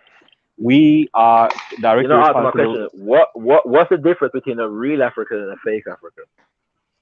A fake, like say for example, Dr. Ben, right? Who fabricated his own identity, who said like he's from Ethiopia and a Germanish Jewish mother, who he literally fabricated. He's like the pseudo of this revisionist history and black-centered understanding. I don't think you're answering my question. Even if Dr. Ben did fabricate his history, it doesn't make him not an African. It just means that he didn't come. He is an example of a fake African. But why though? What makes him a fake African? What is the difference between a real African? He lied about his heritage. He said, like, if he lied about his heritage, but he was really from Nigeria, would he still be a fake African? No, he was not from. He's from Trinidad. He's from. I didn't say he was. You're not answering my question. You're choosing to take a shot at Dr. Ben rather than answer my question. My question is, what is the difference between a real African and a fake African? A fake African is who fabricates his identity, who makes the tangent connections to Africa, even though he doesn't have any connection to the continent of Africa, like Dr. Ben. So, in order to be an African, you have to have a connection to the continent of Africa. Obviously, that's obvious, isn't it? Right. Okay. And so Dr. Ben and myself and others obviously have a connection to the continent. So that's obviously not enough, right? So again, what is it, that makes one a fake African versus a real African? What is it about the connection to the continent that makes one fake or real? Fake is self-explanatory. If you are not, like, if you don't speak an African, you're interrupting me when I try to answer you, Shaka. Please, just control your dopamine, my brother. Just control your dopamine, right? I shall. I apologize. All I'm saying is, these pseudo black-centered individuals, they exist. Their self-understanding, everything they do exists because of whiteness. Their self-understanding comes from a reflection of whiteness. Everything you yourself talk about, your political understanding, your existence, even your self-identification exists because of whiteness. So you are intertwined with white supremacy. You are the other coin.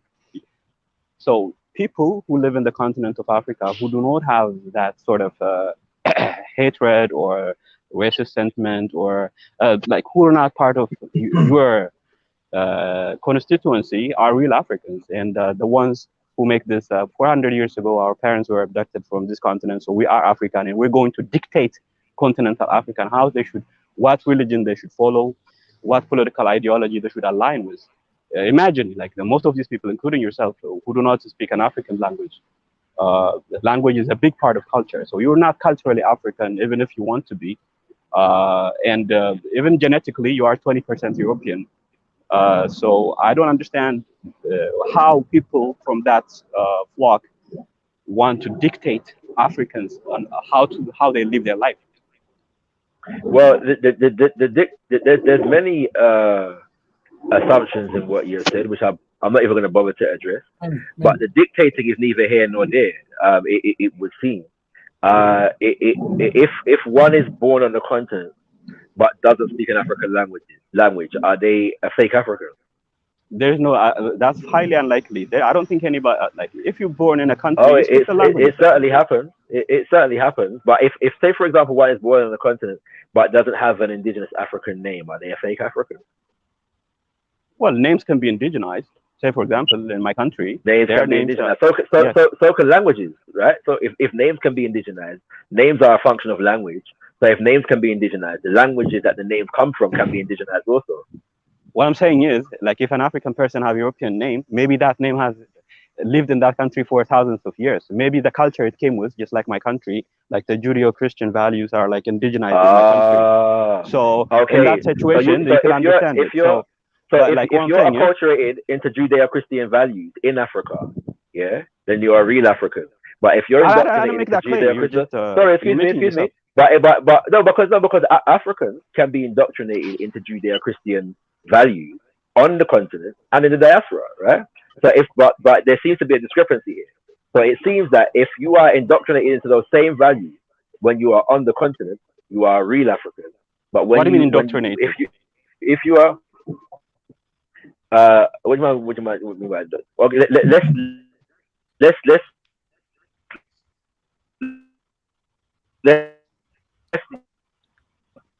your mic might be broken, malfunctioning. Anti-monologue mic. Yeah, because that's right. Well, brother Shaka. So, what is the point you're trying to raise, Nilo? I don't understand. I don't understand. What are you here to try to cause division or unification? I don't understand. How can you divide something that's not already united? I'm trying to point to you guys. The whole concept of Pan-Africanism is wrong. Right. And I'm having a... Hold on, let me ask you. If I'm here in the UK and I'm networking with people in Africa and we're building for a betterment, that's wrong, is it? Is that a wrong behavior? No, I didn't say that. Networking, fine. Like other people of other nationalities can network. You can build your business based on any... Like, you can have a business in Arabia. It doesn't matter. So Caleb, what would you say the so-called Maroons, yeah, who have made You're gone again, Shaq. from since the time of enslavement until now. Can you hear me? Yeah, you're coming through now, yeah. But your mic is better. Can you hear me? Yeah, we can hear you. Yeah. So there are many Africans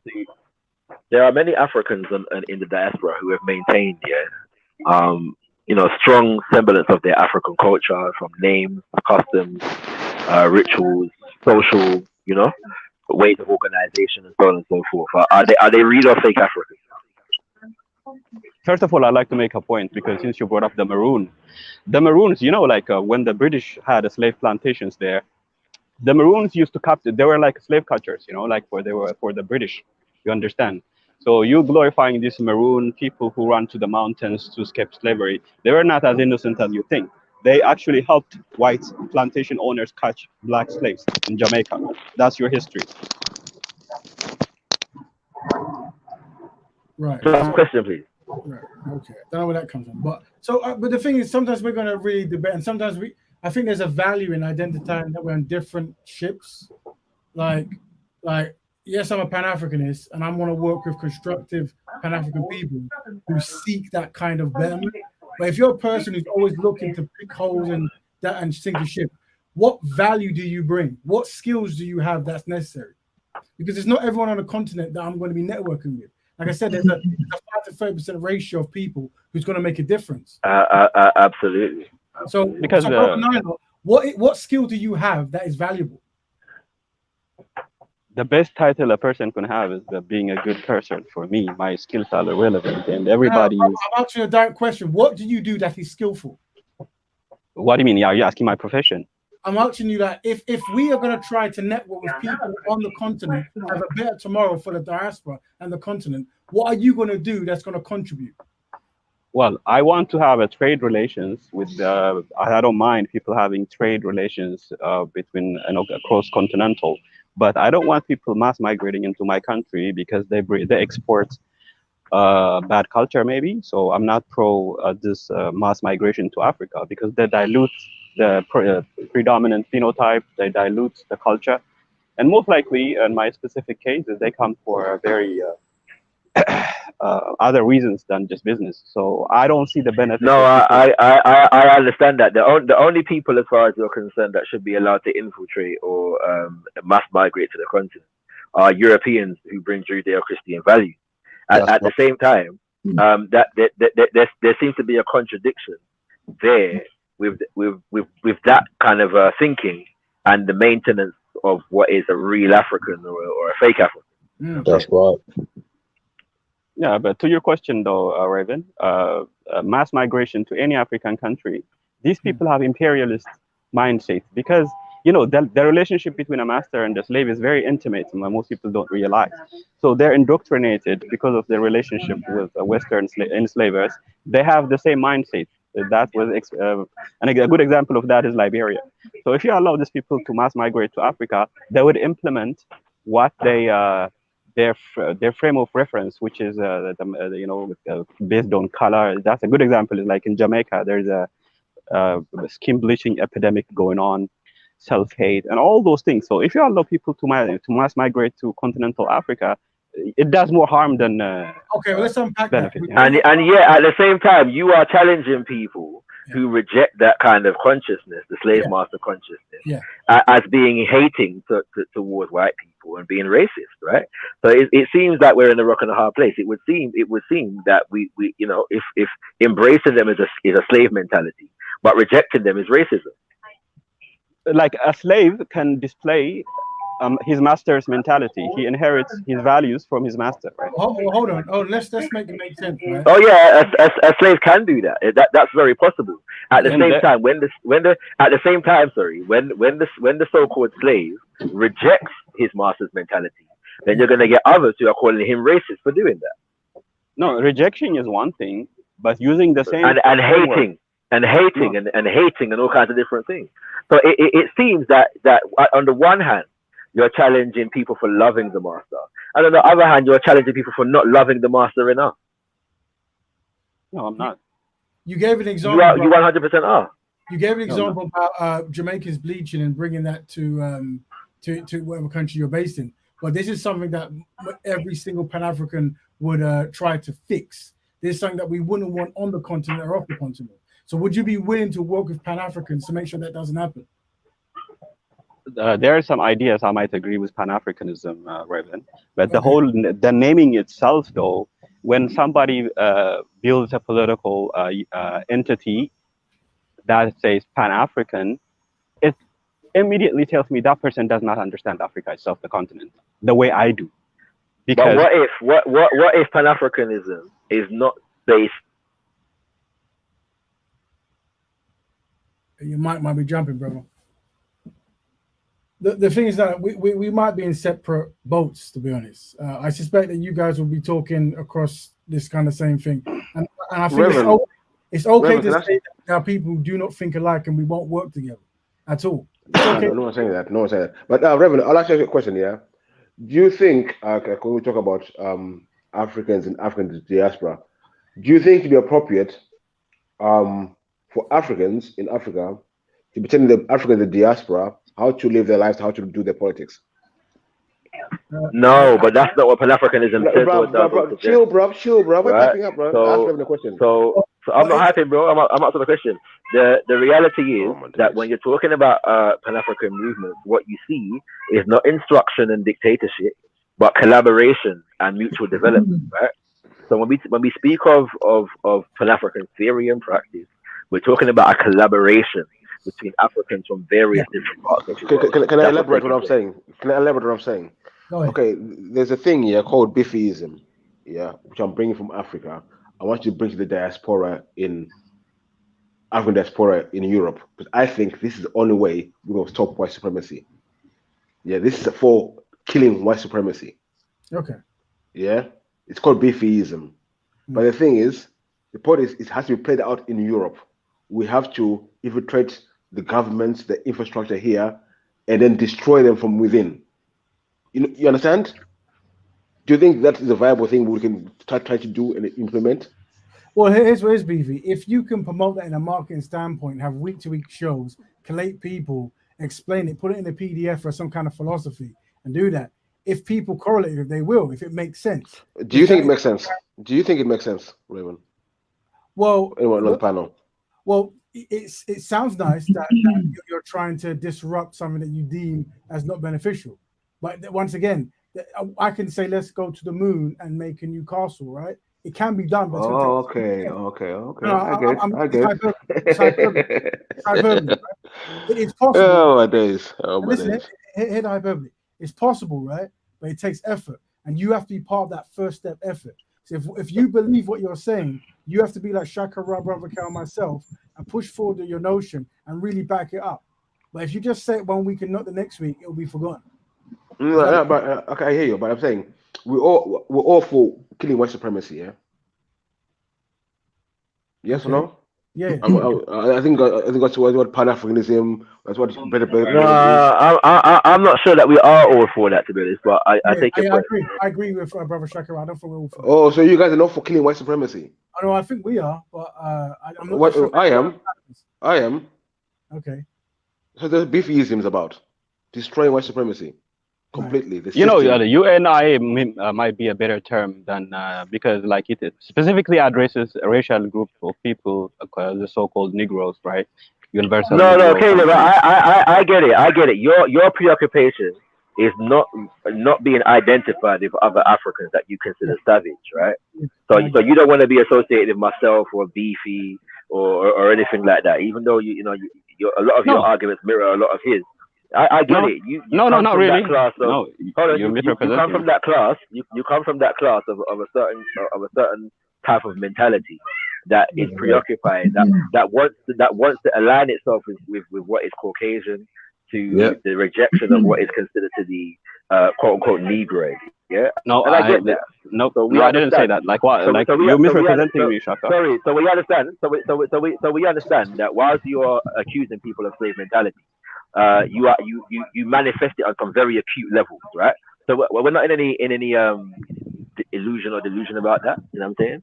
I get it. Well, I'm not even interested in the debate on the subject. Yes, we're not debating. You I'm just saying. I'm just telling you that, like, within Africa, we have a continental body to cooperate for trade and military alliance and to decolonize Africa. It's called African Union. My ancestors contributed to setting that up. Me and Beefy, we are continental Africans. We have Africa. Maybe it's not a perfect institution. Maybe it's corrupted, right? But we have a continental body to with a purpose in mind of decolonizing Africa, having a trade cooperation, and having a unity in military and so forth, right? So we do know these things, and we have done these things without your the AU is not interested in decolonizing Africa. That was the initial purpose. I'm building up a military, yeah. And the reality is, the AU receives a significant amount of funding from the European Union and Western governments, and I'm sure that's something that you'd be comfortable with, you know, as long as they're not these savage Pan-Africanist Negroes coming from diaspora. At the same time, one of the battles that took place, and this is what Beefy doesn't understand also, yeah, is that the OAU at the time, yeah, that it was formed, yeah, in 1963, was split between revolutionaries and neo-colonial puppets, and it just so happened that the neo-colonial puppets were in the majority, and they were that they were using the energy that was developed by the revolutionaries, yeah, for their own ends, right? For their own individual ends. My days. Yeah, you know what I'm saying, right? So what happened is, in that formation, yeah, because of the fact that the neo-colonial puppets had the backing of powerful Western governments, they basically won the day at the time. Okay, and that is what produces what we see as far as the AU today. Yeah. Just put it on paper. Fuck the AAU. Fuck everyone like that. Fuck the governments. If any involved. I think with Brother Nilo coming in, I think it just makes sense that we're from two different kind of ships, isn't it? And I think we have to identify that we're not going to see eye to eye, and it comes down to whose ideas are more beneficial to Black people. Oh, because obviously you're not part of this. You're not part of the Black collective technically. So whose ideas work better for what we're trying to achieve? But it is a waste of time for us to talk because we're not going to see eye to eye, isn't it? It's like we have an agenda and you have an agenda. And I don't have any agenda. I'm an African, and I'm speaking on African matter against other people who claim to be African who are not African. Yeah, but getting back on the beefism, yeah. But but getting back on my idea of like this beefism thing on for much. I think it's a good thing. Big up, lads. I'm back. Sorry. I don't wait for it. Just knocking my beefism like bullshit. Like this makes common sense. Do you do a show? In the belly. But I'm bringing I think you should listen. But I'm right now I'm the same level as Pan-Africanism, so we're good. So don't worry about it. So all I'm saying, yeah. Listen, man. Sorry, I didn't even see you there, man. I'm telling you, beefism, man. I'm saying. Honestly, beef. If you want me to take you serious, I think I'm being serious. I can just lay down for. No, but listen me out, bruv. All right, go on. What's wrong? Listen to me out. No, you all said, I think I'm for killing white supremacy. It's a system which is infected us around the world. The system which involves religion, politics, and everything. I'm saying us, as pro-Black people in the diaspora, because we know that white supremacy is a system where the Black people are at the bottom. Anyway, Reverend. Yes. We are at the bottom of this white supremacy in anything. So I'm saying I've had enough. Right. Yeah. But right now we're in the belly, in the diaspora, we're in the belly of the fucking beast, where the infrastructure is at. Yes. So I'm saying we need to infiltrate the infrastructure and start fucking pulling wires. You know what I'm saying? Pulling shit apart. Let everything start fucking collapsing. Is that a bad idea? Oh, well, I'm saying this. Put it into tangible steps and create shows and documentation on that. I hear that. I'm saying, is that a bad idea in the whole? It's just an idea. Is that bad? If you recognize any institution that is mistreating Black people consistently and you want to slow it down and stop it, everyone should agree with that. And destroy it, exactly. Destroy it, crush it down completely. No remnants left whatsoever. Hold on. Any system that is mistreating Black people based on race has to go. So I'm saying that if you can have a step-by-step guide or just a PDF or some people can join, then you're going to get a following because it sounds like a very good idea. You have to work on how you deliver it. And obviously you have to understand political science, marketing, this kind of stuff, right? But once you understand that better, you can put it in a way that people will generally follow. But here's the problem, Beefy, and this is going to be very hard to understand. Because you're a black man trying to do constructive things for black people will tear you down. That's right. And if you don't believe it, just watch many of the shows that Brother Kel jumps on, right? But this is the beauty of it. This is the beauty of it. You see, I don't have to worry about black people, but I'm with the white people. You get it? I don't have to worry about black people. I'm with the white people. I'm in there with them. But I'm doing some fuckeries. I don't worry about white people, black people hating on me. No, that's it's so good. I look forward. Yeah, I look forward to seeing the organizational formation that comes under the ideological foundation of beefism. And I promise you, yeah, if there are any successes, yeah, within beefism, I would teach my children about them, and I will not nitpick and refer to you as a complete failure. If at the end of your life you are not successful in terms of tearing down the entire system, if the system is still standing when you're dead, I will still give honor to the blows, yeah, that you gave the system within your life. Trust me. Very respect. Can we all agree to this, family? Should we all agree to this? I agree. If Beefy, if you should fail in your attempts, we won't undermine you. We'll talk of your name to our children and black people of what could be done by black people. Listen, this is a fail-proof thing. If we all do it, it's fail-proof. It's going to work. We're not going to fail. But we see the problem is, what I realize is people don't want to tear down the system, really. They're a bit comfortable in it. So I realize. No beefy. I'm not being real. I'm being real. What I'm saying is, I know. No one wants to. That is true. That's what no one likes to go off. No one likes to go off. No one wants to put a plug on himself. Let's say this. Unfortunately, sometimes management isn't valued, and when black betterment is diametrically opposed to freedom. If we value management and discipline and organization and direction, then any idea we're trying to push forward. But unfortunately, I was giving examples 3 weeks ago on the same show, just about teamwork and stuff, right? And there's much to learn about teamwork. Now, one of the things I would recommend is for people to start training in any kind of beefism, a new kind of black belt, what it might be, right? Analyze people who have been doing it for years, right? As in some kind of philosophy. See how quickly black people try to tear them down. You can use Marcus Garvey as an example and think, you will go through that. You will go through that. So you have to prepare yourself. But sorry, can I ask, is beefism African? Hello? Anyone? I think beefy, that's supposed to you, right? No, that's 100% African, 100%. Okay, I can definitely support that then. I feel then he has my best interests at heart. Yeah, of course. But if it has non-African people, brother, at the front line, I'm gonna have a problem with that. Bro, you're never gonna do that. My decision is my decision, right? And it's based on a lot of research, a lot of information, knowing beefy, all of these type of things. So, you know, that's what it's about. You can't now then dictate how I think or how I would be thinking, you know, when I'm under beefyism. No, I'm okay. Yeah, but Michael, you can't join beefyism. But Michael, you can't join beefyism though. Why? You know what I'm saying? Because you're a Mason, and beefy don't want Masons in his thing. Who's a Mason? What's Michael Mason? I don't know. Speak for yourself, Chakra. Speak for yourself, my G. I mean, this is the problem. Exactly. Projection is good, no good. No one claims to be a Mason, other than you guys, but it's cool. Listen, I'll be honest with you. Sometimes we talking is fine, but I'm saying once you demonstrate steps, we'll jump on board. If you demonstrate steps and consistency in management, you're gonna find support. What's me? I mean, I'm thinking I'm coming with people who research the thing about the system. May I suggest a step, Raven? One second, Caleb.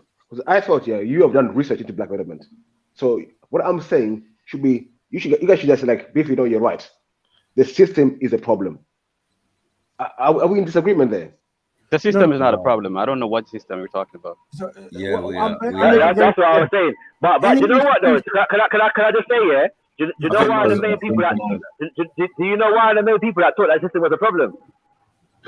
Go by the name of Marcus Garvey still, you know what I mean? I didn't aware of that. Marcus Garvey taught us a system is a problem still, you know? Yeah, You know what but I'm it's saying? based on if there's any based on other institution that is people's mistreating experience. people, Sorry. Hello. It's based on other people's experience of revolution and taking over their country, right? And deposing the monarchy. So we Prove that, understand please. Prove that, please. and 30s. Prove Hold that, on, please. man. Prove that, please. Sorry. In the 90s, 20s, and 30s, I proved it many times. It's like, bro, No, if you weren't there, you didn't get the memo. Hold on 1 second. If you weren't there, you didn't get the memo. That's not my concern. Yeah. Oh, is it? Okay. What is actually truthful is that Marcus Garvey was a fascist and he believed in separatism, Marxism, black Marxism. So it's cool. It's easy to understand. So when I do make those reference towards the Russian Revolution, the Bolsheviks and all of that, who came up with these ideas and these Sigmund Freuds and all of these type of things, with this social science, the science of how to control people, all of this type of thing, mind control and all of these type of things. These are what came into play. But also the other systems being socialist, communist, fascist, capitalist, any type of ism and schism, right? Yeah. So we understand that the Honorable Marcus Garvey, in his time, those ideas of revolution and how to rebuild your society or nationalize your society at that time was fine. Those were the ideals. But even Pan-Africans of the modern time agree that those are out of date, archaic ways of thinking. So they were never. By the way, sorry. They were never ever followed up in a certain sense. Do you get what I'm saying? So the modern Pan-Africans are more on the W.D. Du Bois point of thing, which is the inclusion of non-Africans, right? Where Marcus Garvey was like, no, we're not doing that. We're just dealing with Africans in the diaspora and Africans themselves, right? But with the modern form coming from W.D. Du Bois, that's where they were biometrically opposed, But to say that Marcus Garvey to not know that socialism, communism, fascism is all one and the same beast. That's why you can take Kwanzaa from one woman. Disingenuous and very unobservant of anyone doing political science or studying Marcus Garvey or studying the leaders of the past. I hear that. Can we say just for Beefy, right? Beefy, the isms that you're making now, is it for African or black people to practice, or is it for everyone to practice together? Black people, it's important that black people practice it. We are the bottom of the system. We suffer the most of the system. But our employees, everyone else does it because everyone's part of the system, and the system oppresses everyone. No, people with low IQ suffer. Black people, it's imperative. The system gets destroyed. So hold on. So Beefy, is it literally like everyone's welcome to practice beefism? Is that what you're talking about? 100%. The system must go to go, man. Okay, in that case, then I won't support it, brother. Okay, cool. No, but hold on. If everyone's welcome to practice it and it's still African, that would appear to me to be a contradiction. You know what I'm saying? In the sense of sorry, because I you know what time it is, brother, Come on, man. Yeah. Black people. Why? Wait. I'm gonna leave it alone. Point taken. I'm gonna leave it alone. Why? I'm gonna leave it alone. But it's just interesting to me. Please answer. Stupidity. It's just interesting to me that our prime sticking point is whether white people and non-Africans can get involved in the thing. The system. That's the defining. That's the defining factor whether it's African or not. You know what I'm saying? See, once it's Listen, I've been saying for years, right? All you black people who are, very inclusive of your ideas, I will help you on pro bono. When it comes to institutions, you won't be there with me. It's just that simple, brother. That's right. We've seen it. It doesn't work, and now I understand why there's so much pushback. This is an inclusive, and that's what it is. That's what it is. Yeah. And remember, the most important quote you guys can take home to everyone is: "We black people are collectively inadequate." And that's right. When you accept that, then you're going to try to change. But if you don't accept that, you're going to be inclusive, and you're going to run straight past the black woman to the white woman, and you're going to do all those kind of things, and you're never going to. That's what it is, man. That's what it is. That's what it is. Man, they want to maintain access to the white woman crutches. There you go. That's how I roll. Let us do a topic on that. What motivates black men to undermine black progress from other black men? It's a very good topic. And it's sorry.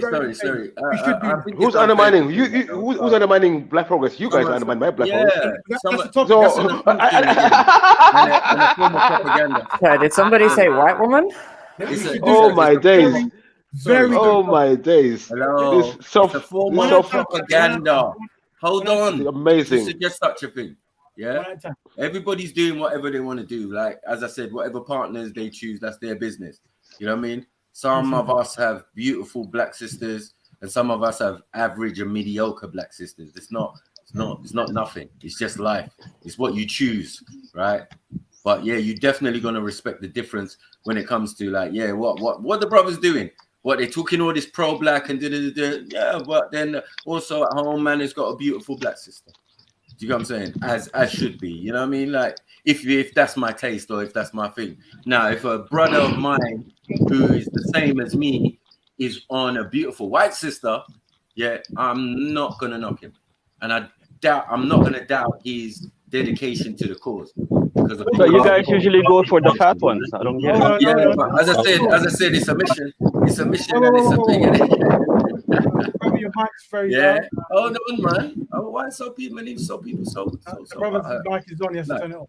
As I said, yeah, man. So I feel it's unfair to be throwing slurs at the brothers that is based on not truth, you know, and a lot of those things apply to them as the one speaking.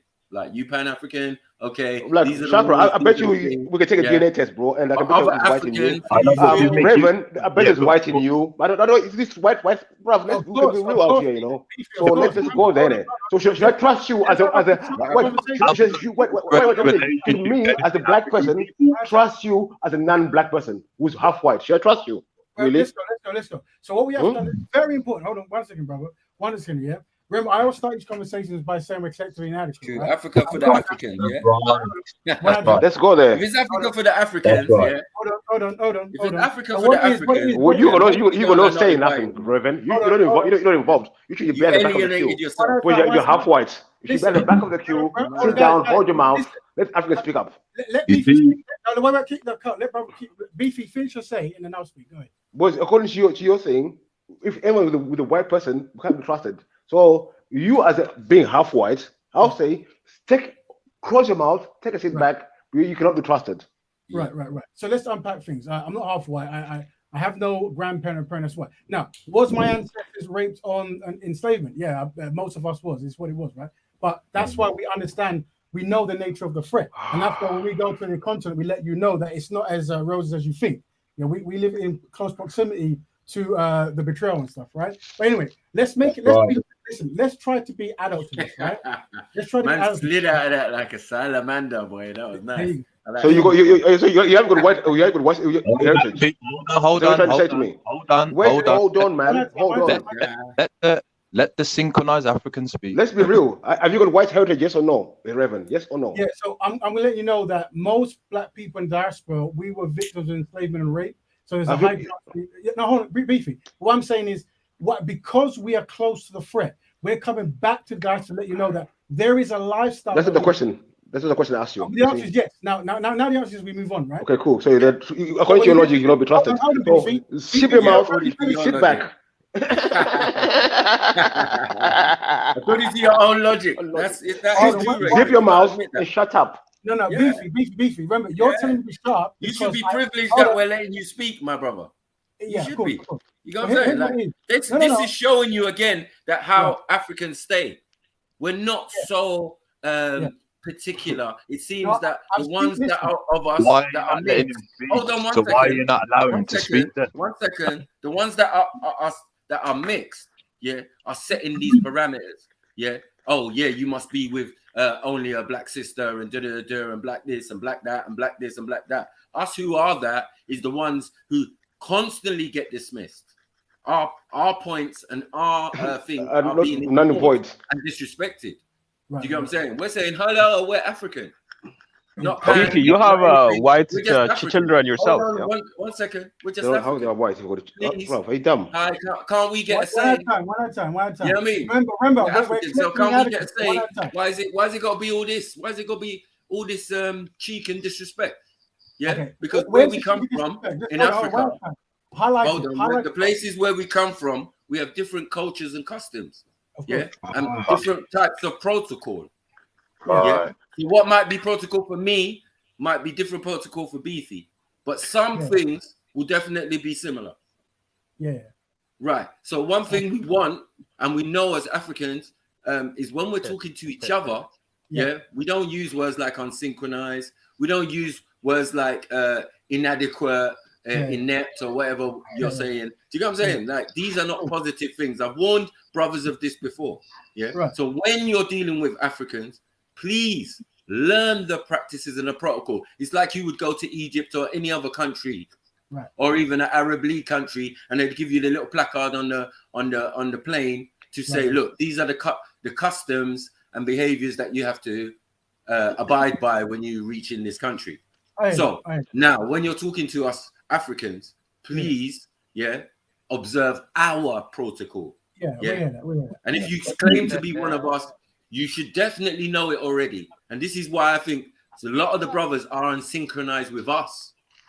Okay. Right. So some of the people talking about unsynchronization, hold on, are unsynchronized with Africans and how Africans do and how Africans speak and how Africans behave. Okay. That is a reality. Yeah. Okay.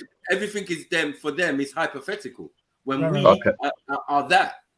Yeah, so we know exactly how to behave. We know exactly what our people are like. We know exactly the politics. We know exactly who are the heroes and the non-heroes and who we should look up to. Because even within our society, we should even have that capability, right? Synchronized African speak now. Let the synchronized African speak now. Thank you. I'm speaking. Thank you. Yeah. You know what I mean? So, as a synchronized African, and hold on, as a synchronized African, as acknowledged, all I'm asking for is to people to follow protocol. Don't make up some protocol and think that Africans have to abide by it. And if they don't abide by it and they're not down with the program, that they are unsynchronized.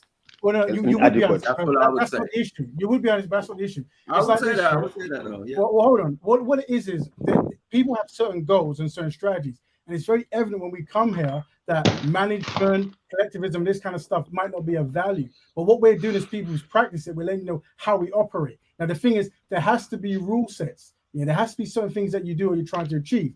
Yeah. So what we're saying is, okay, what is the template for Black people to prosper, right? So what is it that we can write down and say, this is beneficial as a collective norm? So we can say, I want to start a Black family, so I have to be constructive. Find a constructive Black woman and have a constructive Black family. That's a template, right? That's something that our kids can look at. Now, we understand concepts like racial whitening, meaning Black people marry non-Black people, and then gradually, they become non-Black. The issue with that is if we're trying to make assets and resources and institutions, if we make them and they're inherited by people who don't identify as Black or isn't loyal to Black, then our resources go. We can observe this in when we look at Australia. We can observe this when we look in America. So what we're saying is we're coming with very strong points to minimize that thing from happening. Now, here's what it is. Yeah, I've made a group where we don't talk about religion, miscegenation, and homosexuality, because these things really trigger Black people, right? But it does come down to this: access to non-Black women. Fucking butty, man. Yeah, but access to non-Black women, for some reason, maybe because of marketing and this kind of stuff, is very, very desired by many Black men. Yeah, and we're saying that this must be a marketing thing, right? Where historically this concept has been marketed to us. So today it makes sense to say, yeah, don't marry a Black woman, blah blah. But we're saying when it comes to maintaining resources, this cannot be how we move forward. Yeah. What's the proof? What's the proof in that? So basically, if you look up Aborigines, right? If you look up the government has set up certain plans, right, for them. No. I'm talking about specifically. I'm talking about you saying me. Every time I speak, people like to make me up. It's Raven. I'm talking about. I'm talking specifically about your claim that black men are preferring non-black women. Right. So don't get me wrong. There's plenty of black men who love black women, and we. I think it's probably the majority of black men love black women. But here's where, hold on. Here's the metric we have to look at, right? We have to look at in comparison to other people groups. Also, we have to look at in comparison to when people who attain certain wealth and assets, right? So, for example, you'll find more African leaders with European wives than you find European leaders with African wives, right? So we have to look at that, innit? And we have to go, why is that a reality? I'll give you why it's a reality. Because when you enter politics like you guys do, you end up hanging with the big white boys. That's your circle. So you end up finding partner in your circle. That I also agree with. Yeah. All right. Yeah. Okay. Well, in the upper echelons of society, the majority are not black. Hold on, brother. Wait a minute, son. People who've studied it see it on a deep level. Like, if you're not interested in these topics, they'll go over your head. Brother Shakara, brother Cal, brother Raven is interested in these topics. So we study. Well, we're not.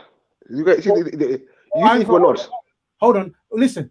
We as men, we must control our emotions, right? It's the I'm asking you. Do you think we're not? It's a simple question, bro. You control your emotions. I'm asking a question. No, do you think we're not?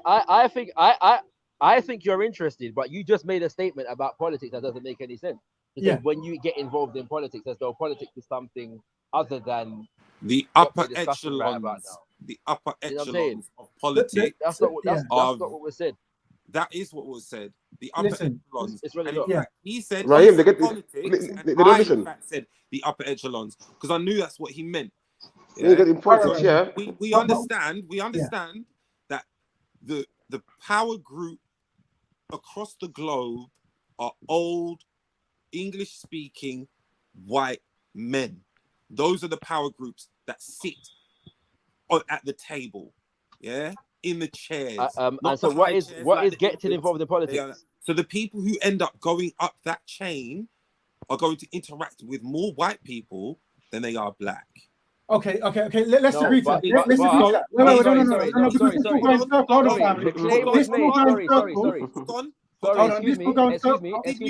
The claim was made. Yeah. You said for me not to speak. I didn't speak. Let me finish, man. Is that a point you're trying to make? Finish. Yeah. Yes, listen. What is the point? Equally, you will see that it is found to be just as strange and almost outrageous when the white men find black women. Yeah, when that small minority find, it is a big hot topic because it is strange. It's not the same thing. So we find it strange that they are all going off with. We find it strange that black men are going off with white women, Asian women. We accept it because it's none of our business. We accept it because it's none of our business. We don't accept it. But we accept it because it's none of our business. Speak for yourself. We accept it because it's none of our business. It is our business. Hold on. We accept it because it's none of our business. And then we move on from it. No, this is very unsynchronized, Raheem. Very unsynchronized. We understand what they're doing. We understand what they feel is their business. You will not change that about them. No matter. It's not about feelings, bro. It's about political science. No one's talking about feelings. When someone is in a relationship with someone, it's their feelings. You can't say it's not about feelings. Can we interject now, brother? You're going to say a statement. You're going to, good. Yeah, go on now. It's like this, regardless of what you guys individually choose as your own life, right? But we have to have templates, yeah? And the templates I say is this template works for the collective betterment of black betterment, yeah? It's for the collective betterment. So it's either true. I have a constructive black man with constructive black woman makes a constructive black family, or it doesn't, yeah? Now, if that man then goes on to be successful and makes institutions, we want his black family, his constructive black family, to inherit that and continue the fight that he's doing. If we don't have that stance, yeah, then what happens? What happens in all these other nations will happen to us. We will lose resources and we'll always be at the bottom of the base, yeah? It's like understanding how black people are produced is very important. Understanding how black people's maintained is important. Yeah, that's right. What I'm saying is, I understand European men have marketed white women so correctly, so strongly, so dedicated with so much zeal and vigor. You find actually, I'll come afterwards. I'm saying this. If you want help in picking a black woman, think of it like this way, right? It's because of wanting to have what white men produce is why black men are really going for that European kind of stuff. That's right. You actually find there's a higher number of white men. One second, guys. Let me say something. There's actually a higher number of white men marrying black women than black men marrying white women. The number is higher the opposite way. Black women are marrying white men more than black men. It is very unsynchronized, beefy. Very unsynchronized. On that point, just to merge this point with a point that was made earlier about synchronizing with Africans, and it seems that the only people that have a stake in terms of what an African is and what African customs and values are those who were either born on the continent or born to parents who are born in the continent, right? So it seems that y'all have everything to teach and nothing to learn from the rest of us Africans. However, there does happen to be an African from the continent who was writing in the 1800s and the early 1900s when Africans on the continent were trying to withstand colonialism and were developing concepts such as the West African Federation and so on and so forth. And this is a man by the name of Mojola Agbebi, yeah? And in one of his papers, he writes the following in relation to some of the conditions faced on the continent, and he's given an assessment of the people in now what is today called Nigeria. And he writes on interracial marriage, and he says, no un-Europeanized native of tropical Africa seeks intermarriage with white people. Commercial intercourse and other unavoidable contact with white people may lead to progeny of mixed blood, but no tropical African, pure and simple, is inclined to marry a European or appreciates mixed marriage. This is what he's saying, yeah? That's right. And so you notice the first line, he says no un-Europeanized African. Yeah? He's equating this desire to cohabit and be there with white women as a European. What do you mean? You know what I'm saying? What? Framework, so your interpretation of that is that a Europeanized African is a black man with a white man's mindset or a European mindset. Why could it not be a European who has settled in Africa? This is very unsynchronized. Elon Musk is an African. He was born on the continent of Africa. No, he's not an African. He's a European. He's a European. By ethnic origin, he is. No, he's not. No, he's not. Is he unsynchronized? This is why you guys, because you. Thank you. To suit your narrative. You're changing the subject. So you guys with your black, with your white blood, you're not African. Thank you very much. You say so. Listen, let me say this and you can say that, yeah? Let us use Leave us alone then. Hold on, brothers. I'm just going to say this. Let us use this as a case study. Remember, every time I get amongst black people, I always say we're collectively inadequate. No, we're not all black here. Some of us are mixed. Not all black. No, buddy, no. We're not all black. Some of us are mixed. You're right. And I say this, yeah, that what makes black people get so revved up, and let's also look at the case study, is the mention of marrying non-black women. That's right. So what I'm saying is, look at it as a case study, right? Now, we'll talk. Bro, don't do that. That's not what. Let them do it. Let them do it. Let them do it. The subject matter that you brought to the table was this. No one got excited. No, it wasn't. By that. It wasn't. Yes, they do get excited. Yes, they do. We are not excited. We're having a conversation. That was a good conversation. A very necessary conversation. You're right. You're absolutely correct, Raven. By the way, let me just clarify the point though on what Mojola Agbebi was referring to. Because this is not a matter of opinion. Someone's in the back, by the way. Whenever he uses the term African, referring to the indigenous black people, and in general, and more specifically, those who he's around within Nigeria. Finally, fucking hell. So, what tribe was you from? Shakra, what tribe by the way. What tribe is he from? Oh shit, sorry, yes. Cool, man. Cool. You're not the first. You're not the first. Different level mics, one at a time, discipline. Yeah, sorry, this is not a matter of opinion. It's just that's what he's writing about. So I'm saying. I'm asking you, what tribe is he from? What tribe is he from in Nigeria? What tribe is Mojola Agbebi from? Yeah. He's Yoruba. Okay. I've got a question for anyone who wants to ask. Oh, sorry, go on. And just as a point, he was actually the name Majola Agbebi is a name that he actually reclaimed because he was born into a Christianized family, and they gave him a good European Christian name, and he remained a Christian, but he discarded the European name and said that basically we have to reject this form of colonization, and so Majola Agbebi is in adult life. But he said he remained a Christian. He remained a Christian. Excuse me. Sorry, and is that is that a government decree? Sorry. Is that a government decree? Sorry, can I ask? Is that set up by the government, or is it just his opinion on things? I'm not sure. What that you better be sure. Sure. You heard what I said. I'm just making the point. Hello. One at a time. Hello. It's really hard to hear Shakara. His mic's down low and poor. Where you see many Africans in the diaspora. Shaka, we can't hear you, bro. That's what I'm saying. Shaka, we can't hear you, brother. He can't hear us either. So louder, bro. You need to make it louder. Mic check. Hear me? Sounds like low, bro. Far away. It is quite low, Shaka. But what I would say, this is a mic check. Can you hear me? Go. Yeah. We can hear you. But the mic check was inside. All right, cool. Yeah, I was simply making the point that Majola Agbebi, just like many Africans in the diaspora, reject the European names, right, that were given to us, and retain African names. You see Africans on the continent doing the same thing. I could give you other examples, but I'll leave it there.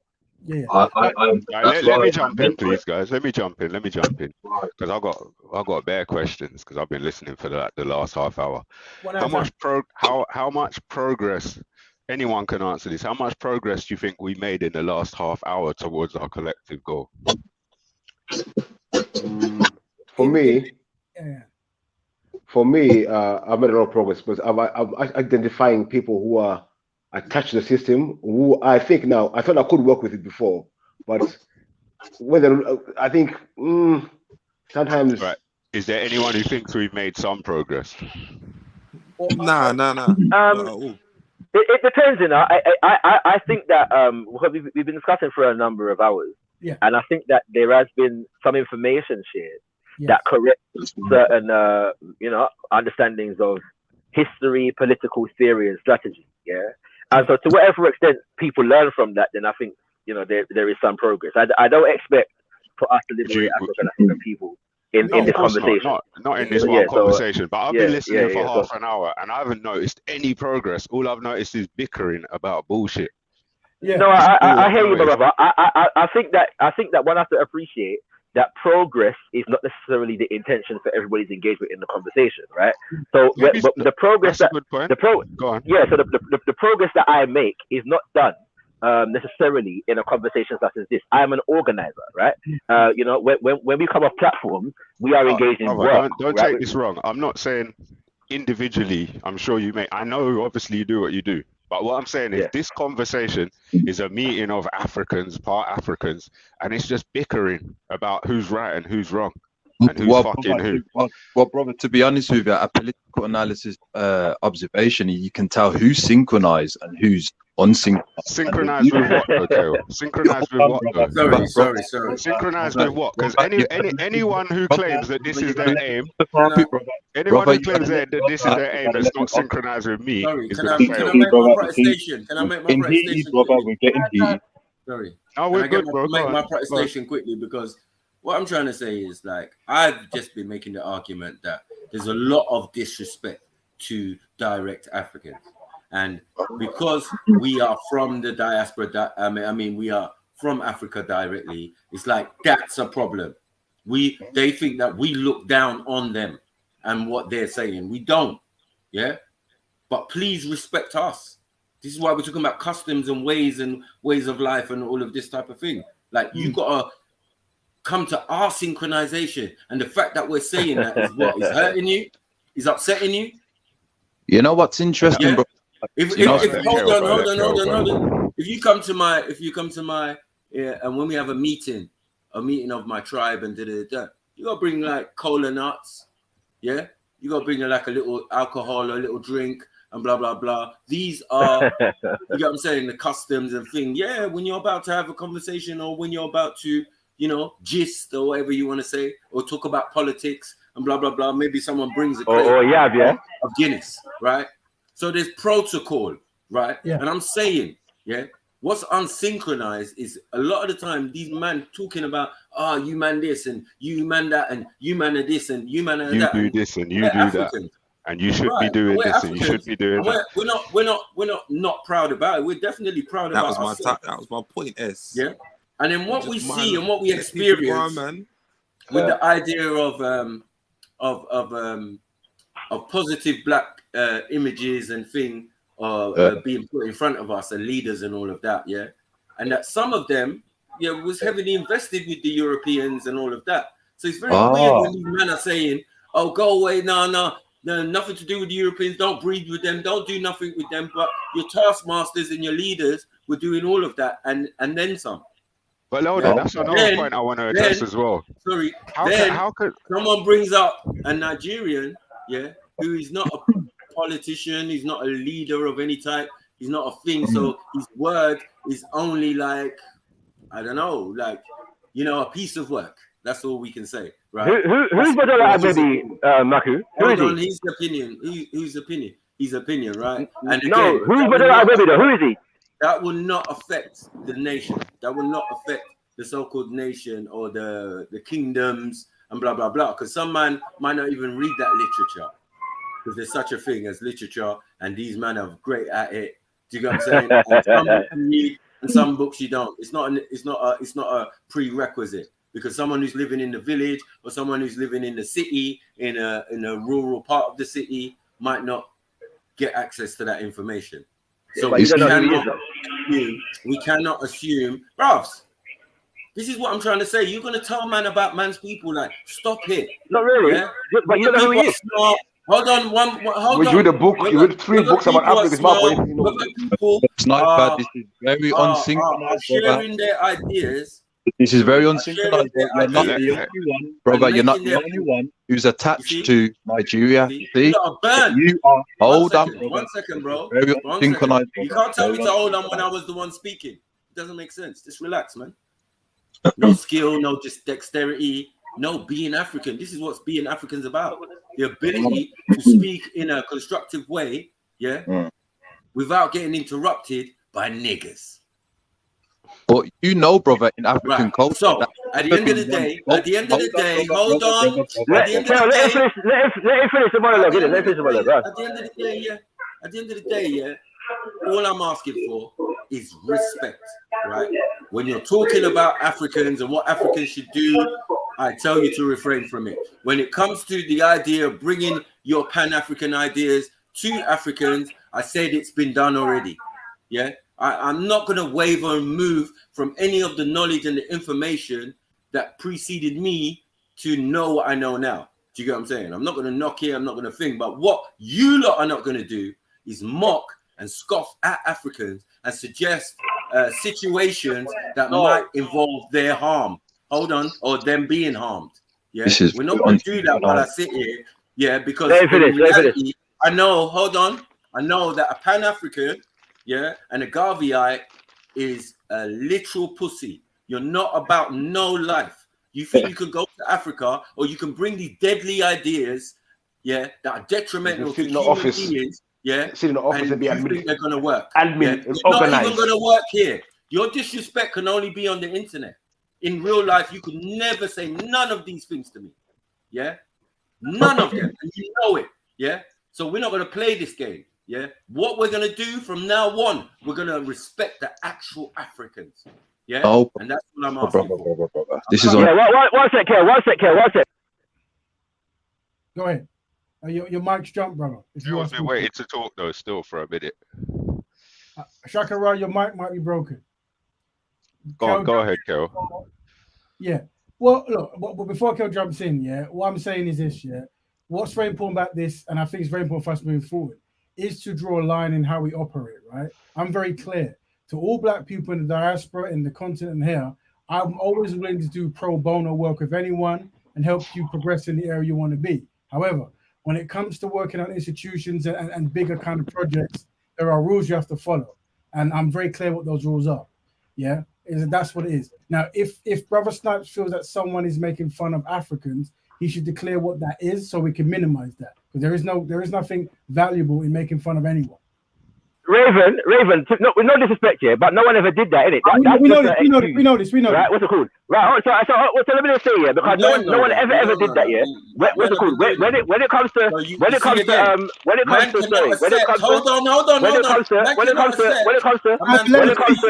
sorry, you spoke it. Hold it down, innit? You see this is shut up, man. You see the disrespect?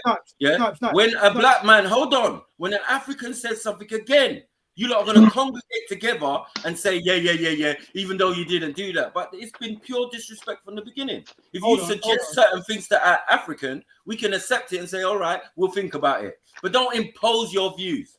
Yeah, that's the disrespect of it. Yeah, so don't sit there. Hold on, don't sit there and pretend like there hasn't been disrespect. And what you're saying is not disrespectful because you don't know the customs of certain people. Imposition of ideology. Hold on. The imposition of the ideology. That's the disrespect what he's talking about. Generalizing, that is the disrespect. Because your ideas are dangerous to African people, that is the disrespect. Yeah? And to think that we don't know what's been going on, you know what I'm saying? And we haven't experienced, hold on, the brunt of this Pan-African ideology and this thinking in Africa, and millions of Africans have died. What are we doing here? Can I finish now? Yeah. Can I finish now? Can I finish? Is that all right? Yeah. Can I finish? Is that all right? Thank you very much. Yeah. Thank you very much. Right. Yeah. So first and foremost, right, one of the things that is consistently done is when we speak of Pan-Africanism, there are those who try to create a dichotomy between Africans in the diaspora and Africans on the continent in relation to Pan-Africanism. And my position has always been, you can't do that because Pan-Africanism develops out of a collaboration between Africans on the continent and in the diaspora. Yeah, that's what it's been. Now, if heads want to choose to continue to try to foster some kind of that continental versus diaspora divide within that context, that's on them. I've never communicated that to anybody. Right? It's never been the case that I've ever communicated that. When it comes to African life and customs and rituals and spirituality and stuff, everybody who knows me for 5 minutes knows that I'm an advocate of that. Everybody who knows me for 5 minutes knows that I teach that, not just as it relates to the diaspora, but as it relates to the continent and the linkages between the two. So all of this, is real red herring business in relation to the idea that one has gone to the continent and said, you need to practice Pan-Africanism that we are bringing you from the West.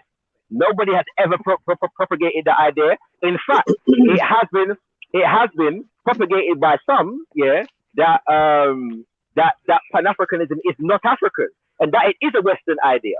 So now we're being told that what's it called? That no, there's a difference between what we propagate in the West. What's it called? And if you say so, that all of this is uninformed critique, and I wonder if the brother who just spoke, and I wonder if the brother who just spoke is an African from the continent or the diaspora, and whether that factors into the reasoning here. From England, but I don't think that's the point. Secondly,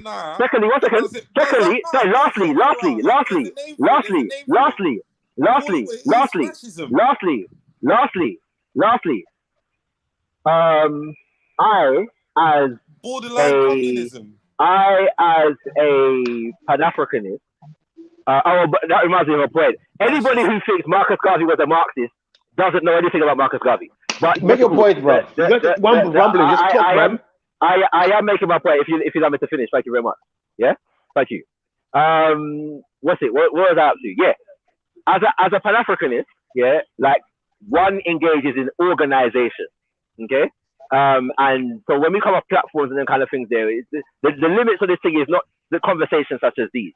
Man actively engages and was raised with Africans from the continent in the Pan-African community in the UK. Yeah, so we don't foster this divide between Africans from the diaspora and Africans from the continent. And I want to try to make it go like say that is the case. Like anybody has said anything you do like foster that. That's why you say you get me? well, not this conversation. My point I didn't get to make earlier is that all I've heard is arguments over divisive points. That's all I've heard in the last half an hour. The whole thing is division.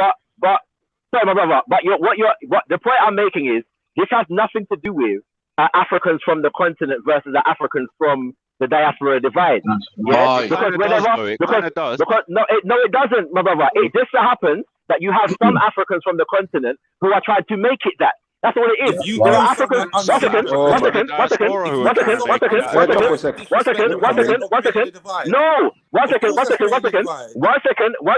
When other Africans from the continent come on and reinforce what man is saying, then you're going to hear the difference of interaction, because that happens too. Yeah, there are many Africans from the continent, some of who come to these streams who have similar ideas as man and will support what man is saying. Yeah, but when said people are not around, so we're going to hear these. Sorry. But when said people are not around, you're going to hear about imposition and dictating and so on and so forth. So that's that, isn't it? You know what I'm saying? That's it. Go. I don't know what you guys talking about. What are you talking about? If you say so. The whole point of a what are you making? I'm lost now. You work for so long. What are you making, Chakra? He's not. Why do you think we get so riled up on this topic? Why do you think that? Well, because people like to ramble on like they know everything about Africa when they don't not. Well, Pan-Africanism is about African people. So if you believe, there you go. If you believe, stop, Chakra, stop. If you believe, Chakra, please. No, I'm not gonna let you. Sorry, no. If you believe, well, you make a point, please. Sorry, if you believe, because nobody is saying that in order to, sorry, nobody has said. You notice that nobody has said. No, I certainly haven't said. Kale certainly hasn't said. Raven certainly hasn't said that Africans on the continent. Sorry, the only way. Agree with the points that's been said, and we just don't care about everyone else doing it because we've got other things doing. We've got empire building to do. We've got things going on. We've got real life to focus on. You man have your thing, and we agree with the points that I made. But you guys seem to have this obsession with, here you are not in the right if you think that everyone should just be independent. You man are not in the right if you think that you should not think like us. That's what's happening here. That's divisive. Exactly, and you're creating unity. Do you know what's not? You know what's funny, right? Yeah. Man advocates a perspective. Somebody else advocates another perspective, but there's only one side of this that is imposing upon the other. I haven't told anybody that they're not an African. I haven't told anybody that they must define themselves according to an African diaspora way of thinking and way of looking at things in order for us to be able to progress. I haven't made those claims. Am I saying that? Yeah? Did I say you? Sorry, excuse me. No. Excuse me. I didn't say anything about any. I didn't say you mentioned anybody specifically. We're talking about perspective, and I'm saying to you, and I'm saying that there are statements being made that I certainly haven't made.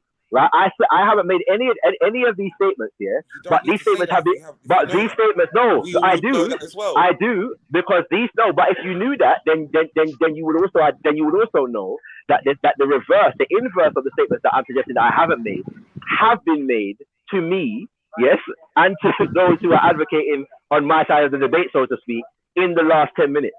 Yeah, so whilst one is talking about imposition, that the idea that in order to understand Pan-Africanism properly, one can only do so. One has to be direct African, real African, authentic African, so on and so forth, as though there's something inauthentic, about man's Africanness if man was not born on the continent.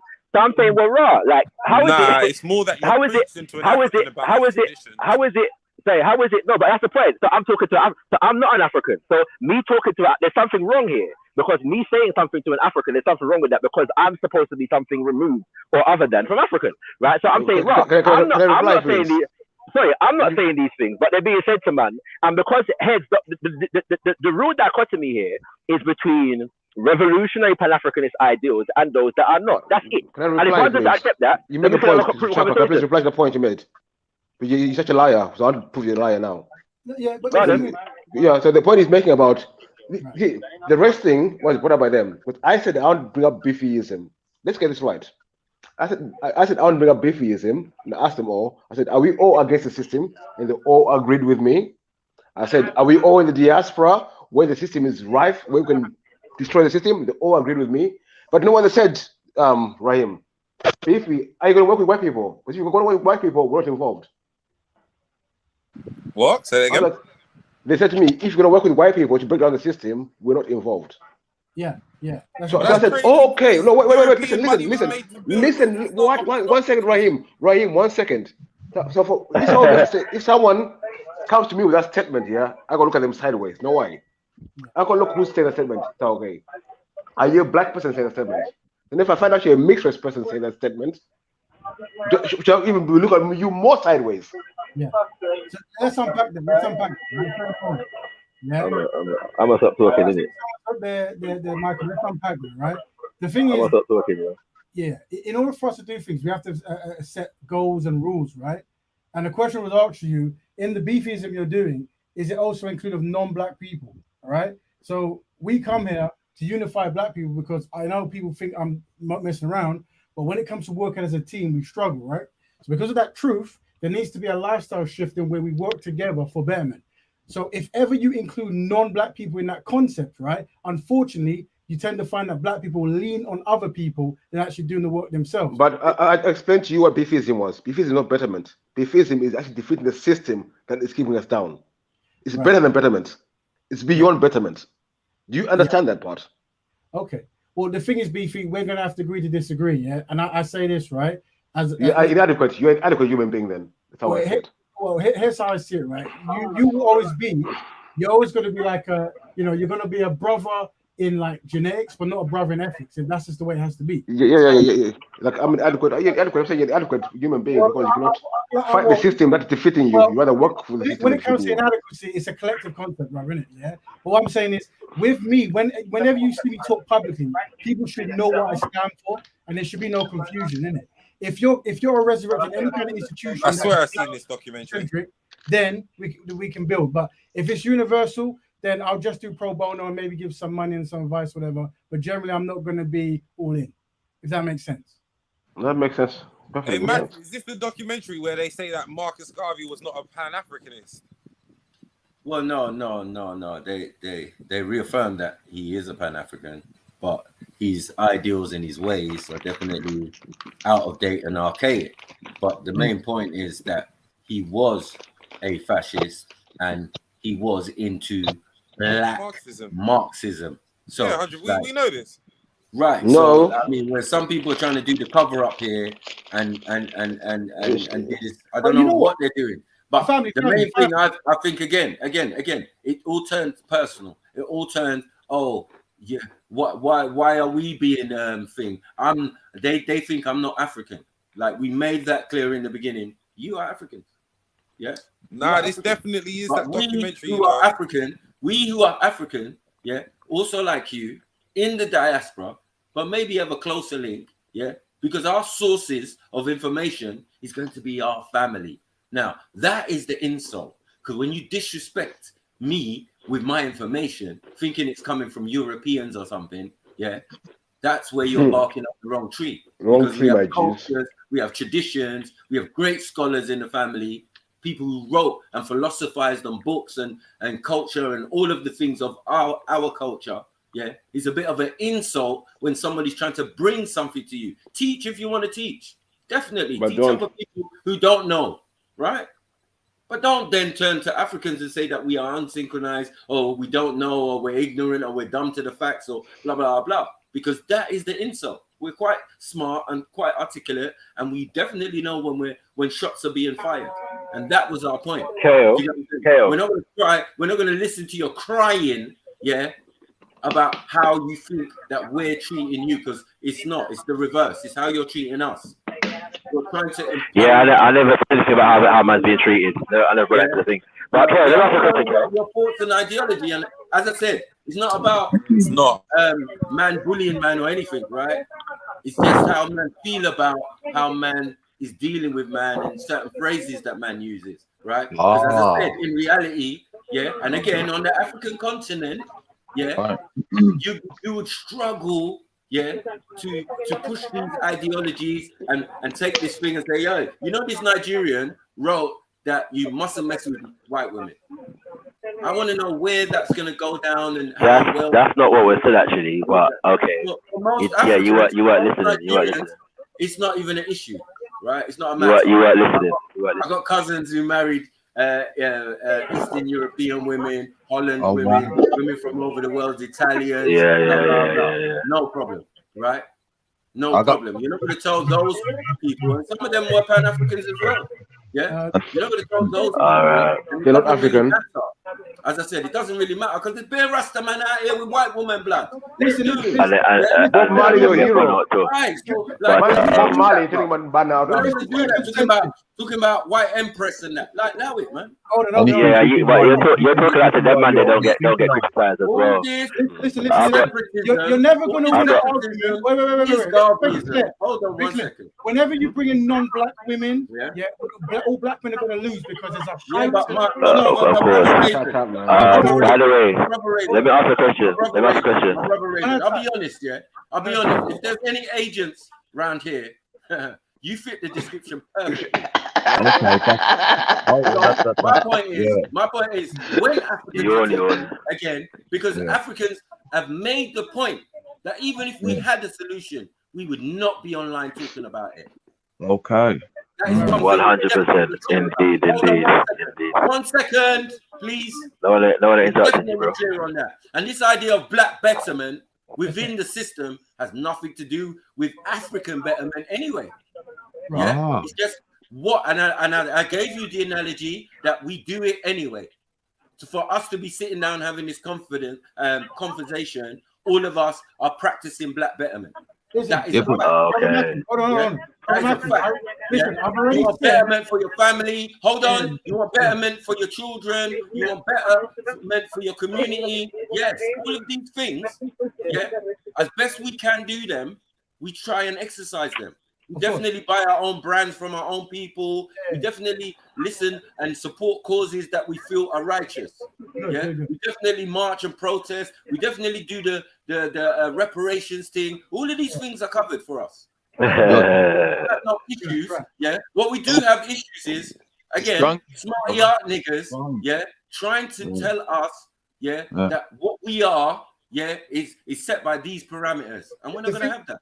The thing is, guys, I said from the beginning, before you speak, it's very important we establish that some of us are on different boats, right? Exactly. One of the things we have to understand is we must control our emotions to information, right? People have certain ways they're going to operate. Very clear. There should be no mystery in how we want to operate. If you're not who's got all the background noise? If you're not in this boat, that's fine. Any black brother in this forum can come to me and say, can you help me with this? And I will help you pro bono if time given, right? That's fine. Yeah, because like I said, but when it comes to actual industries and philosophy and stuff, there's certain things that I correlate with because of a learned history. Yeah.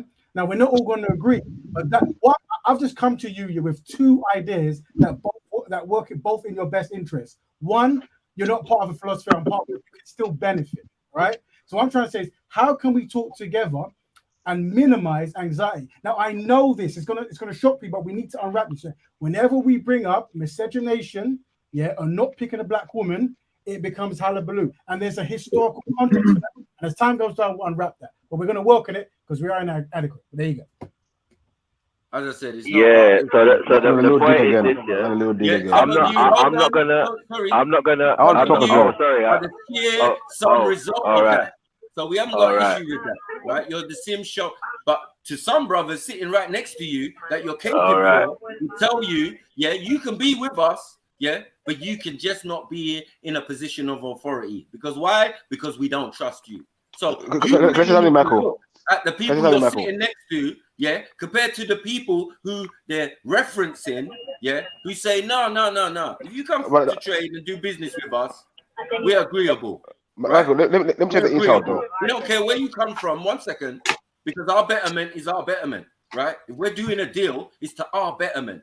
Yeah, no one ain't gonna be the middleman. No one ain't gonna take from the proceeds or whatever. Yeah, we do this already. Do you get what I'm saying? We do not need these little. So what's the solution? What's the solution? What's the solution? Brother, Anyone who says that is an agent after we've already. By the way, my brother. One sec. When we've already made the point. When we've already made the point.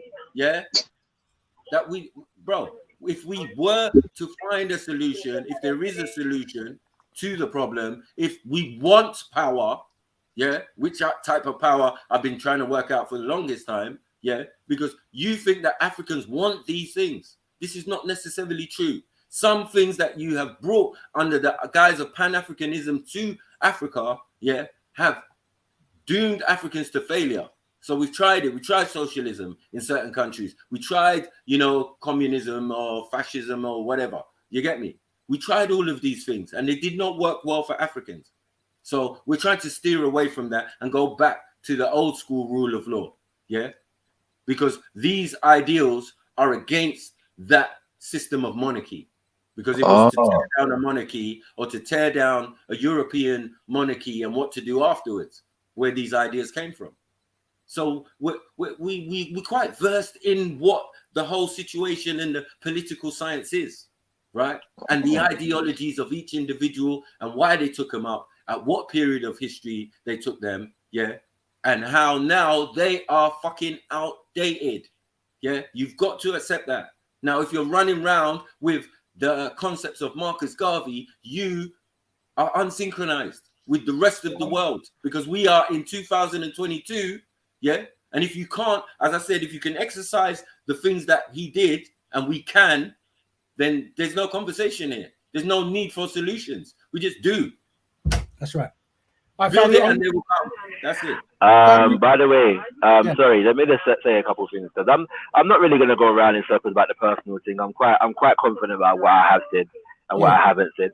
And I'm quite confident about what I said people don't know about and what I said people do and what I said people do know about and kind of things there.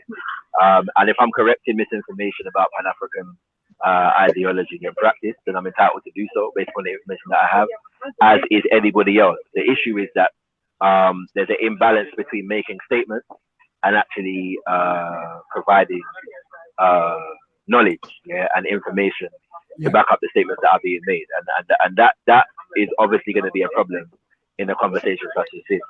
But at the same time, a point was made about where we go, what comes out of things like this, and so on and so forth. And on the point about this African versus Caribbean divide, one of the reasons why I'm not even bothering to take it on is because I have a history of my whole life in terms of working with Africans on the continent who share these ideals, right? I don't have to ask about it. And unfortunately, or let me say fortunately, my experience with Africans on the continent long precedes my interaction with Maku and Beefy.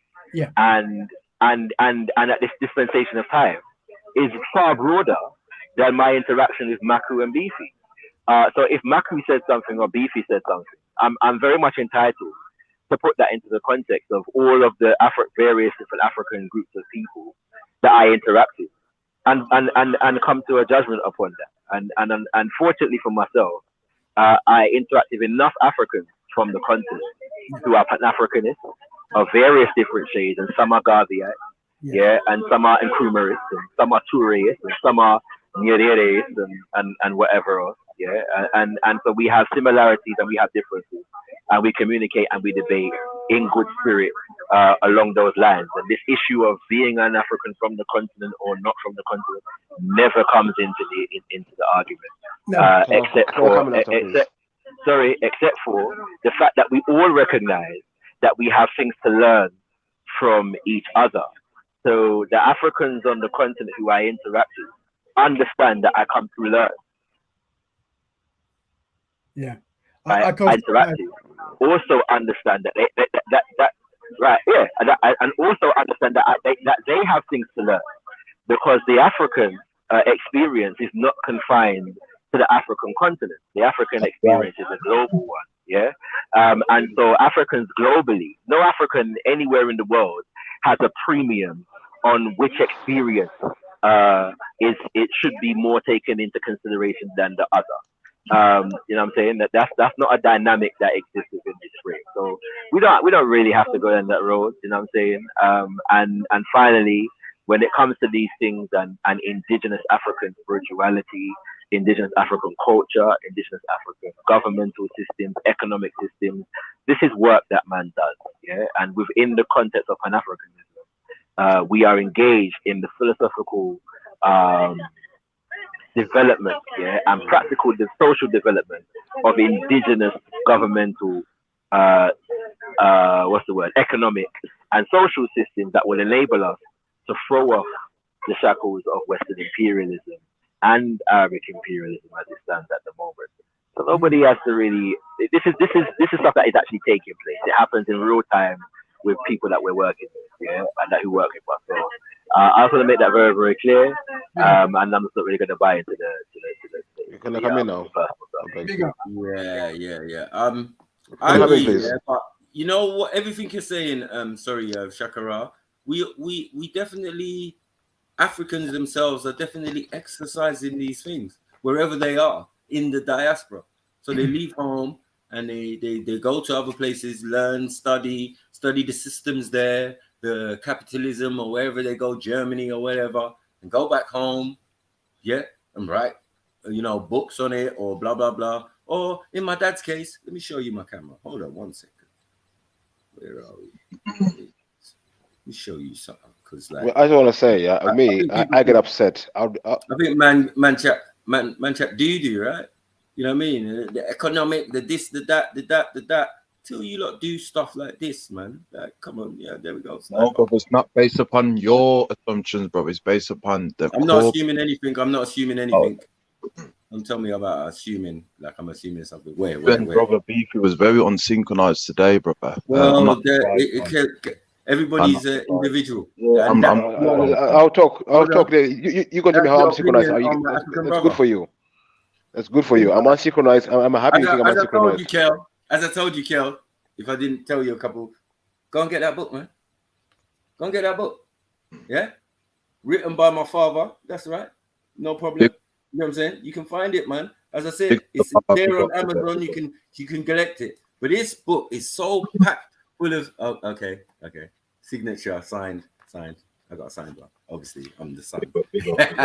Yeah. But this has so many programs in it of systems of work, of workable systems, it depends on whatever industry that you're into, right? This is what he's done. Now, it's gone to such a stage, all these different models of businesses, economic, whether it's material-based or any type of business model, basically, is covered in this book that my dad wrote, right? So now it's got to the stage where they have a university in Nigeria has decided to run it as a course. So it's going to be now a qualification. Now he has to go over there and give 2 lectures on the book, which he was doing anyway. He was going worldwide and explaining, obviously, his book that he wrote, right? So this is what I'm trying to say. When Africans, not Pan-Africans, yeah, and he would admit to be in a Pan-African, right? He's been at many Pan-African conferences. He's done many lectures and blah, blah, blah, because he's of his position and what he's achieved throughout his lifetime. Do you get what I'm saying? Yeah. Even my sisters wrote a book. I can bring my sister's book. She's younger, obviously. She's only like just turned 30, bigger up. Yeah. She wrote a book and it's inspirational things for the sisters too. Look at a page one day, read the little quote or whatever, and a lot of women who've reviewed the book said, yeah, that's quite decent. We respect that and da. So there's a system within my family of not chatting shit, but fucking writing fucking books. You can, yeah. After achieving everything you could under the sun, yeah, he's giving back to his people, He's always been doing that anyway. Any business he has in them from the Americas to Nigeria with the Nigerian government, where even one time he got bumped. They bumped him. Yeah, he invented a polymer that kind of paint that would stop, you know, things sticking to ships and boats and blah blah blah blah. Right? Just little science shit. You know what I mean? And yeah, he went over there. He was over there for a while dealing with them. In the end of the day, they bumped him. I personally would have told him, listen, Pops, yeah, always take a deposit. Because you know who the people you're dealing with. Yeah, you say there, look, they've got some archaic way of thinking. They're going to bump you. It's full of corruption and all of that. And you as an American should have actually known better than to do something and then expect payment. Do you know what I'm saying? So at the end of the day, when we're talking about changes for Africa and things that can work, yeah, it's not that there's not systems there already. And a lot of these Africans have gone back home, yeah, and added to the society, the universities, the institutions, the business ideas, because this is for young African entrepreneurs. They want to make a whole college course on, you know what I mean? All of them having that business acumen ready for dealing with non-Africans. That's what this is, right? So when you got time, yeah, just go look on Amazon. You can get digital one or whatever, or you can just buy it on Amazon and get delivered to your yard, right? Right, everyone, got it? Yeah. Are we clear? Good. Right. My thing, yeah, is me. Like, I don't know. Like, I'm not a politician, anyway. I don't know, maybe my brother Chakra and Kel are used to speaking on platforms, used to speaking to a crowd, using certain language. I'm a realist. I'm a human being. I want to have a convo with someone. And me and Kel will have a convo. But this honesty is what kills me the most. Yeah. Every time Kel, I ask him a question, he could not answer it. He felt pressured. He will resort to calling me unsynchronized. I want to make love to white women. He's the one who was keep on bringing that first. I got to a point where I got annoyed with him doing that all the time. He would answer my questions. But then I'm the one who's in the wrong. I'm the unsynchronized one. This is dishonesty I cannot deal with. Chakra earlier on, I was talking about me and him were trying to have a convo about how Pan-Africanism came to Africa and all the leaders who are Pan-Africanism. I told him about Nyerere, about Nkrumah. He was like, no, believe it or not. But just 2 seconds ago, yeah, there's so many Pan-Africans to Africa, the Nyererists, the Nkrumahrists. This honestly we cannot deal with politicians. So I said these people are bad for Africa. This is the type of politics we don't need in Africa. They want to bring European politics of lying and deceiving and doing all these games. We don't need it in Africa. We don't. I'm real. We don't. But this political science, nah, it's just damn right. I don't know. Wrong in my eyes. I'm not going to reply to that.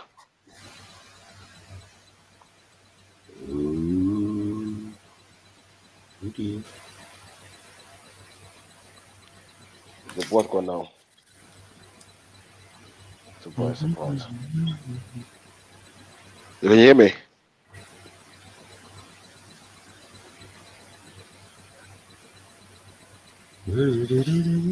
Yo. Yes, Beefy. Sorry. Can you hear me? The guys have gone.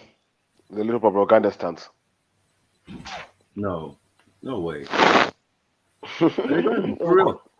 Bro, I was amazing how Chakra how to get rid of a Pan-African, Black Betterment, and another Pan-African in a couple minutes is just by bringing some solutions. Yeah. No, it could never be. Yeah, could never be. These guys are fucking socialists, bro. It's like, I can't believe. Like, Black Betterment and Gavism, the same thing. They just disguise it as different something else.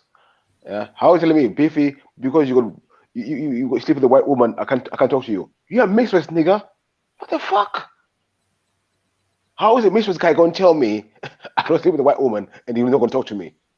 Am I dumb? Am I a fool? Yeah, it's crazy. I don't get it. They don't get it. They don't get it either. Let's read what it says on screen, right? America was a white man's country, and he described himself as the first first fascist and black capitalist. Do we need to continue? Is there more? There might be. Let's go. Let's see. Oh, look, the Black Star Liner thing. We know about the boats and all of that. Oh, he was giving his friends titles, lords. You get me? And knights and all of that. Blah blah blah. Okay, blaming the Jewish. Yeah. Oh, he had association with the Ku Klux Klan. We know all of that. You get me? Okay. Where is it? Because these two were biometrically opposed. This W.D. Du Bois, yeah, was opposed to Garvey. You get me? Because of his fascist, socialist, black Marxism ideas. Mad thing.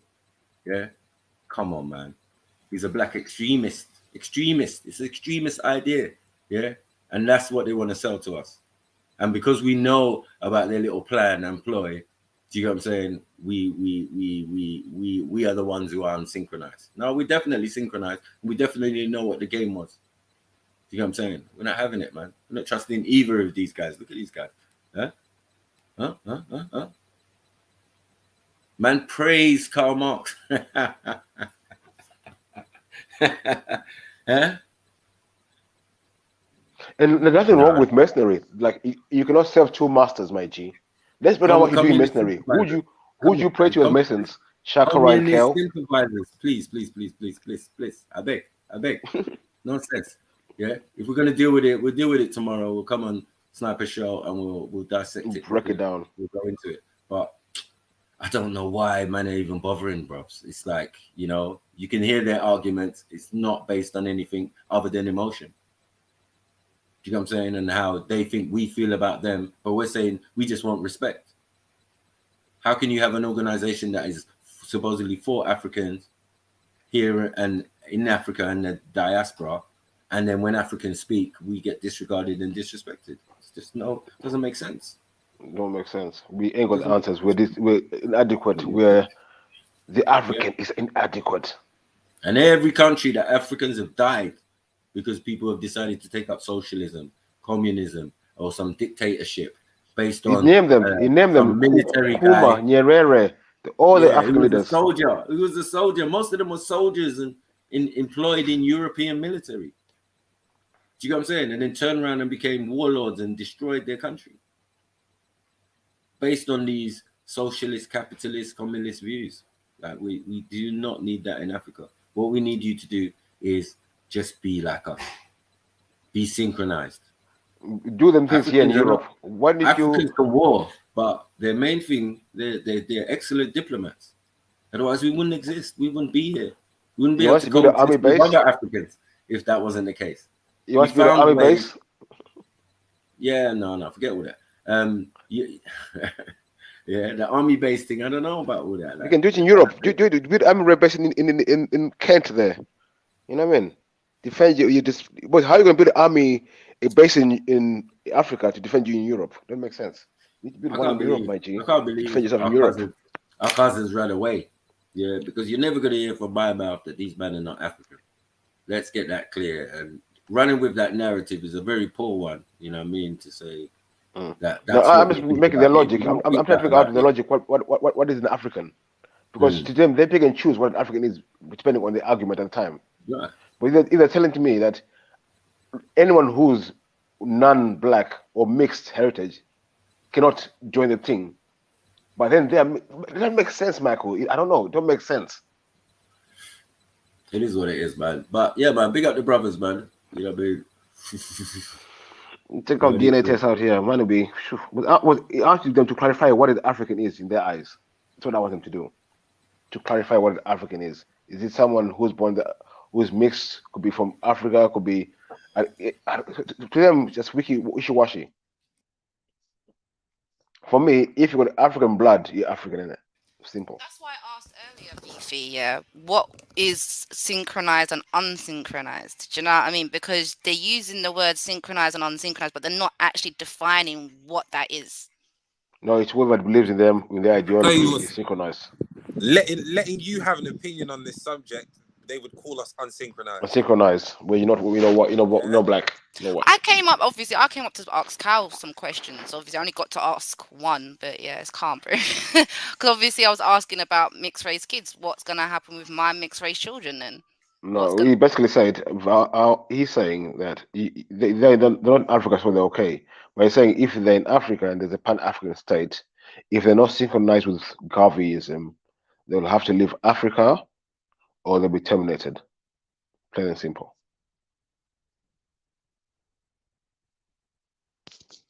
Those were his words. Yeah, I know. I remember what he said. That's why I wanted him to kind of elaborate. But I think that's clear. That's very clear. But you gotta say, listen, I don't like to read myself. I've said it once already. It's very clear. If you don't think like you're Garveyite in a Pan-African state of Kel, well, it's just hypothetically. Well, there's no like. Let's be real. There's no Pan-African state happening anytime soon. This is the reality of it. So this is what hurts this man so much. We can talk about their dream in the hypothetical world, but not in reality. Not in reality. Because you have a nation, you need a state, and there's no Pan-African state out there. So, I mean, because think about it. There's some kids out there that their dads aren't involved. Yeah, so it's down to whatever family members that are involved to teach them. So in my situation, it's only me to teach my children. So what does that class my children as unsynchronized now because a white woman has taught them their African culture? No. I think he says if they're for Africa and for the betterment of Africa and they're synchronized to Garveyism. So what you have to do now is buy them a Garvey book. Yeah, give them a Garvey book to read. Then they're good. You know what I mean? Then they're synchronized. Yeah, but that's not good enough, is it? Like, you know, no, just give them a book and done. Yeah, because Garvey had all the answers. Garvey is a messiah. He's a prophet. So give them a Garvey book. Let them read in just a Garvey book. Then listen. We're there. They're halfway there to freedom. Then you join Reverend for betterment, black betterment. Game over. They're free. You know what I mean? They've hit it. Everything's gonna be right. But not every parent's going to be doing what I'm doing, Beefy. Do you get what I mean? There's going to be certain white parents that are going to be just teaching their white side.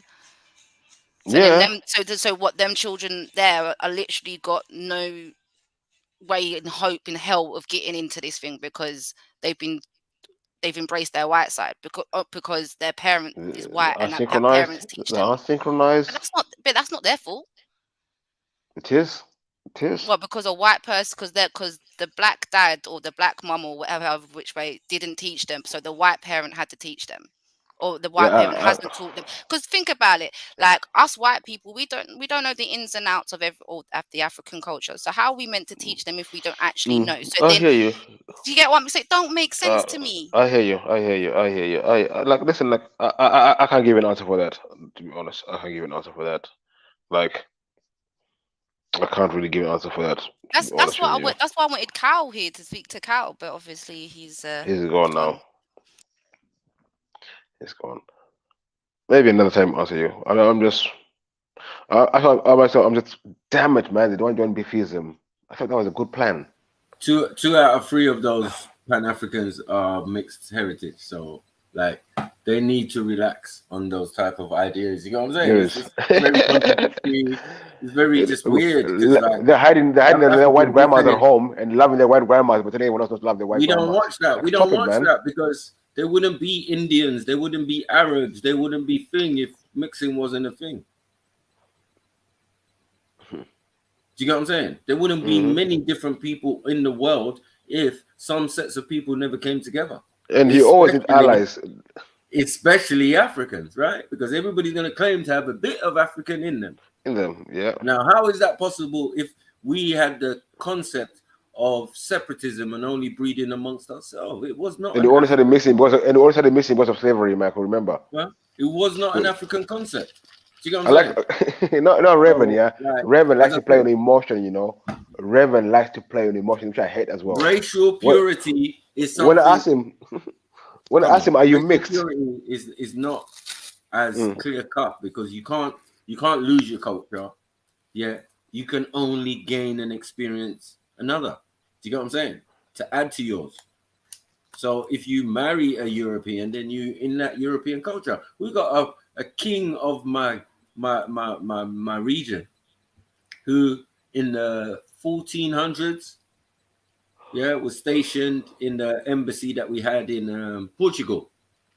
He came back with a Portuguese wife and had a child, and that child became the Oba, and his name was Domingo, something Oba Domingo, something, way back in the genes. What's that? Oh no, we shouldn't mess with the European. We shouldn't do. Bro, these are politics beyond your scope and capability or understanding. On your level of thinking. Like, bro, we're not going to start going into places and judging and all of that. Things passed as well. You just worry about your own actions. And these rules that you're putting in, they're very contradictory considering how the world works. You know, why some people exist, why some people are here, why we're having this conversation. Oh, because some Maoris mixed with this people, and then that's how they created a new set of people. Because Chinese mixed with Africans, this is how we got a new set of people. Or Mongolians, should I say. So, like, this is how the world works. You know what I mean? But this idea of separatism and like, nah, only breed with your own. Okay. It is kind of a new concept, and it is countermount to eugenics and African traditions. Right. And then that's when the idea of, oh, you don't think you're supreme to us, or you think you're black supremacists and da-da-da-da. Because you lot are trying to do eugenics. I'm not trying to do eugenics. I'm me. 100% pure. I can't do nothing about that. Both my parents came from Africa. You get what I'm saying? And met up in a different country. It's easy. You know what I mean? And as I said, if we practicing certain stuff, most of us wouldn't even exist. And I need my friends. I need my people. I need my people that would dead for me. I thank their parents for having them, whether they're Irish, Scottish, whatever. Do you know what I'm saying? I do. Because I see, as I said, when it comes to the day of reckoning, my army is going to look a lot more different to the brothers. You get what I'm saying? They're little Pan-African, only Africans involved in it. And I'm saying, well, bro, mine will have Africans, Middle Easterns, and all sorts. You know what I'm saying? Because you have to learn how to make alliances. Africans are great at that. My thing is, which I find funny with Shakara, Kel, and Raven is like, when it comes to the system, they know what the systems are about. The systems are to get them, but they don't want to destroy the system. When they said let's destroy, no, we can't do that. We can't do that. Let's go. No. What are you trying to say? No, we can't destroy the system. We can't destroy the system. I'm like, rah. So what are we doing? You want to be top gangster in the prison? You want to be top admin of the prisoners? What are we doing? Yeah, and this is our problem, because we don't mind if you have a workable plan, and in the day of reckoning, when it all goes off, you know that most of us will be frontliners, right? What we're concerned about is the plan. Like, what's the plan? Well, you guys, come on, bro. I put a gun in your hand and I say, come, we go. And I know you're going to be telling me some waffle, some word salad. Talking about some ancient guy or some politician or some philosopher. Garvey Said, brother. Garvey Said. You have to wait, brother. Right, he never picked up a gun. Brother. He thought he was a military man. The amount of times he got shot. Mad thing. Hey, I got shot. He got shot. He's the first 50 Cent. He's the first. Before Biggie. And everyone. You know what I'm saying? Before Pac. And now man tell me, what am I supposed to learn from this? Bro, I learned, don't get shot, nigga. I think we're more down the H angle. Stay strapped, cuz. Stay strapped. That's my advice. My advice-y. My vicey. Stay strapped, cuz. Stay strapped, cuz. But as I said, we just looking at the blueprint, and we respect our elders. We're still waiting for the blueprint. We're still waiting for the Garvey blueprint. 5 years later. No, but it wasn't that. Writing a magazine and a newspaper is not a countermount to revolution, right? It's countermount to propaganda, if anything. A tool of war, not even revolution. So like, let's get it right. You know what I mean? Like, we know what the processes are. Owning a newspaper firm, you ain't heard no Rupert Murdoch or any of these men then trying to go to war. I'm gonna rewind you. I'm gonna go back and clip a part where I brought about revolution. See, these people are smart. They kind of have their own arguments. I asked Shakra, I said, tell me 5 things that Garveyism brought to Africa, and I'll give you 5 things that it did bring to Africa. Yeah, so when I said, L still. And I said it killed revolution and brought independence. No. Then man tried to say afterwards, 10 minutes later goes, yeah, when the first Pan-African Union thing was held, there was a Pan-Africanists, like the Unionists, whatever, and the revolutionists, and the other guys won, who were all Pan-Africanists, Garveys. They won the day, and we had independence instead of revolution. You see what they don't tell you. Well, I mean, the other part to it is obviously you've got like the Black Panthers and all of these different revolutionary organizations that were trying to help in their communities, and we saw what happened to them. So we can even learn from the Black Panthers, right? Black Messiah, yeah. We can say that they were a good organization. Some of their things were successful. The ideas and the concept that they came with, the blueprint they came with, we can definitely respect that. But in the end, it was all doomed to failure. Well, one, it was all FBA organization. Personal individuals were on some crazy drugs. Remember those 60s and that people on heroin. Crack, everything. Yeah, man, debating, smoking cigarette. Yeah, man. That's what I'm saying, G. Yeah. That's the Black Panther movement. We gotta. Bro, this is what you want me to do. A sensible black man who studies history and studies the movements of our people and what we did, the revolutionary stuff. When I see those stuff, I say to myself, rah, that's interesting. Because this UEP guy, he was a university graduate. He's a top guy. He ain't no dunce. He ain't no road man. No way. No, but you're going to recruit road man. Right? And use them. Right, you're gonna reteach them and thing and do better for their community and and even when they break you up, you split off into 2 gangs, Bloods and Crips, 2 brothers. Yeah, originally again to set up to help the communities. Black regiment.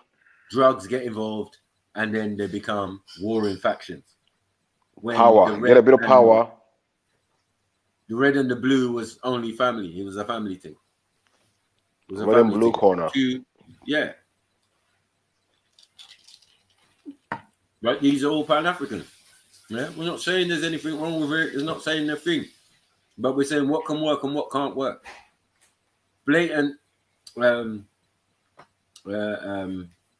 opposition to the system only ends up in failure.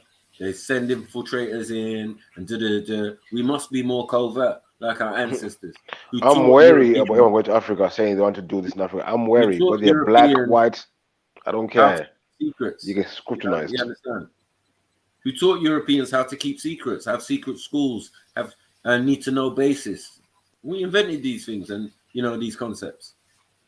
So now that we've come full circle, it would be smart for us to take from our ancestors and show that, look, we had secret schools, we had you had to be initiated, you had to be part of an order to get certain information. Knowledge is power.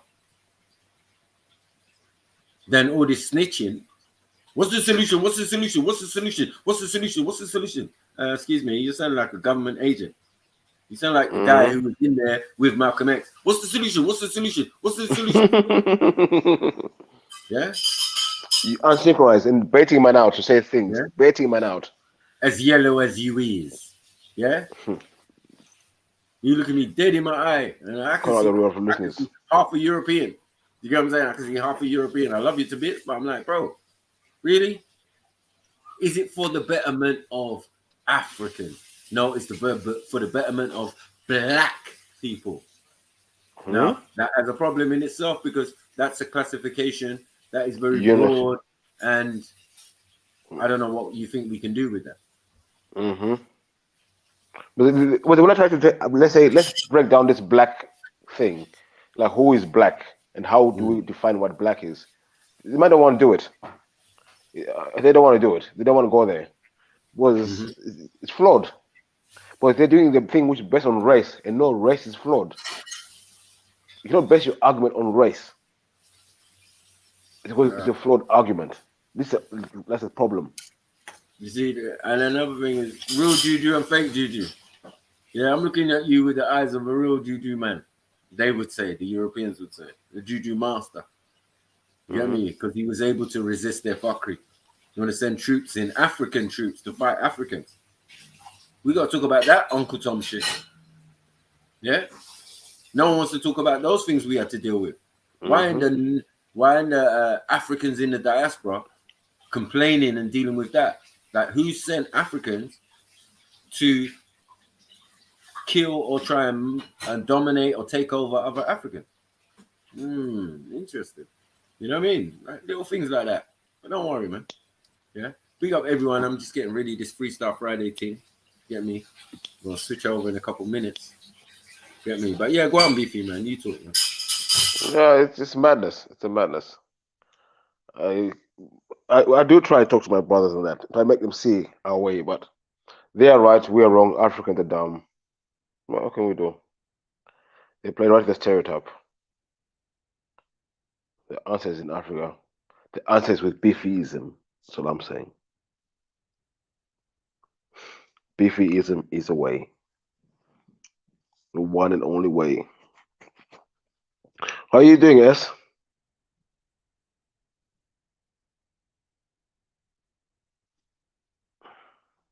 Are you correct? I don't know. Black, it's a broad term. I used to think that I knew what black. I used to think I knew what black was, but black is just.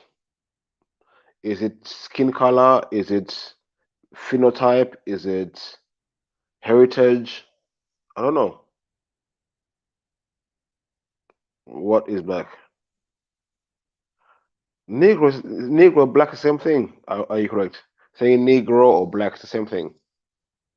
That doesn't say much.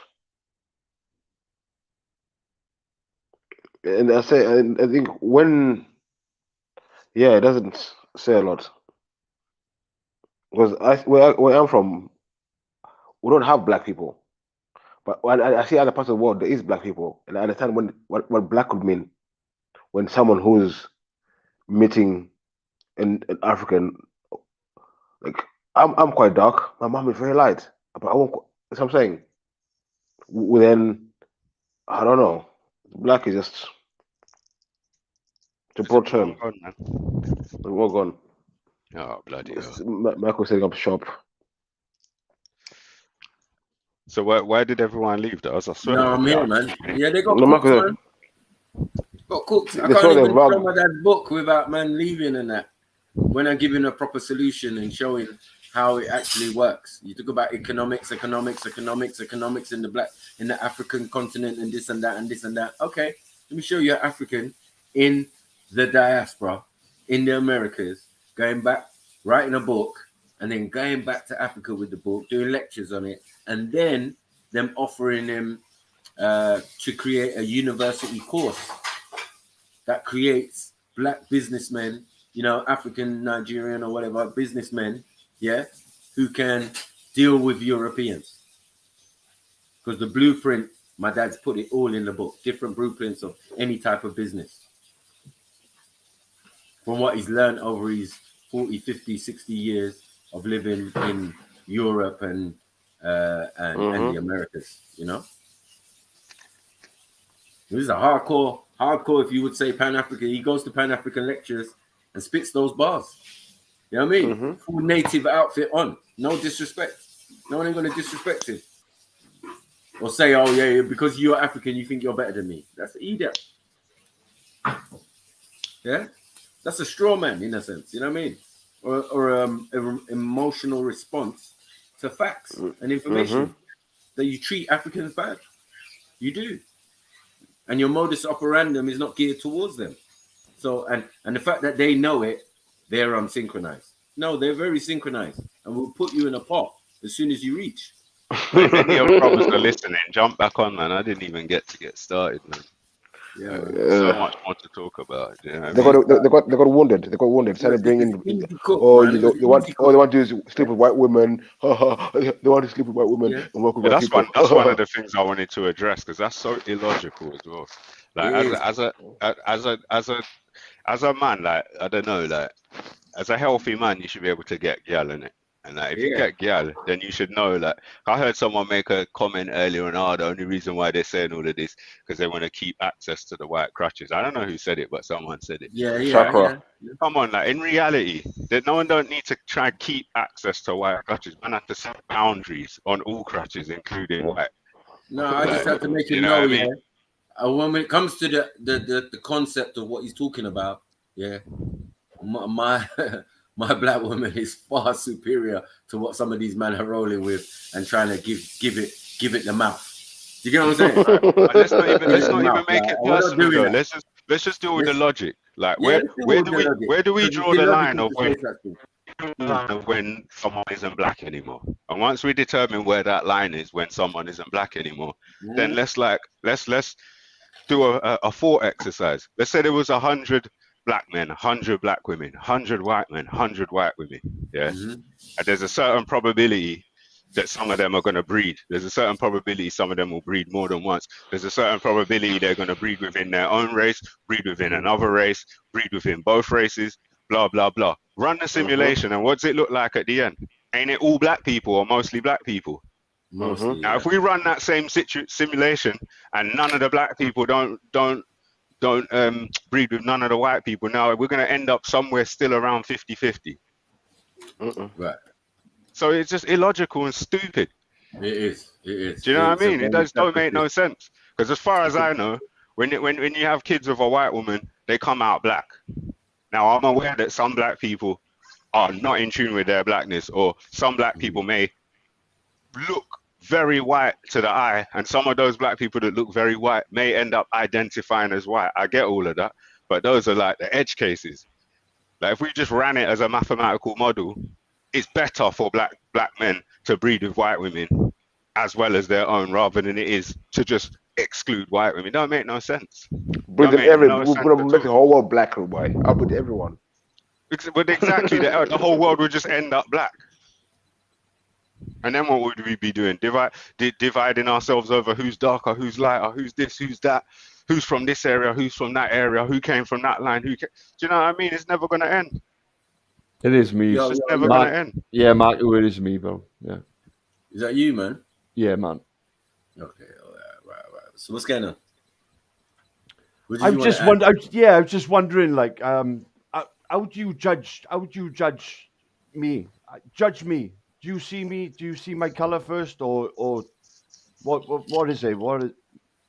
Yeah, we don't have the same the same conditioning as some of our brothers, because they are very unsynchronized. To live in a place predominantly governed or surrounded by Europeans or English people, or European people, it's very difficult to look at them in a certain way, like that these brothers are thinking, and have this idea of, oh, you must be stringent in your choices when it comes to relationship. I don't think relationship should affect the overall goal. If you have a goal, and it's like, we're on world domination, because I sleep with a Chinese woman or a Italian woman or blah blah blah, that's going to affect the system of things. No, I don't think so. If your goal is world domination, you need to be sleeping with women of all races and breeding all of them.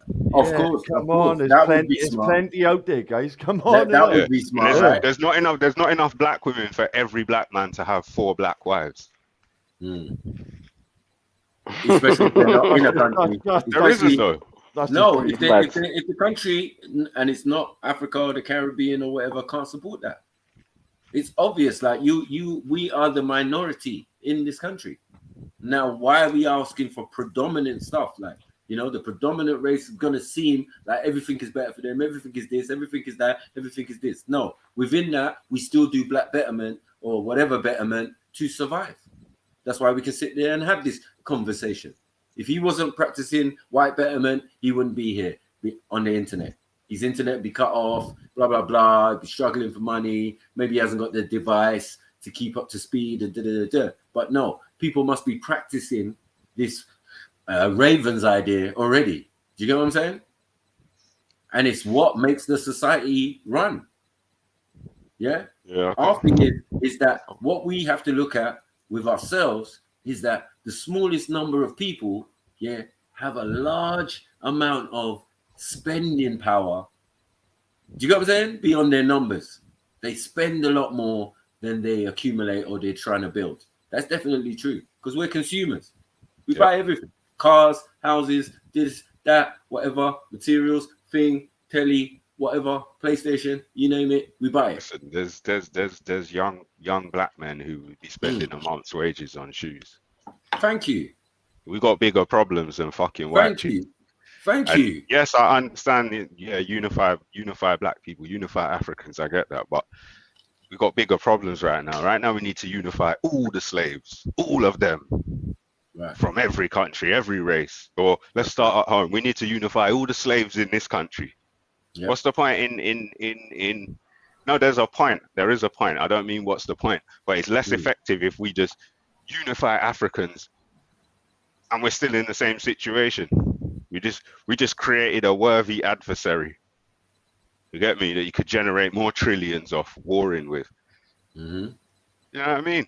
Yeah, but the rhetoric I've been hearing today is talking about war. Do you know what I mean? Uniting you guys and going to war. Well, yeah, that's the. I'm not using the term loosely, but that's the kind of Garvey Pan-Africanism, right? That's what that is. But Garvey was a Freemason. But he was a man. He's just a man, isn't he? But he was a Freemason as well, though. So all those people who think that Garvey is the answer, or anyone who thinks that, fair enough. There might have been some good ideas being purported under Garvey's name, and we can run with ideas. But the idea of, I don't know, man. I don't know. You've got to unify the slaves. Unless we're going to unify all the black people, go to war, and then subjugate the white people, which it seems like it's better to unify the slaves. There's only 13% of white people on the planet, guys. Exactly. Come on, like. Exactly. Yeah, we are the predominant race, but you're the original race too. I mean, there's no doubt. And I'm saying, you know what the like. problem is what S is saying, where a lot of people now have been put into separate category that actually fit into the category of the same set of people because their origins are from the same set of people. So all these people, melanated people around the planet, whose origins are to the same people on the made largest continent, yeah, the numbers are being fannied. Yeah, to say, oh, there's so many million Africans in Africa. Yeah, okay. What about us outside of Africa in every single country that exists? Or the native or the ancient people of that place. They're like, yeah, you can find them in the rainforest or whatever, or Bali and all of these type of places. Wherever you go, you're going to find the oldest set of people are people of color, melanated, Afros, all of that. So some indication that their origins come from Africa. But again, when we hear the numbers, 60,000, you get what I'm saying? 70,000 years ago, people are moving to Australia and all of these type of places and going up the Levant, right? And crossing into India and all of that. Yeah. Like, what are we talking about? The time schedule just things don't make sense, right? But at the same time, we can see. Go on. We can see that people come from mixing. So the idea and the concept of mixing and creating new people.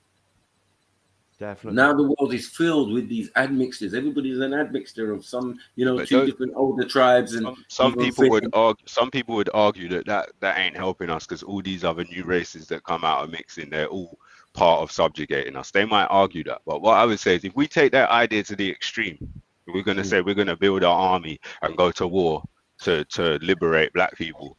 I always say if you're going to fix a problem, start at home. So what does that mean? I murder my white family members, then step outside my family, start murdering my white friends, Yeah, And well, that see what I mean? That should have been done a long time ago. That should have been done a long time ago. If that's the way you're going to go, innit?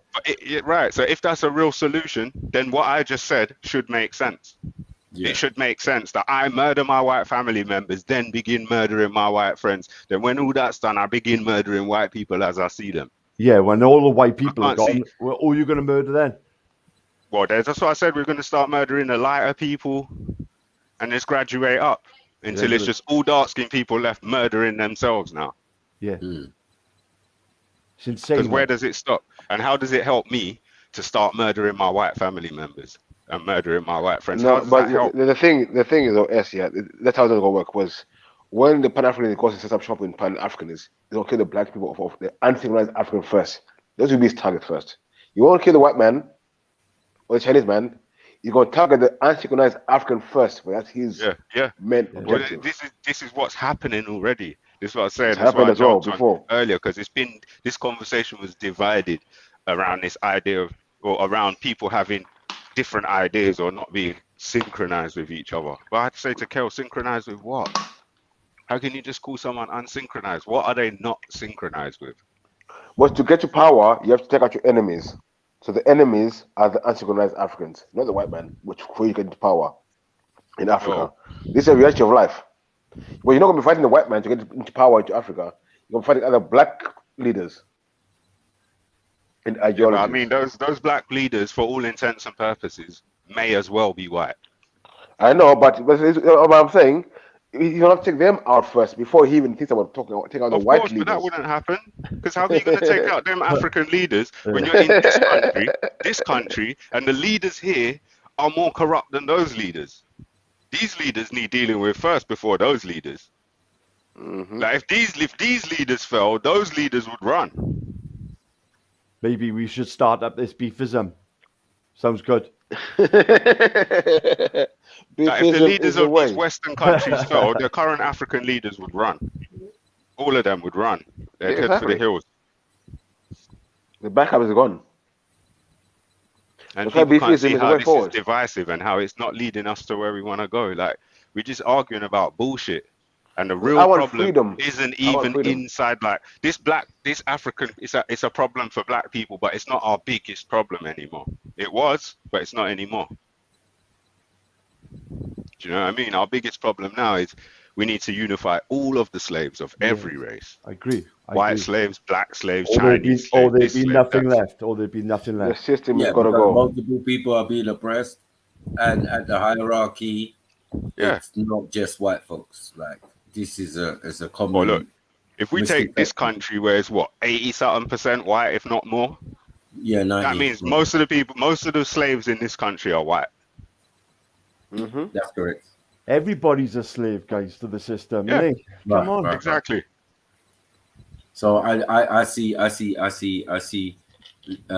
they would say is lower class or white people below the poverty line. That's the trouble in Britain is the class system. That is one of the biggest problems in Britain is the class system. And we've been working class since day.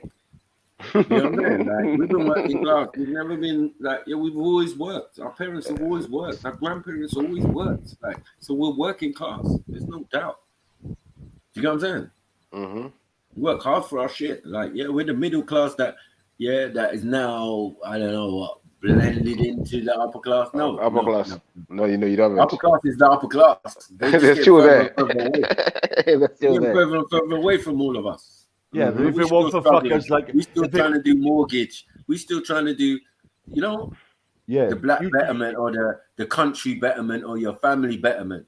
Like they say, charity begins at home and everything begins at home. You still need road sweepers and that, guys, isn't it? Of course you do. Of course you do. And that helps what? Your borough, your community, your all of that. And this is what I'm keep your own. Wait, you don't need a road sweeper if you sweep your own roads. Keep your own shit tidy. I'm just glad in my area that we have community centers. They can have black titles or whatever and thing on them. Yeah, but they're for all to use. So I've seen that. That's in my community. The community center says it's community center. Yeah. So when there's Somali Day or Somali are doing festivals and in the sports center or whatever, that's their day. When the Greeks are doing the thing, when the Turks are doing their thing at the sports center and they're doing their league football and blah blah blah on the weekend, that's their That's thing. today. Like, it's the community. Like we all, when we want to do Jamaican independence or Nigerian independence or in the same town hall or community center, we get it done. We want to do a wedding, we want to do a party, we want to do whatever. Everybody in the community is going to help. The guy who caretakes the bloody communicator is some old Irish English guy, or mix. Yeah. Or he's just English. But systematically up and down Britain, you know what I mean? Like the community. I cannot say, "Oh, sorry, love," because you're non-African. I can't actually hire this venue, this community venue, because it's not really seeming to be community because you're in charge of it or you're the caretaker, and that goes against my principles. I'm alienating myself in my thought process. Literally. What have we got in Britain to bring us all together apart from Glastonbury or exactly what we've got to bring us all together is a common. It's music. It's music. We have a common enemy. We have a common enemy. That's what we have to bring us all together. Yeah. Right. That's what too busy squabbling amongst each other, and they got us right where they want us. And I said, when we were into politics and we were kind of young, the young socialist representative in my area tried to make us into these type of things, poll tax rallies, going to Morecambe and speaking on a stage and all of that, like my brother and sister done. I felt it for them. I used to hide from Lynn, but she always used to stop me in Wood Green or wherever and say to me, "Oh, Mike, can you see what's going on with the government? Yeah? Don't worry. Yeah, when Labour gets back in, we're going to change all this and da-da-da-da." Yeah, when Labour got back in and they sold us down the river, she went quiet. Yeah, but the work that she put in the community, the young socialists, Europe, they were just mainly like kind of, you could say, British hippies. Yeah, with a couple of black people sprinkled in there, like one or two. You know what I mean? It wasn't that major, but yeah, they were finding full black campaigns. Tottenham 4, all of this type of thing is what the young socialists did. So we kind of warmed to them as well because we're like, okay, you're about that life. Oh, you lot put money together to get these black brothers out of prison. Oh, you lot put on the event in the same community center that is for all. Do you get it? This is how the community and the thing and everything and the buildings and the thing work all in tandem. And then the man them bringing their sound systems. Do you know what I'm saying? Yeah. The man from the farm bringing their sound system saying, yeah. We're going to do a big sound clash to celebrate Mark Braithwaite and, Winston Silcott's brother coming home. I was there. Young man, 16, 17, toasting on the mic. Yeah. Super airy set and all of these type of things there. Yeah. It's not a fake thing, but all run and controlled by Europeans. Exactly. These same Europeans are going to take me on a poll tax rally, and it turns into a riot. Same Europeans who are gonna pop open the shops and kick off the Mark Duggan riots. Right. So we're gonna need. It's always the same. As S said, we're gonna need every single person who feels something in their soul, who feels injustice, who feels whatever. We're not asking because of color. We're saying injustice is injustice, man. You know what I mean? If something goes wrong, that's why I come from a community that we're pro-radical on that. And that includes everyone. We can't have this ideology, just... Don't even use the term pro-radical, just pro-freedom. But pro-freedom. You know what I'm saying? There's nothing radical about freedom and basic human rights. Yeah, it's not politics for us. You kill one of ours, old ladies, you kill one of our young men, we're going to switch. Of course. We're going to switch. It's injustice. It's like, this is fuckery. Like, what are you doing? You know how we stay. Oh, you want another policeman's head on the pole? Mad thing. Allow it, man. What are you doing? So I want to see later in future years, watch, you're going to see Pan-Africans claiming.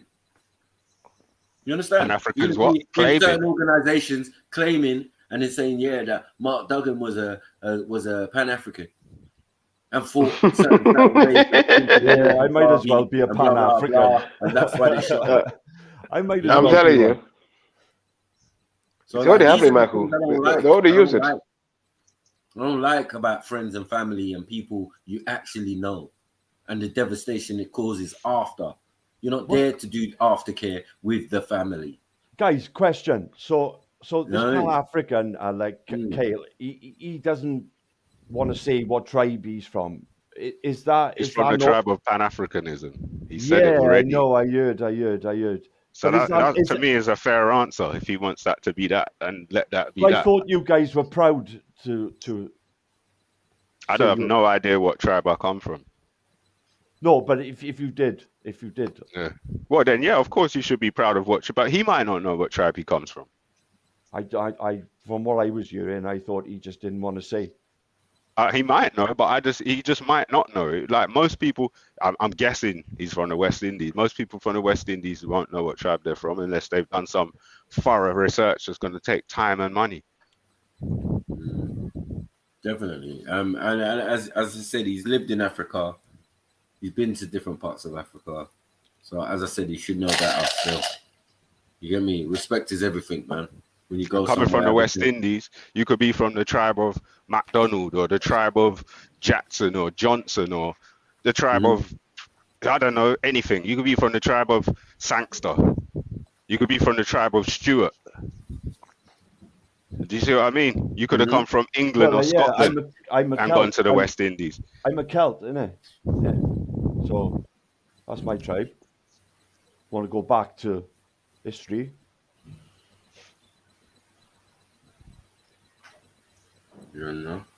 But anyway, it's interesting. It was interesting. It's definitely, but as I said, I could see and read between the lines of the kind of what they're coming with, you know. And some have good intentions, but others with their military pro-radical kind of madness. Yeah, I'm just not feeling that. I think they've all got good intentions, bro. I think all their intentions are good. And I just want to say right now, I don't think any part of Raven's ideology is anything to do with war. No, I'm not sure about Shakara either.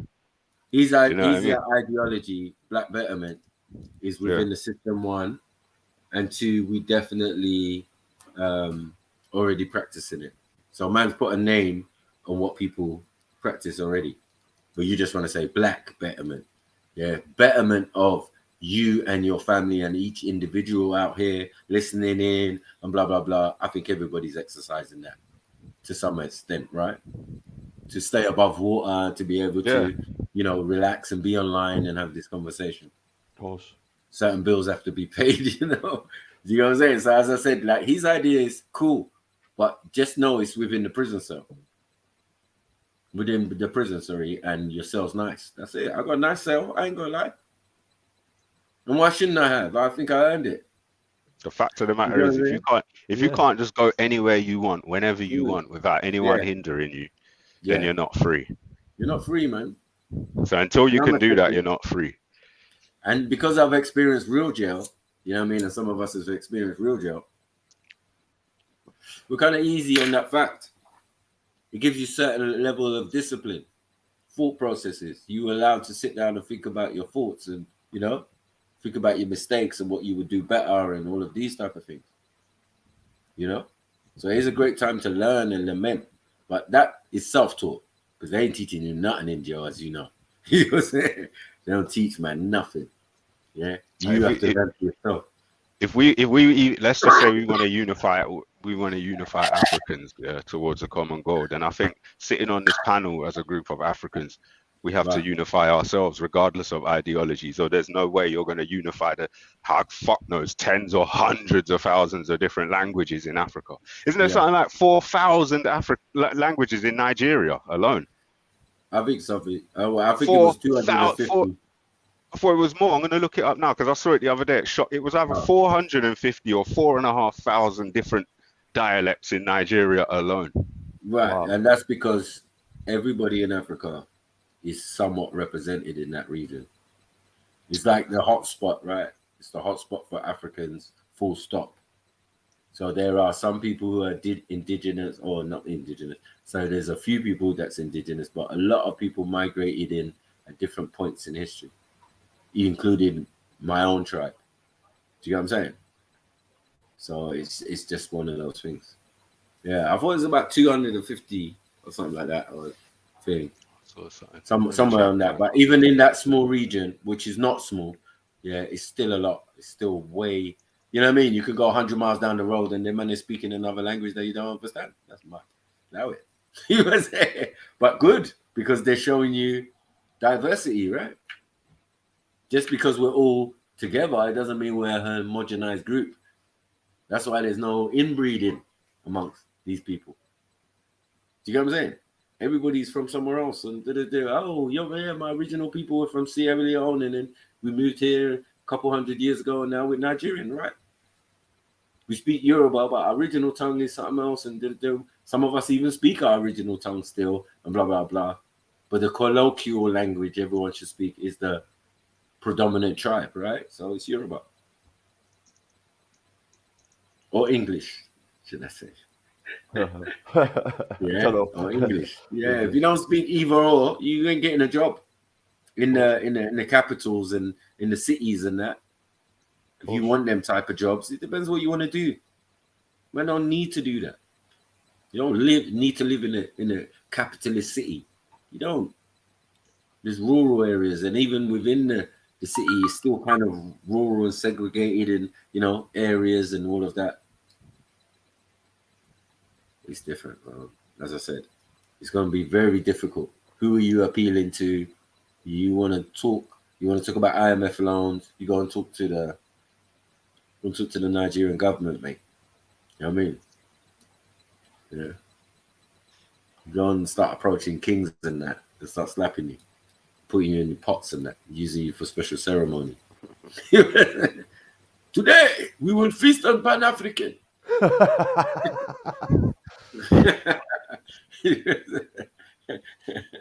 Yeah, as I said, some of them are rootless, and remember they're entrenched in European thinking and ideology.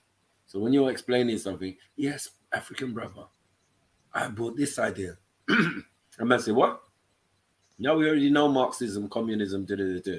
I'm a great believer in the ideas of Karl Marx, and they'll mess you up. Yeah, with the level of intellect on the subject. But it doesn't mean you have to exercise it. It's just like learn. You go, you study, you go to university, you learn. Or you wanted to learn politics, and then you learn politics, right? You want to learn science, you learn science. You want to learn history, you learn the history of the tribe, of the different tribes, and of the country, and all of that.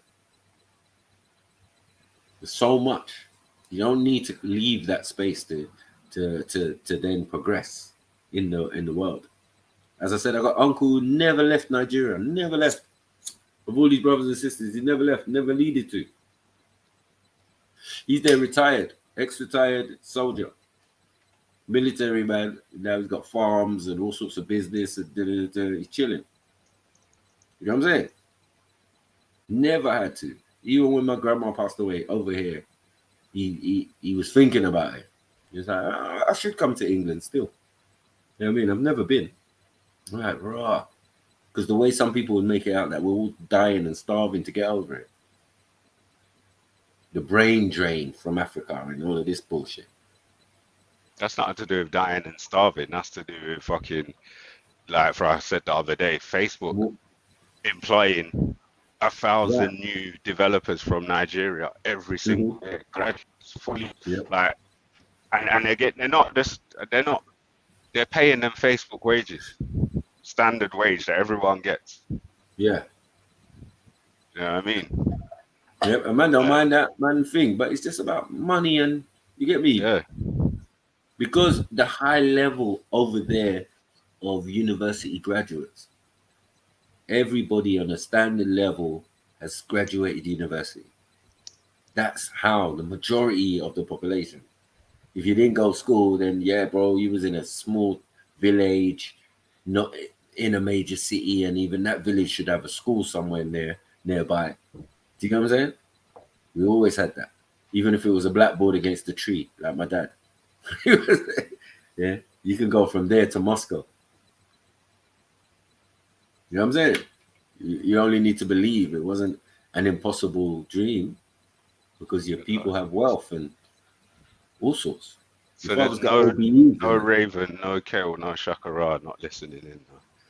Why don't you jump back they're on, listening man? in. They're listening in. Jump on in, innit? It's the fact that, you know, like whether, remember the partner bit has been obliterated because I don't know who you're referring to, and it doesn't even matter because I've made my thing clear. Who I breed with and who I choose to have relations with, they're not exactly the same thing, right? And all those experiences with all the different women of the world, yeah, might maybe solidify my idea in what I like and what I don't like. You know what I'm saying? Each to And their then own, my even friend. sometimes that's even not even based on their actual appearance. It's what I see or the energy that's been let off. If it's amenable to me, then I'm on it. Like what? Yeah, I just So I don't deal with just visual, you know, like visual appetite and like, you know, melanin. The amount of melanin is not really my concern. It's really gonna be the soul and the thing of this individual. I was watching it. I was watching a documentary the other day, right? Yeah. It was about wolves. Yeah, it was about wolf packs surviving in the they'd what do they call it again? Rewilding. I think they released wolves into the Yellowstone Park area in 1995. Yeah, and they're studying the wolves, right? And they noticed that in their studies, they noticed that a cub that was born from like one black parent and one gray parent had a slightly stronger immune system than one born from one gray parent and one white parent, yeah. But they also noticed that black wolves seek out white wolves and vice versa. Yeah, the wolves are regulating their DNA. Amongst the the wolves understand that the black ones need to mix with the white ones. The black ones need to mix with the grey ones. The grey ones need to mix with the white ones. Do you see what I mean? The wolves understand that. Amongst their pack, they're tight, but like you get the no, but I mean, you always they get mix with other packs though. Wolves don't breed like only the alpha pair breed in a pack. So if you want to breed, you leave the pack and you go out alone and hope to find another wolf of the opposite sex before you die. You're always going to gather. And they seek out. If you're a black wolf, you seek out a white wolf. If you're a white wolf, you seek out a black wolf. Ideally. Otherwise, you go for a grey wolf. But there was no documentation of 2 white wolves or 2 black wolves breeding in that whole documentary.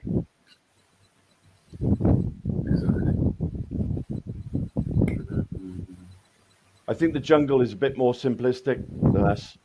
I think I don't know, man. I don't know. I think that's why they give that excuse. Sorry, let me animals are colorblind. There was other things. There was other things that the wolves did as well. Like for example, when food was scarce, the wolves bred less. Not only did they breed less, but they had smaller litters. Yeah. Right. And they culled their own numbers by war. So I don't think it's any less simplistic than us. What happened with Team Wolf then? You know what I mean? What happened there? Hollywood, I would imagine. Humans follow the same pattern. And oh yeah, while all this mixing's going on, in a litter, you'll get grey wolves, white wolves, and black wolves. Right. Or you can. You don't always, but sometimes you'll get a white one or a black one. The white ones and the black ones are rare.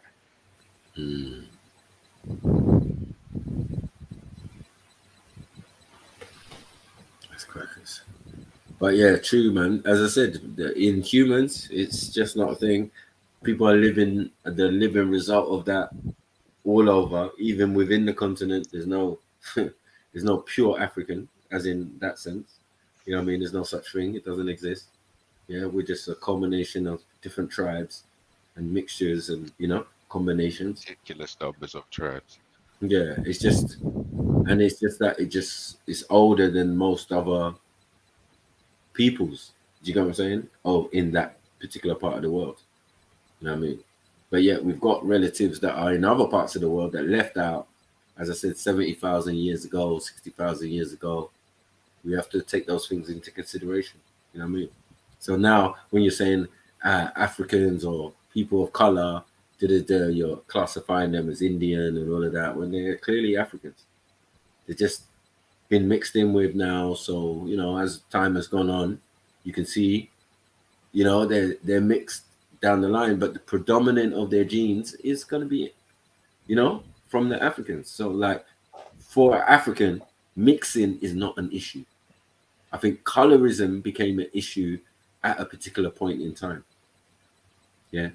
But not for the Africans. You see, colorism allows British imperialism, especially in ancient times, would have allowed infiltration. And there were so many infiltrations in every different type of situation because the idea of color was not really an issue. No, that's what the elites. That's what the elites install into us. Yeah, that's what the elites. Like our brother here, wouldn't have been an issue in somewhere like Mecca, for example, because so many people just congregate there. It wouldn't be an issue in Timbuktu because so many people congregate there. You know what I mean?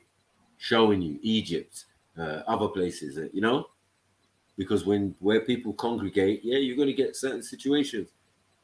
Doesn't need to be rape, pillage, and thing like some people are saying. You know what I mean? Not every single relationship situation. And how those people come into your DNA might not even be that far back.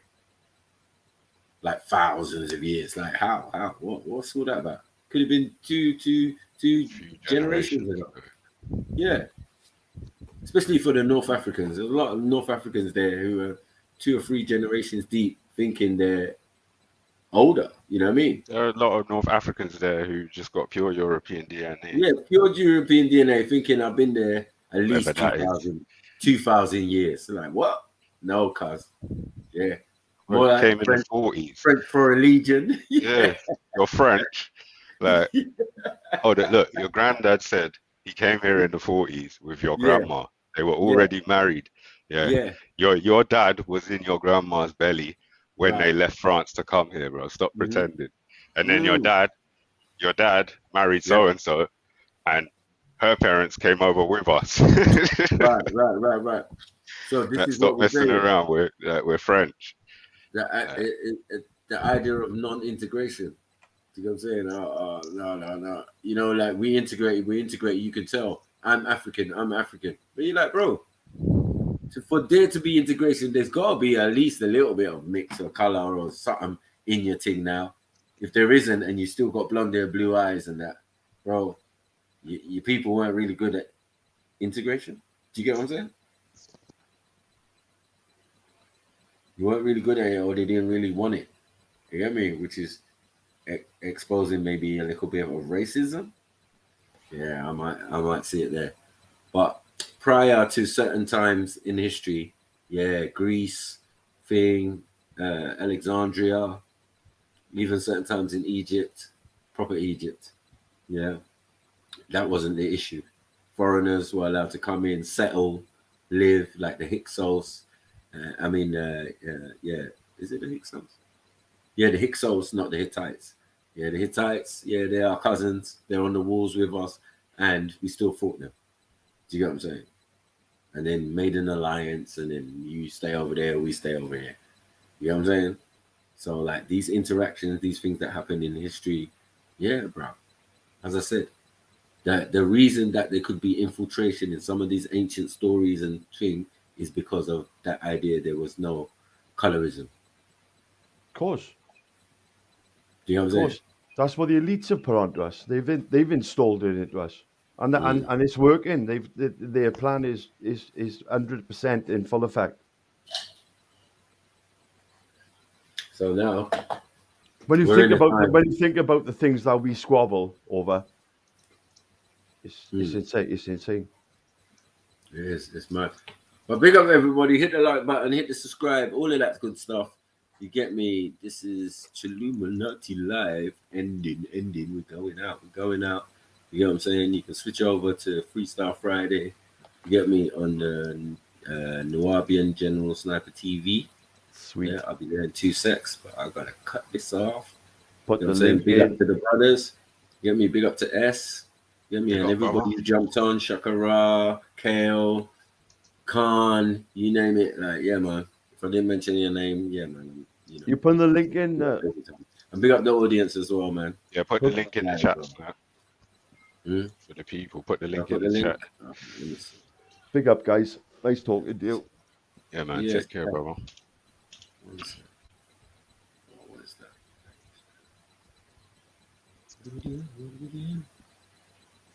Yeah, I checked that languages thing as well. There's different numbers, but the one at the top that came up, they're saying it's 525 dialects in Nigeria. Then I saw another one, it's 512.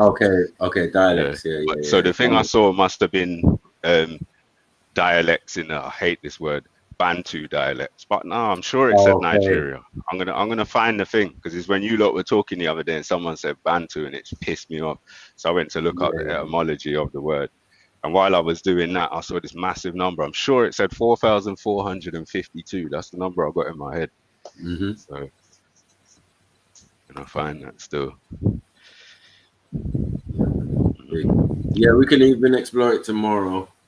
I don't think I'll be there all day tomorrow. I gotta wake. Yeah. But I'm gonna leave the channel on, and obviously the mods can keep it running. MJs and them. Hope they're about. You know what I'm saying? So yeah, big up everybody.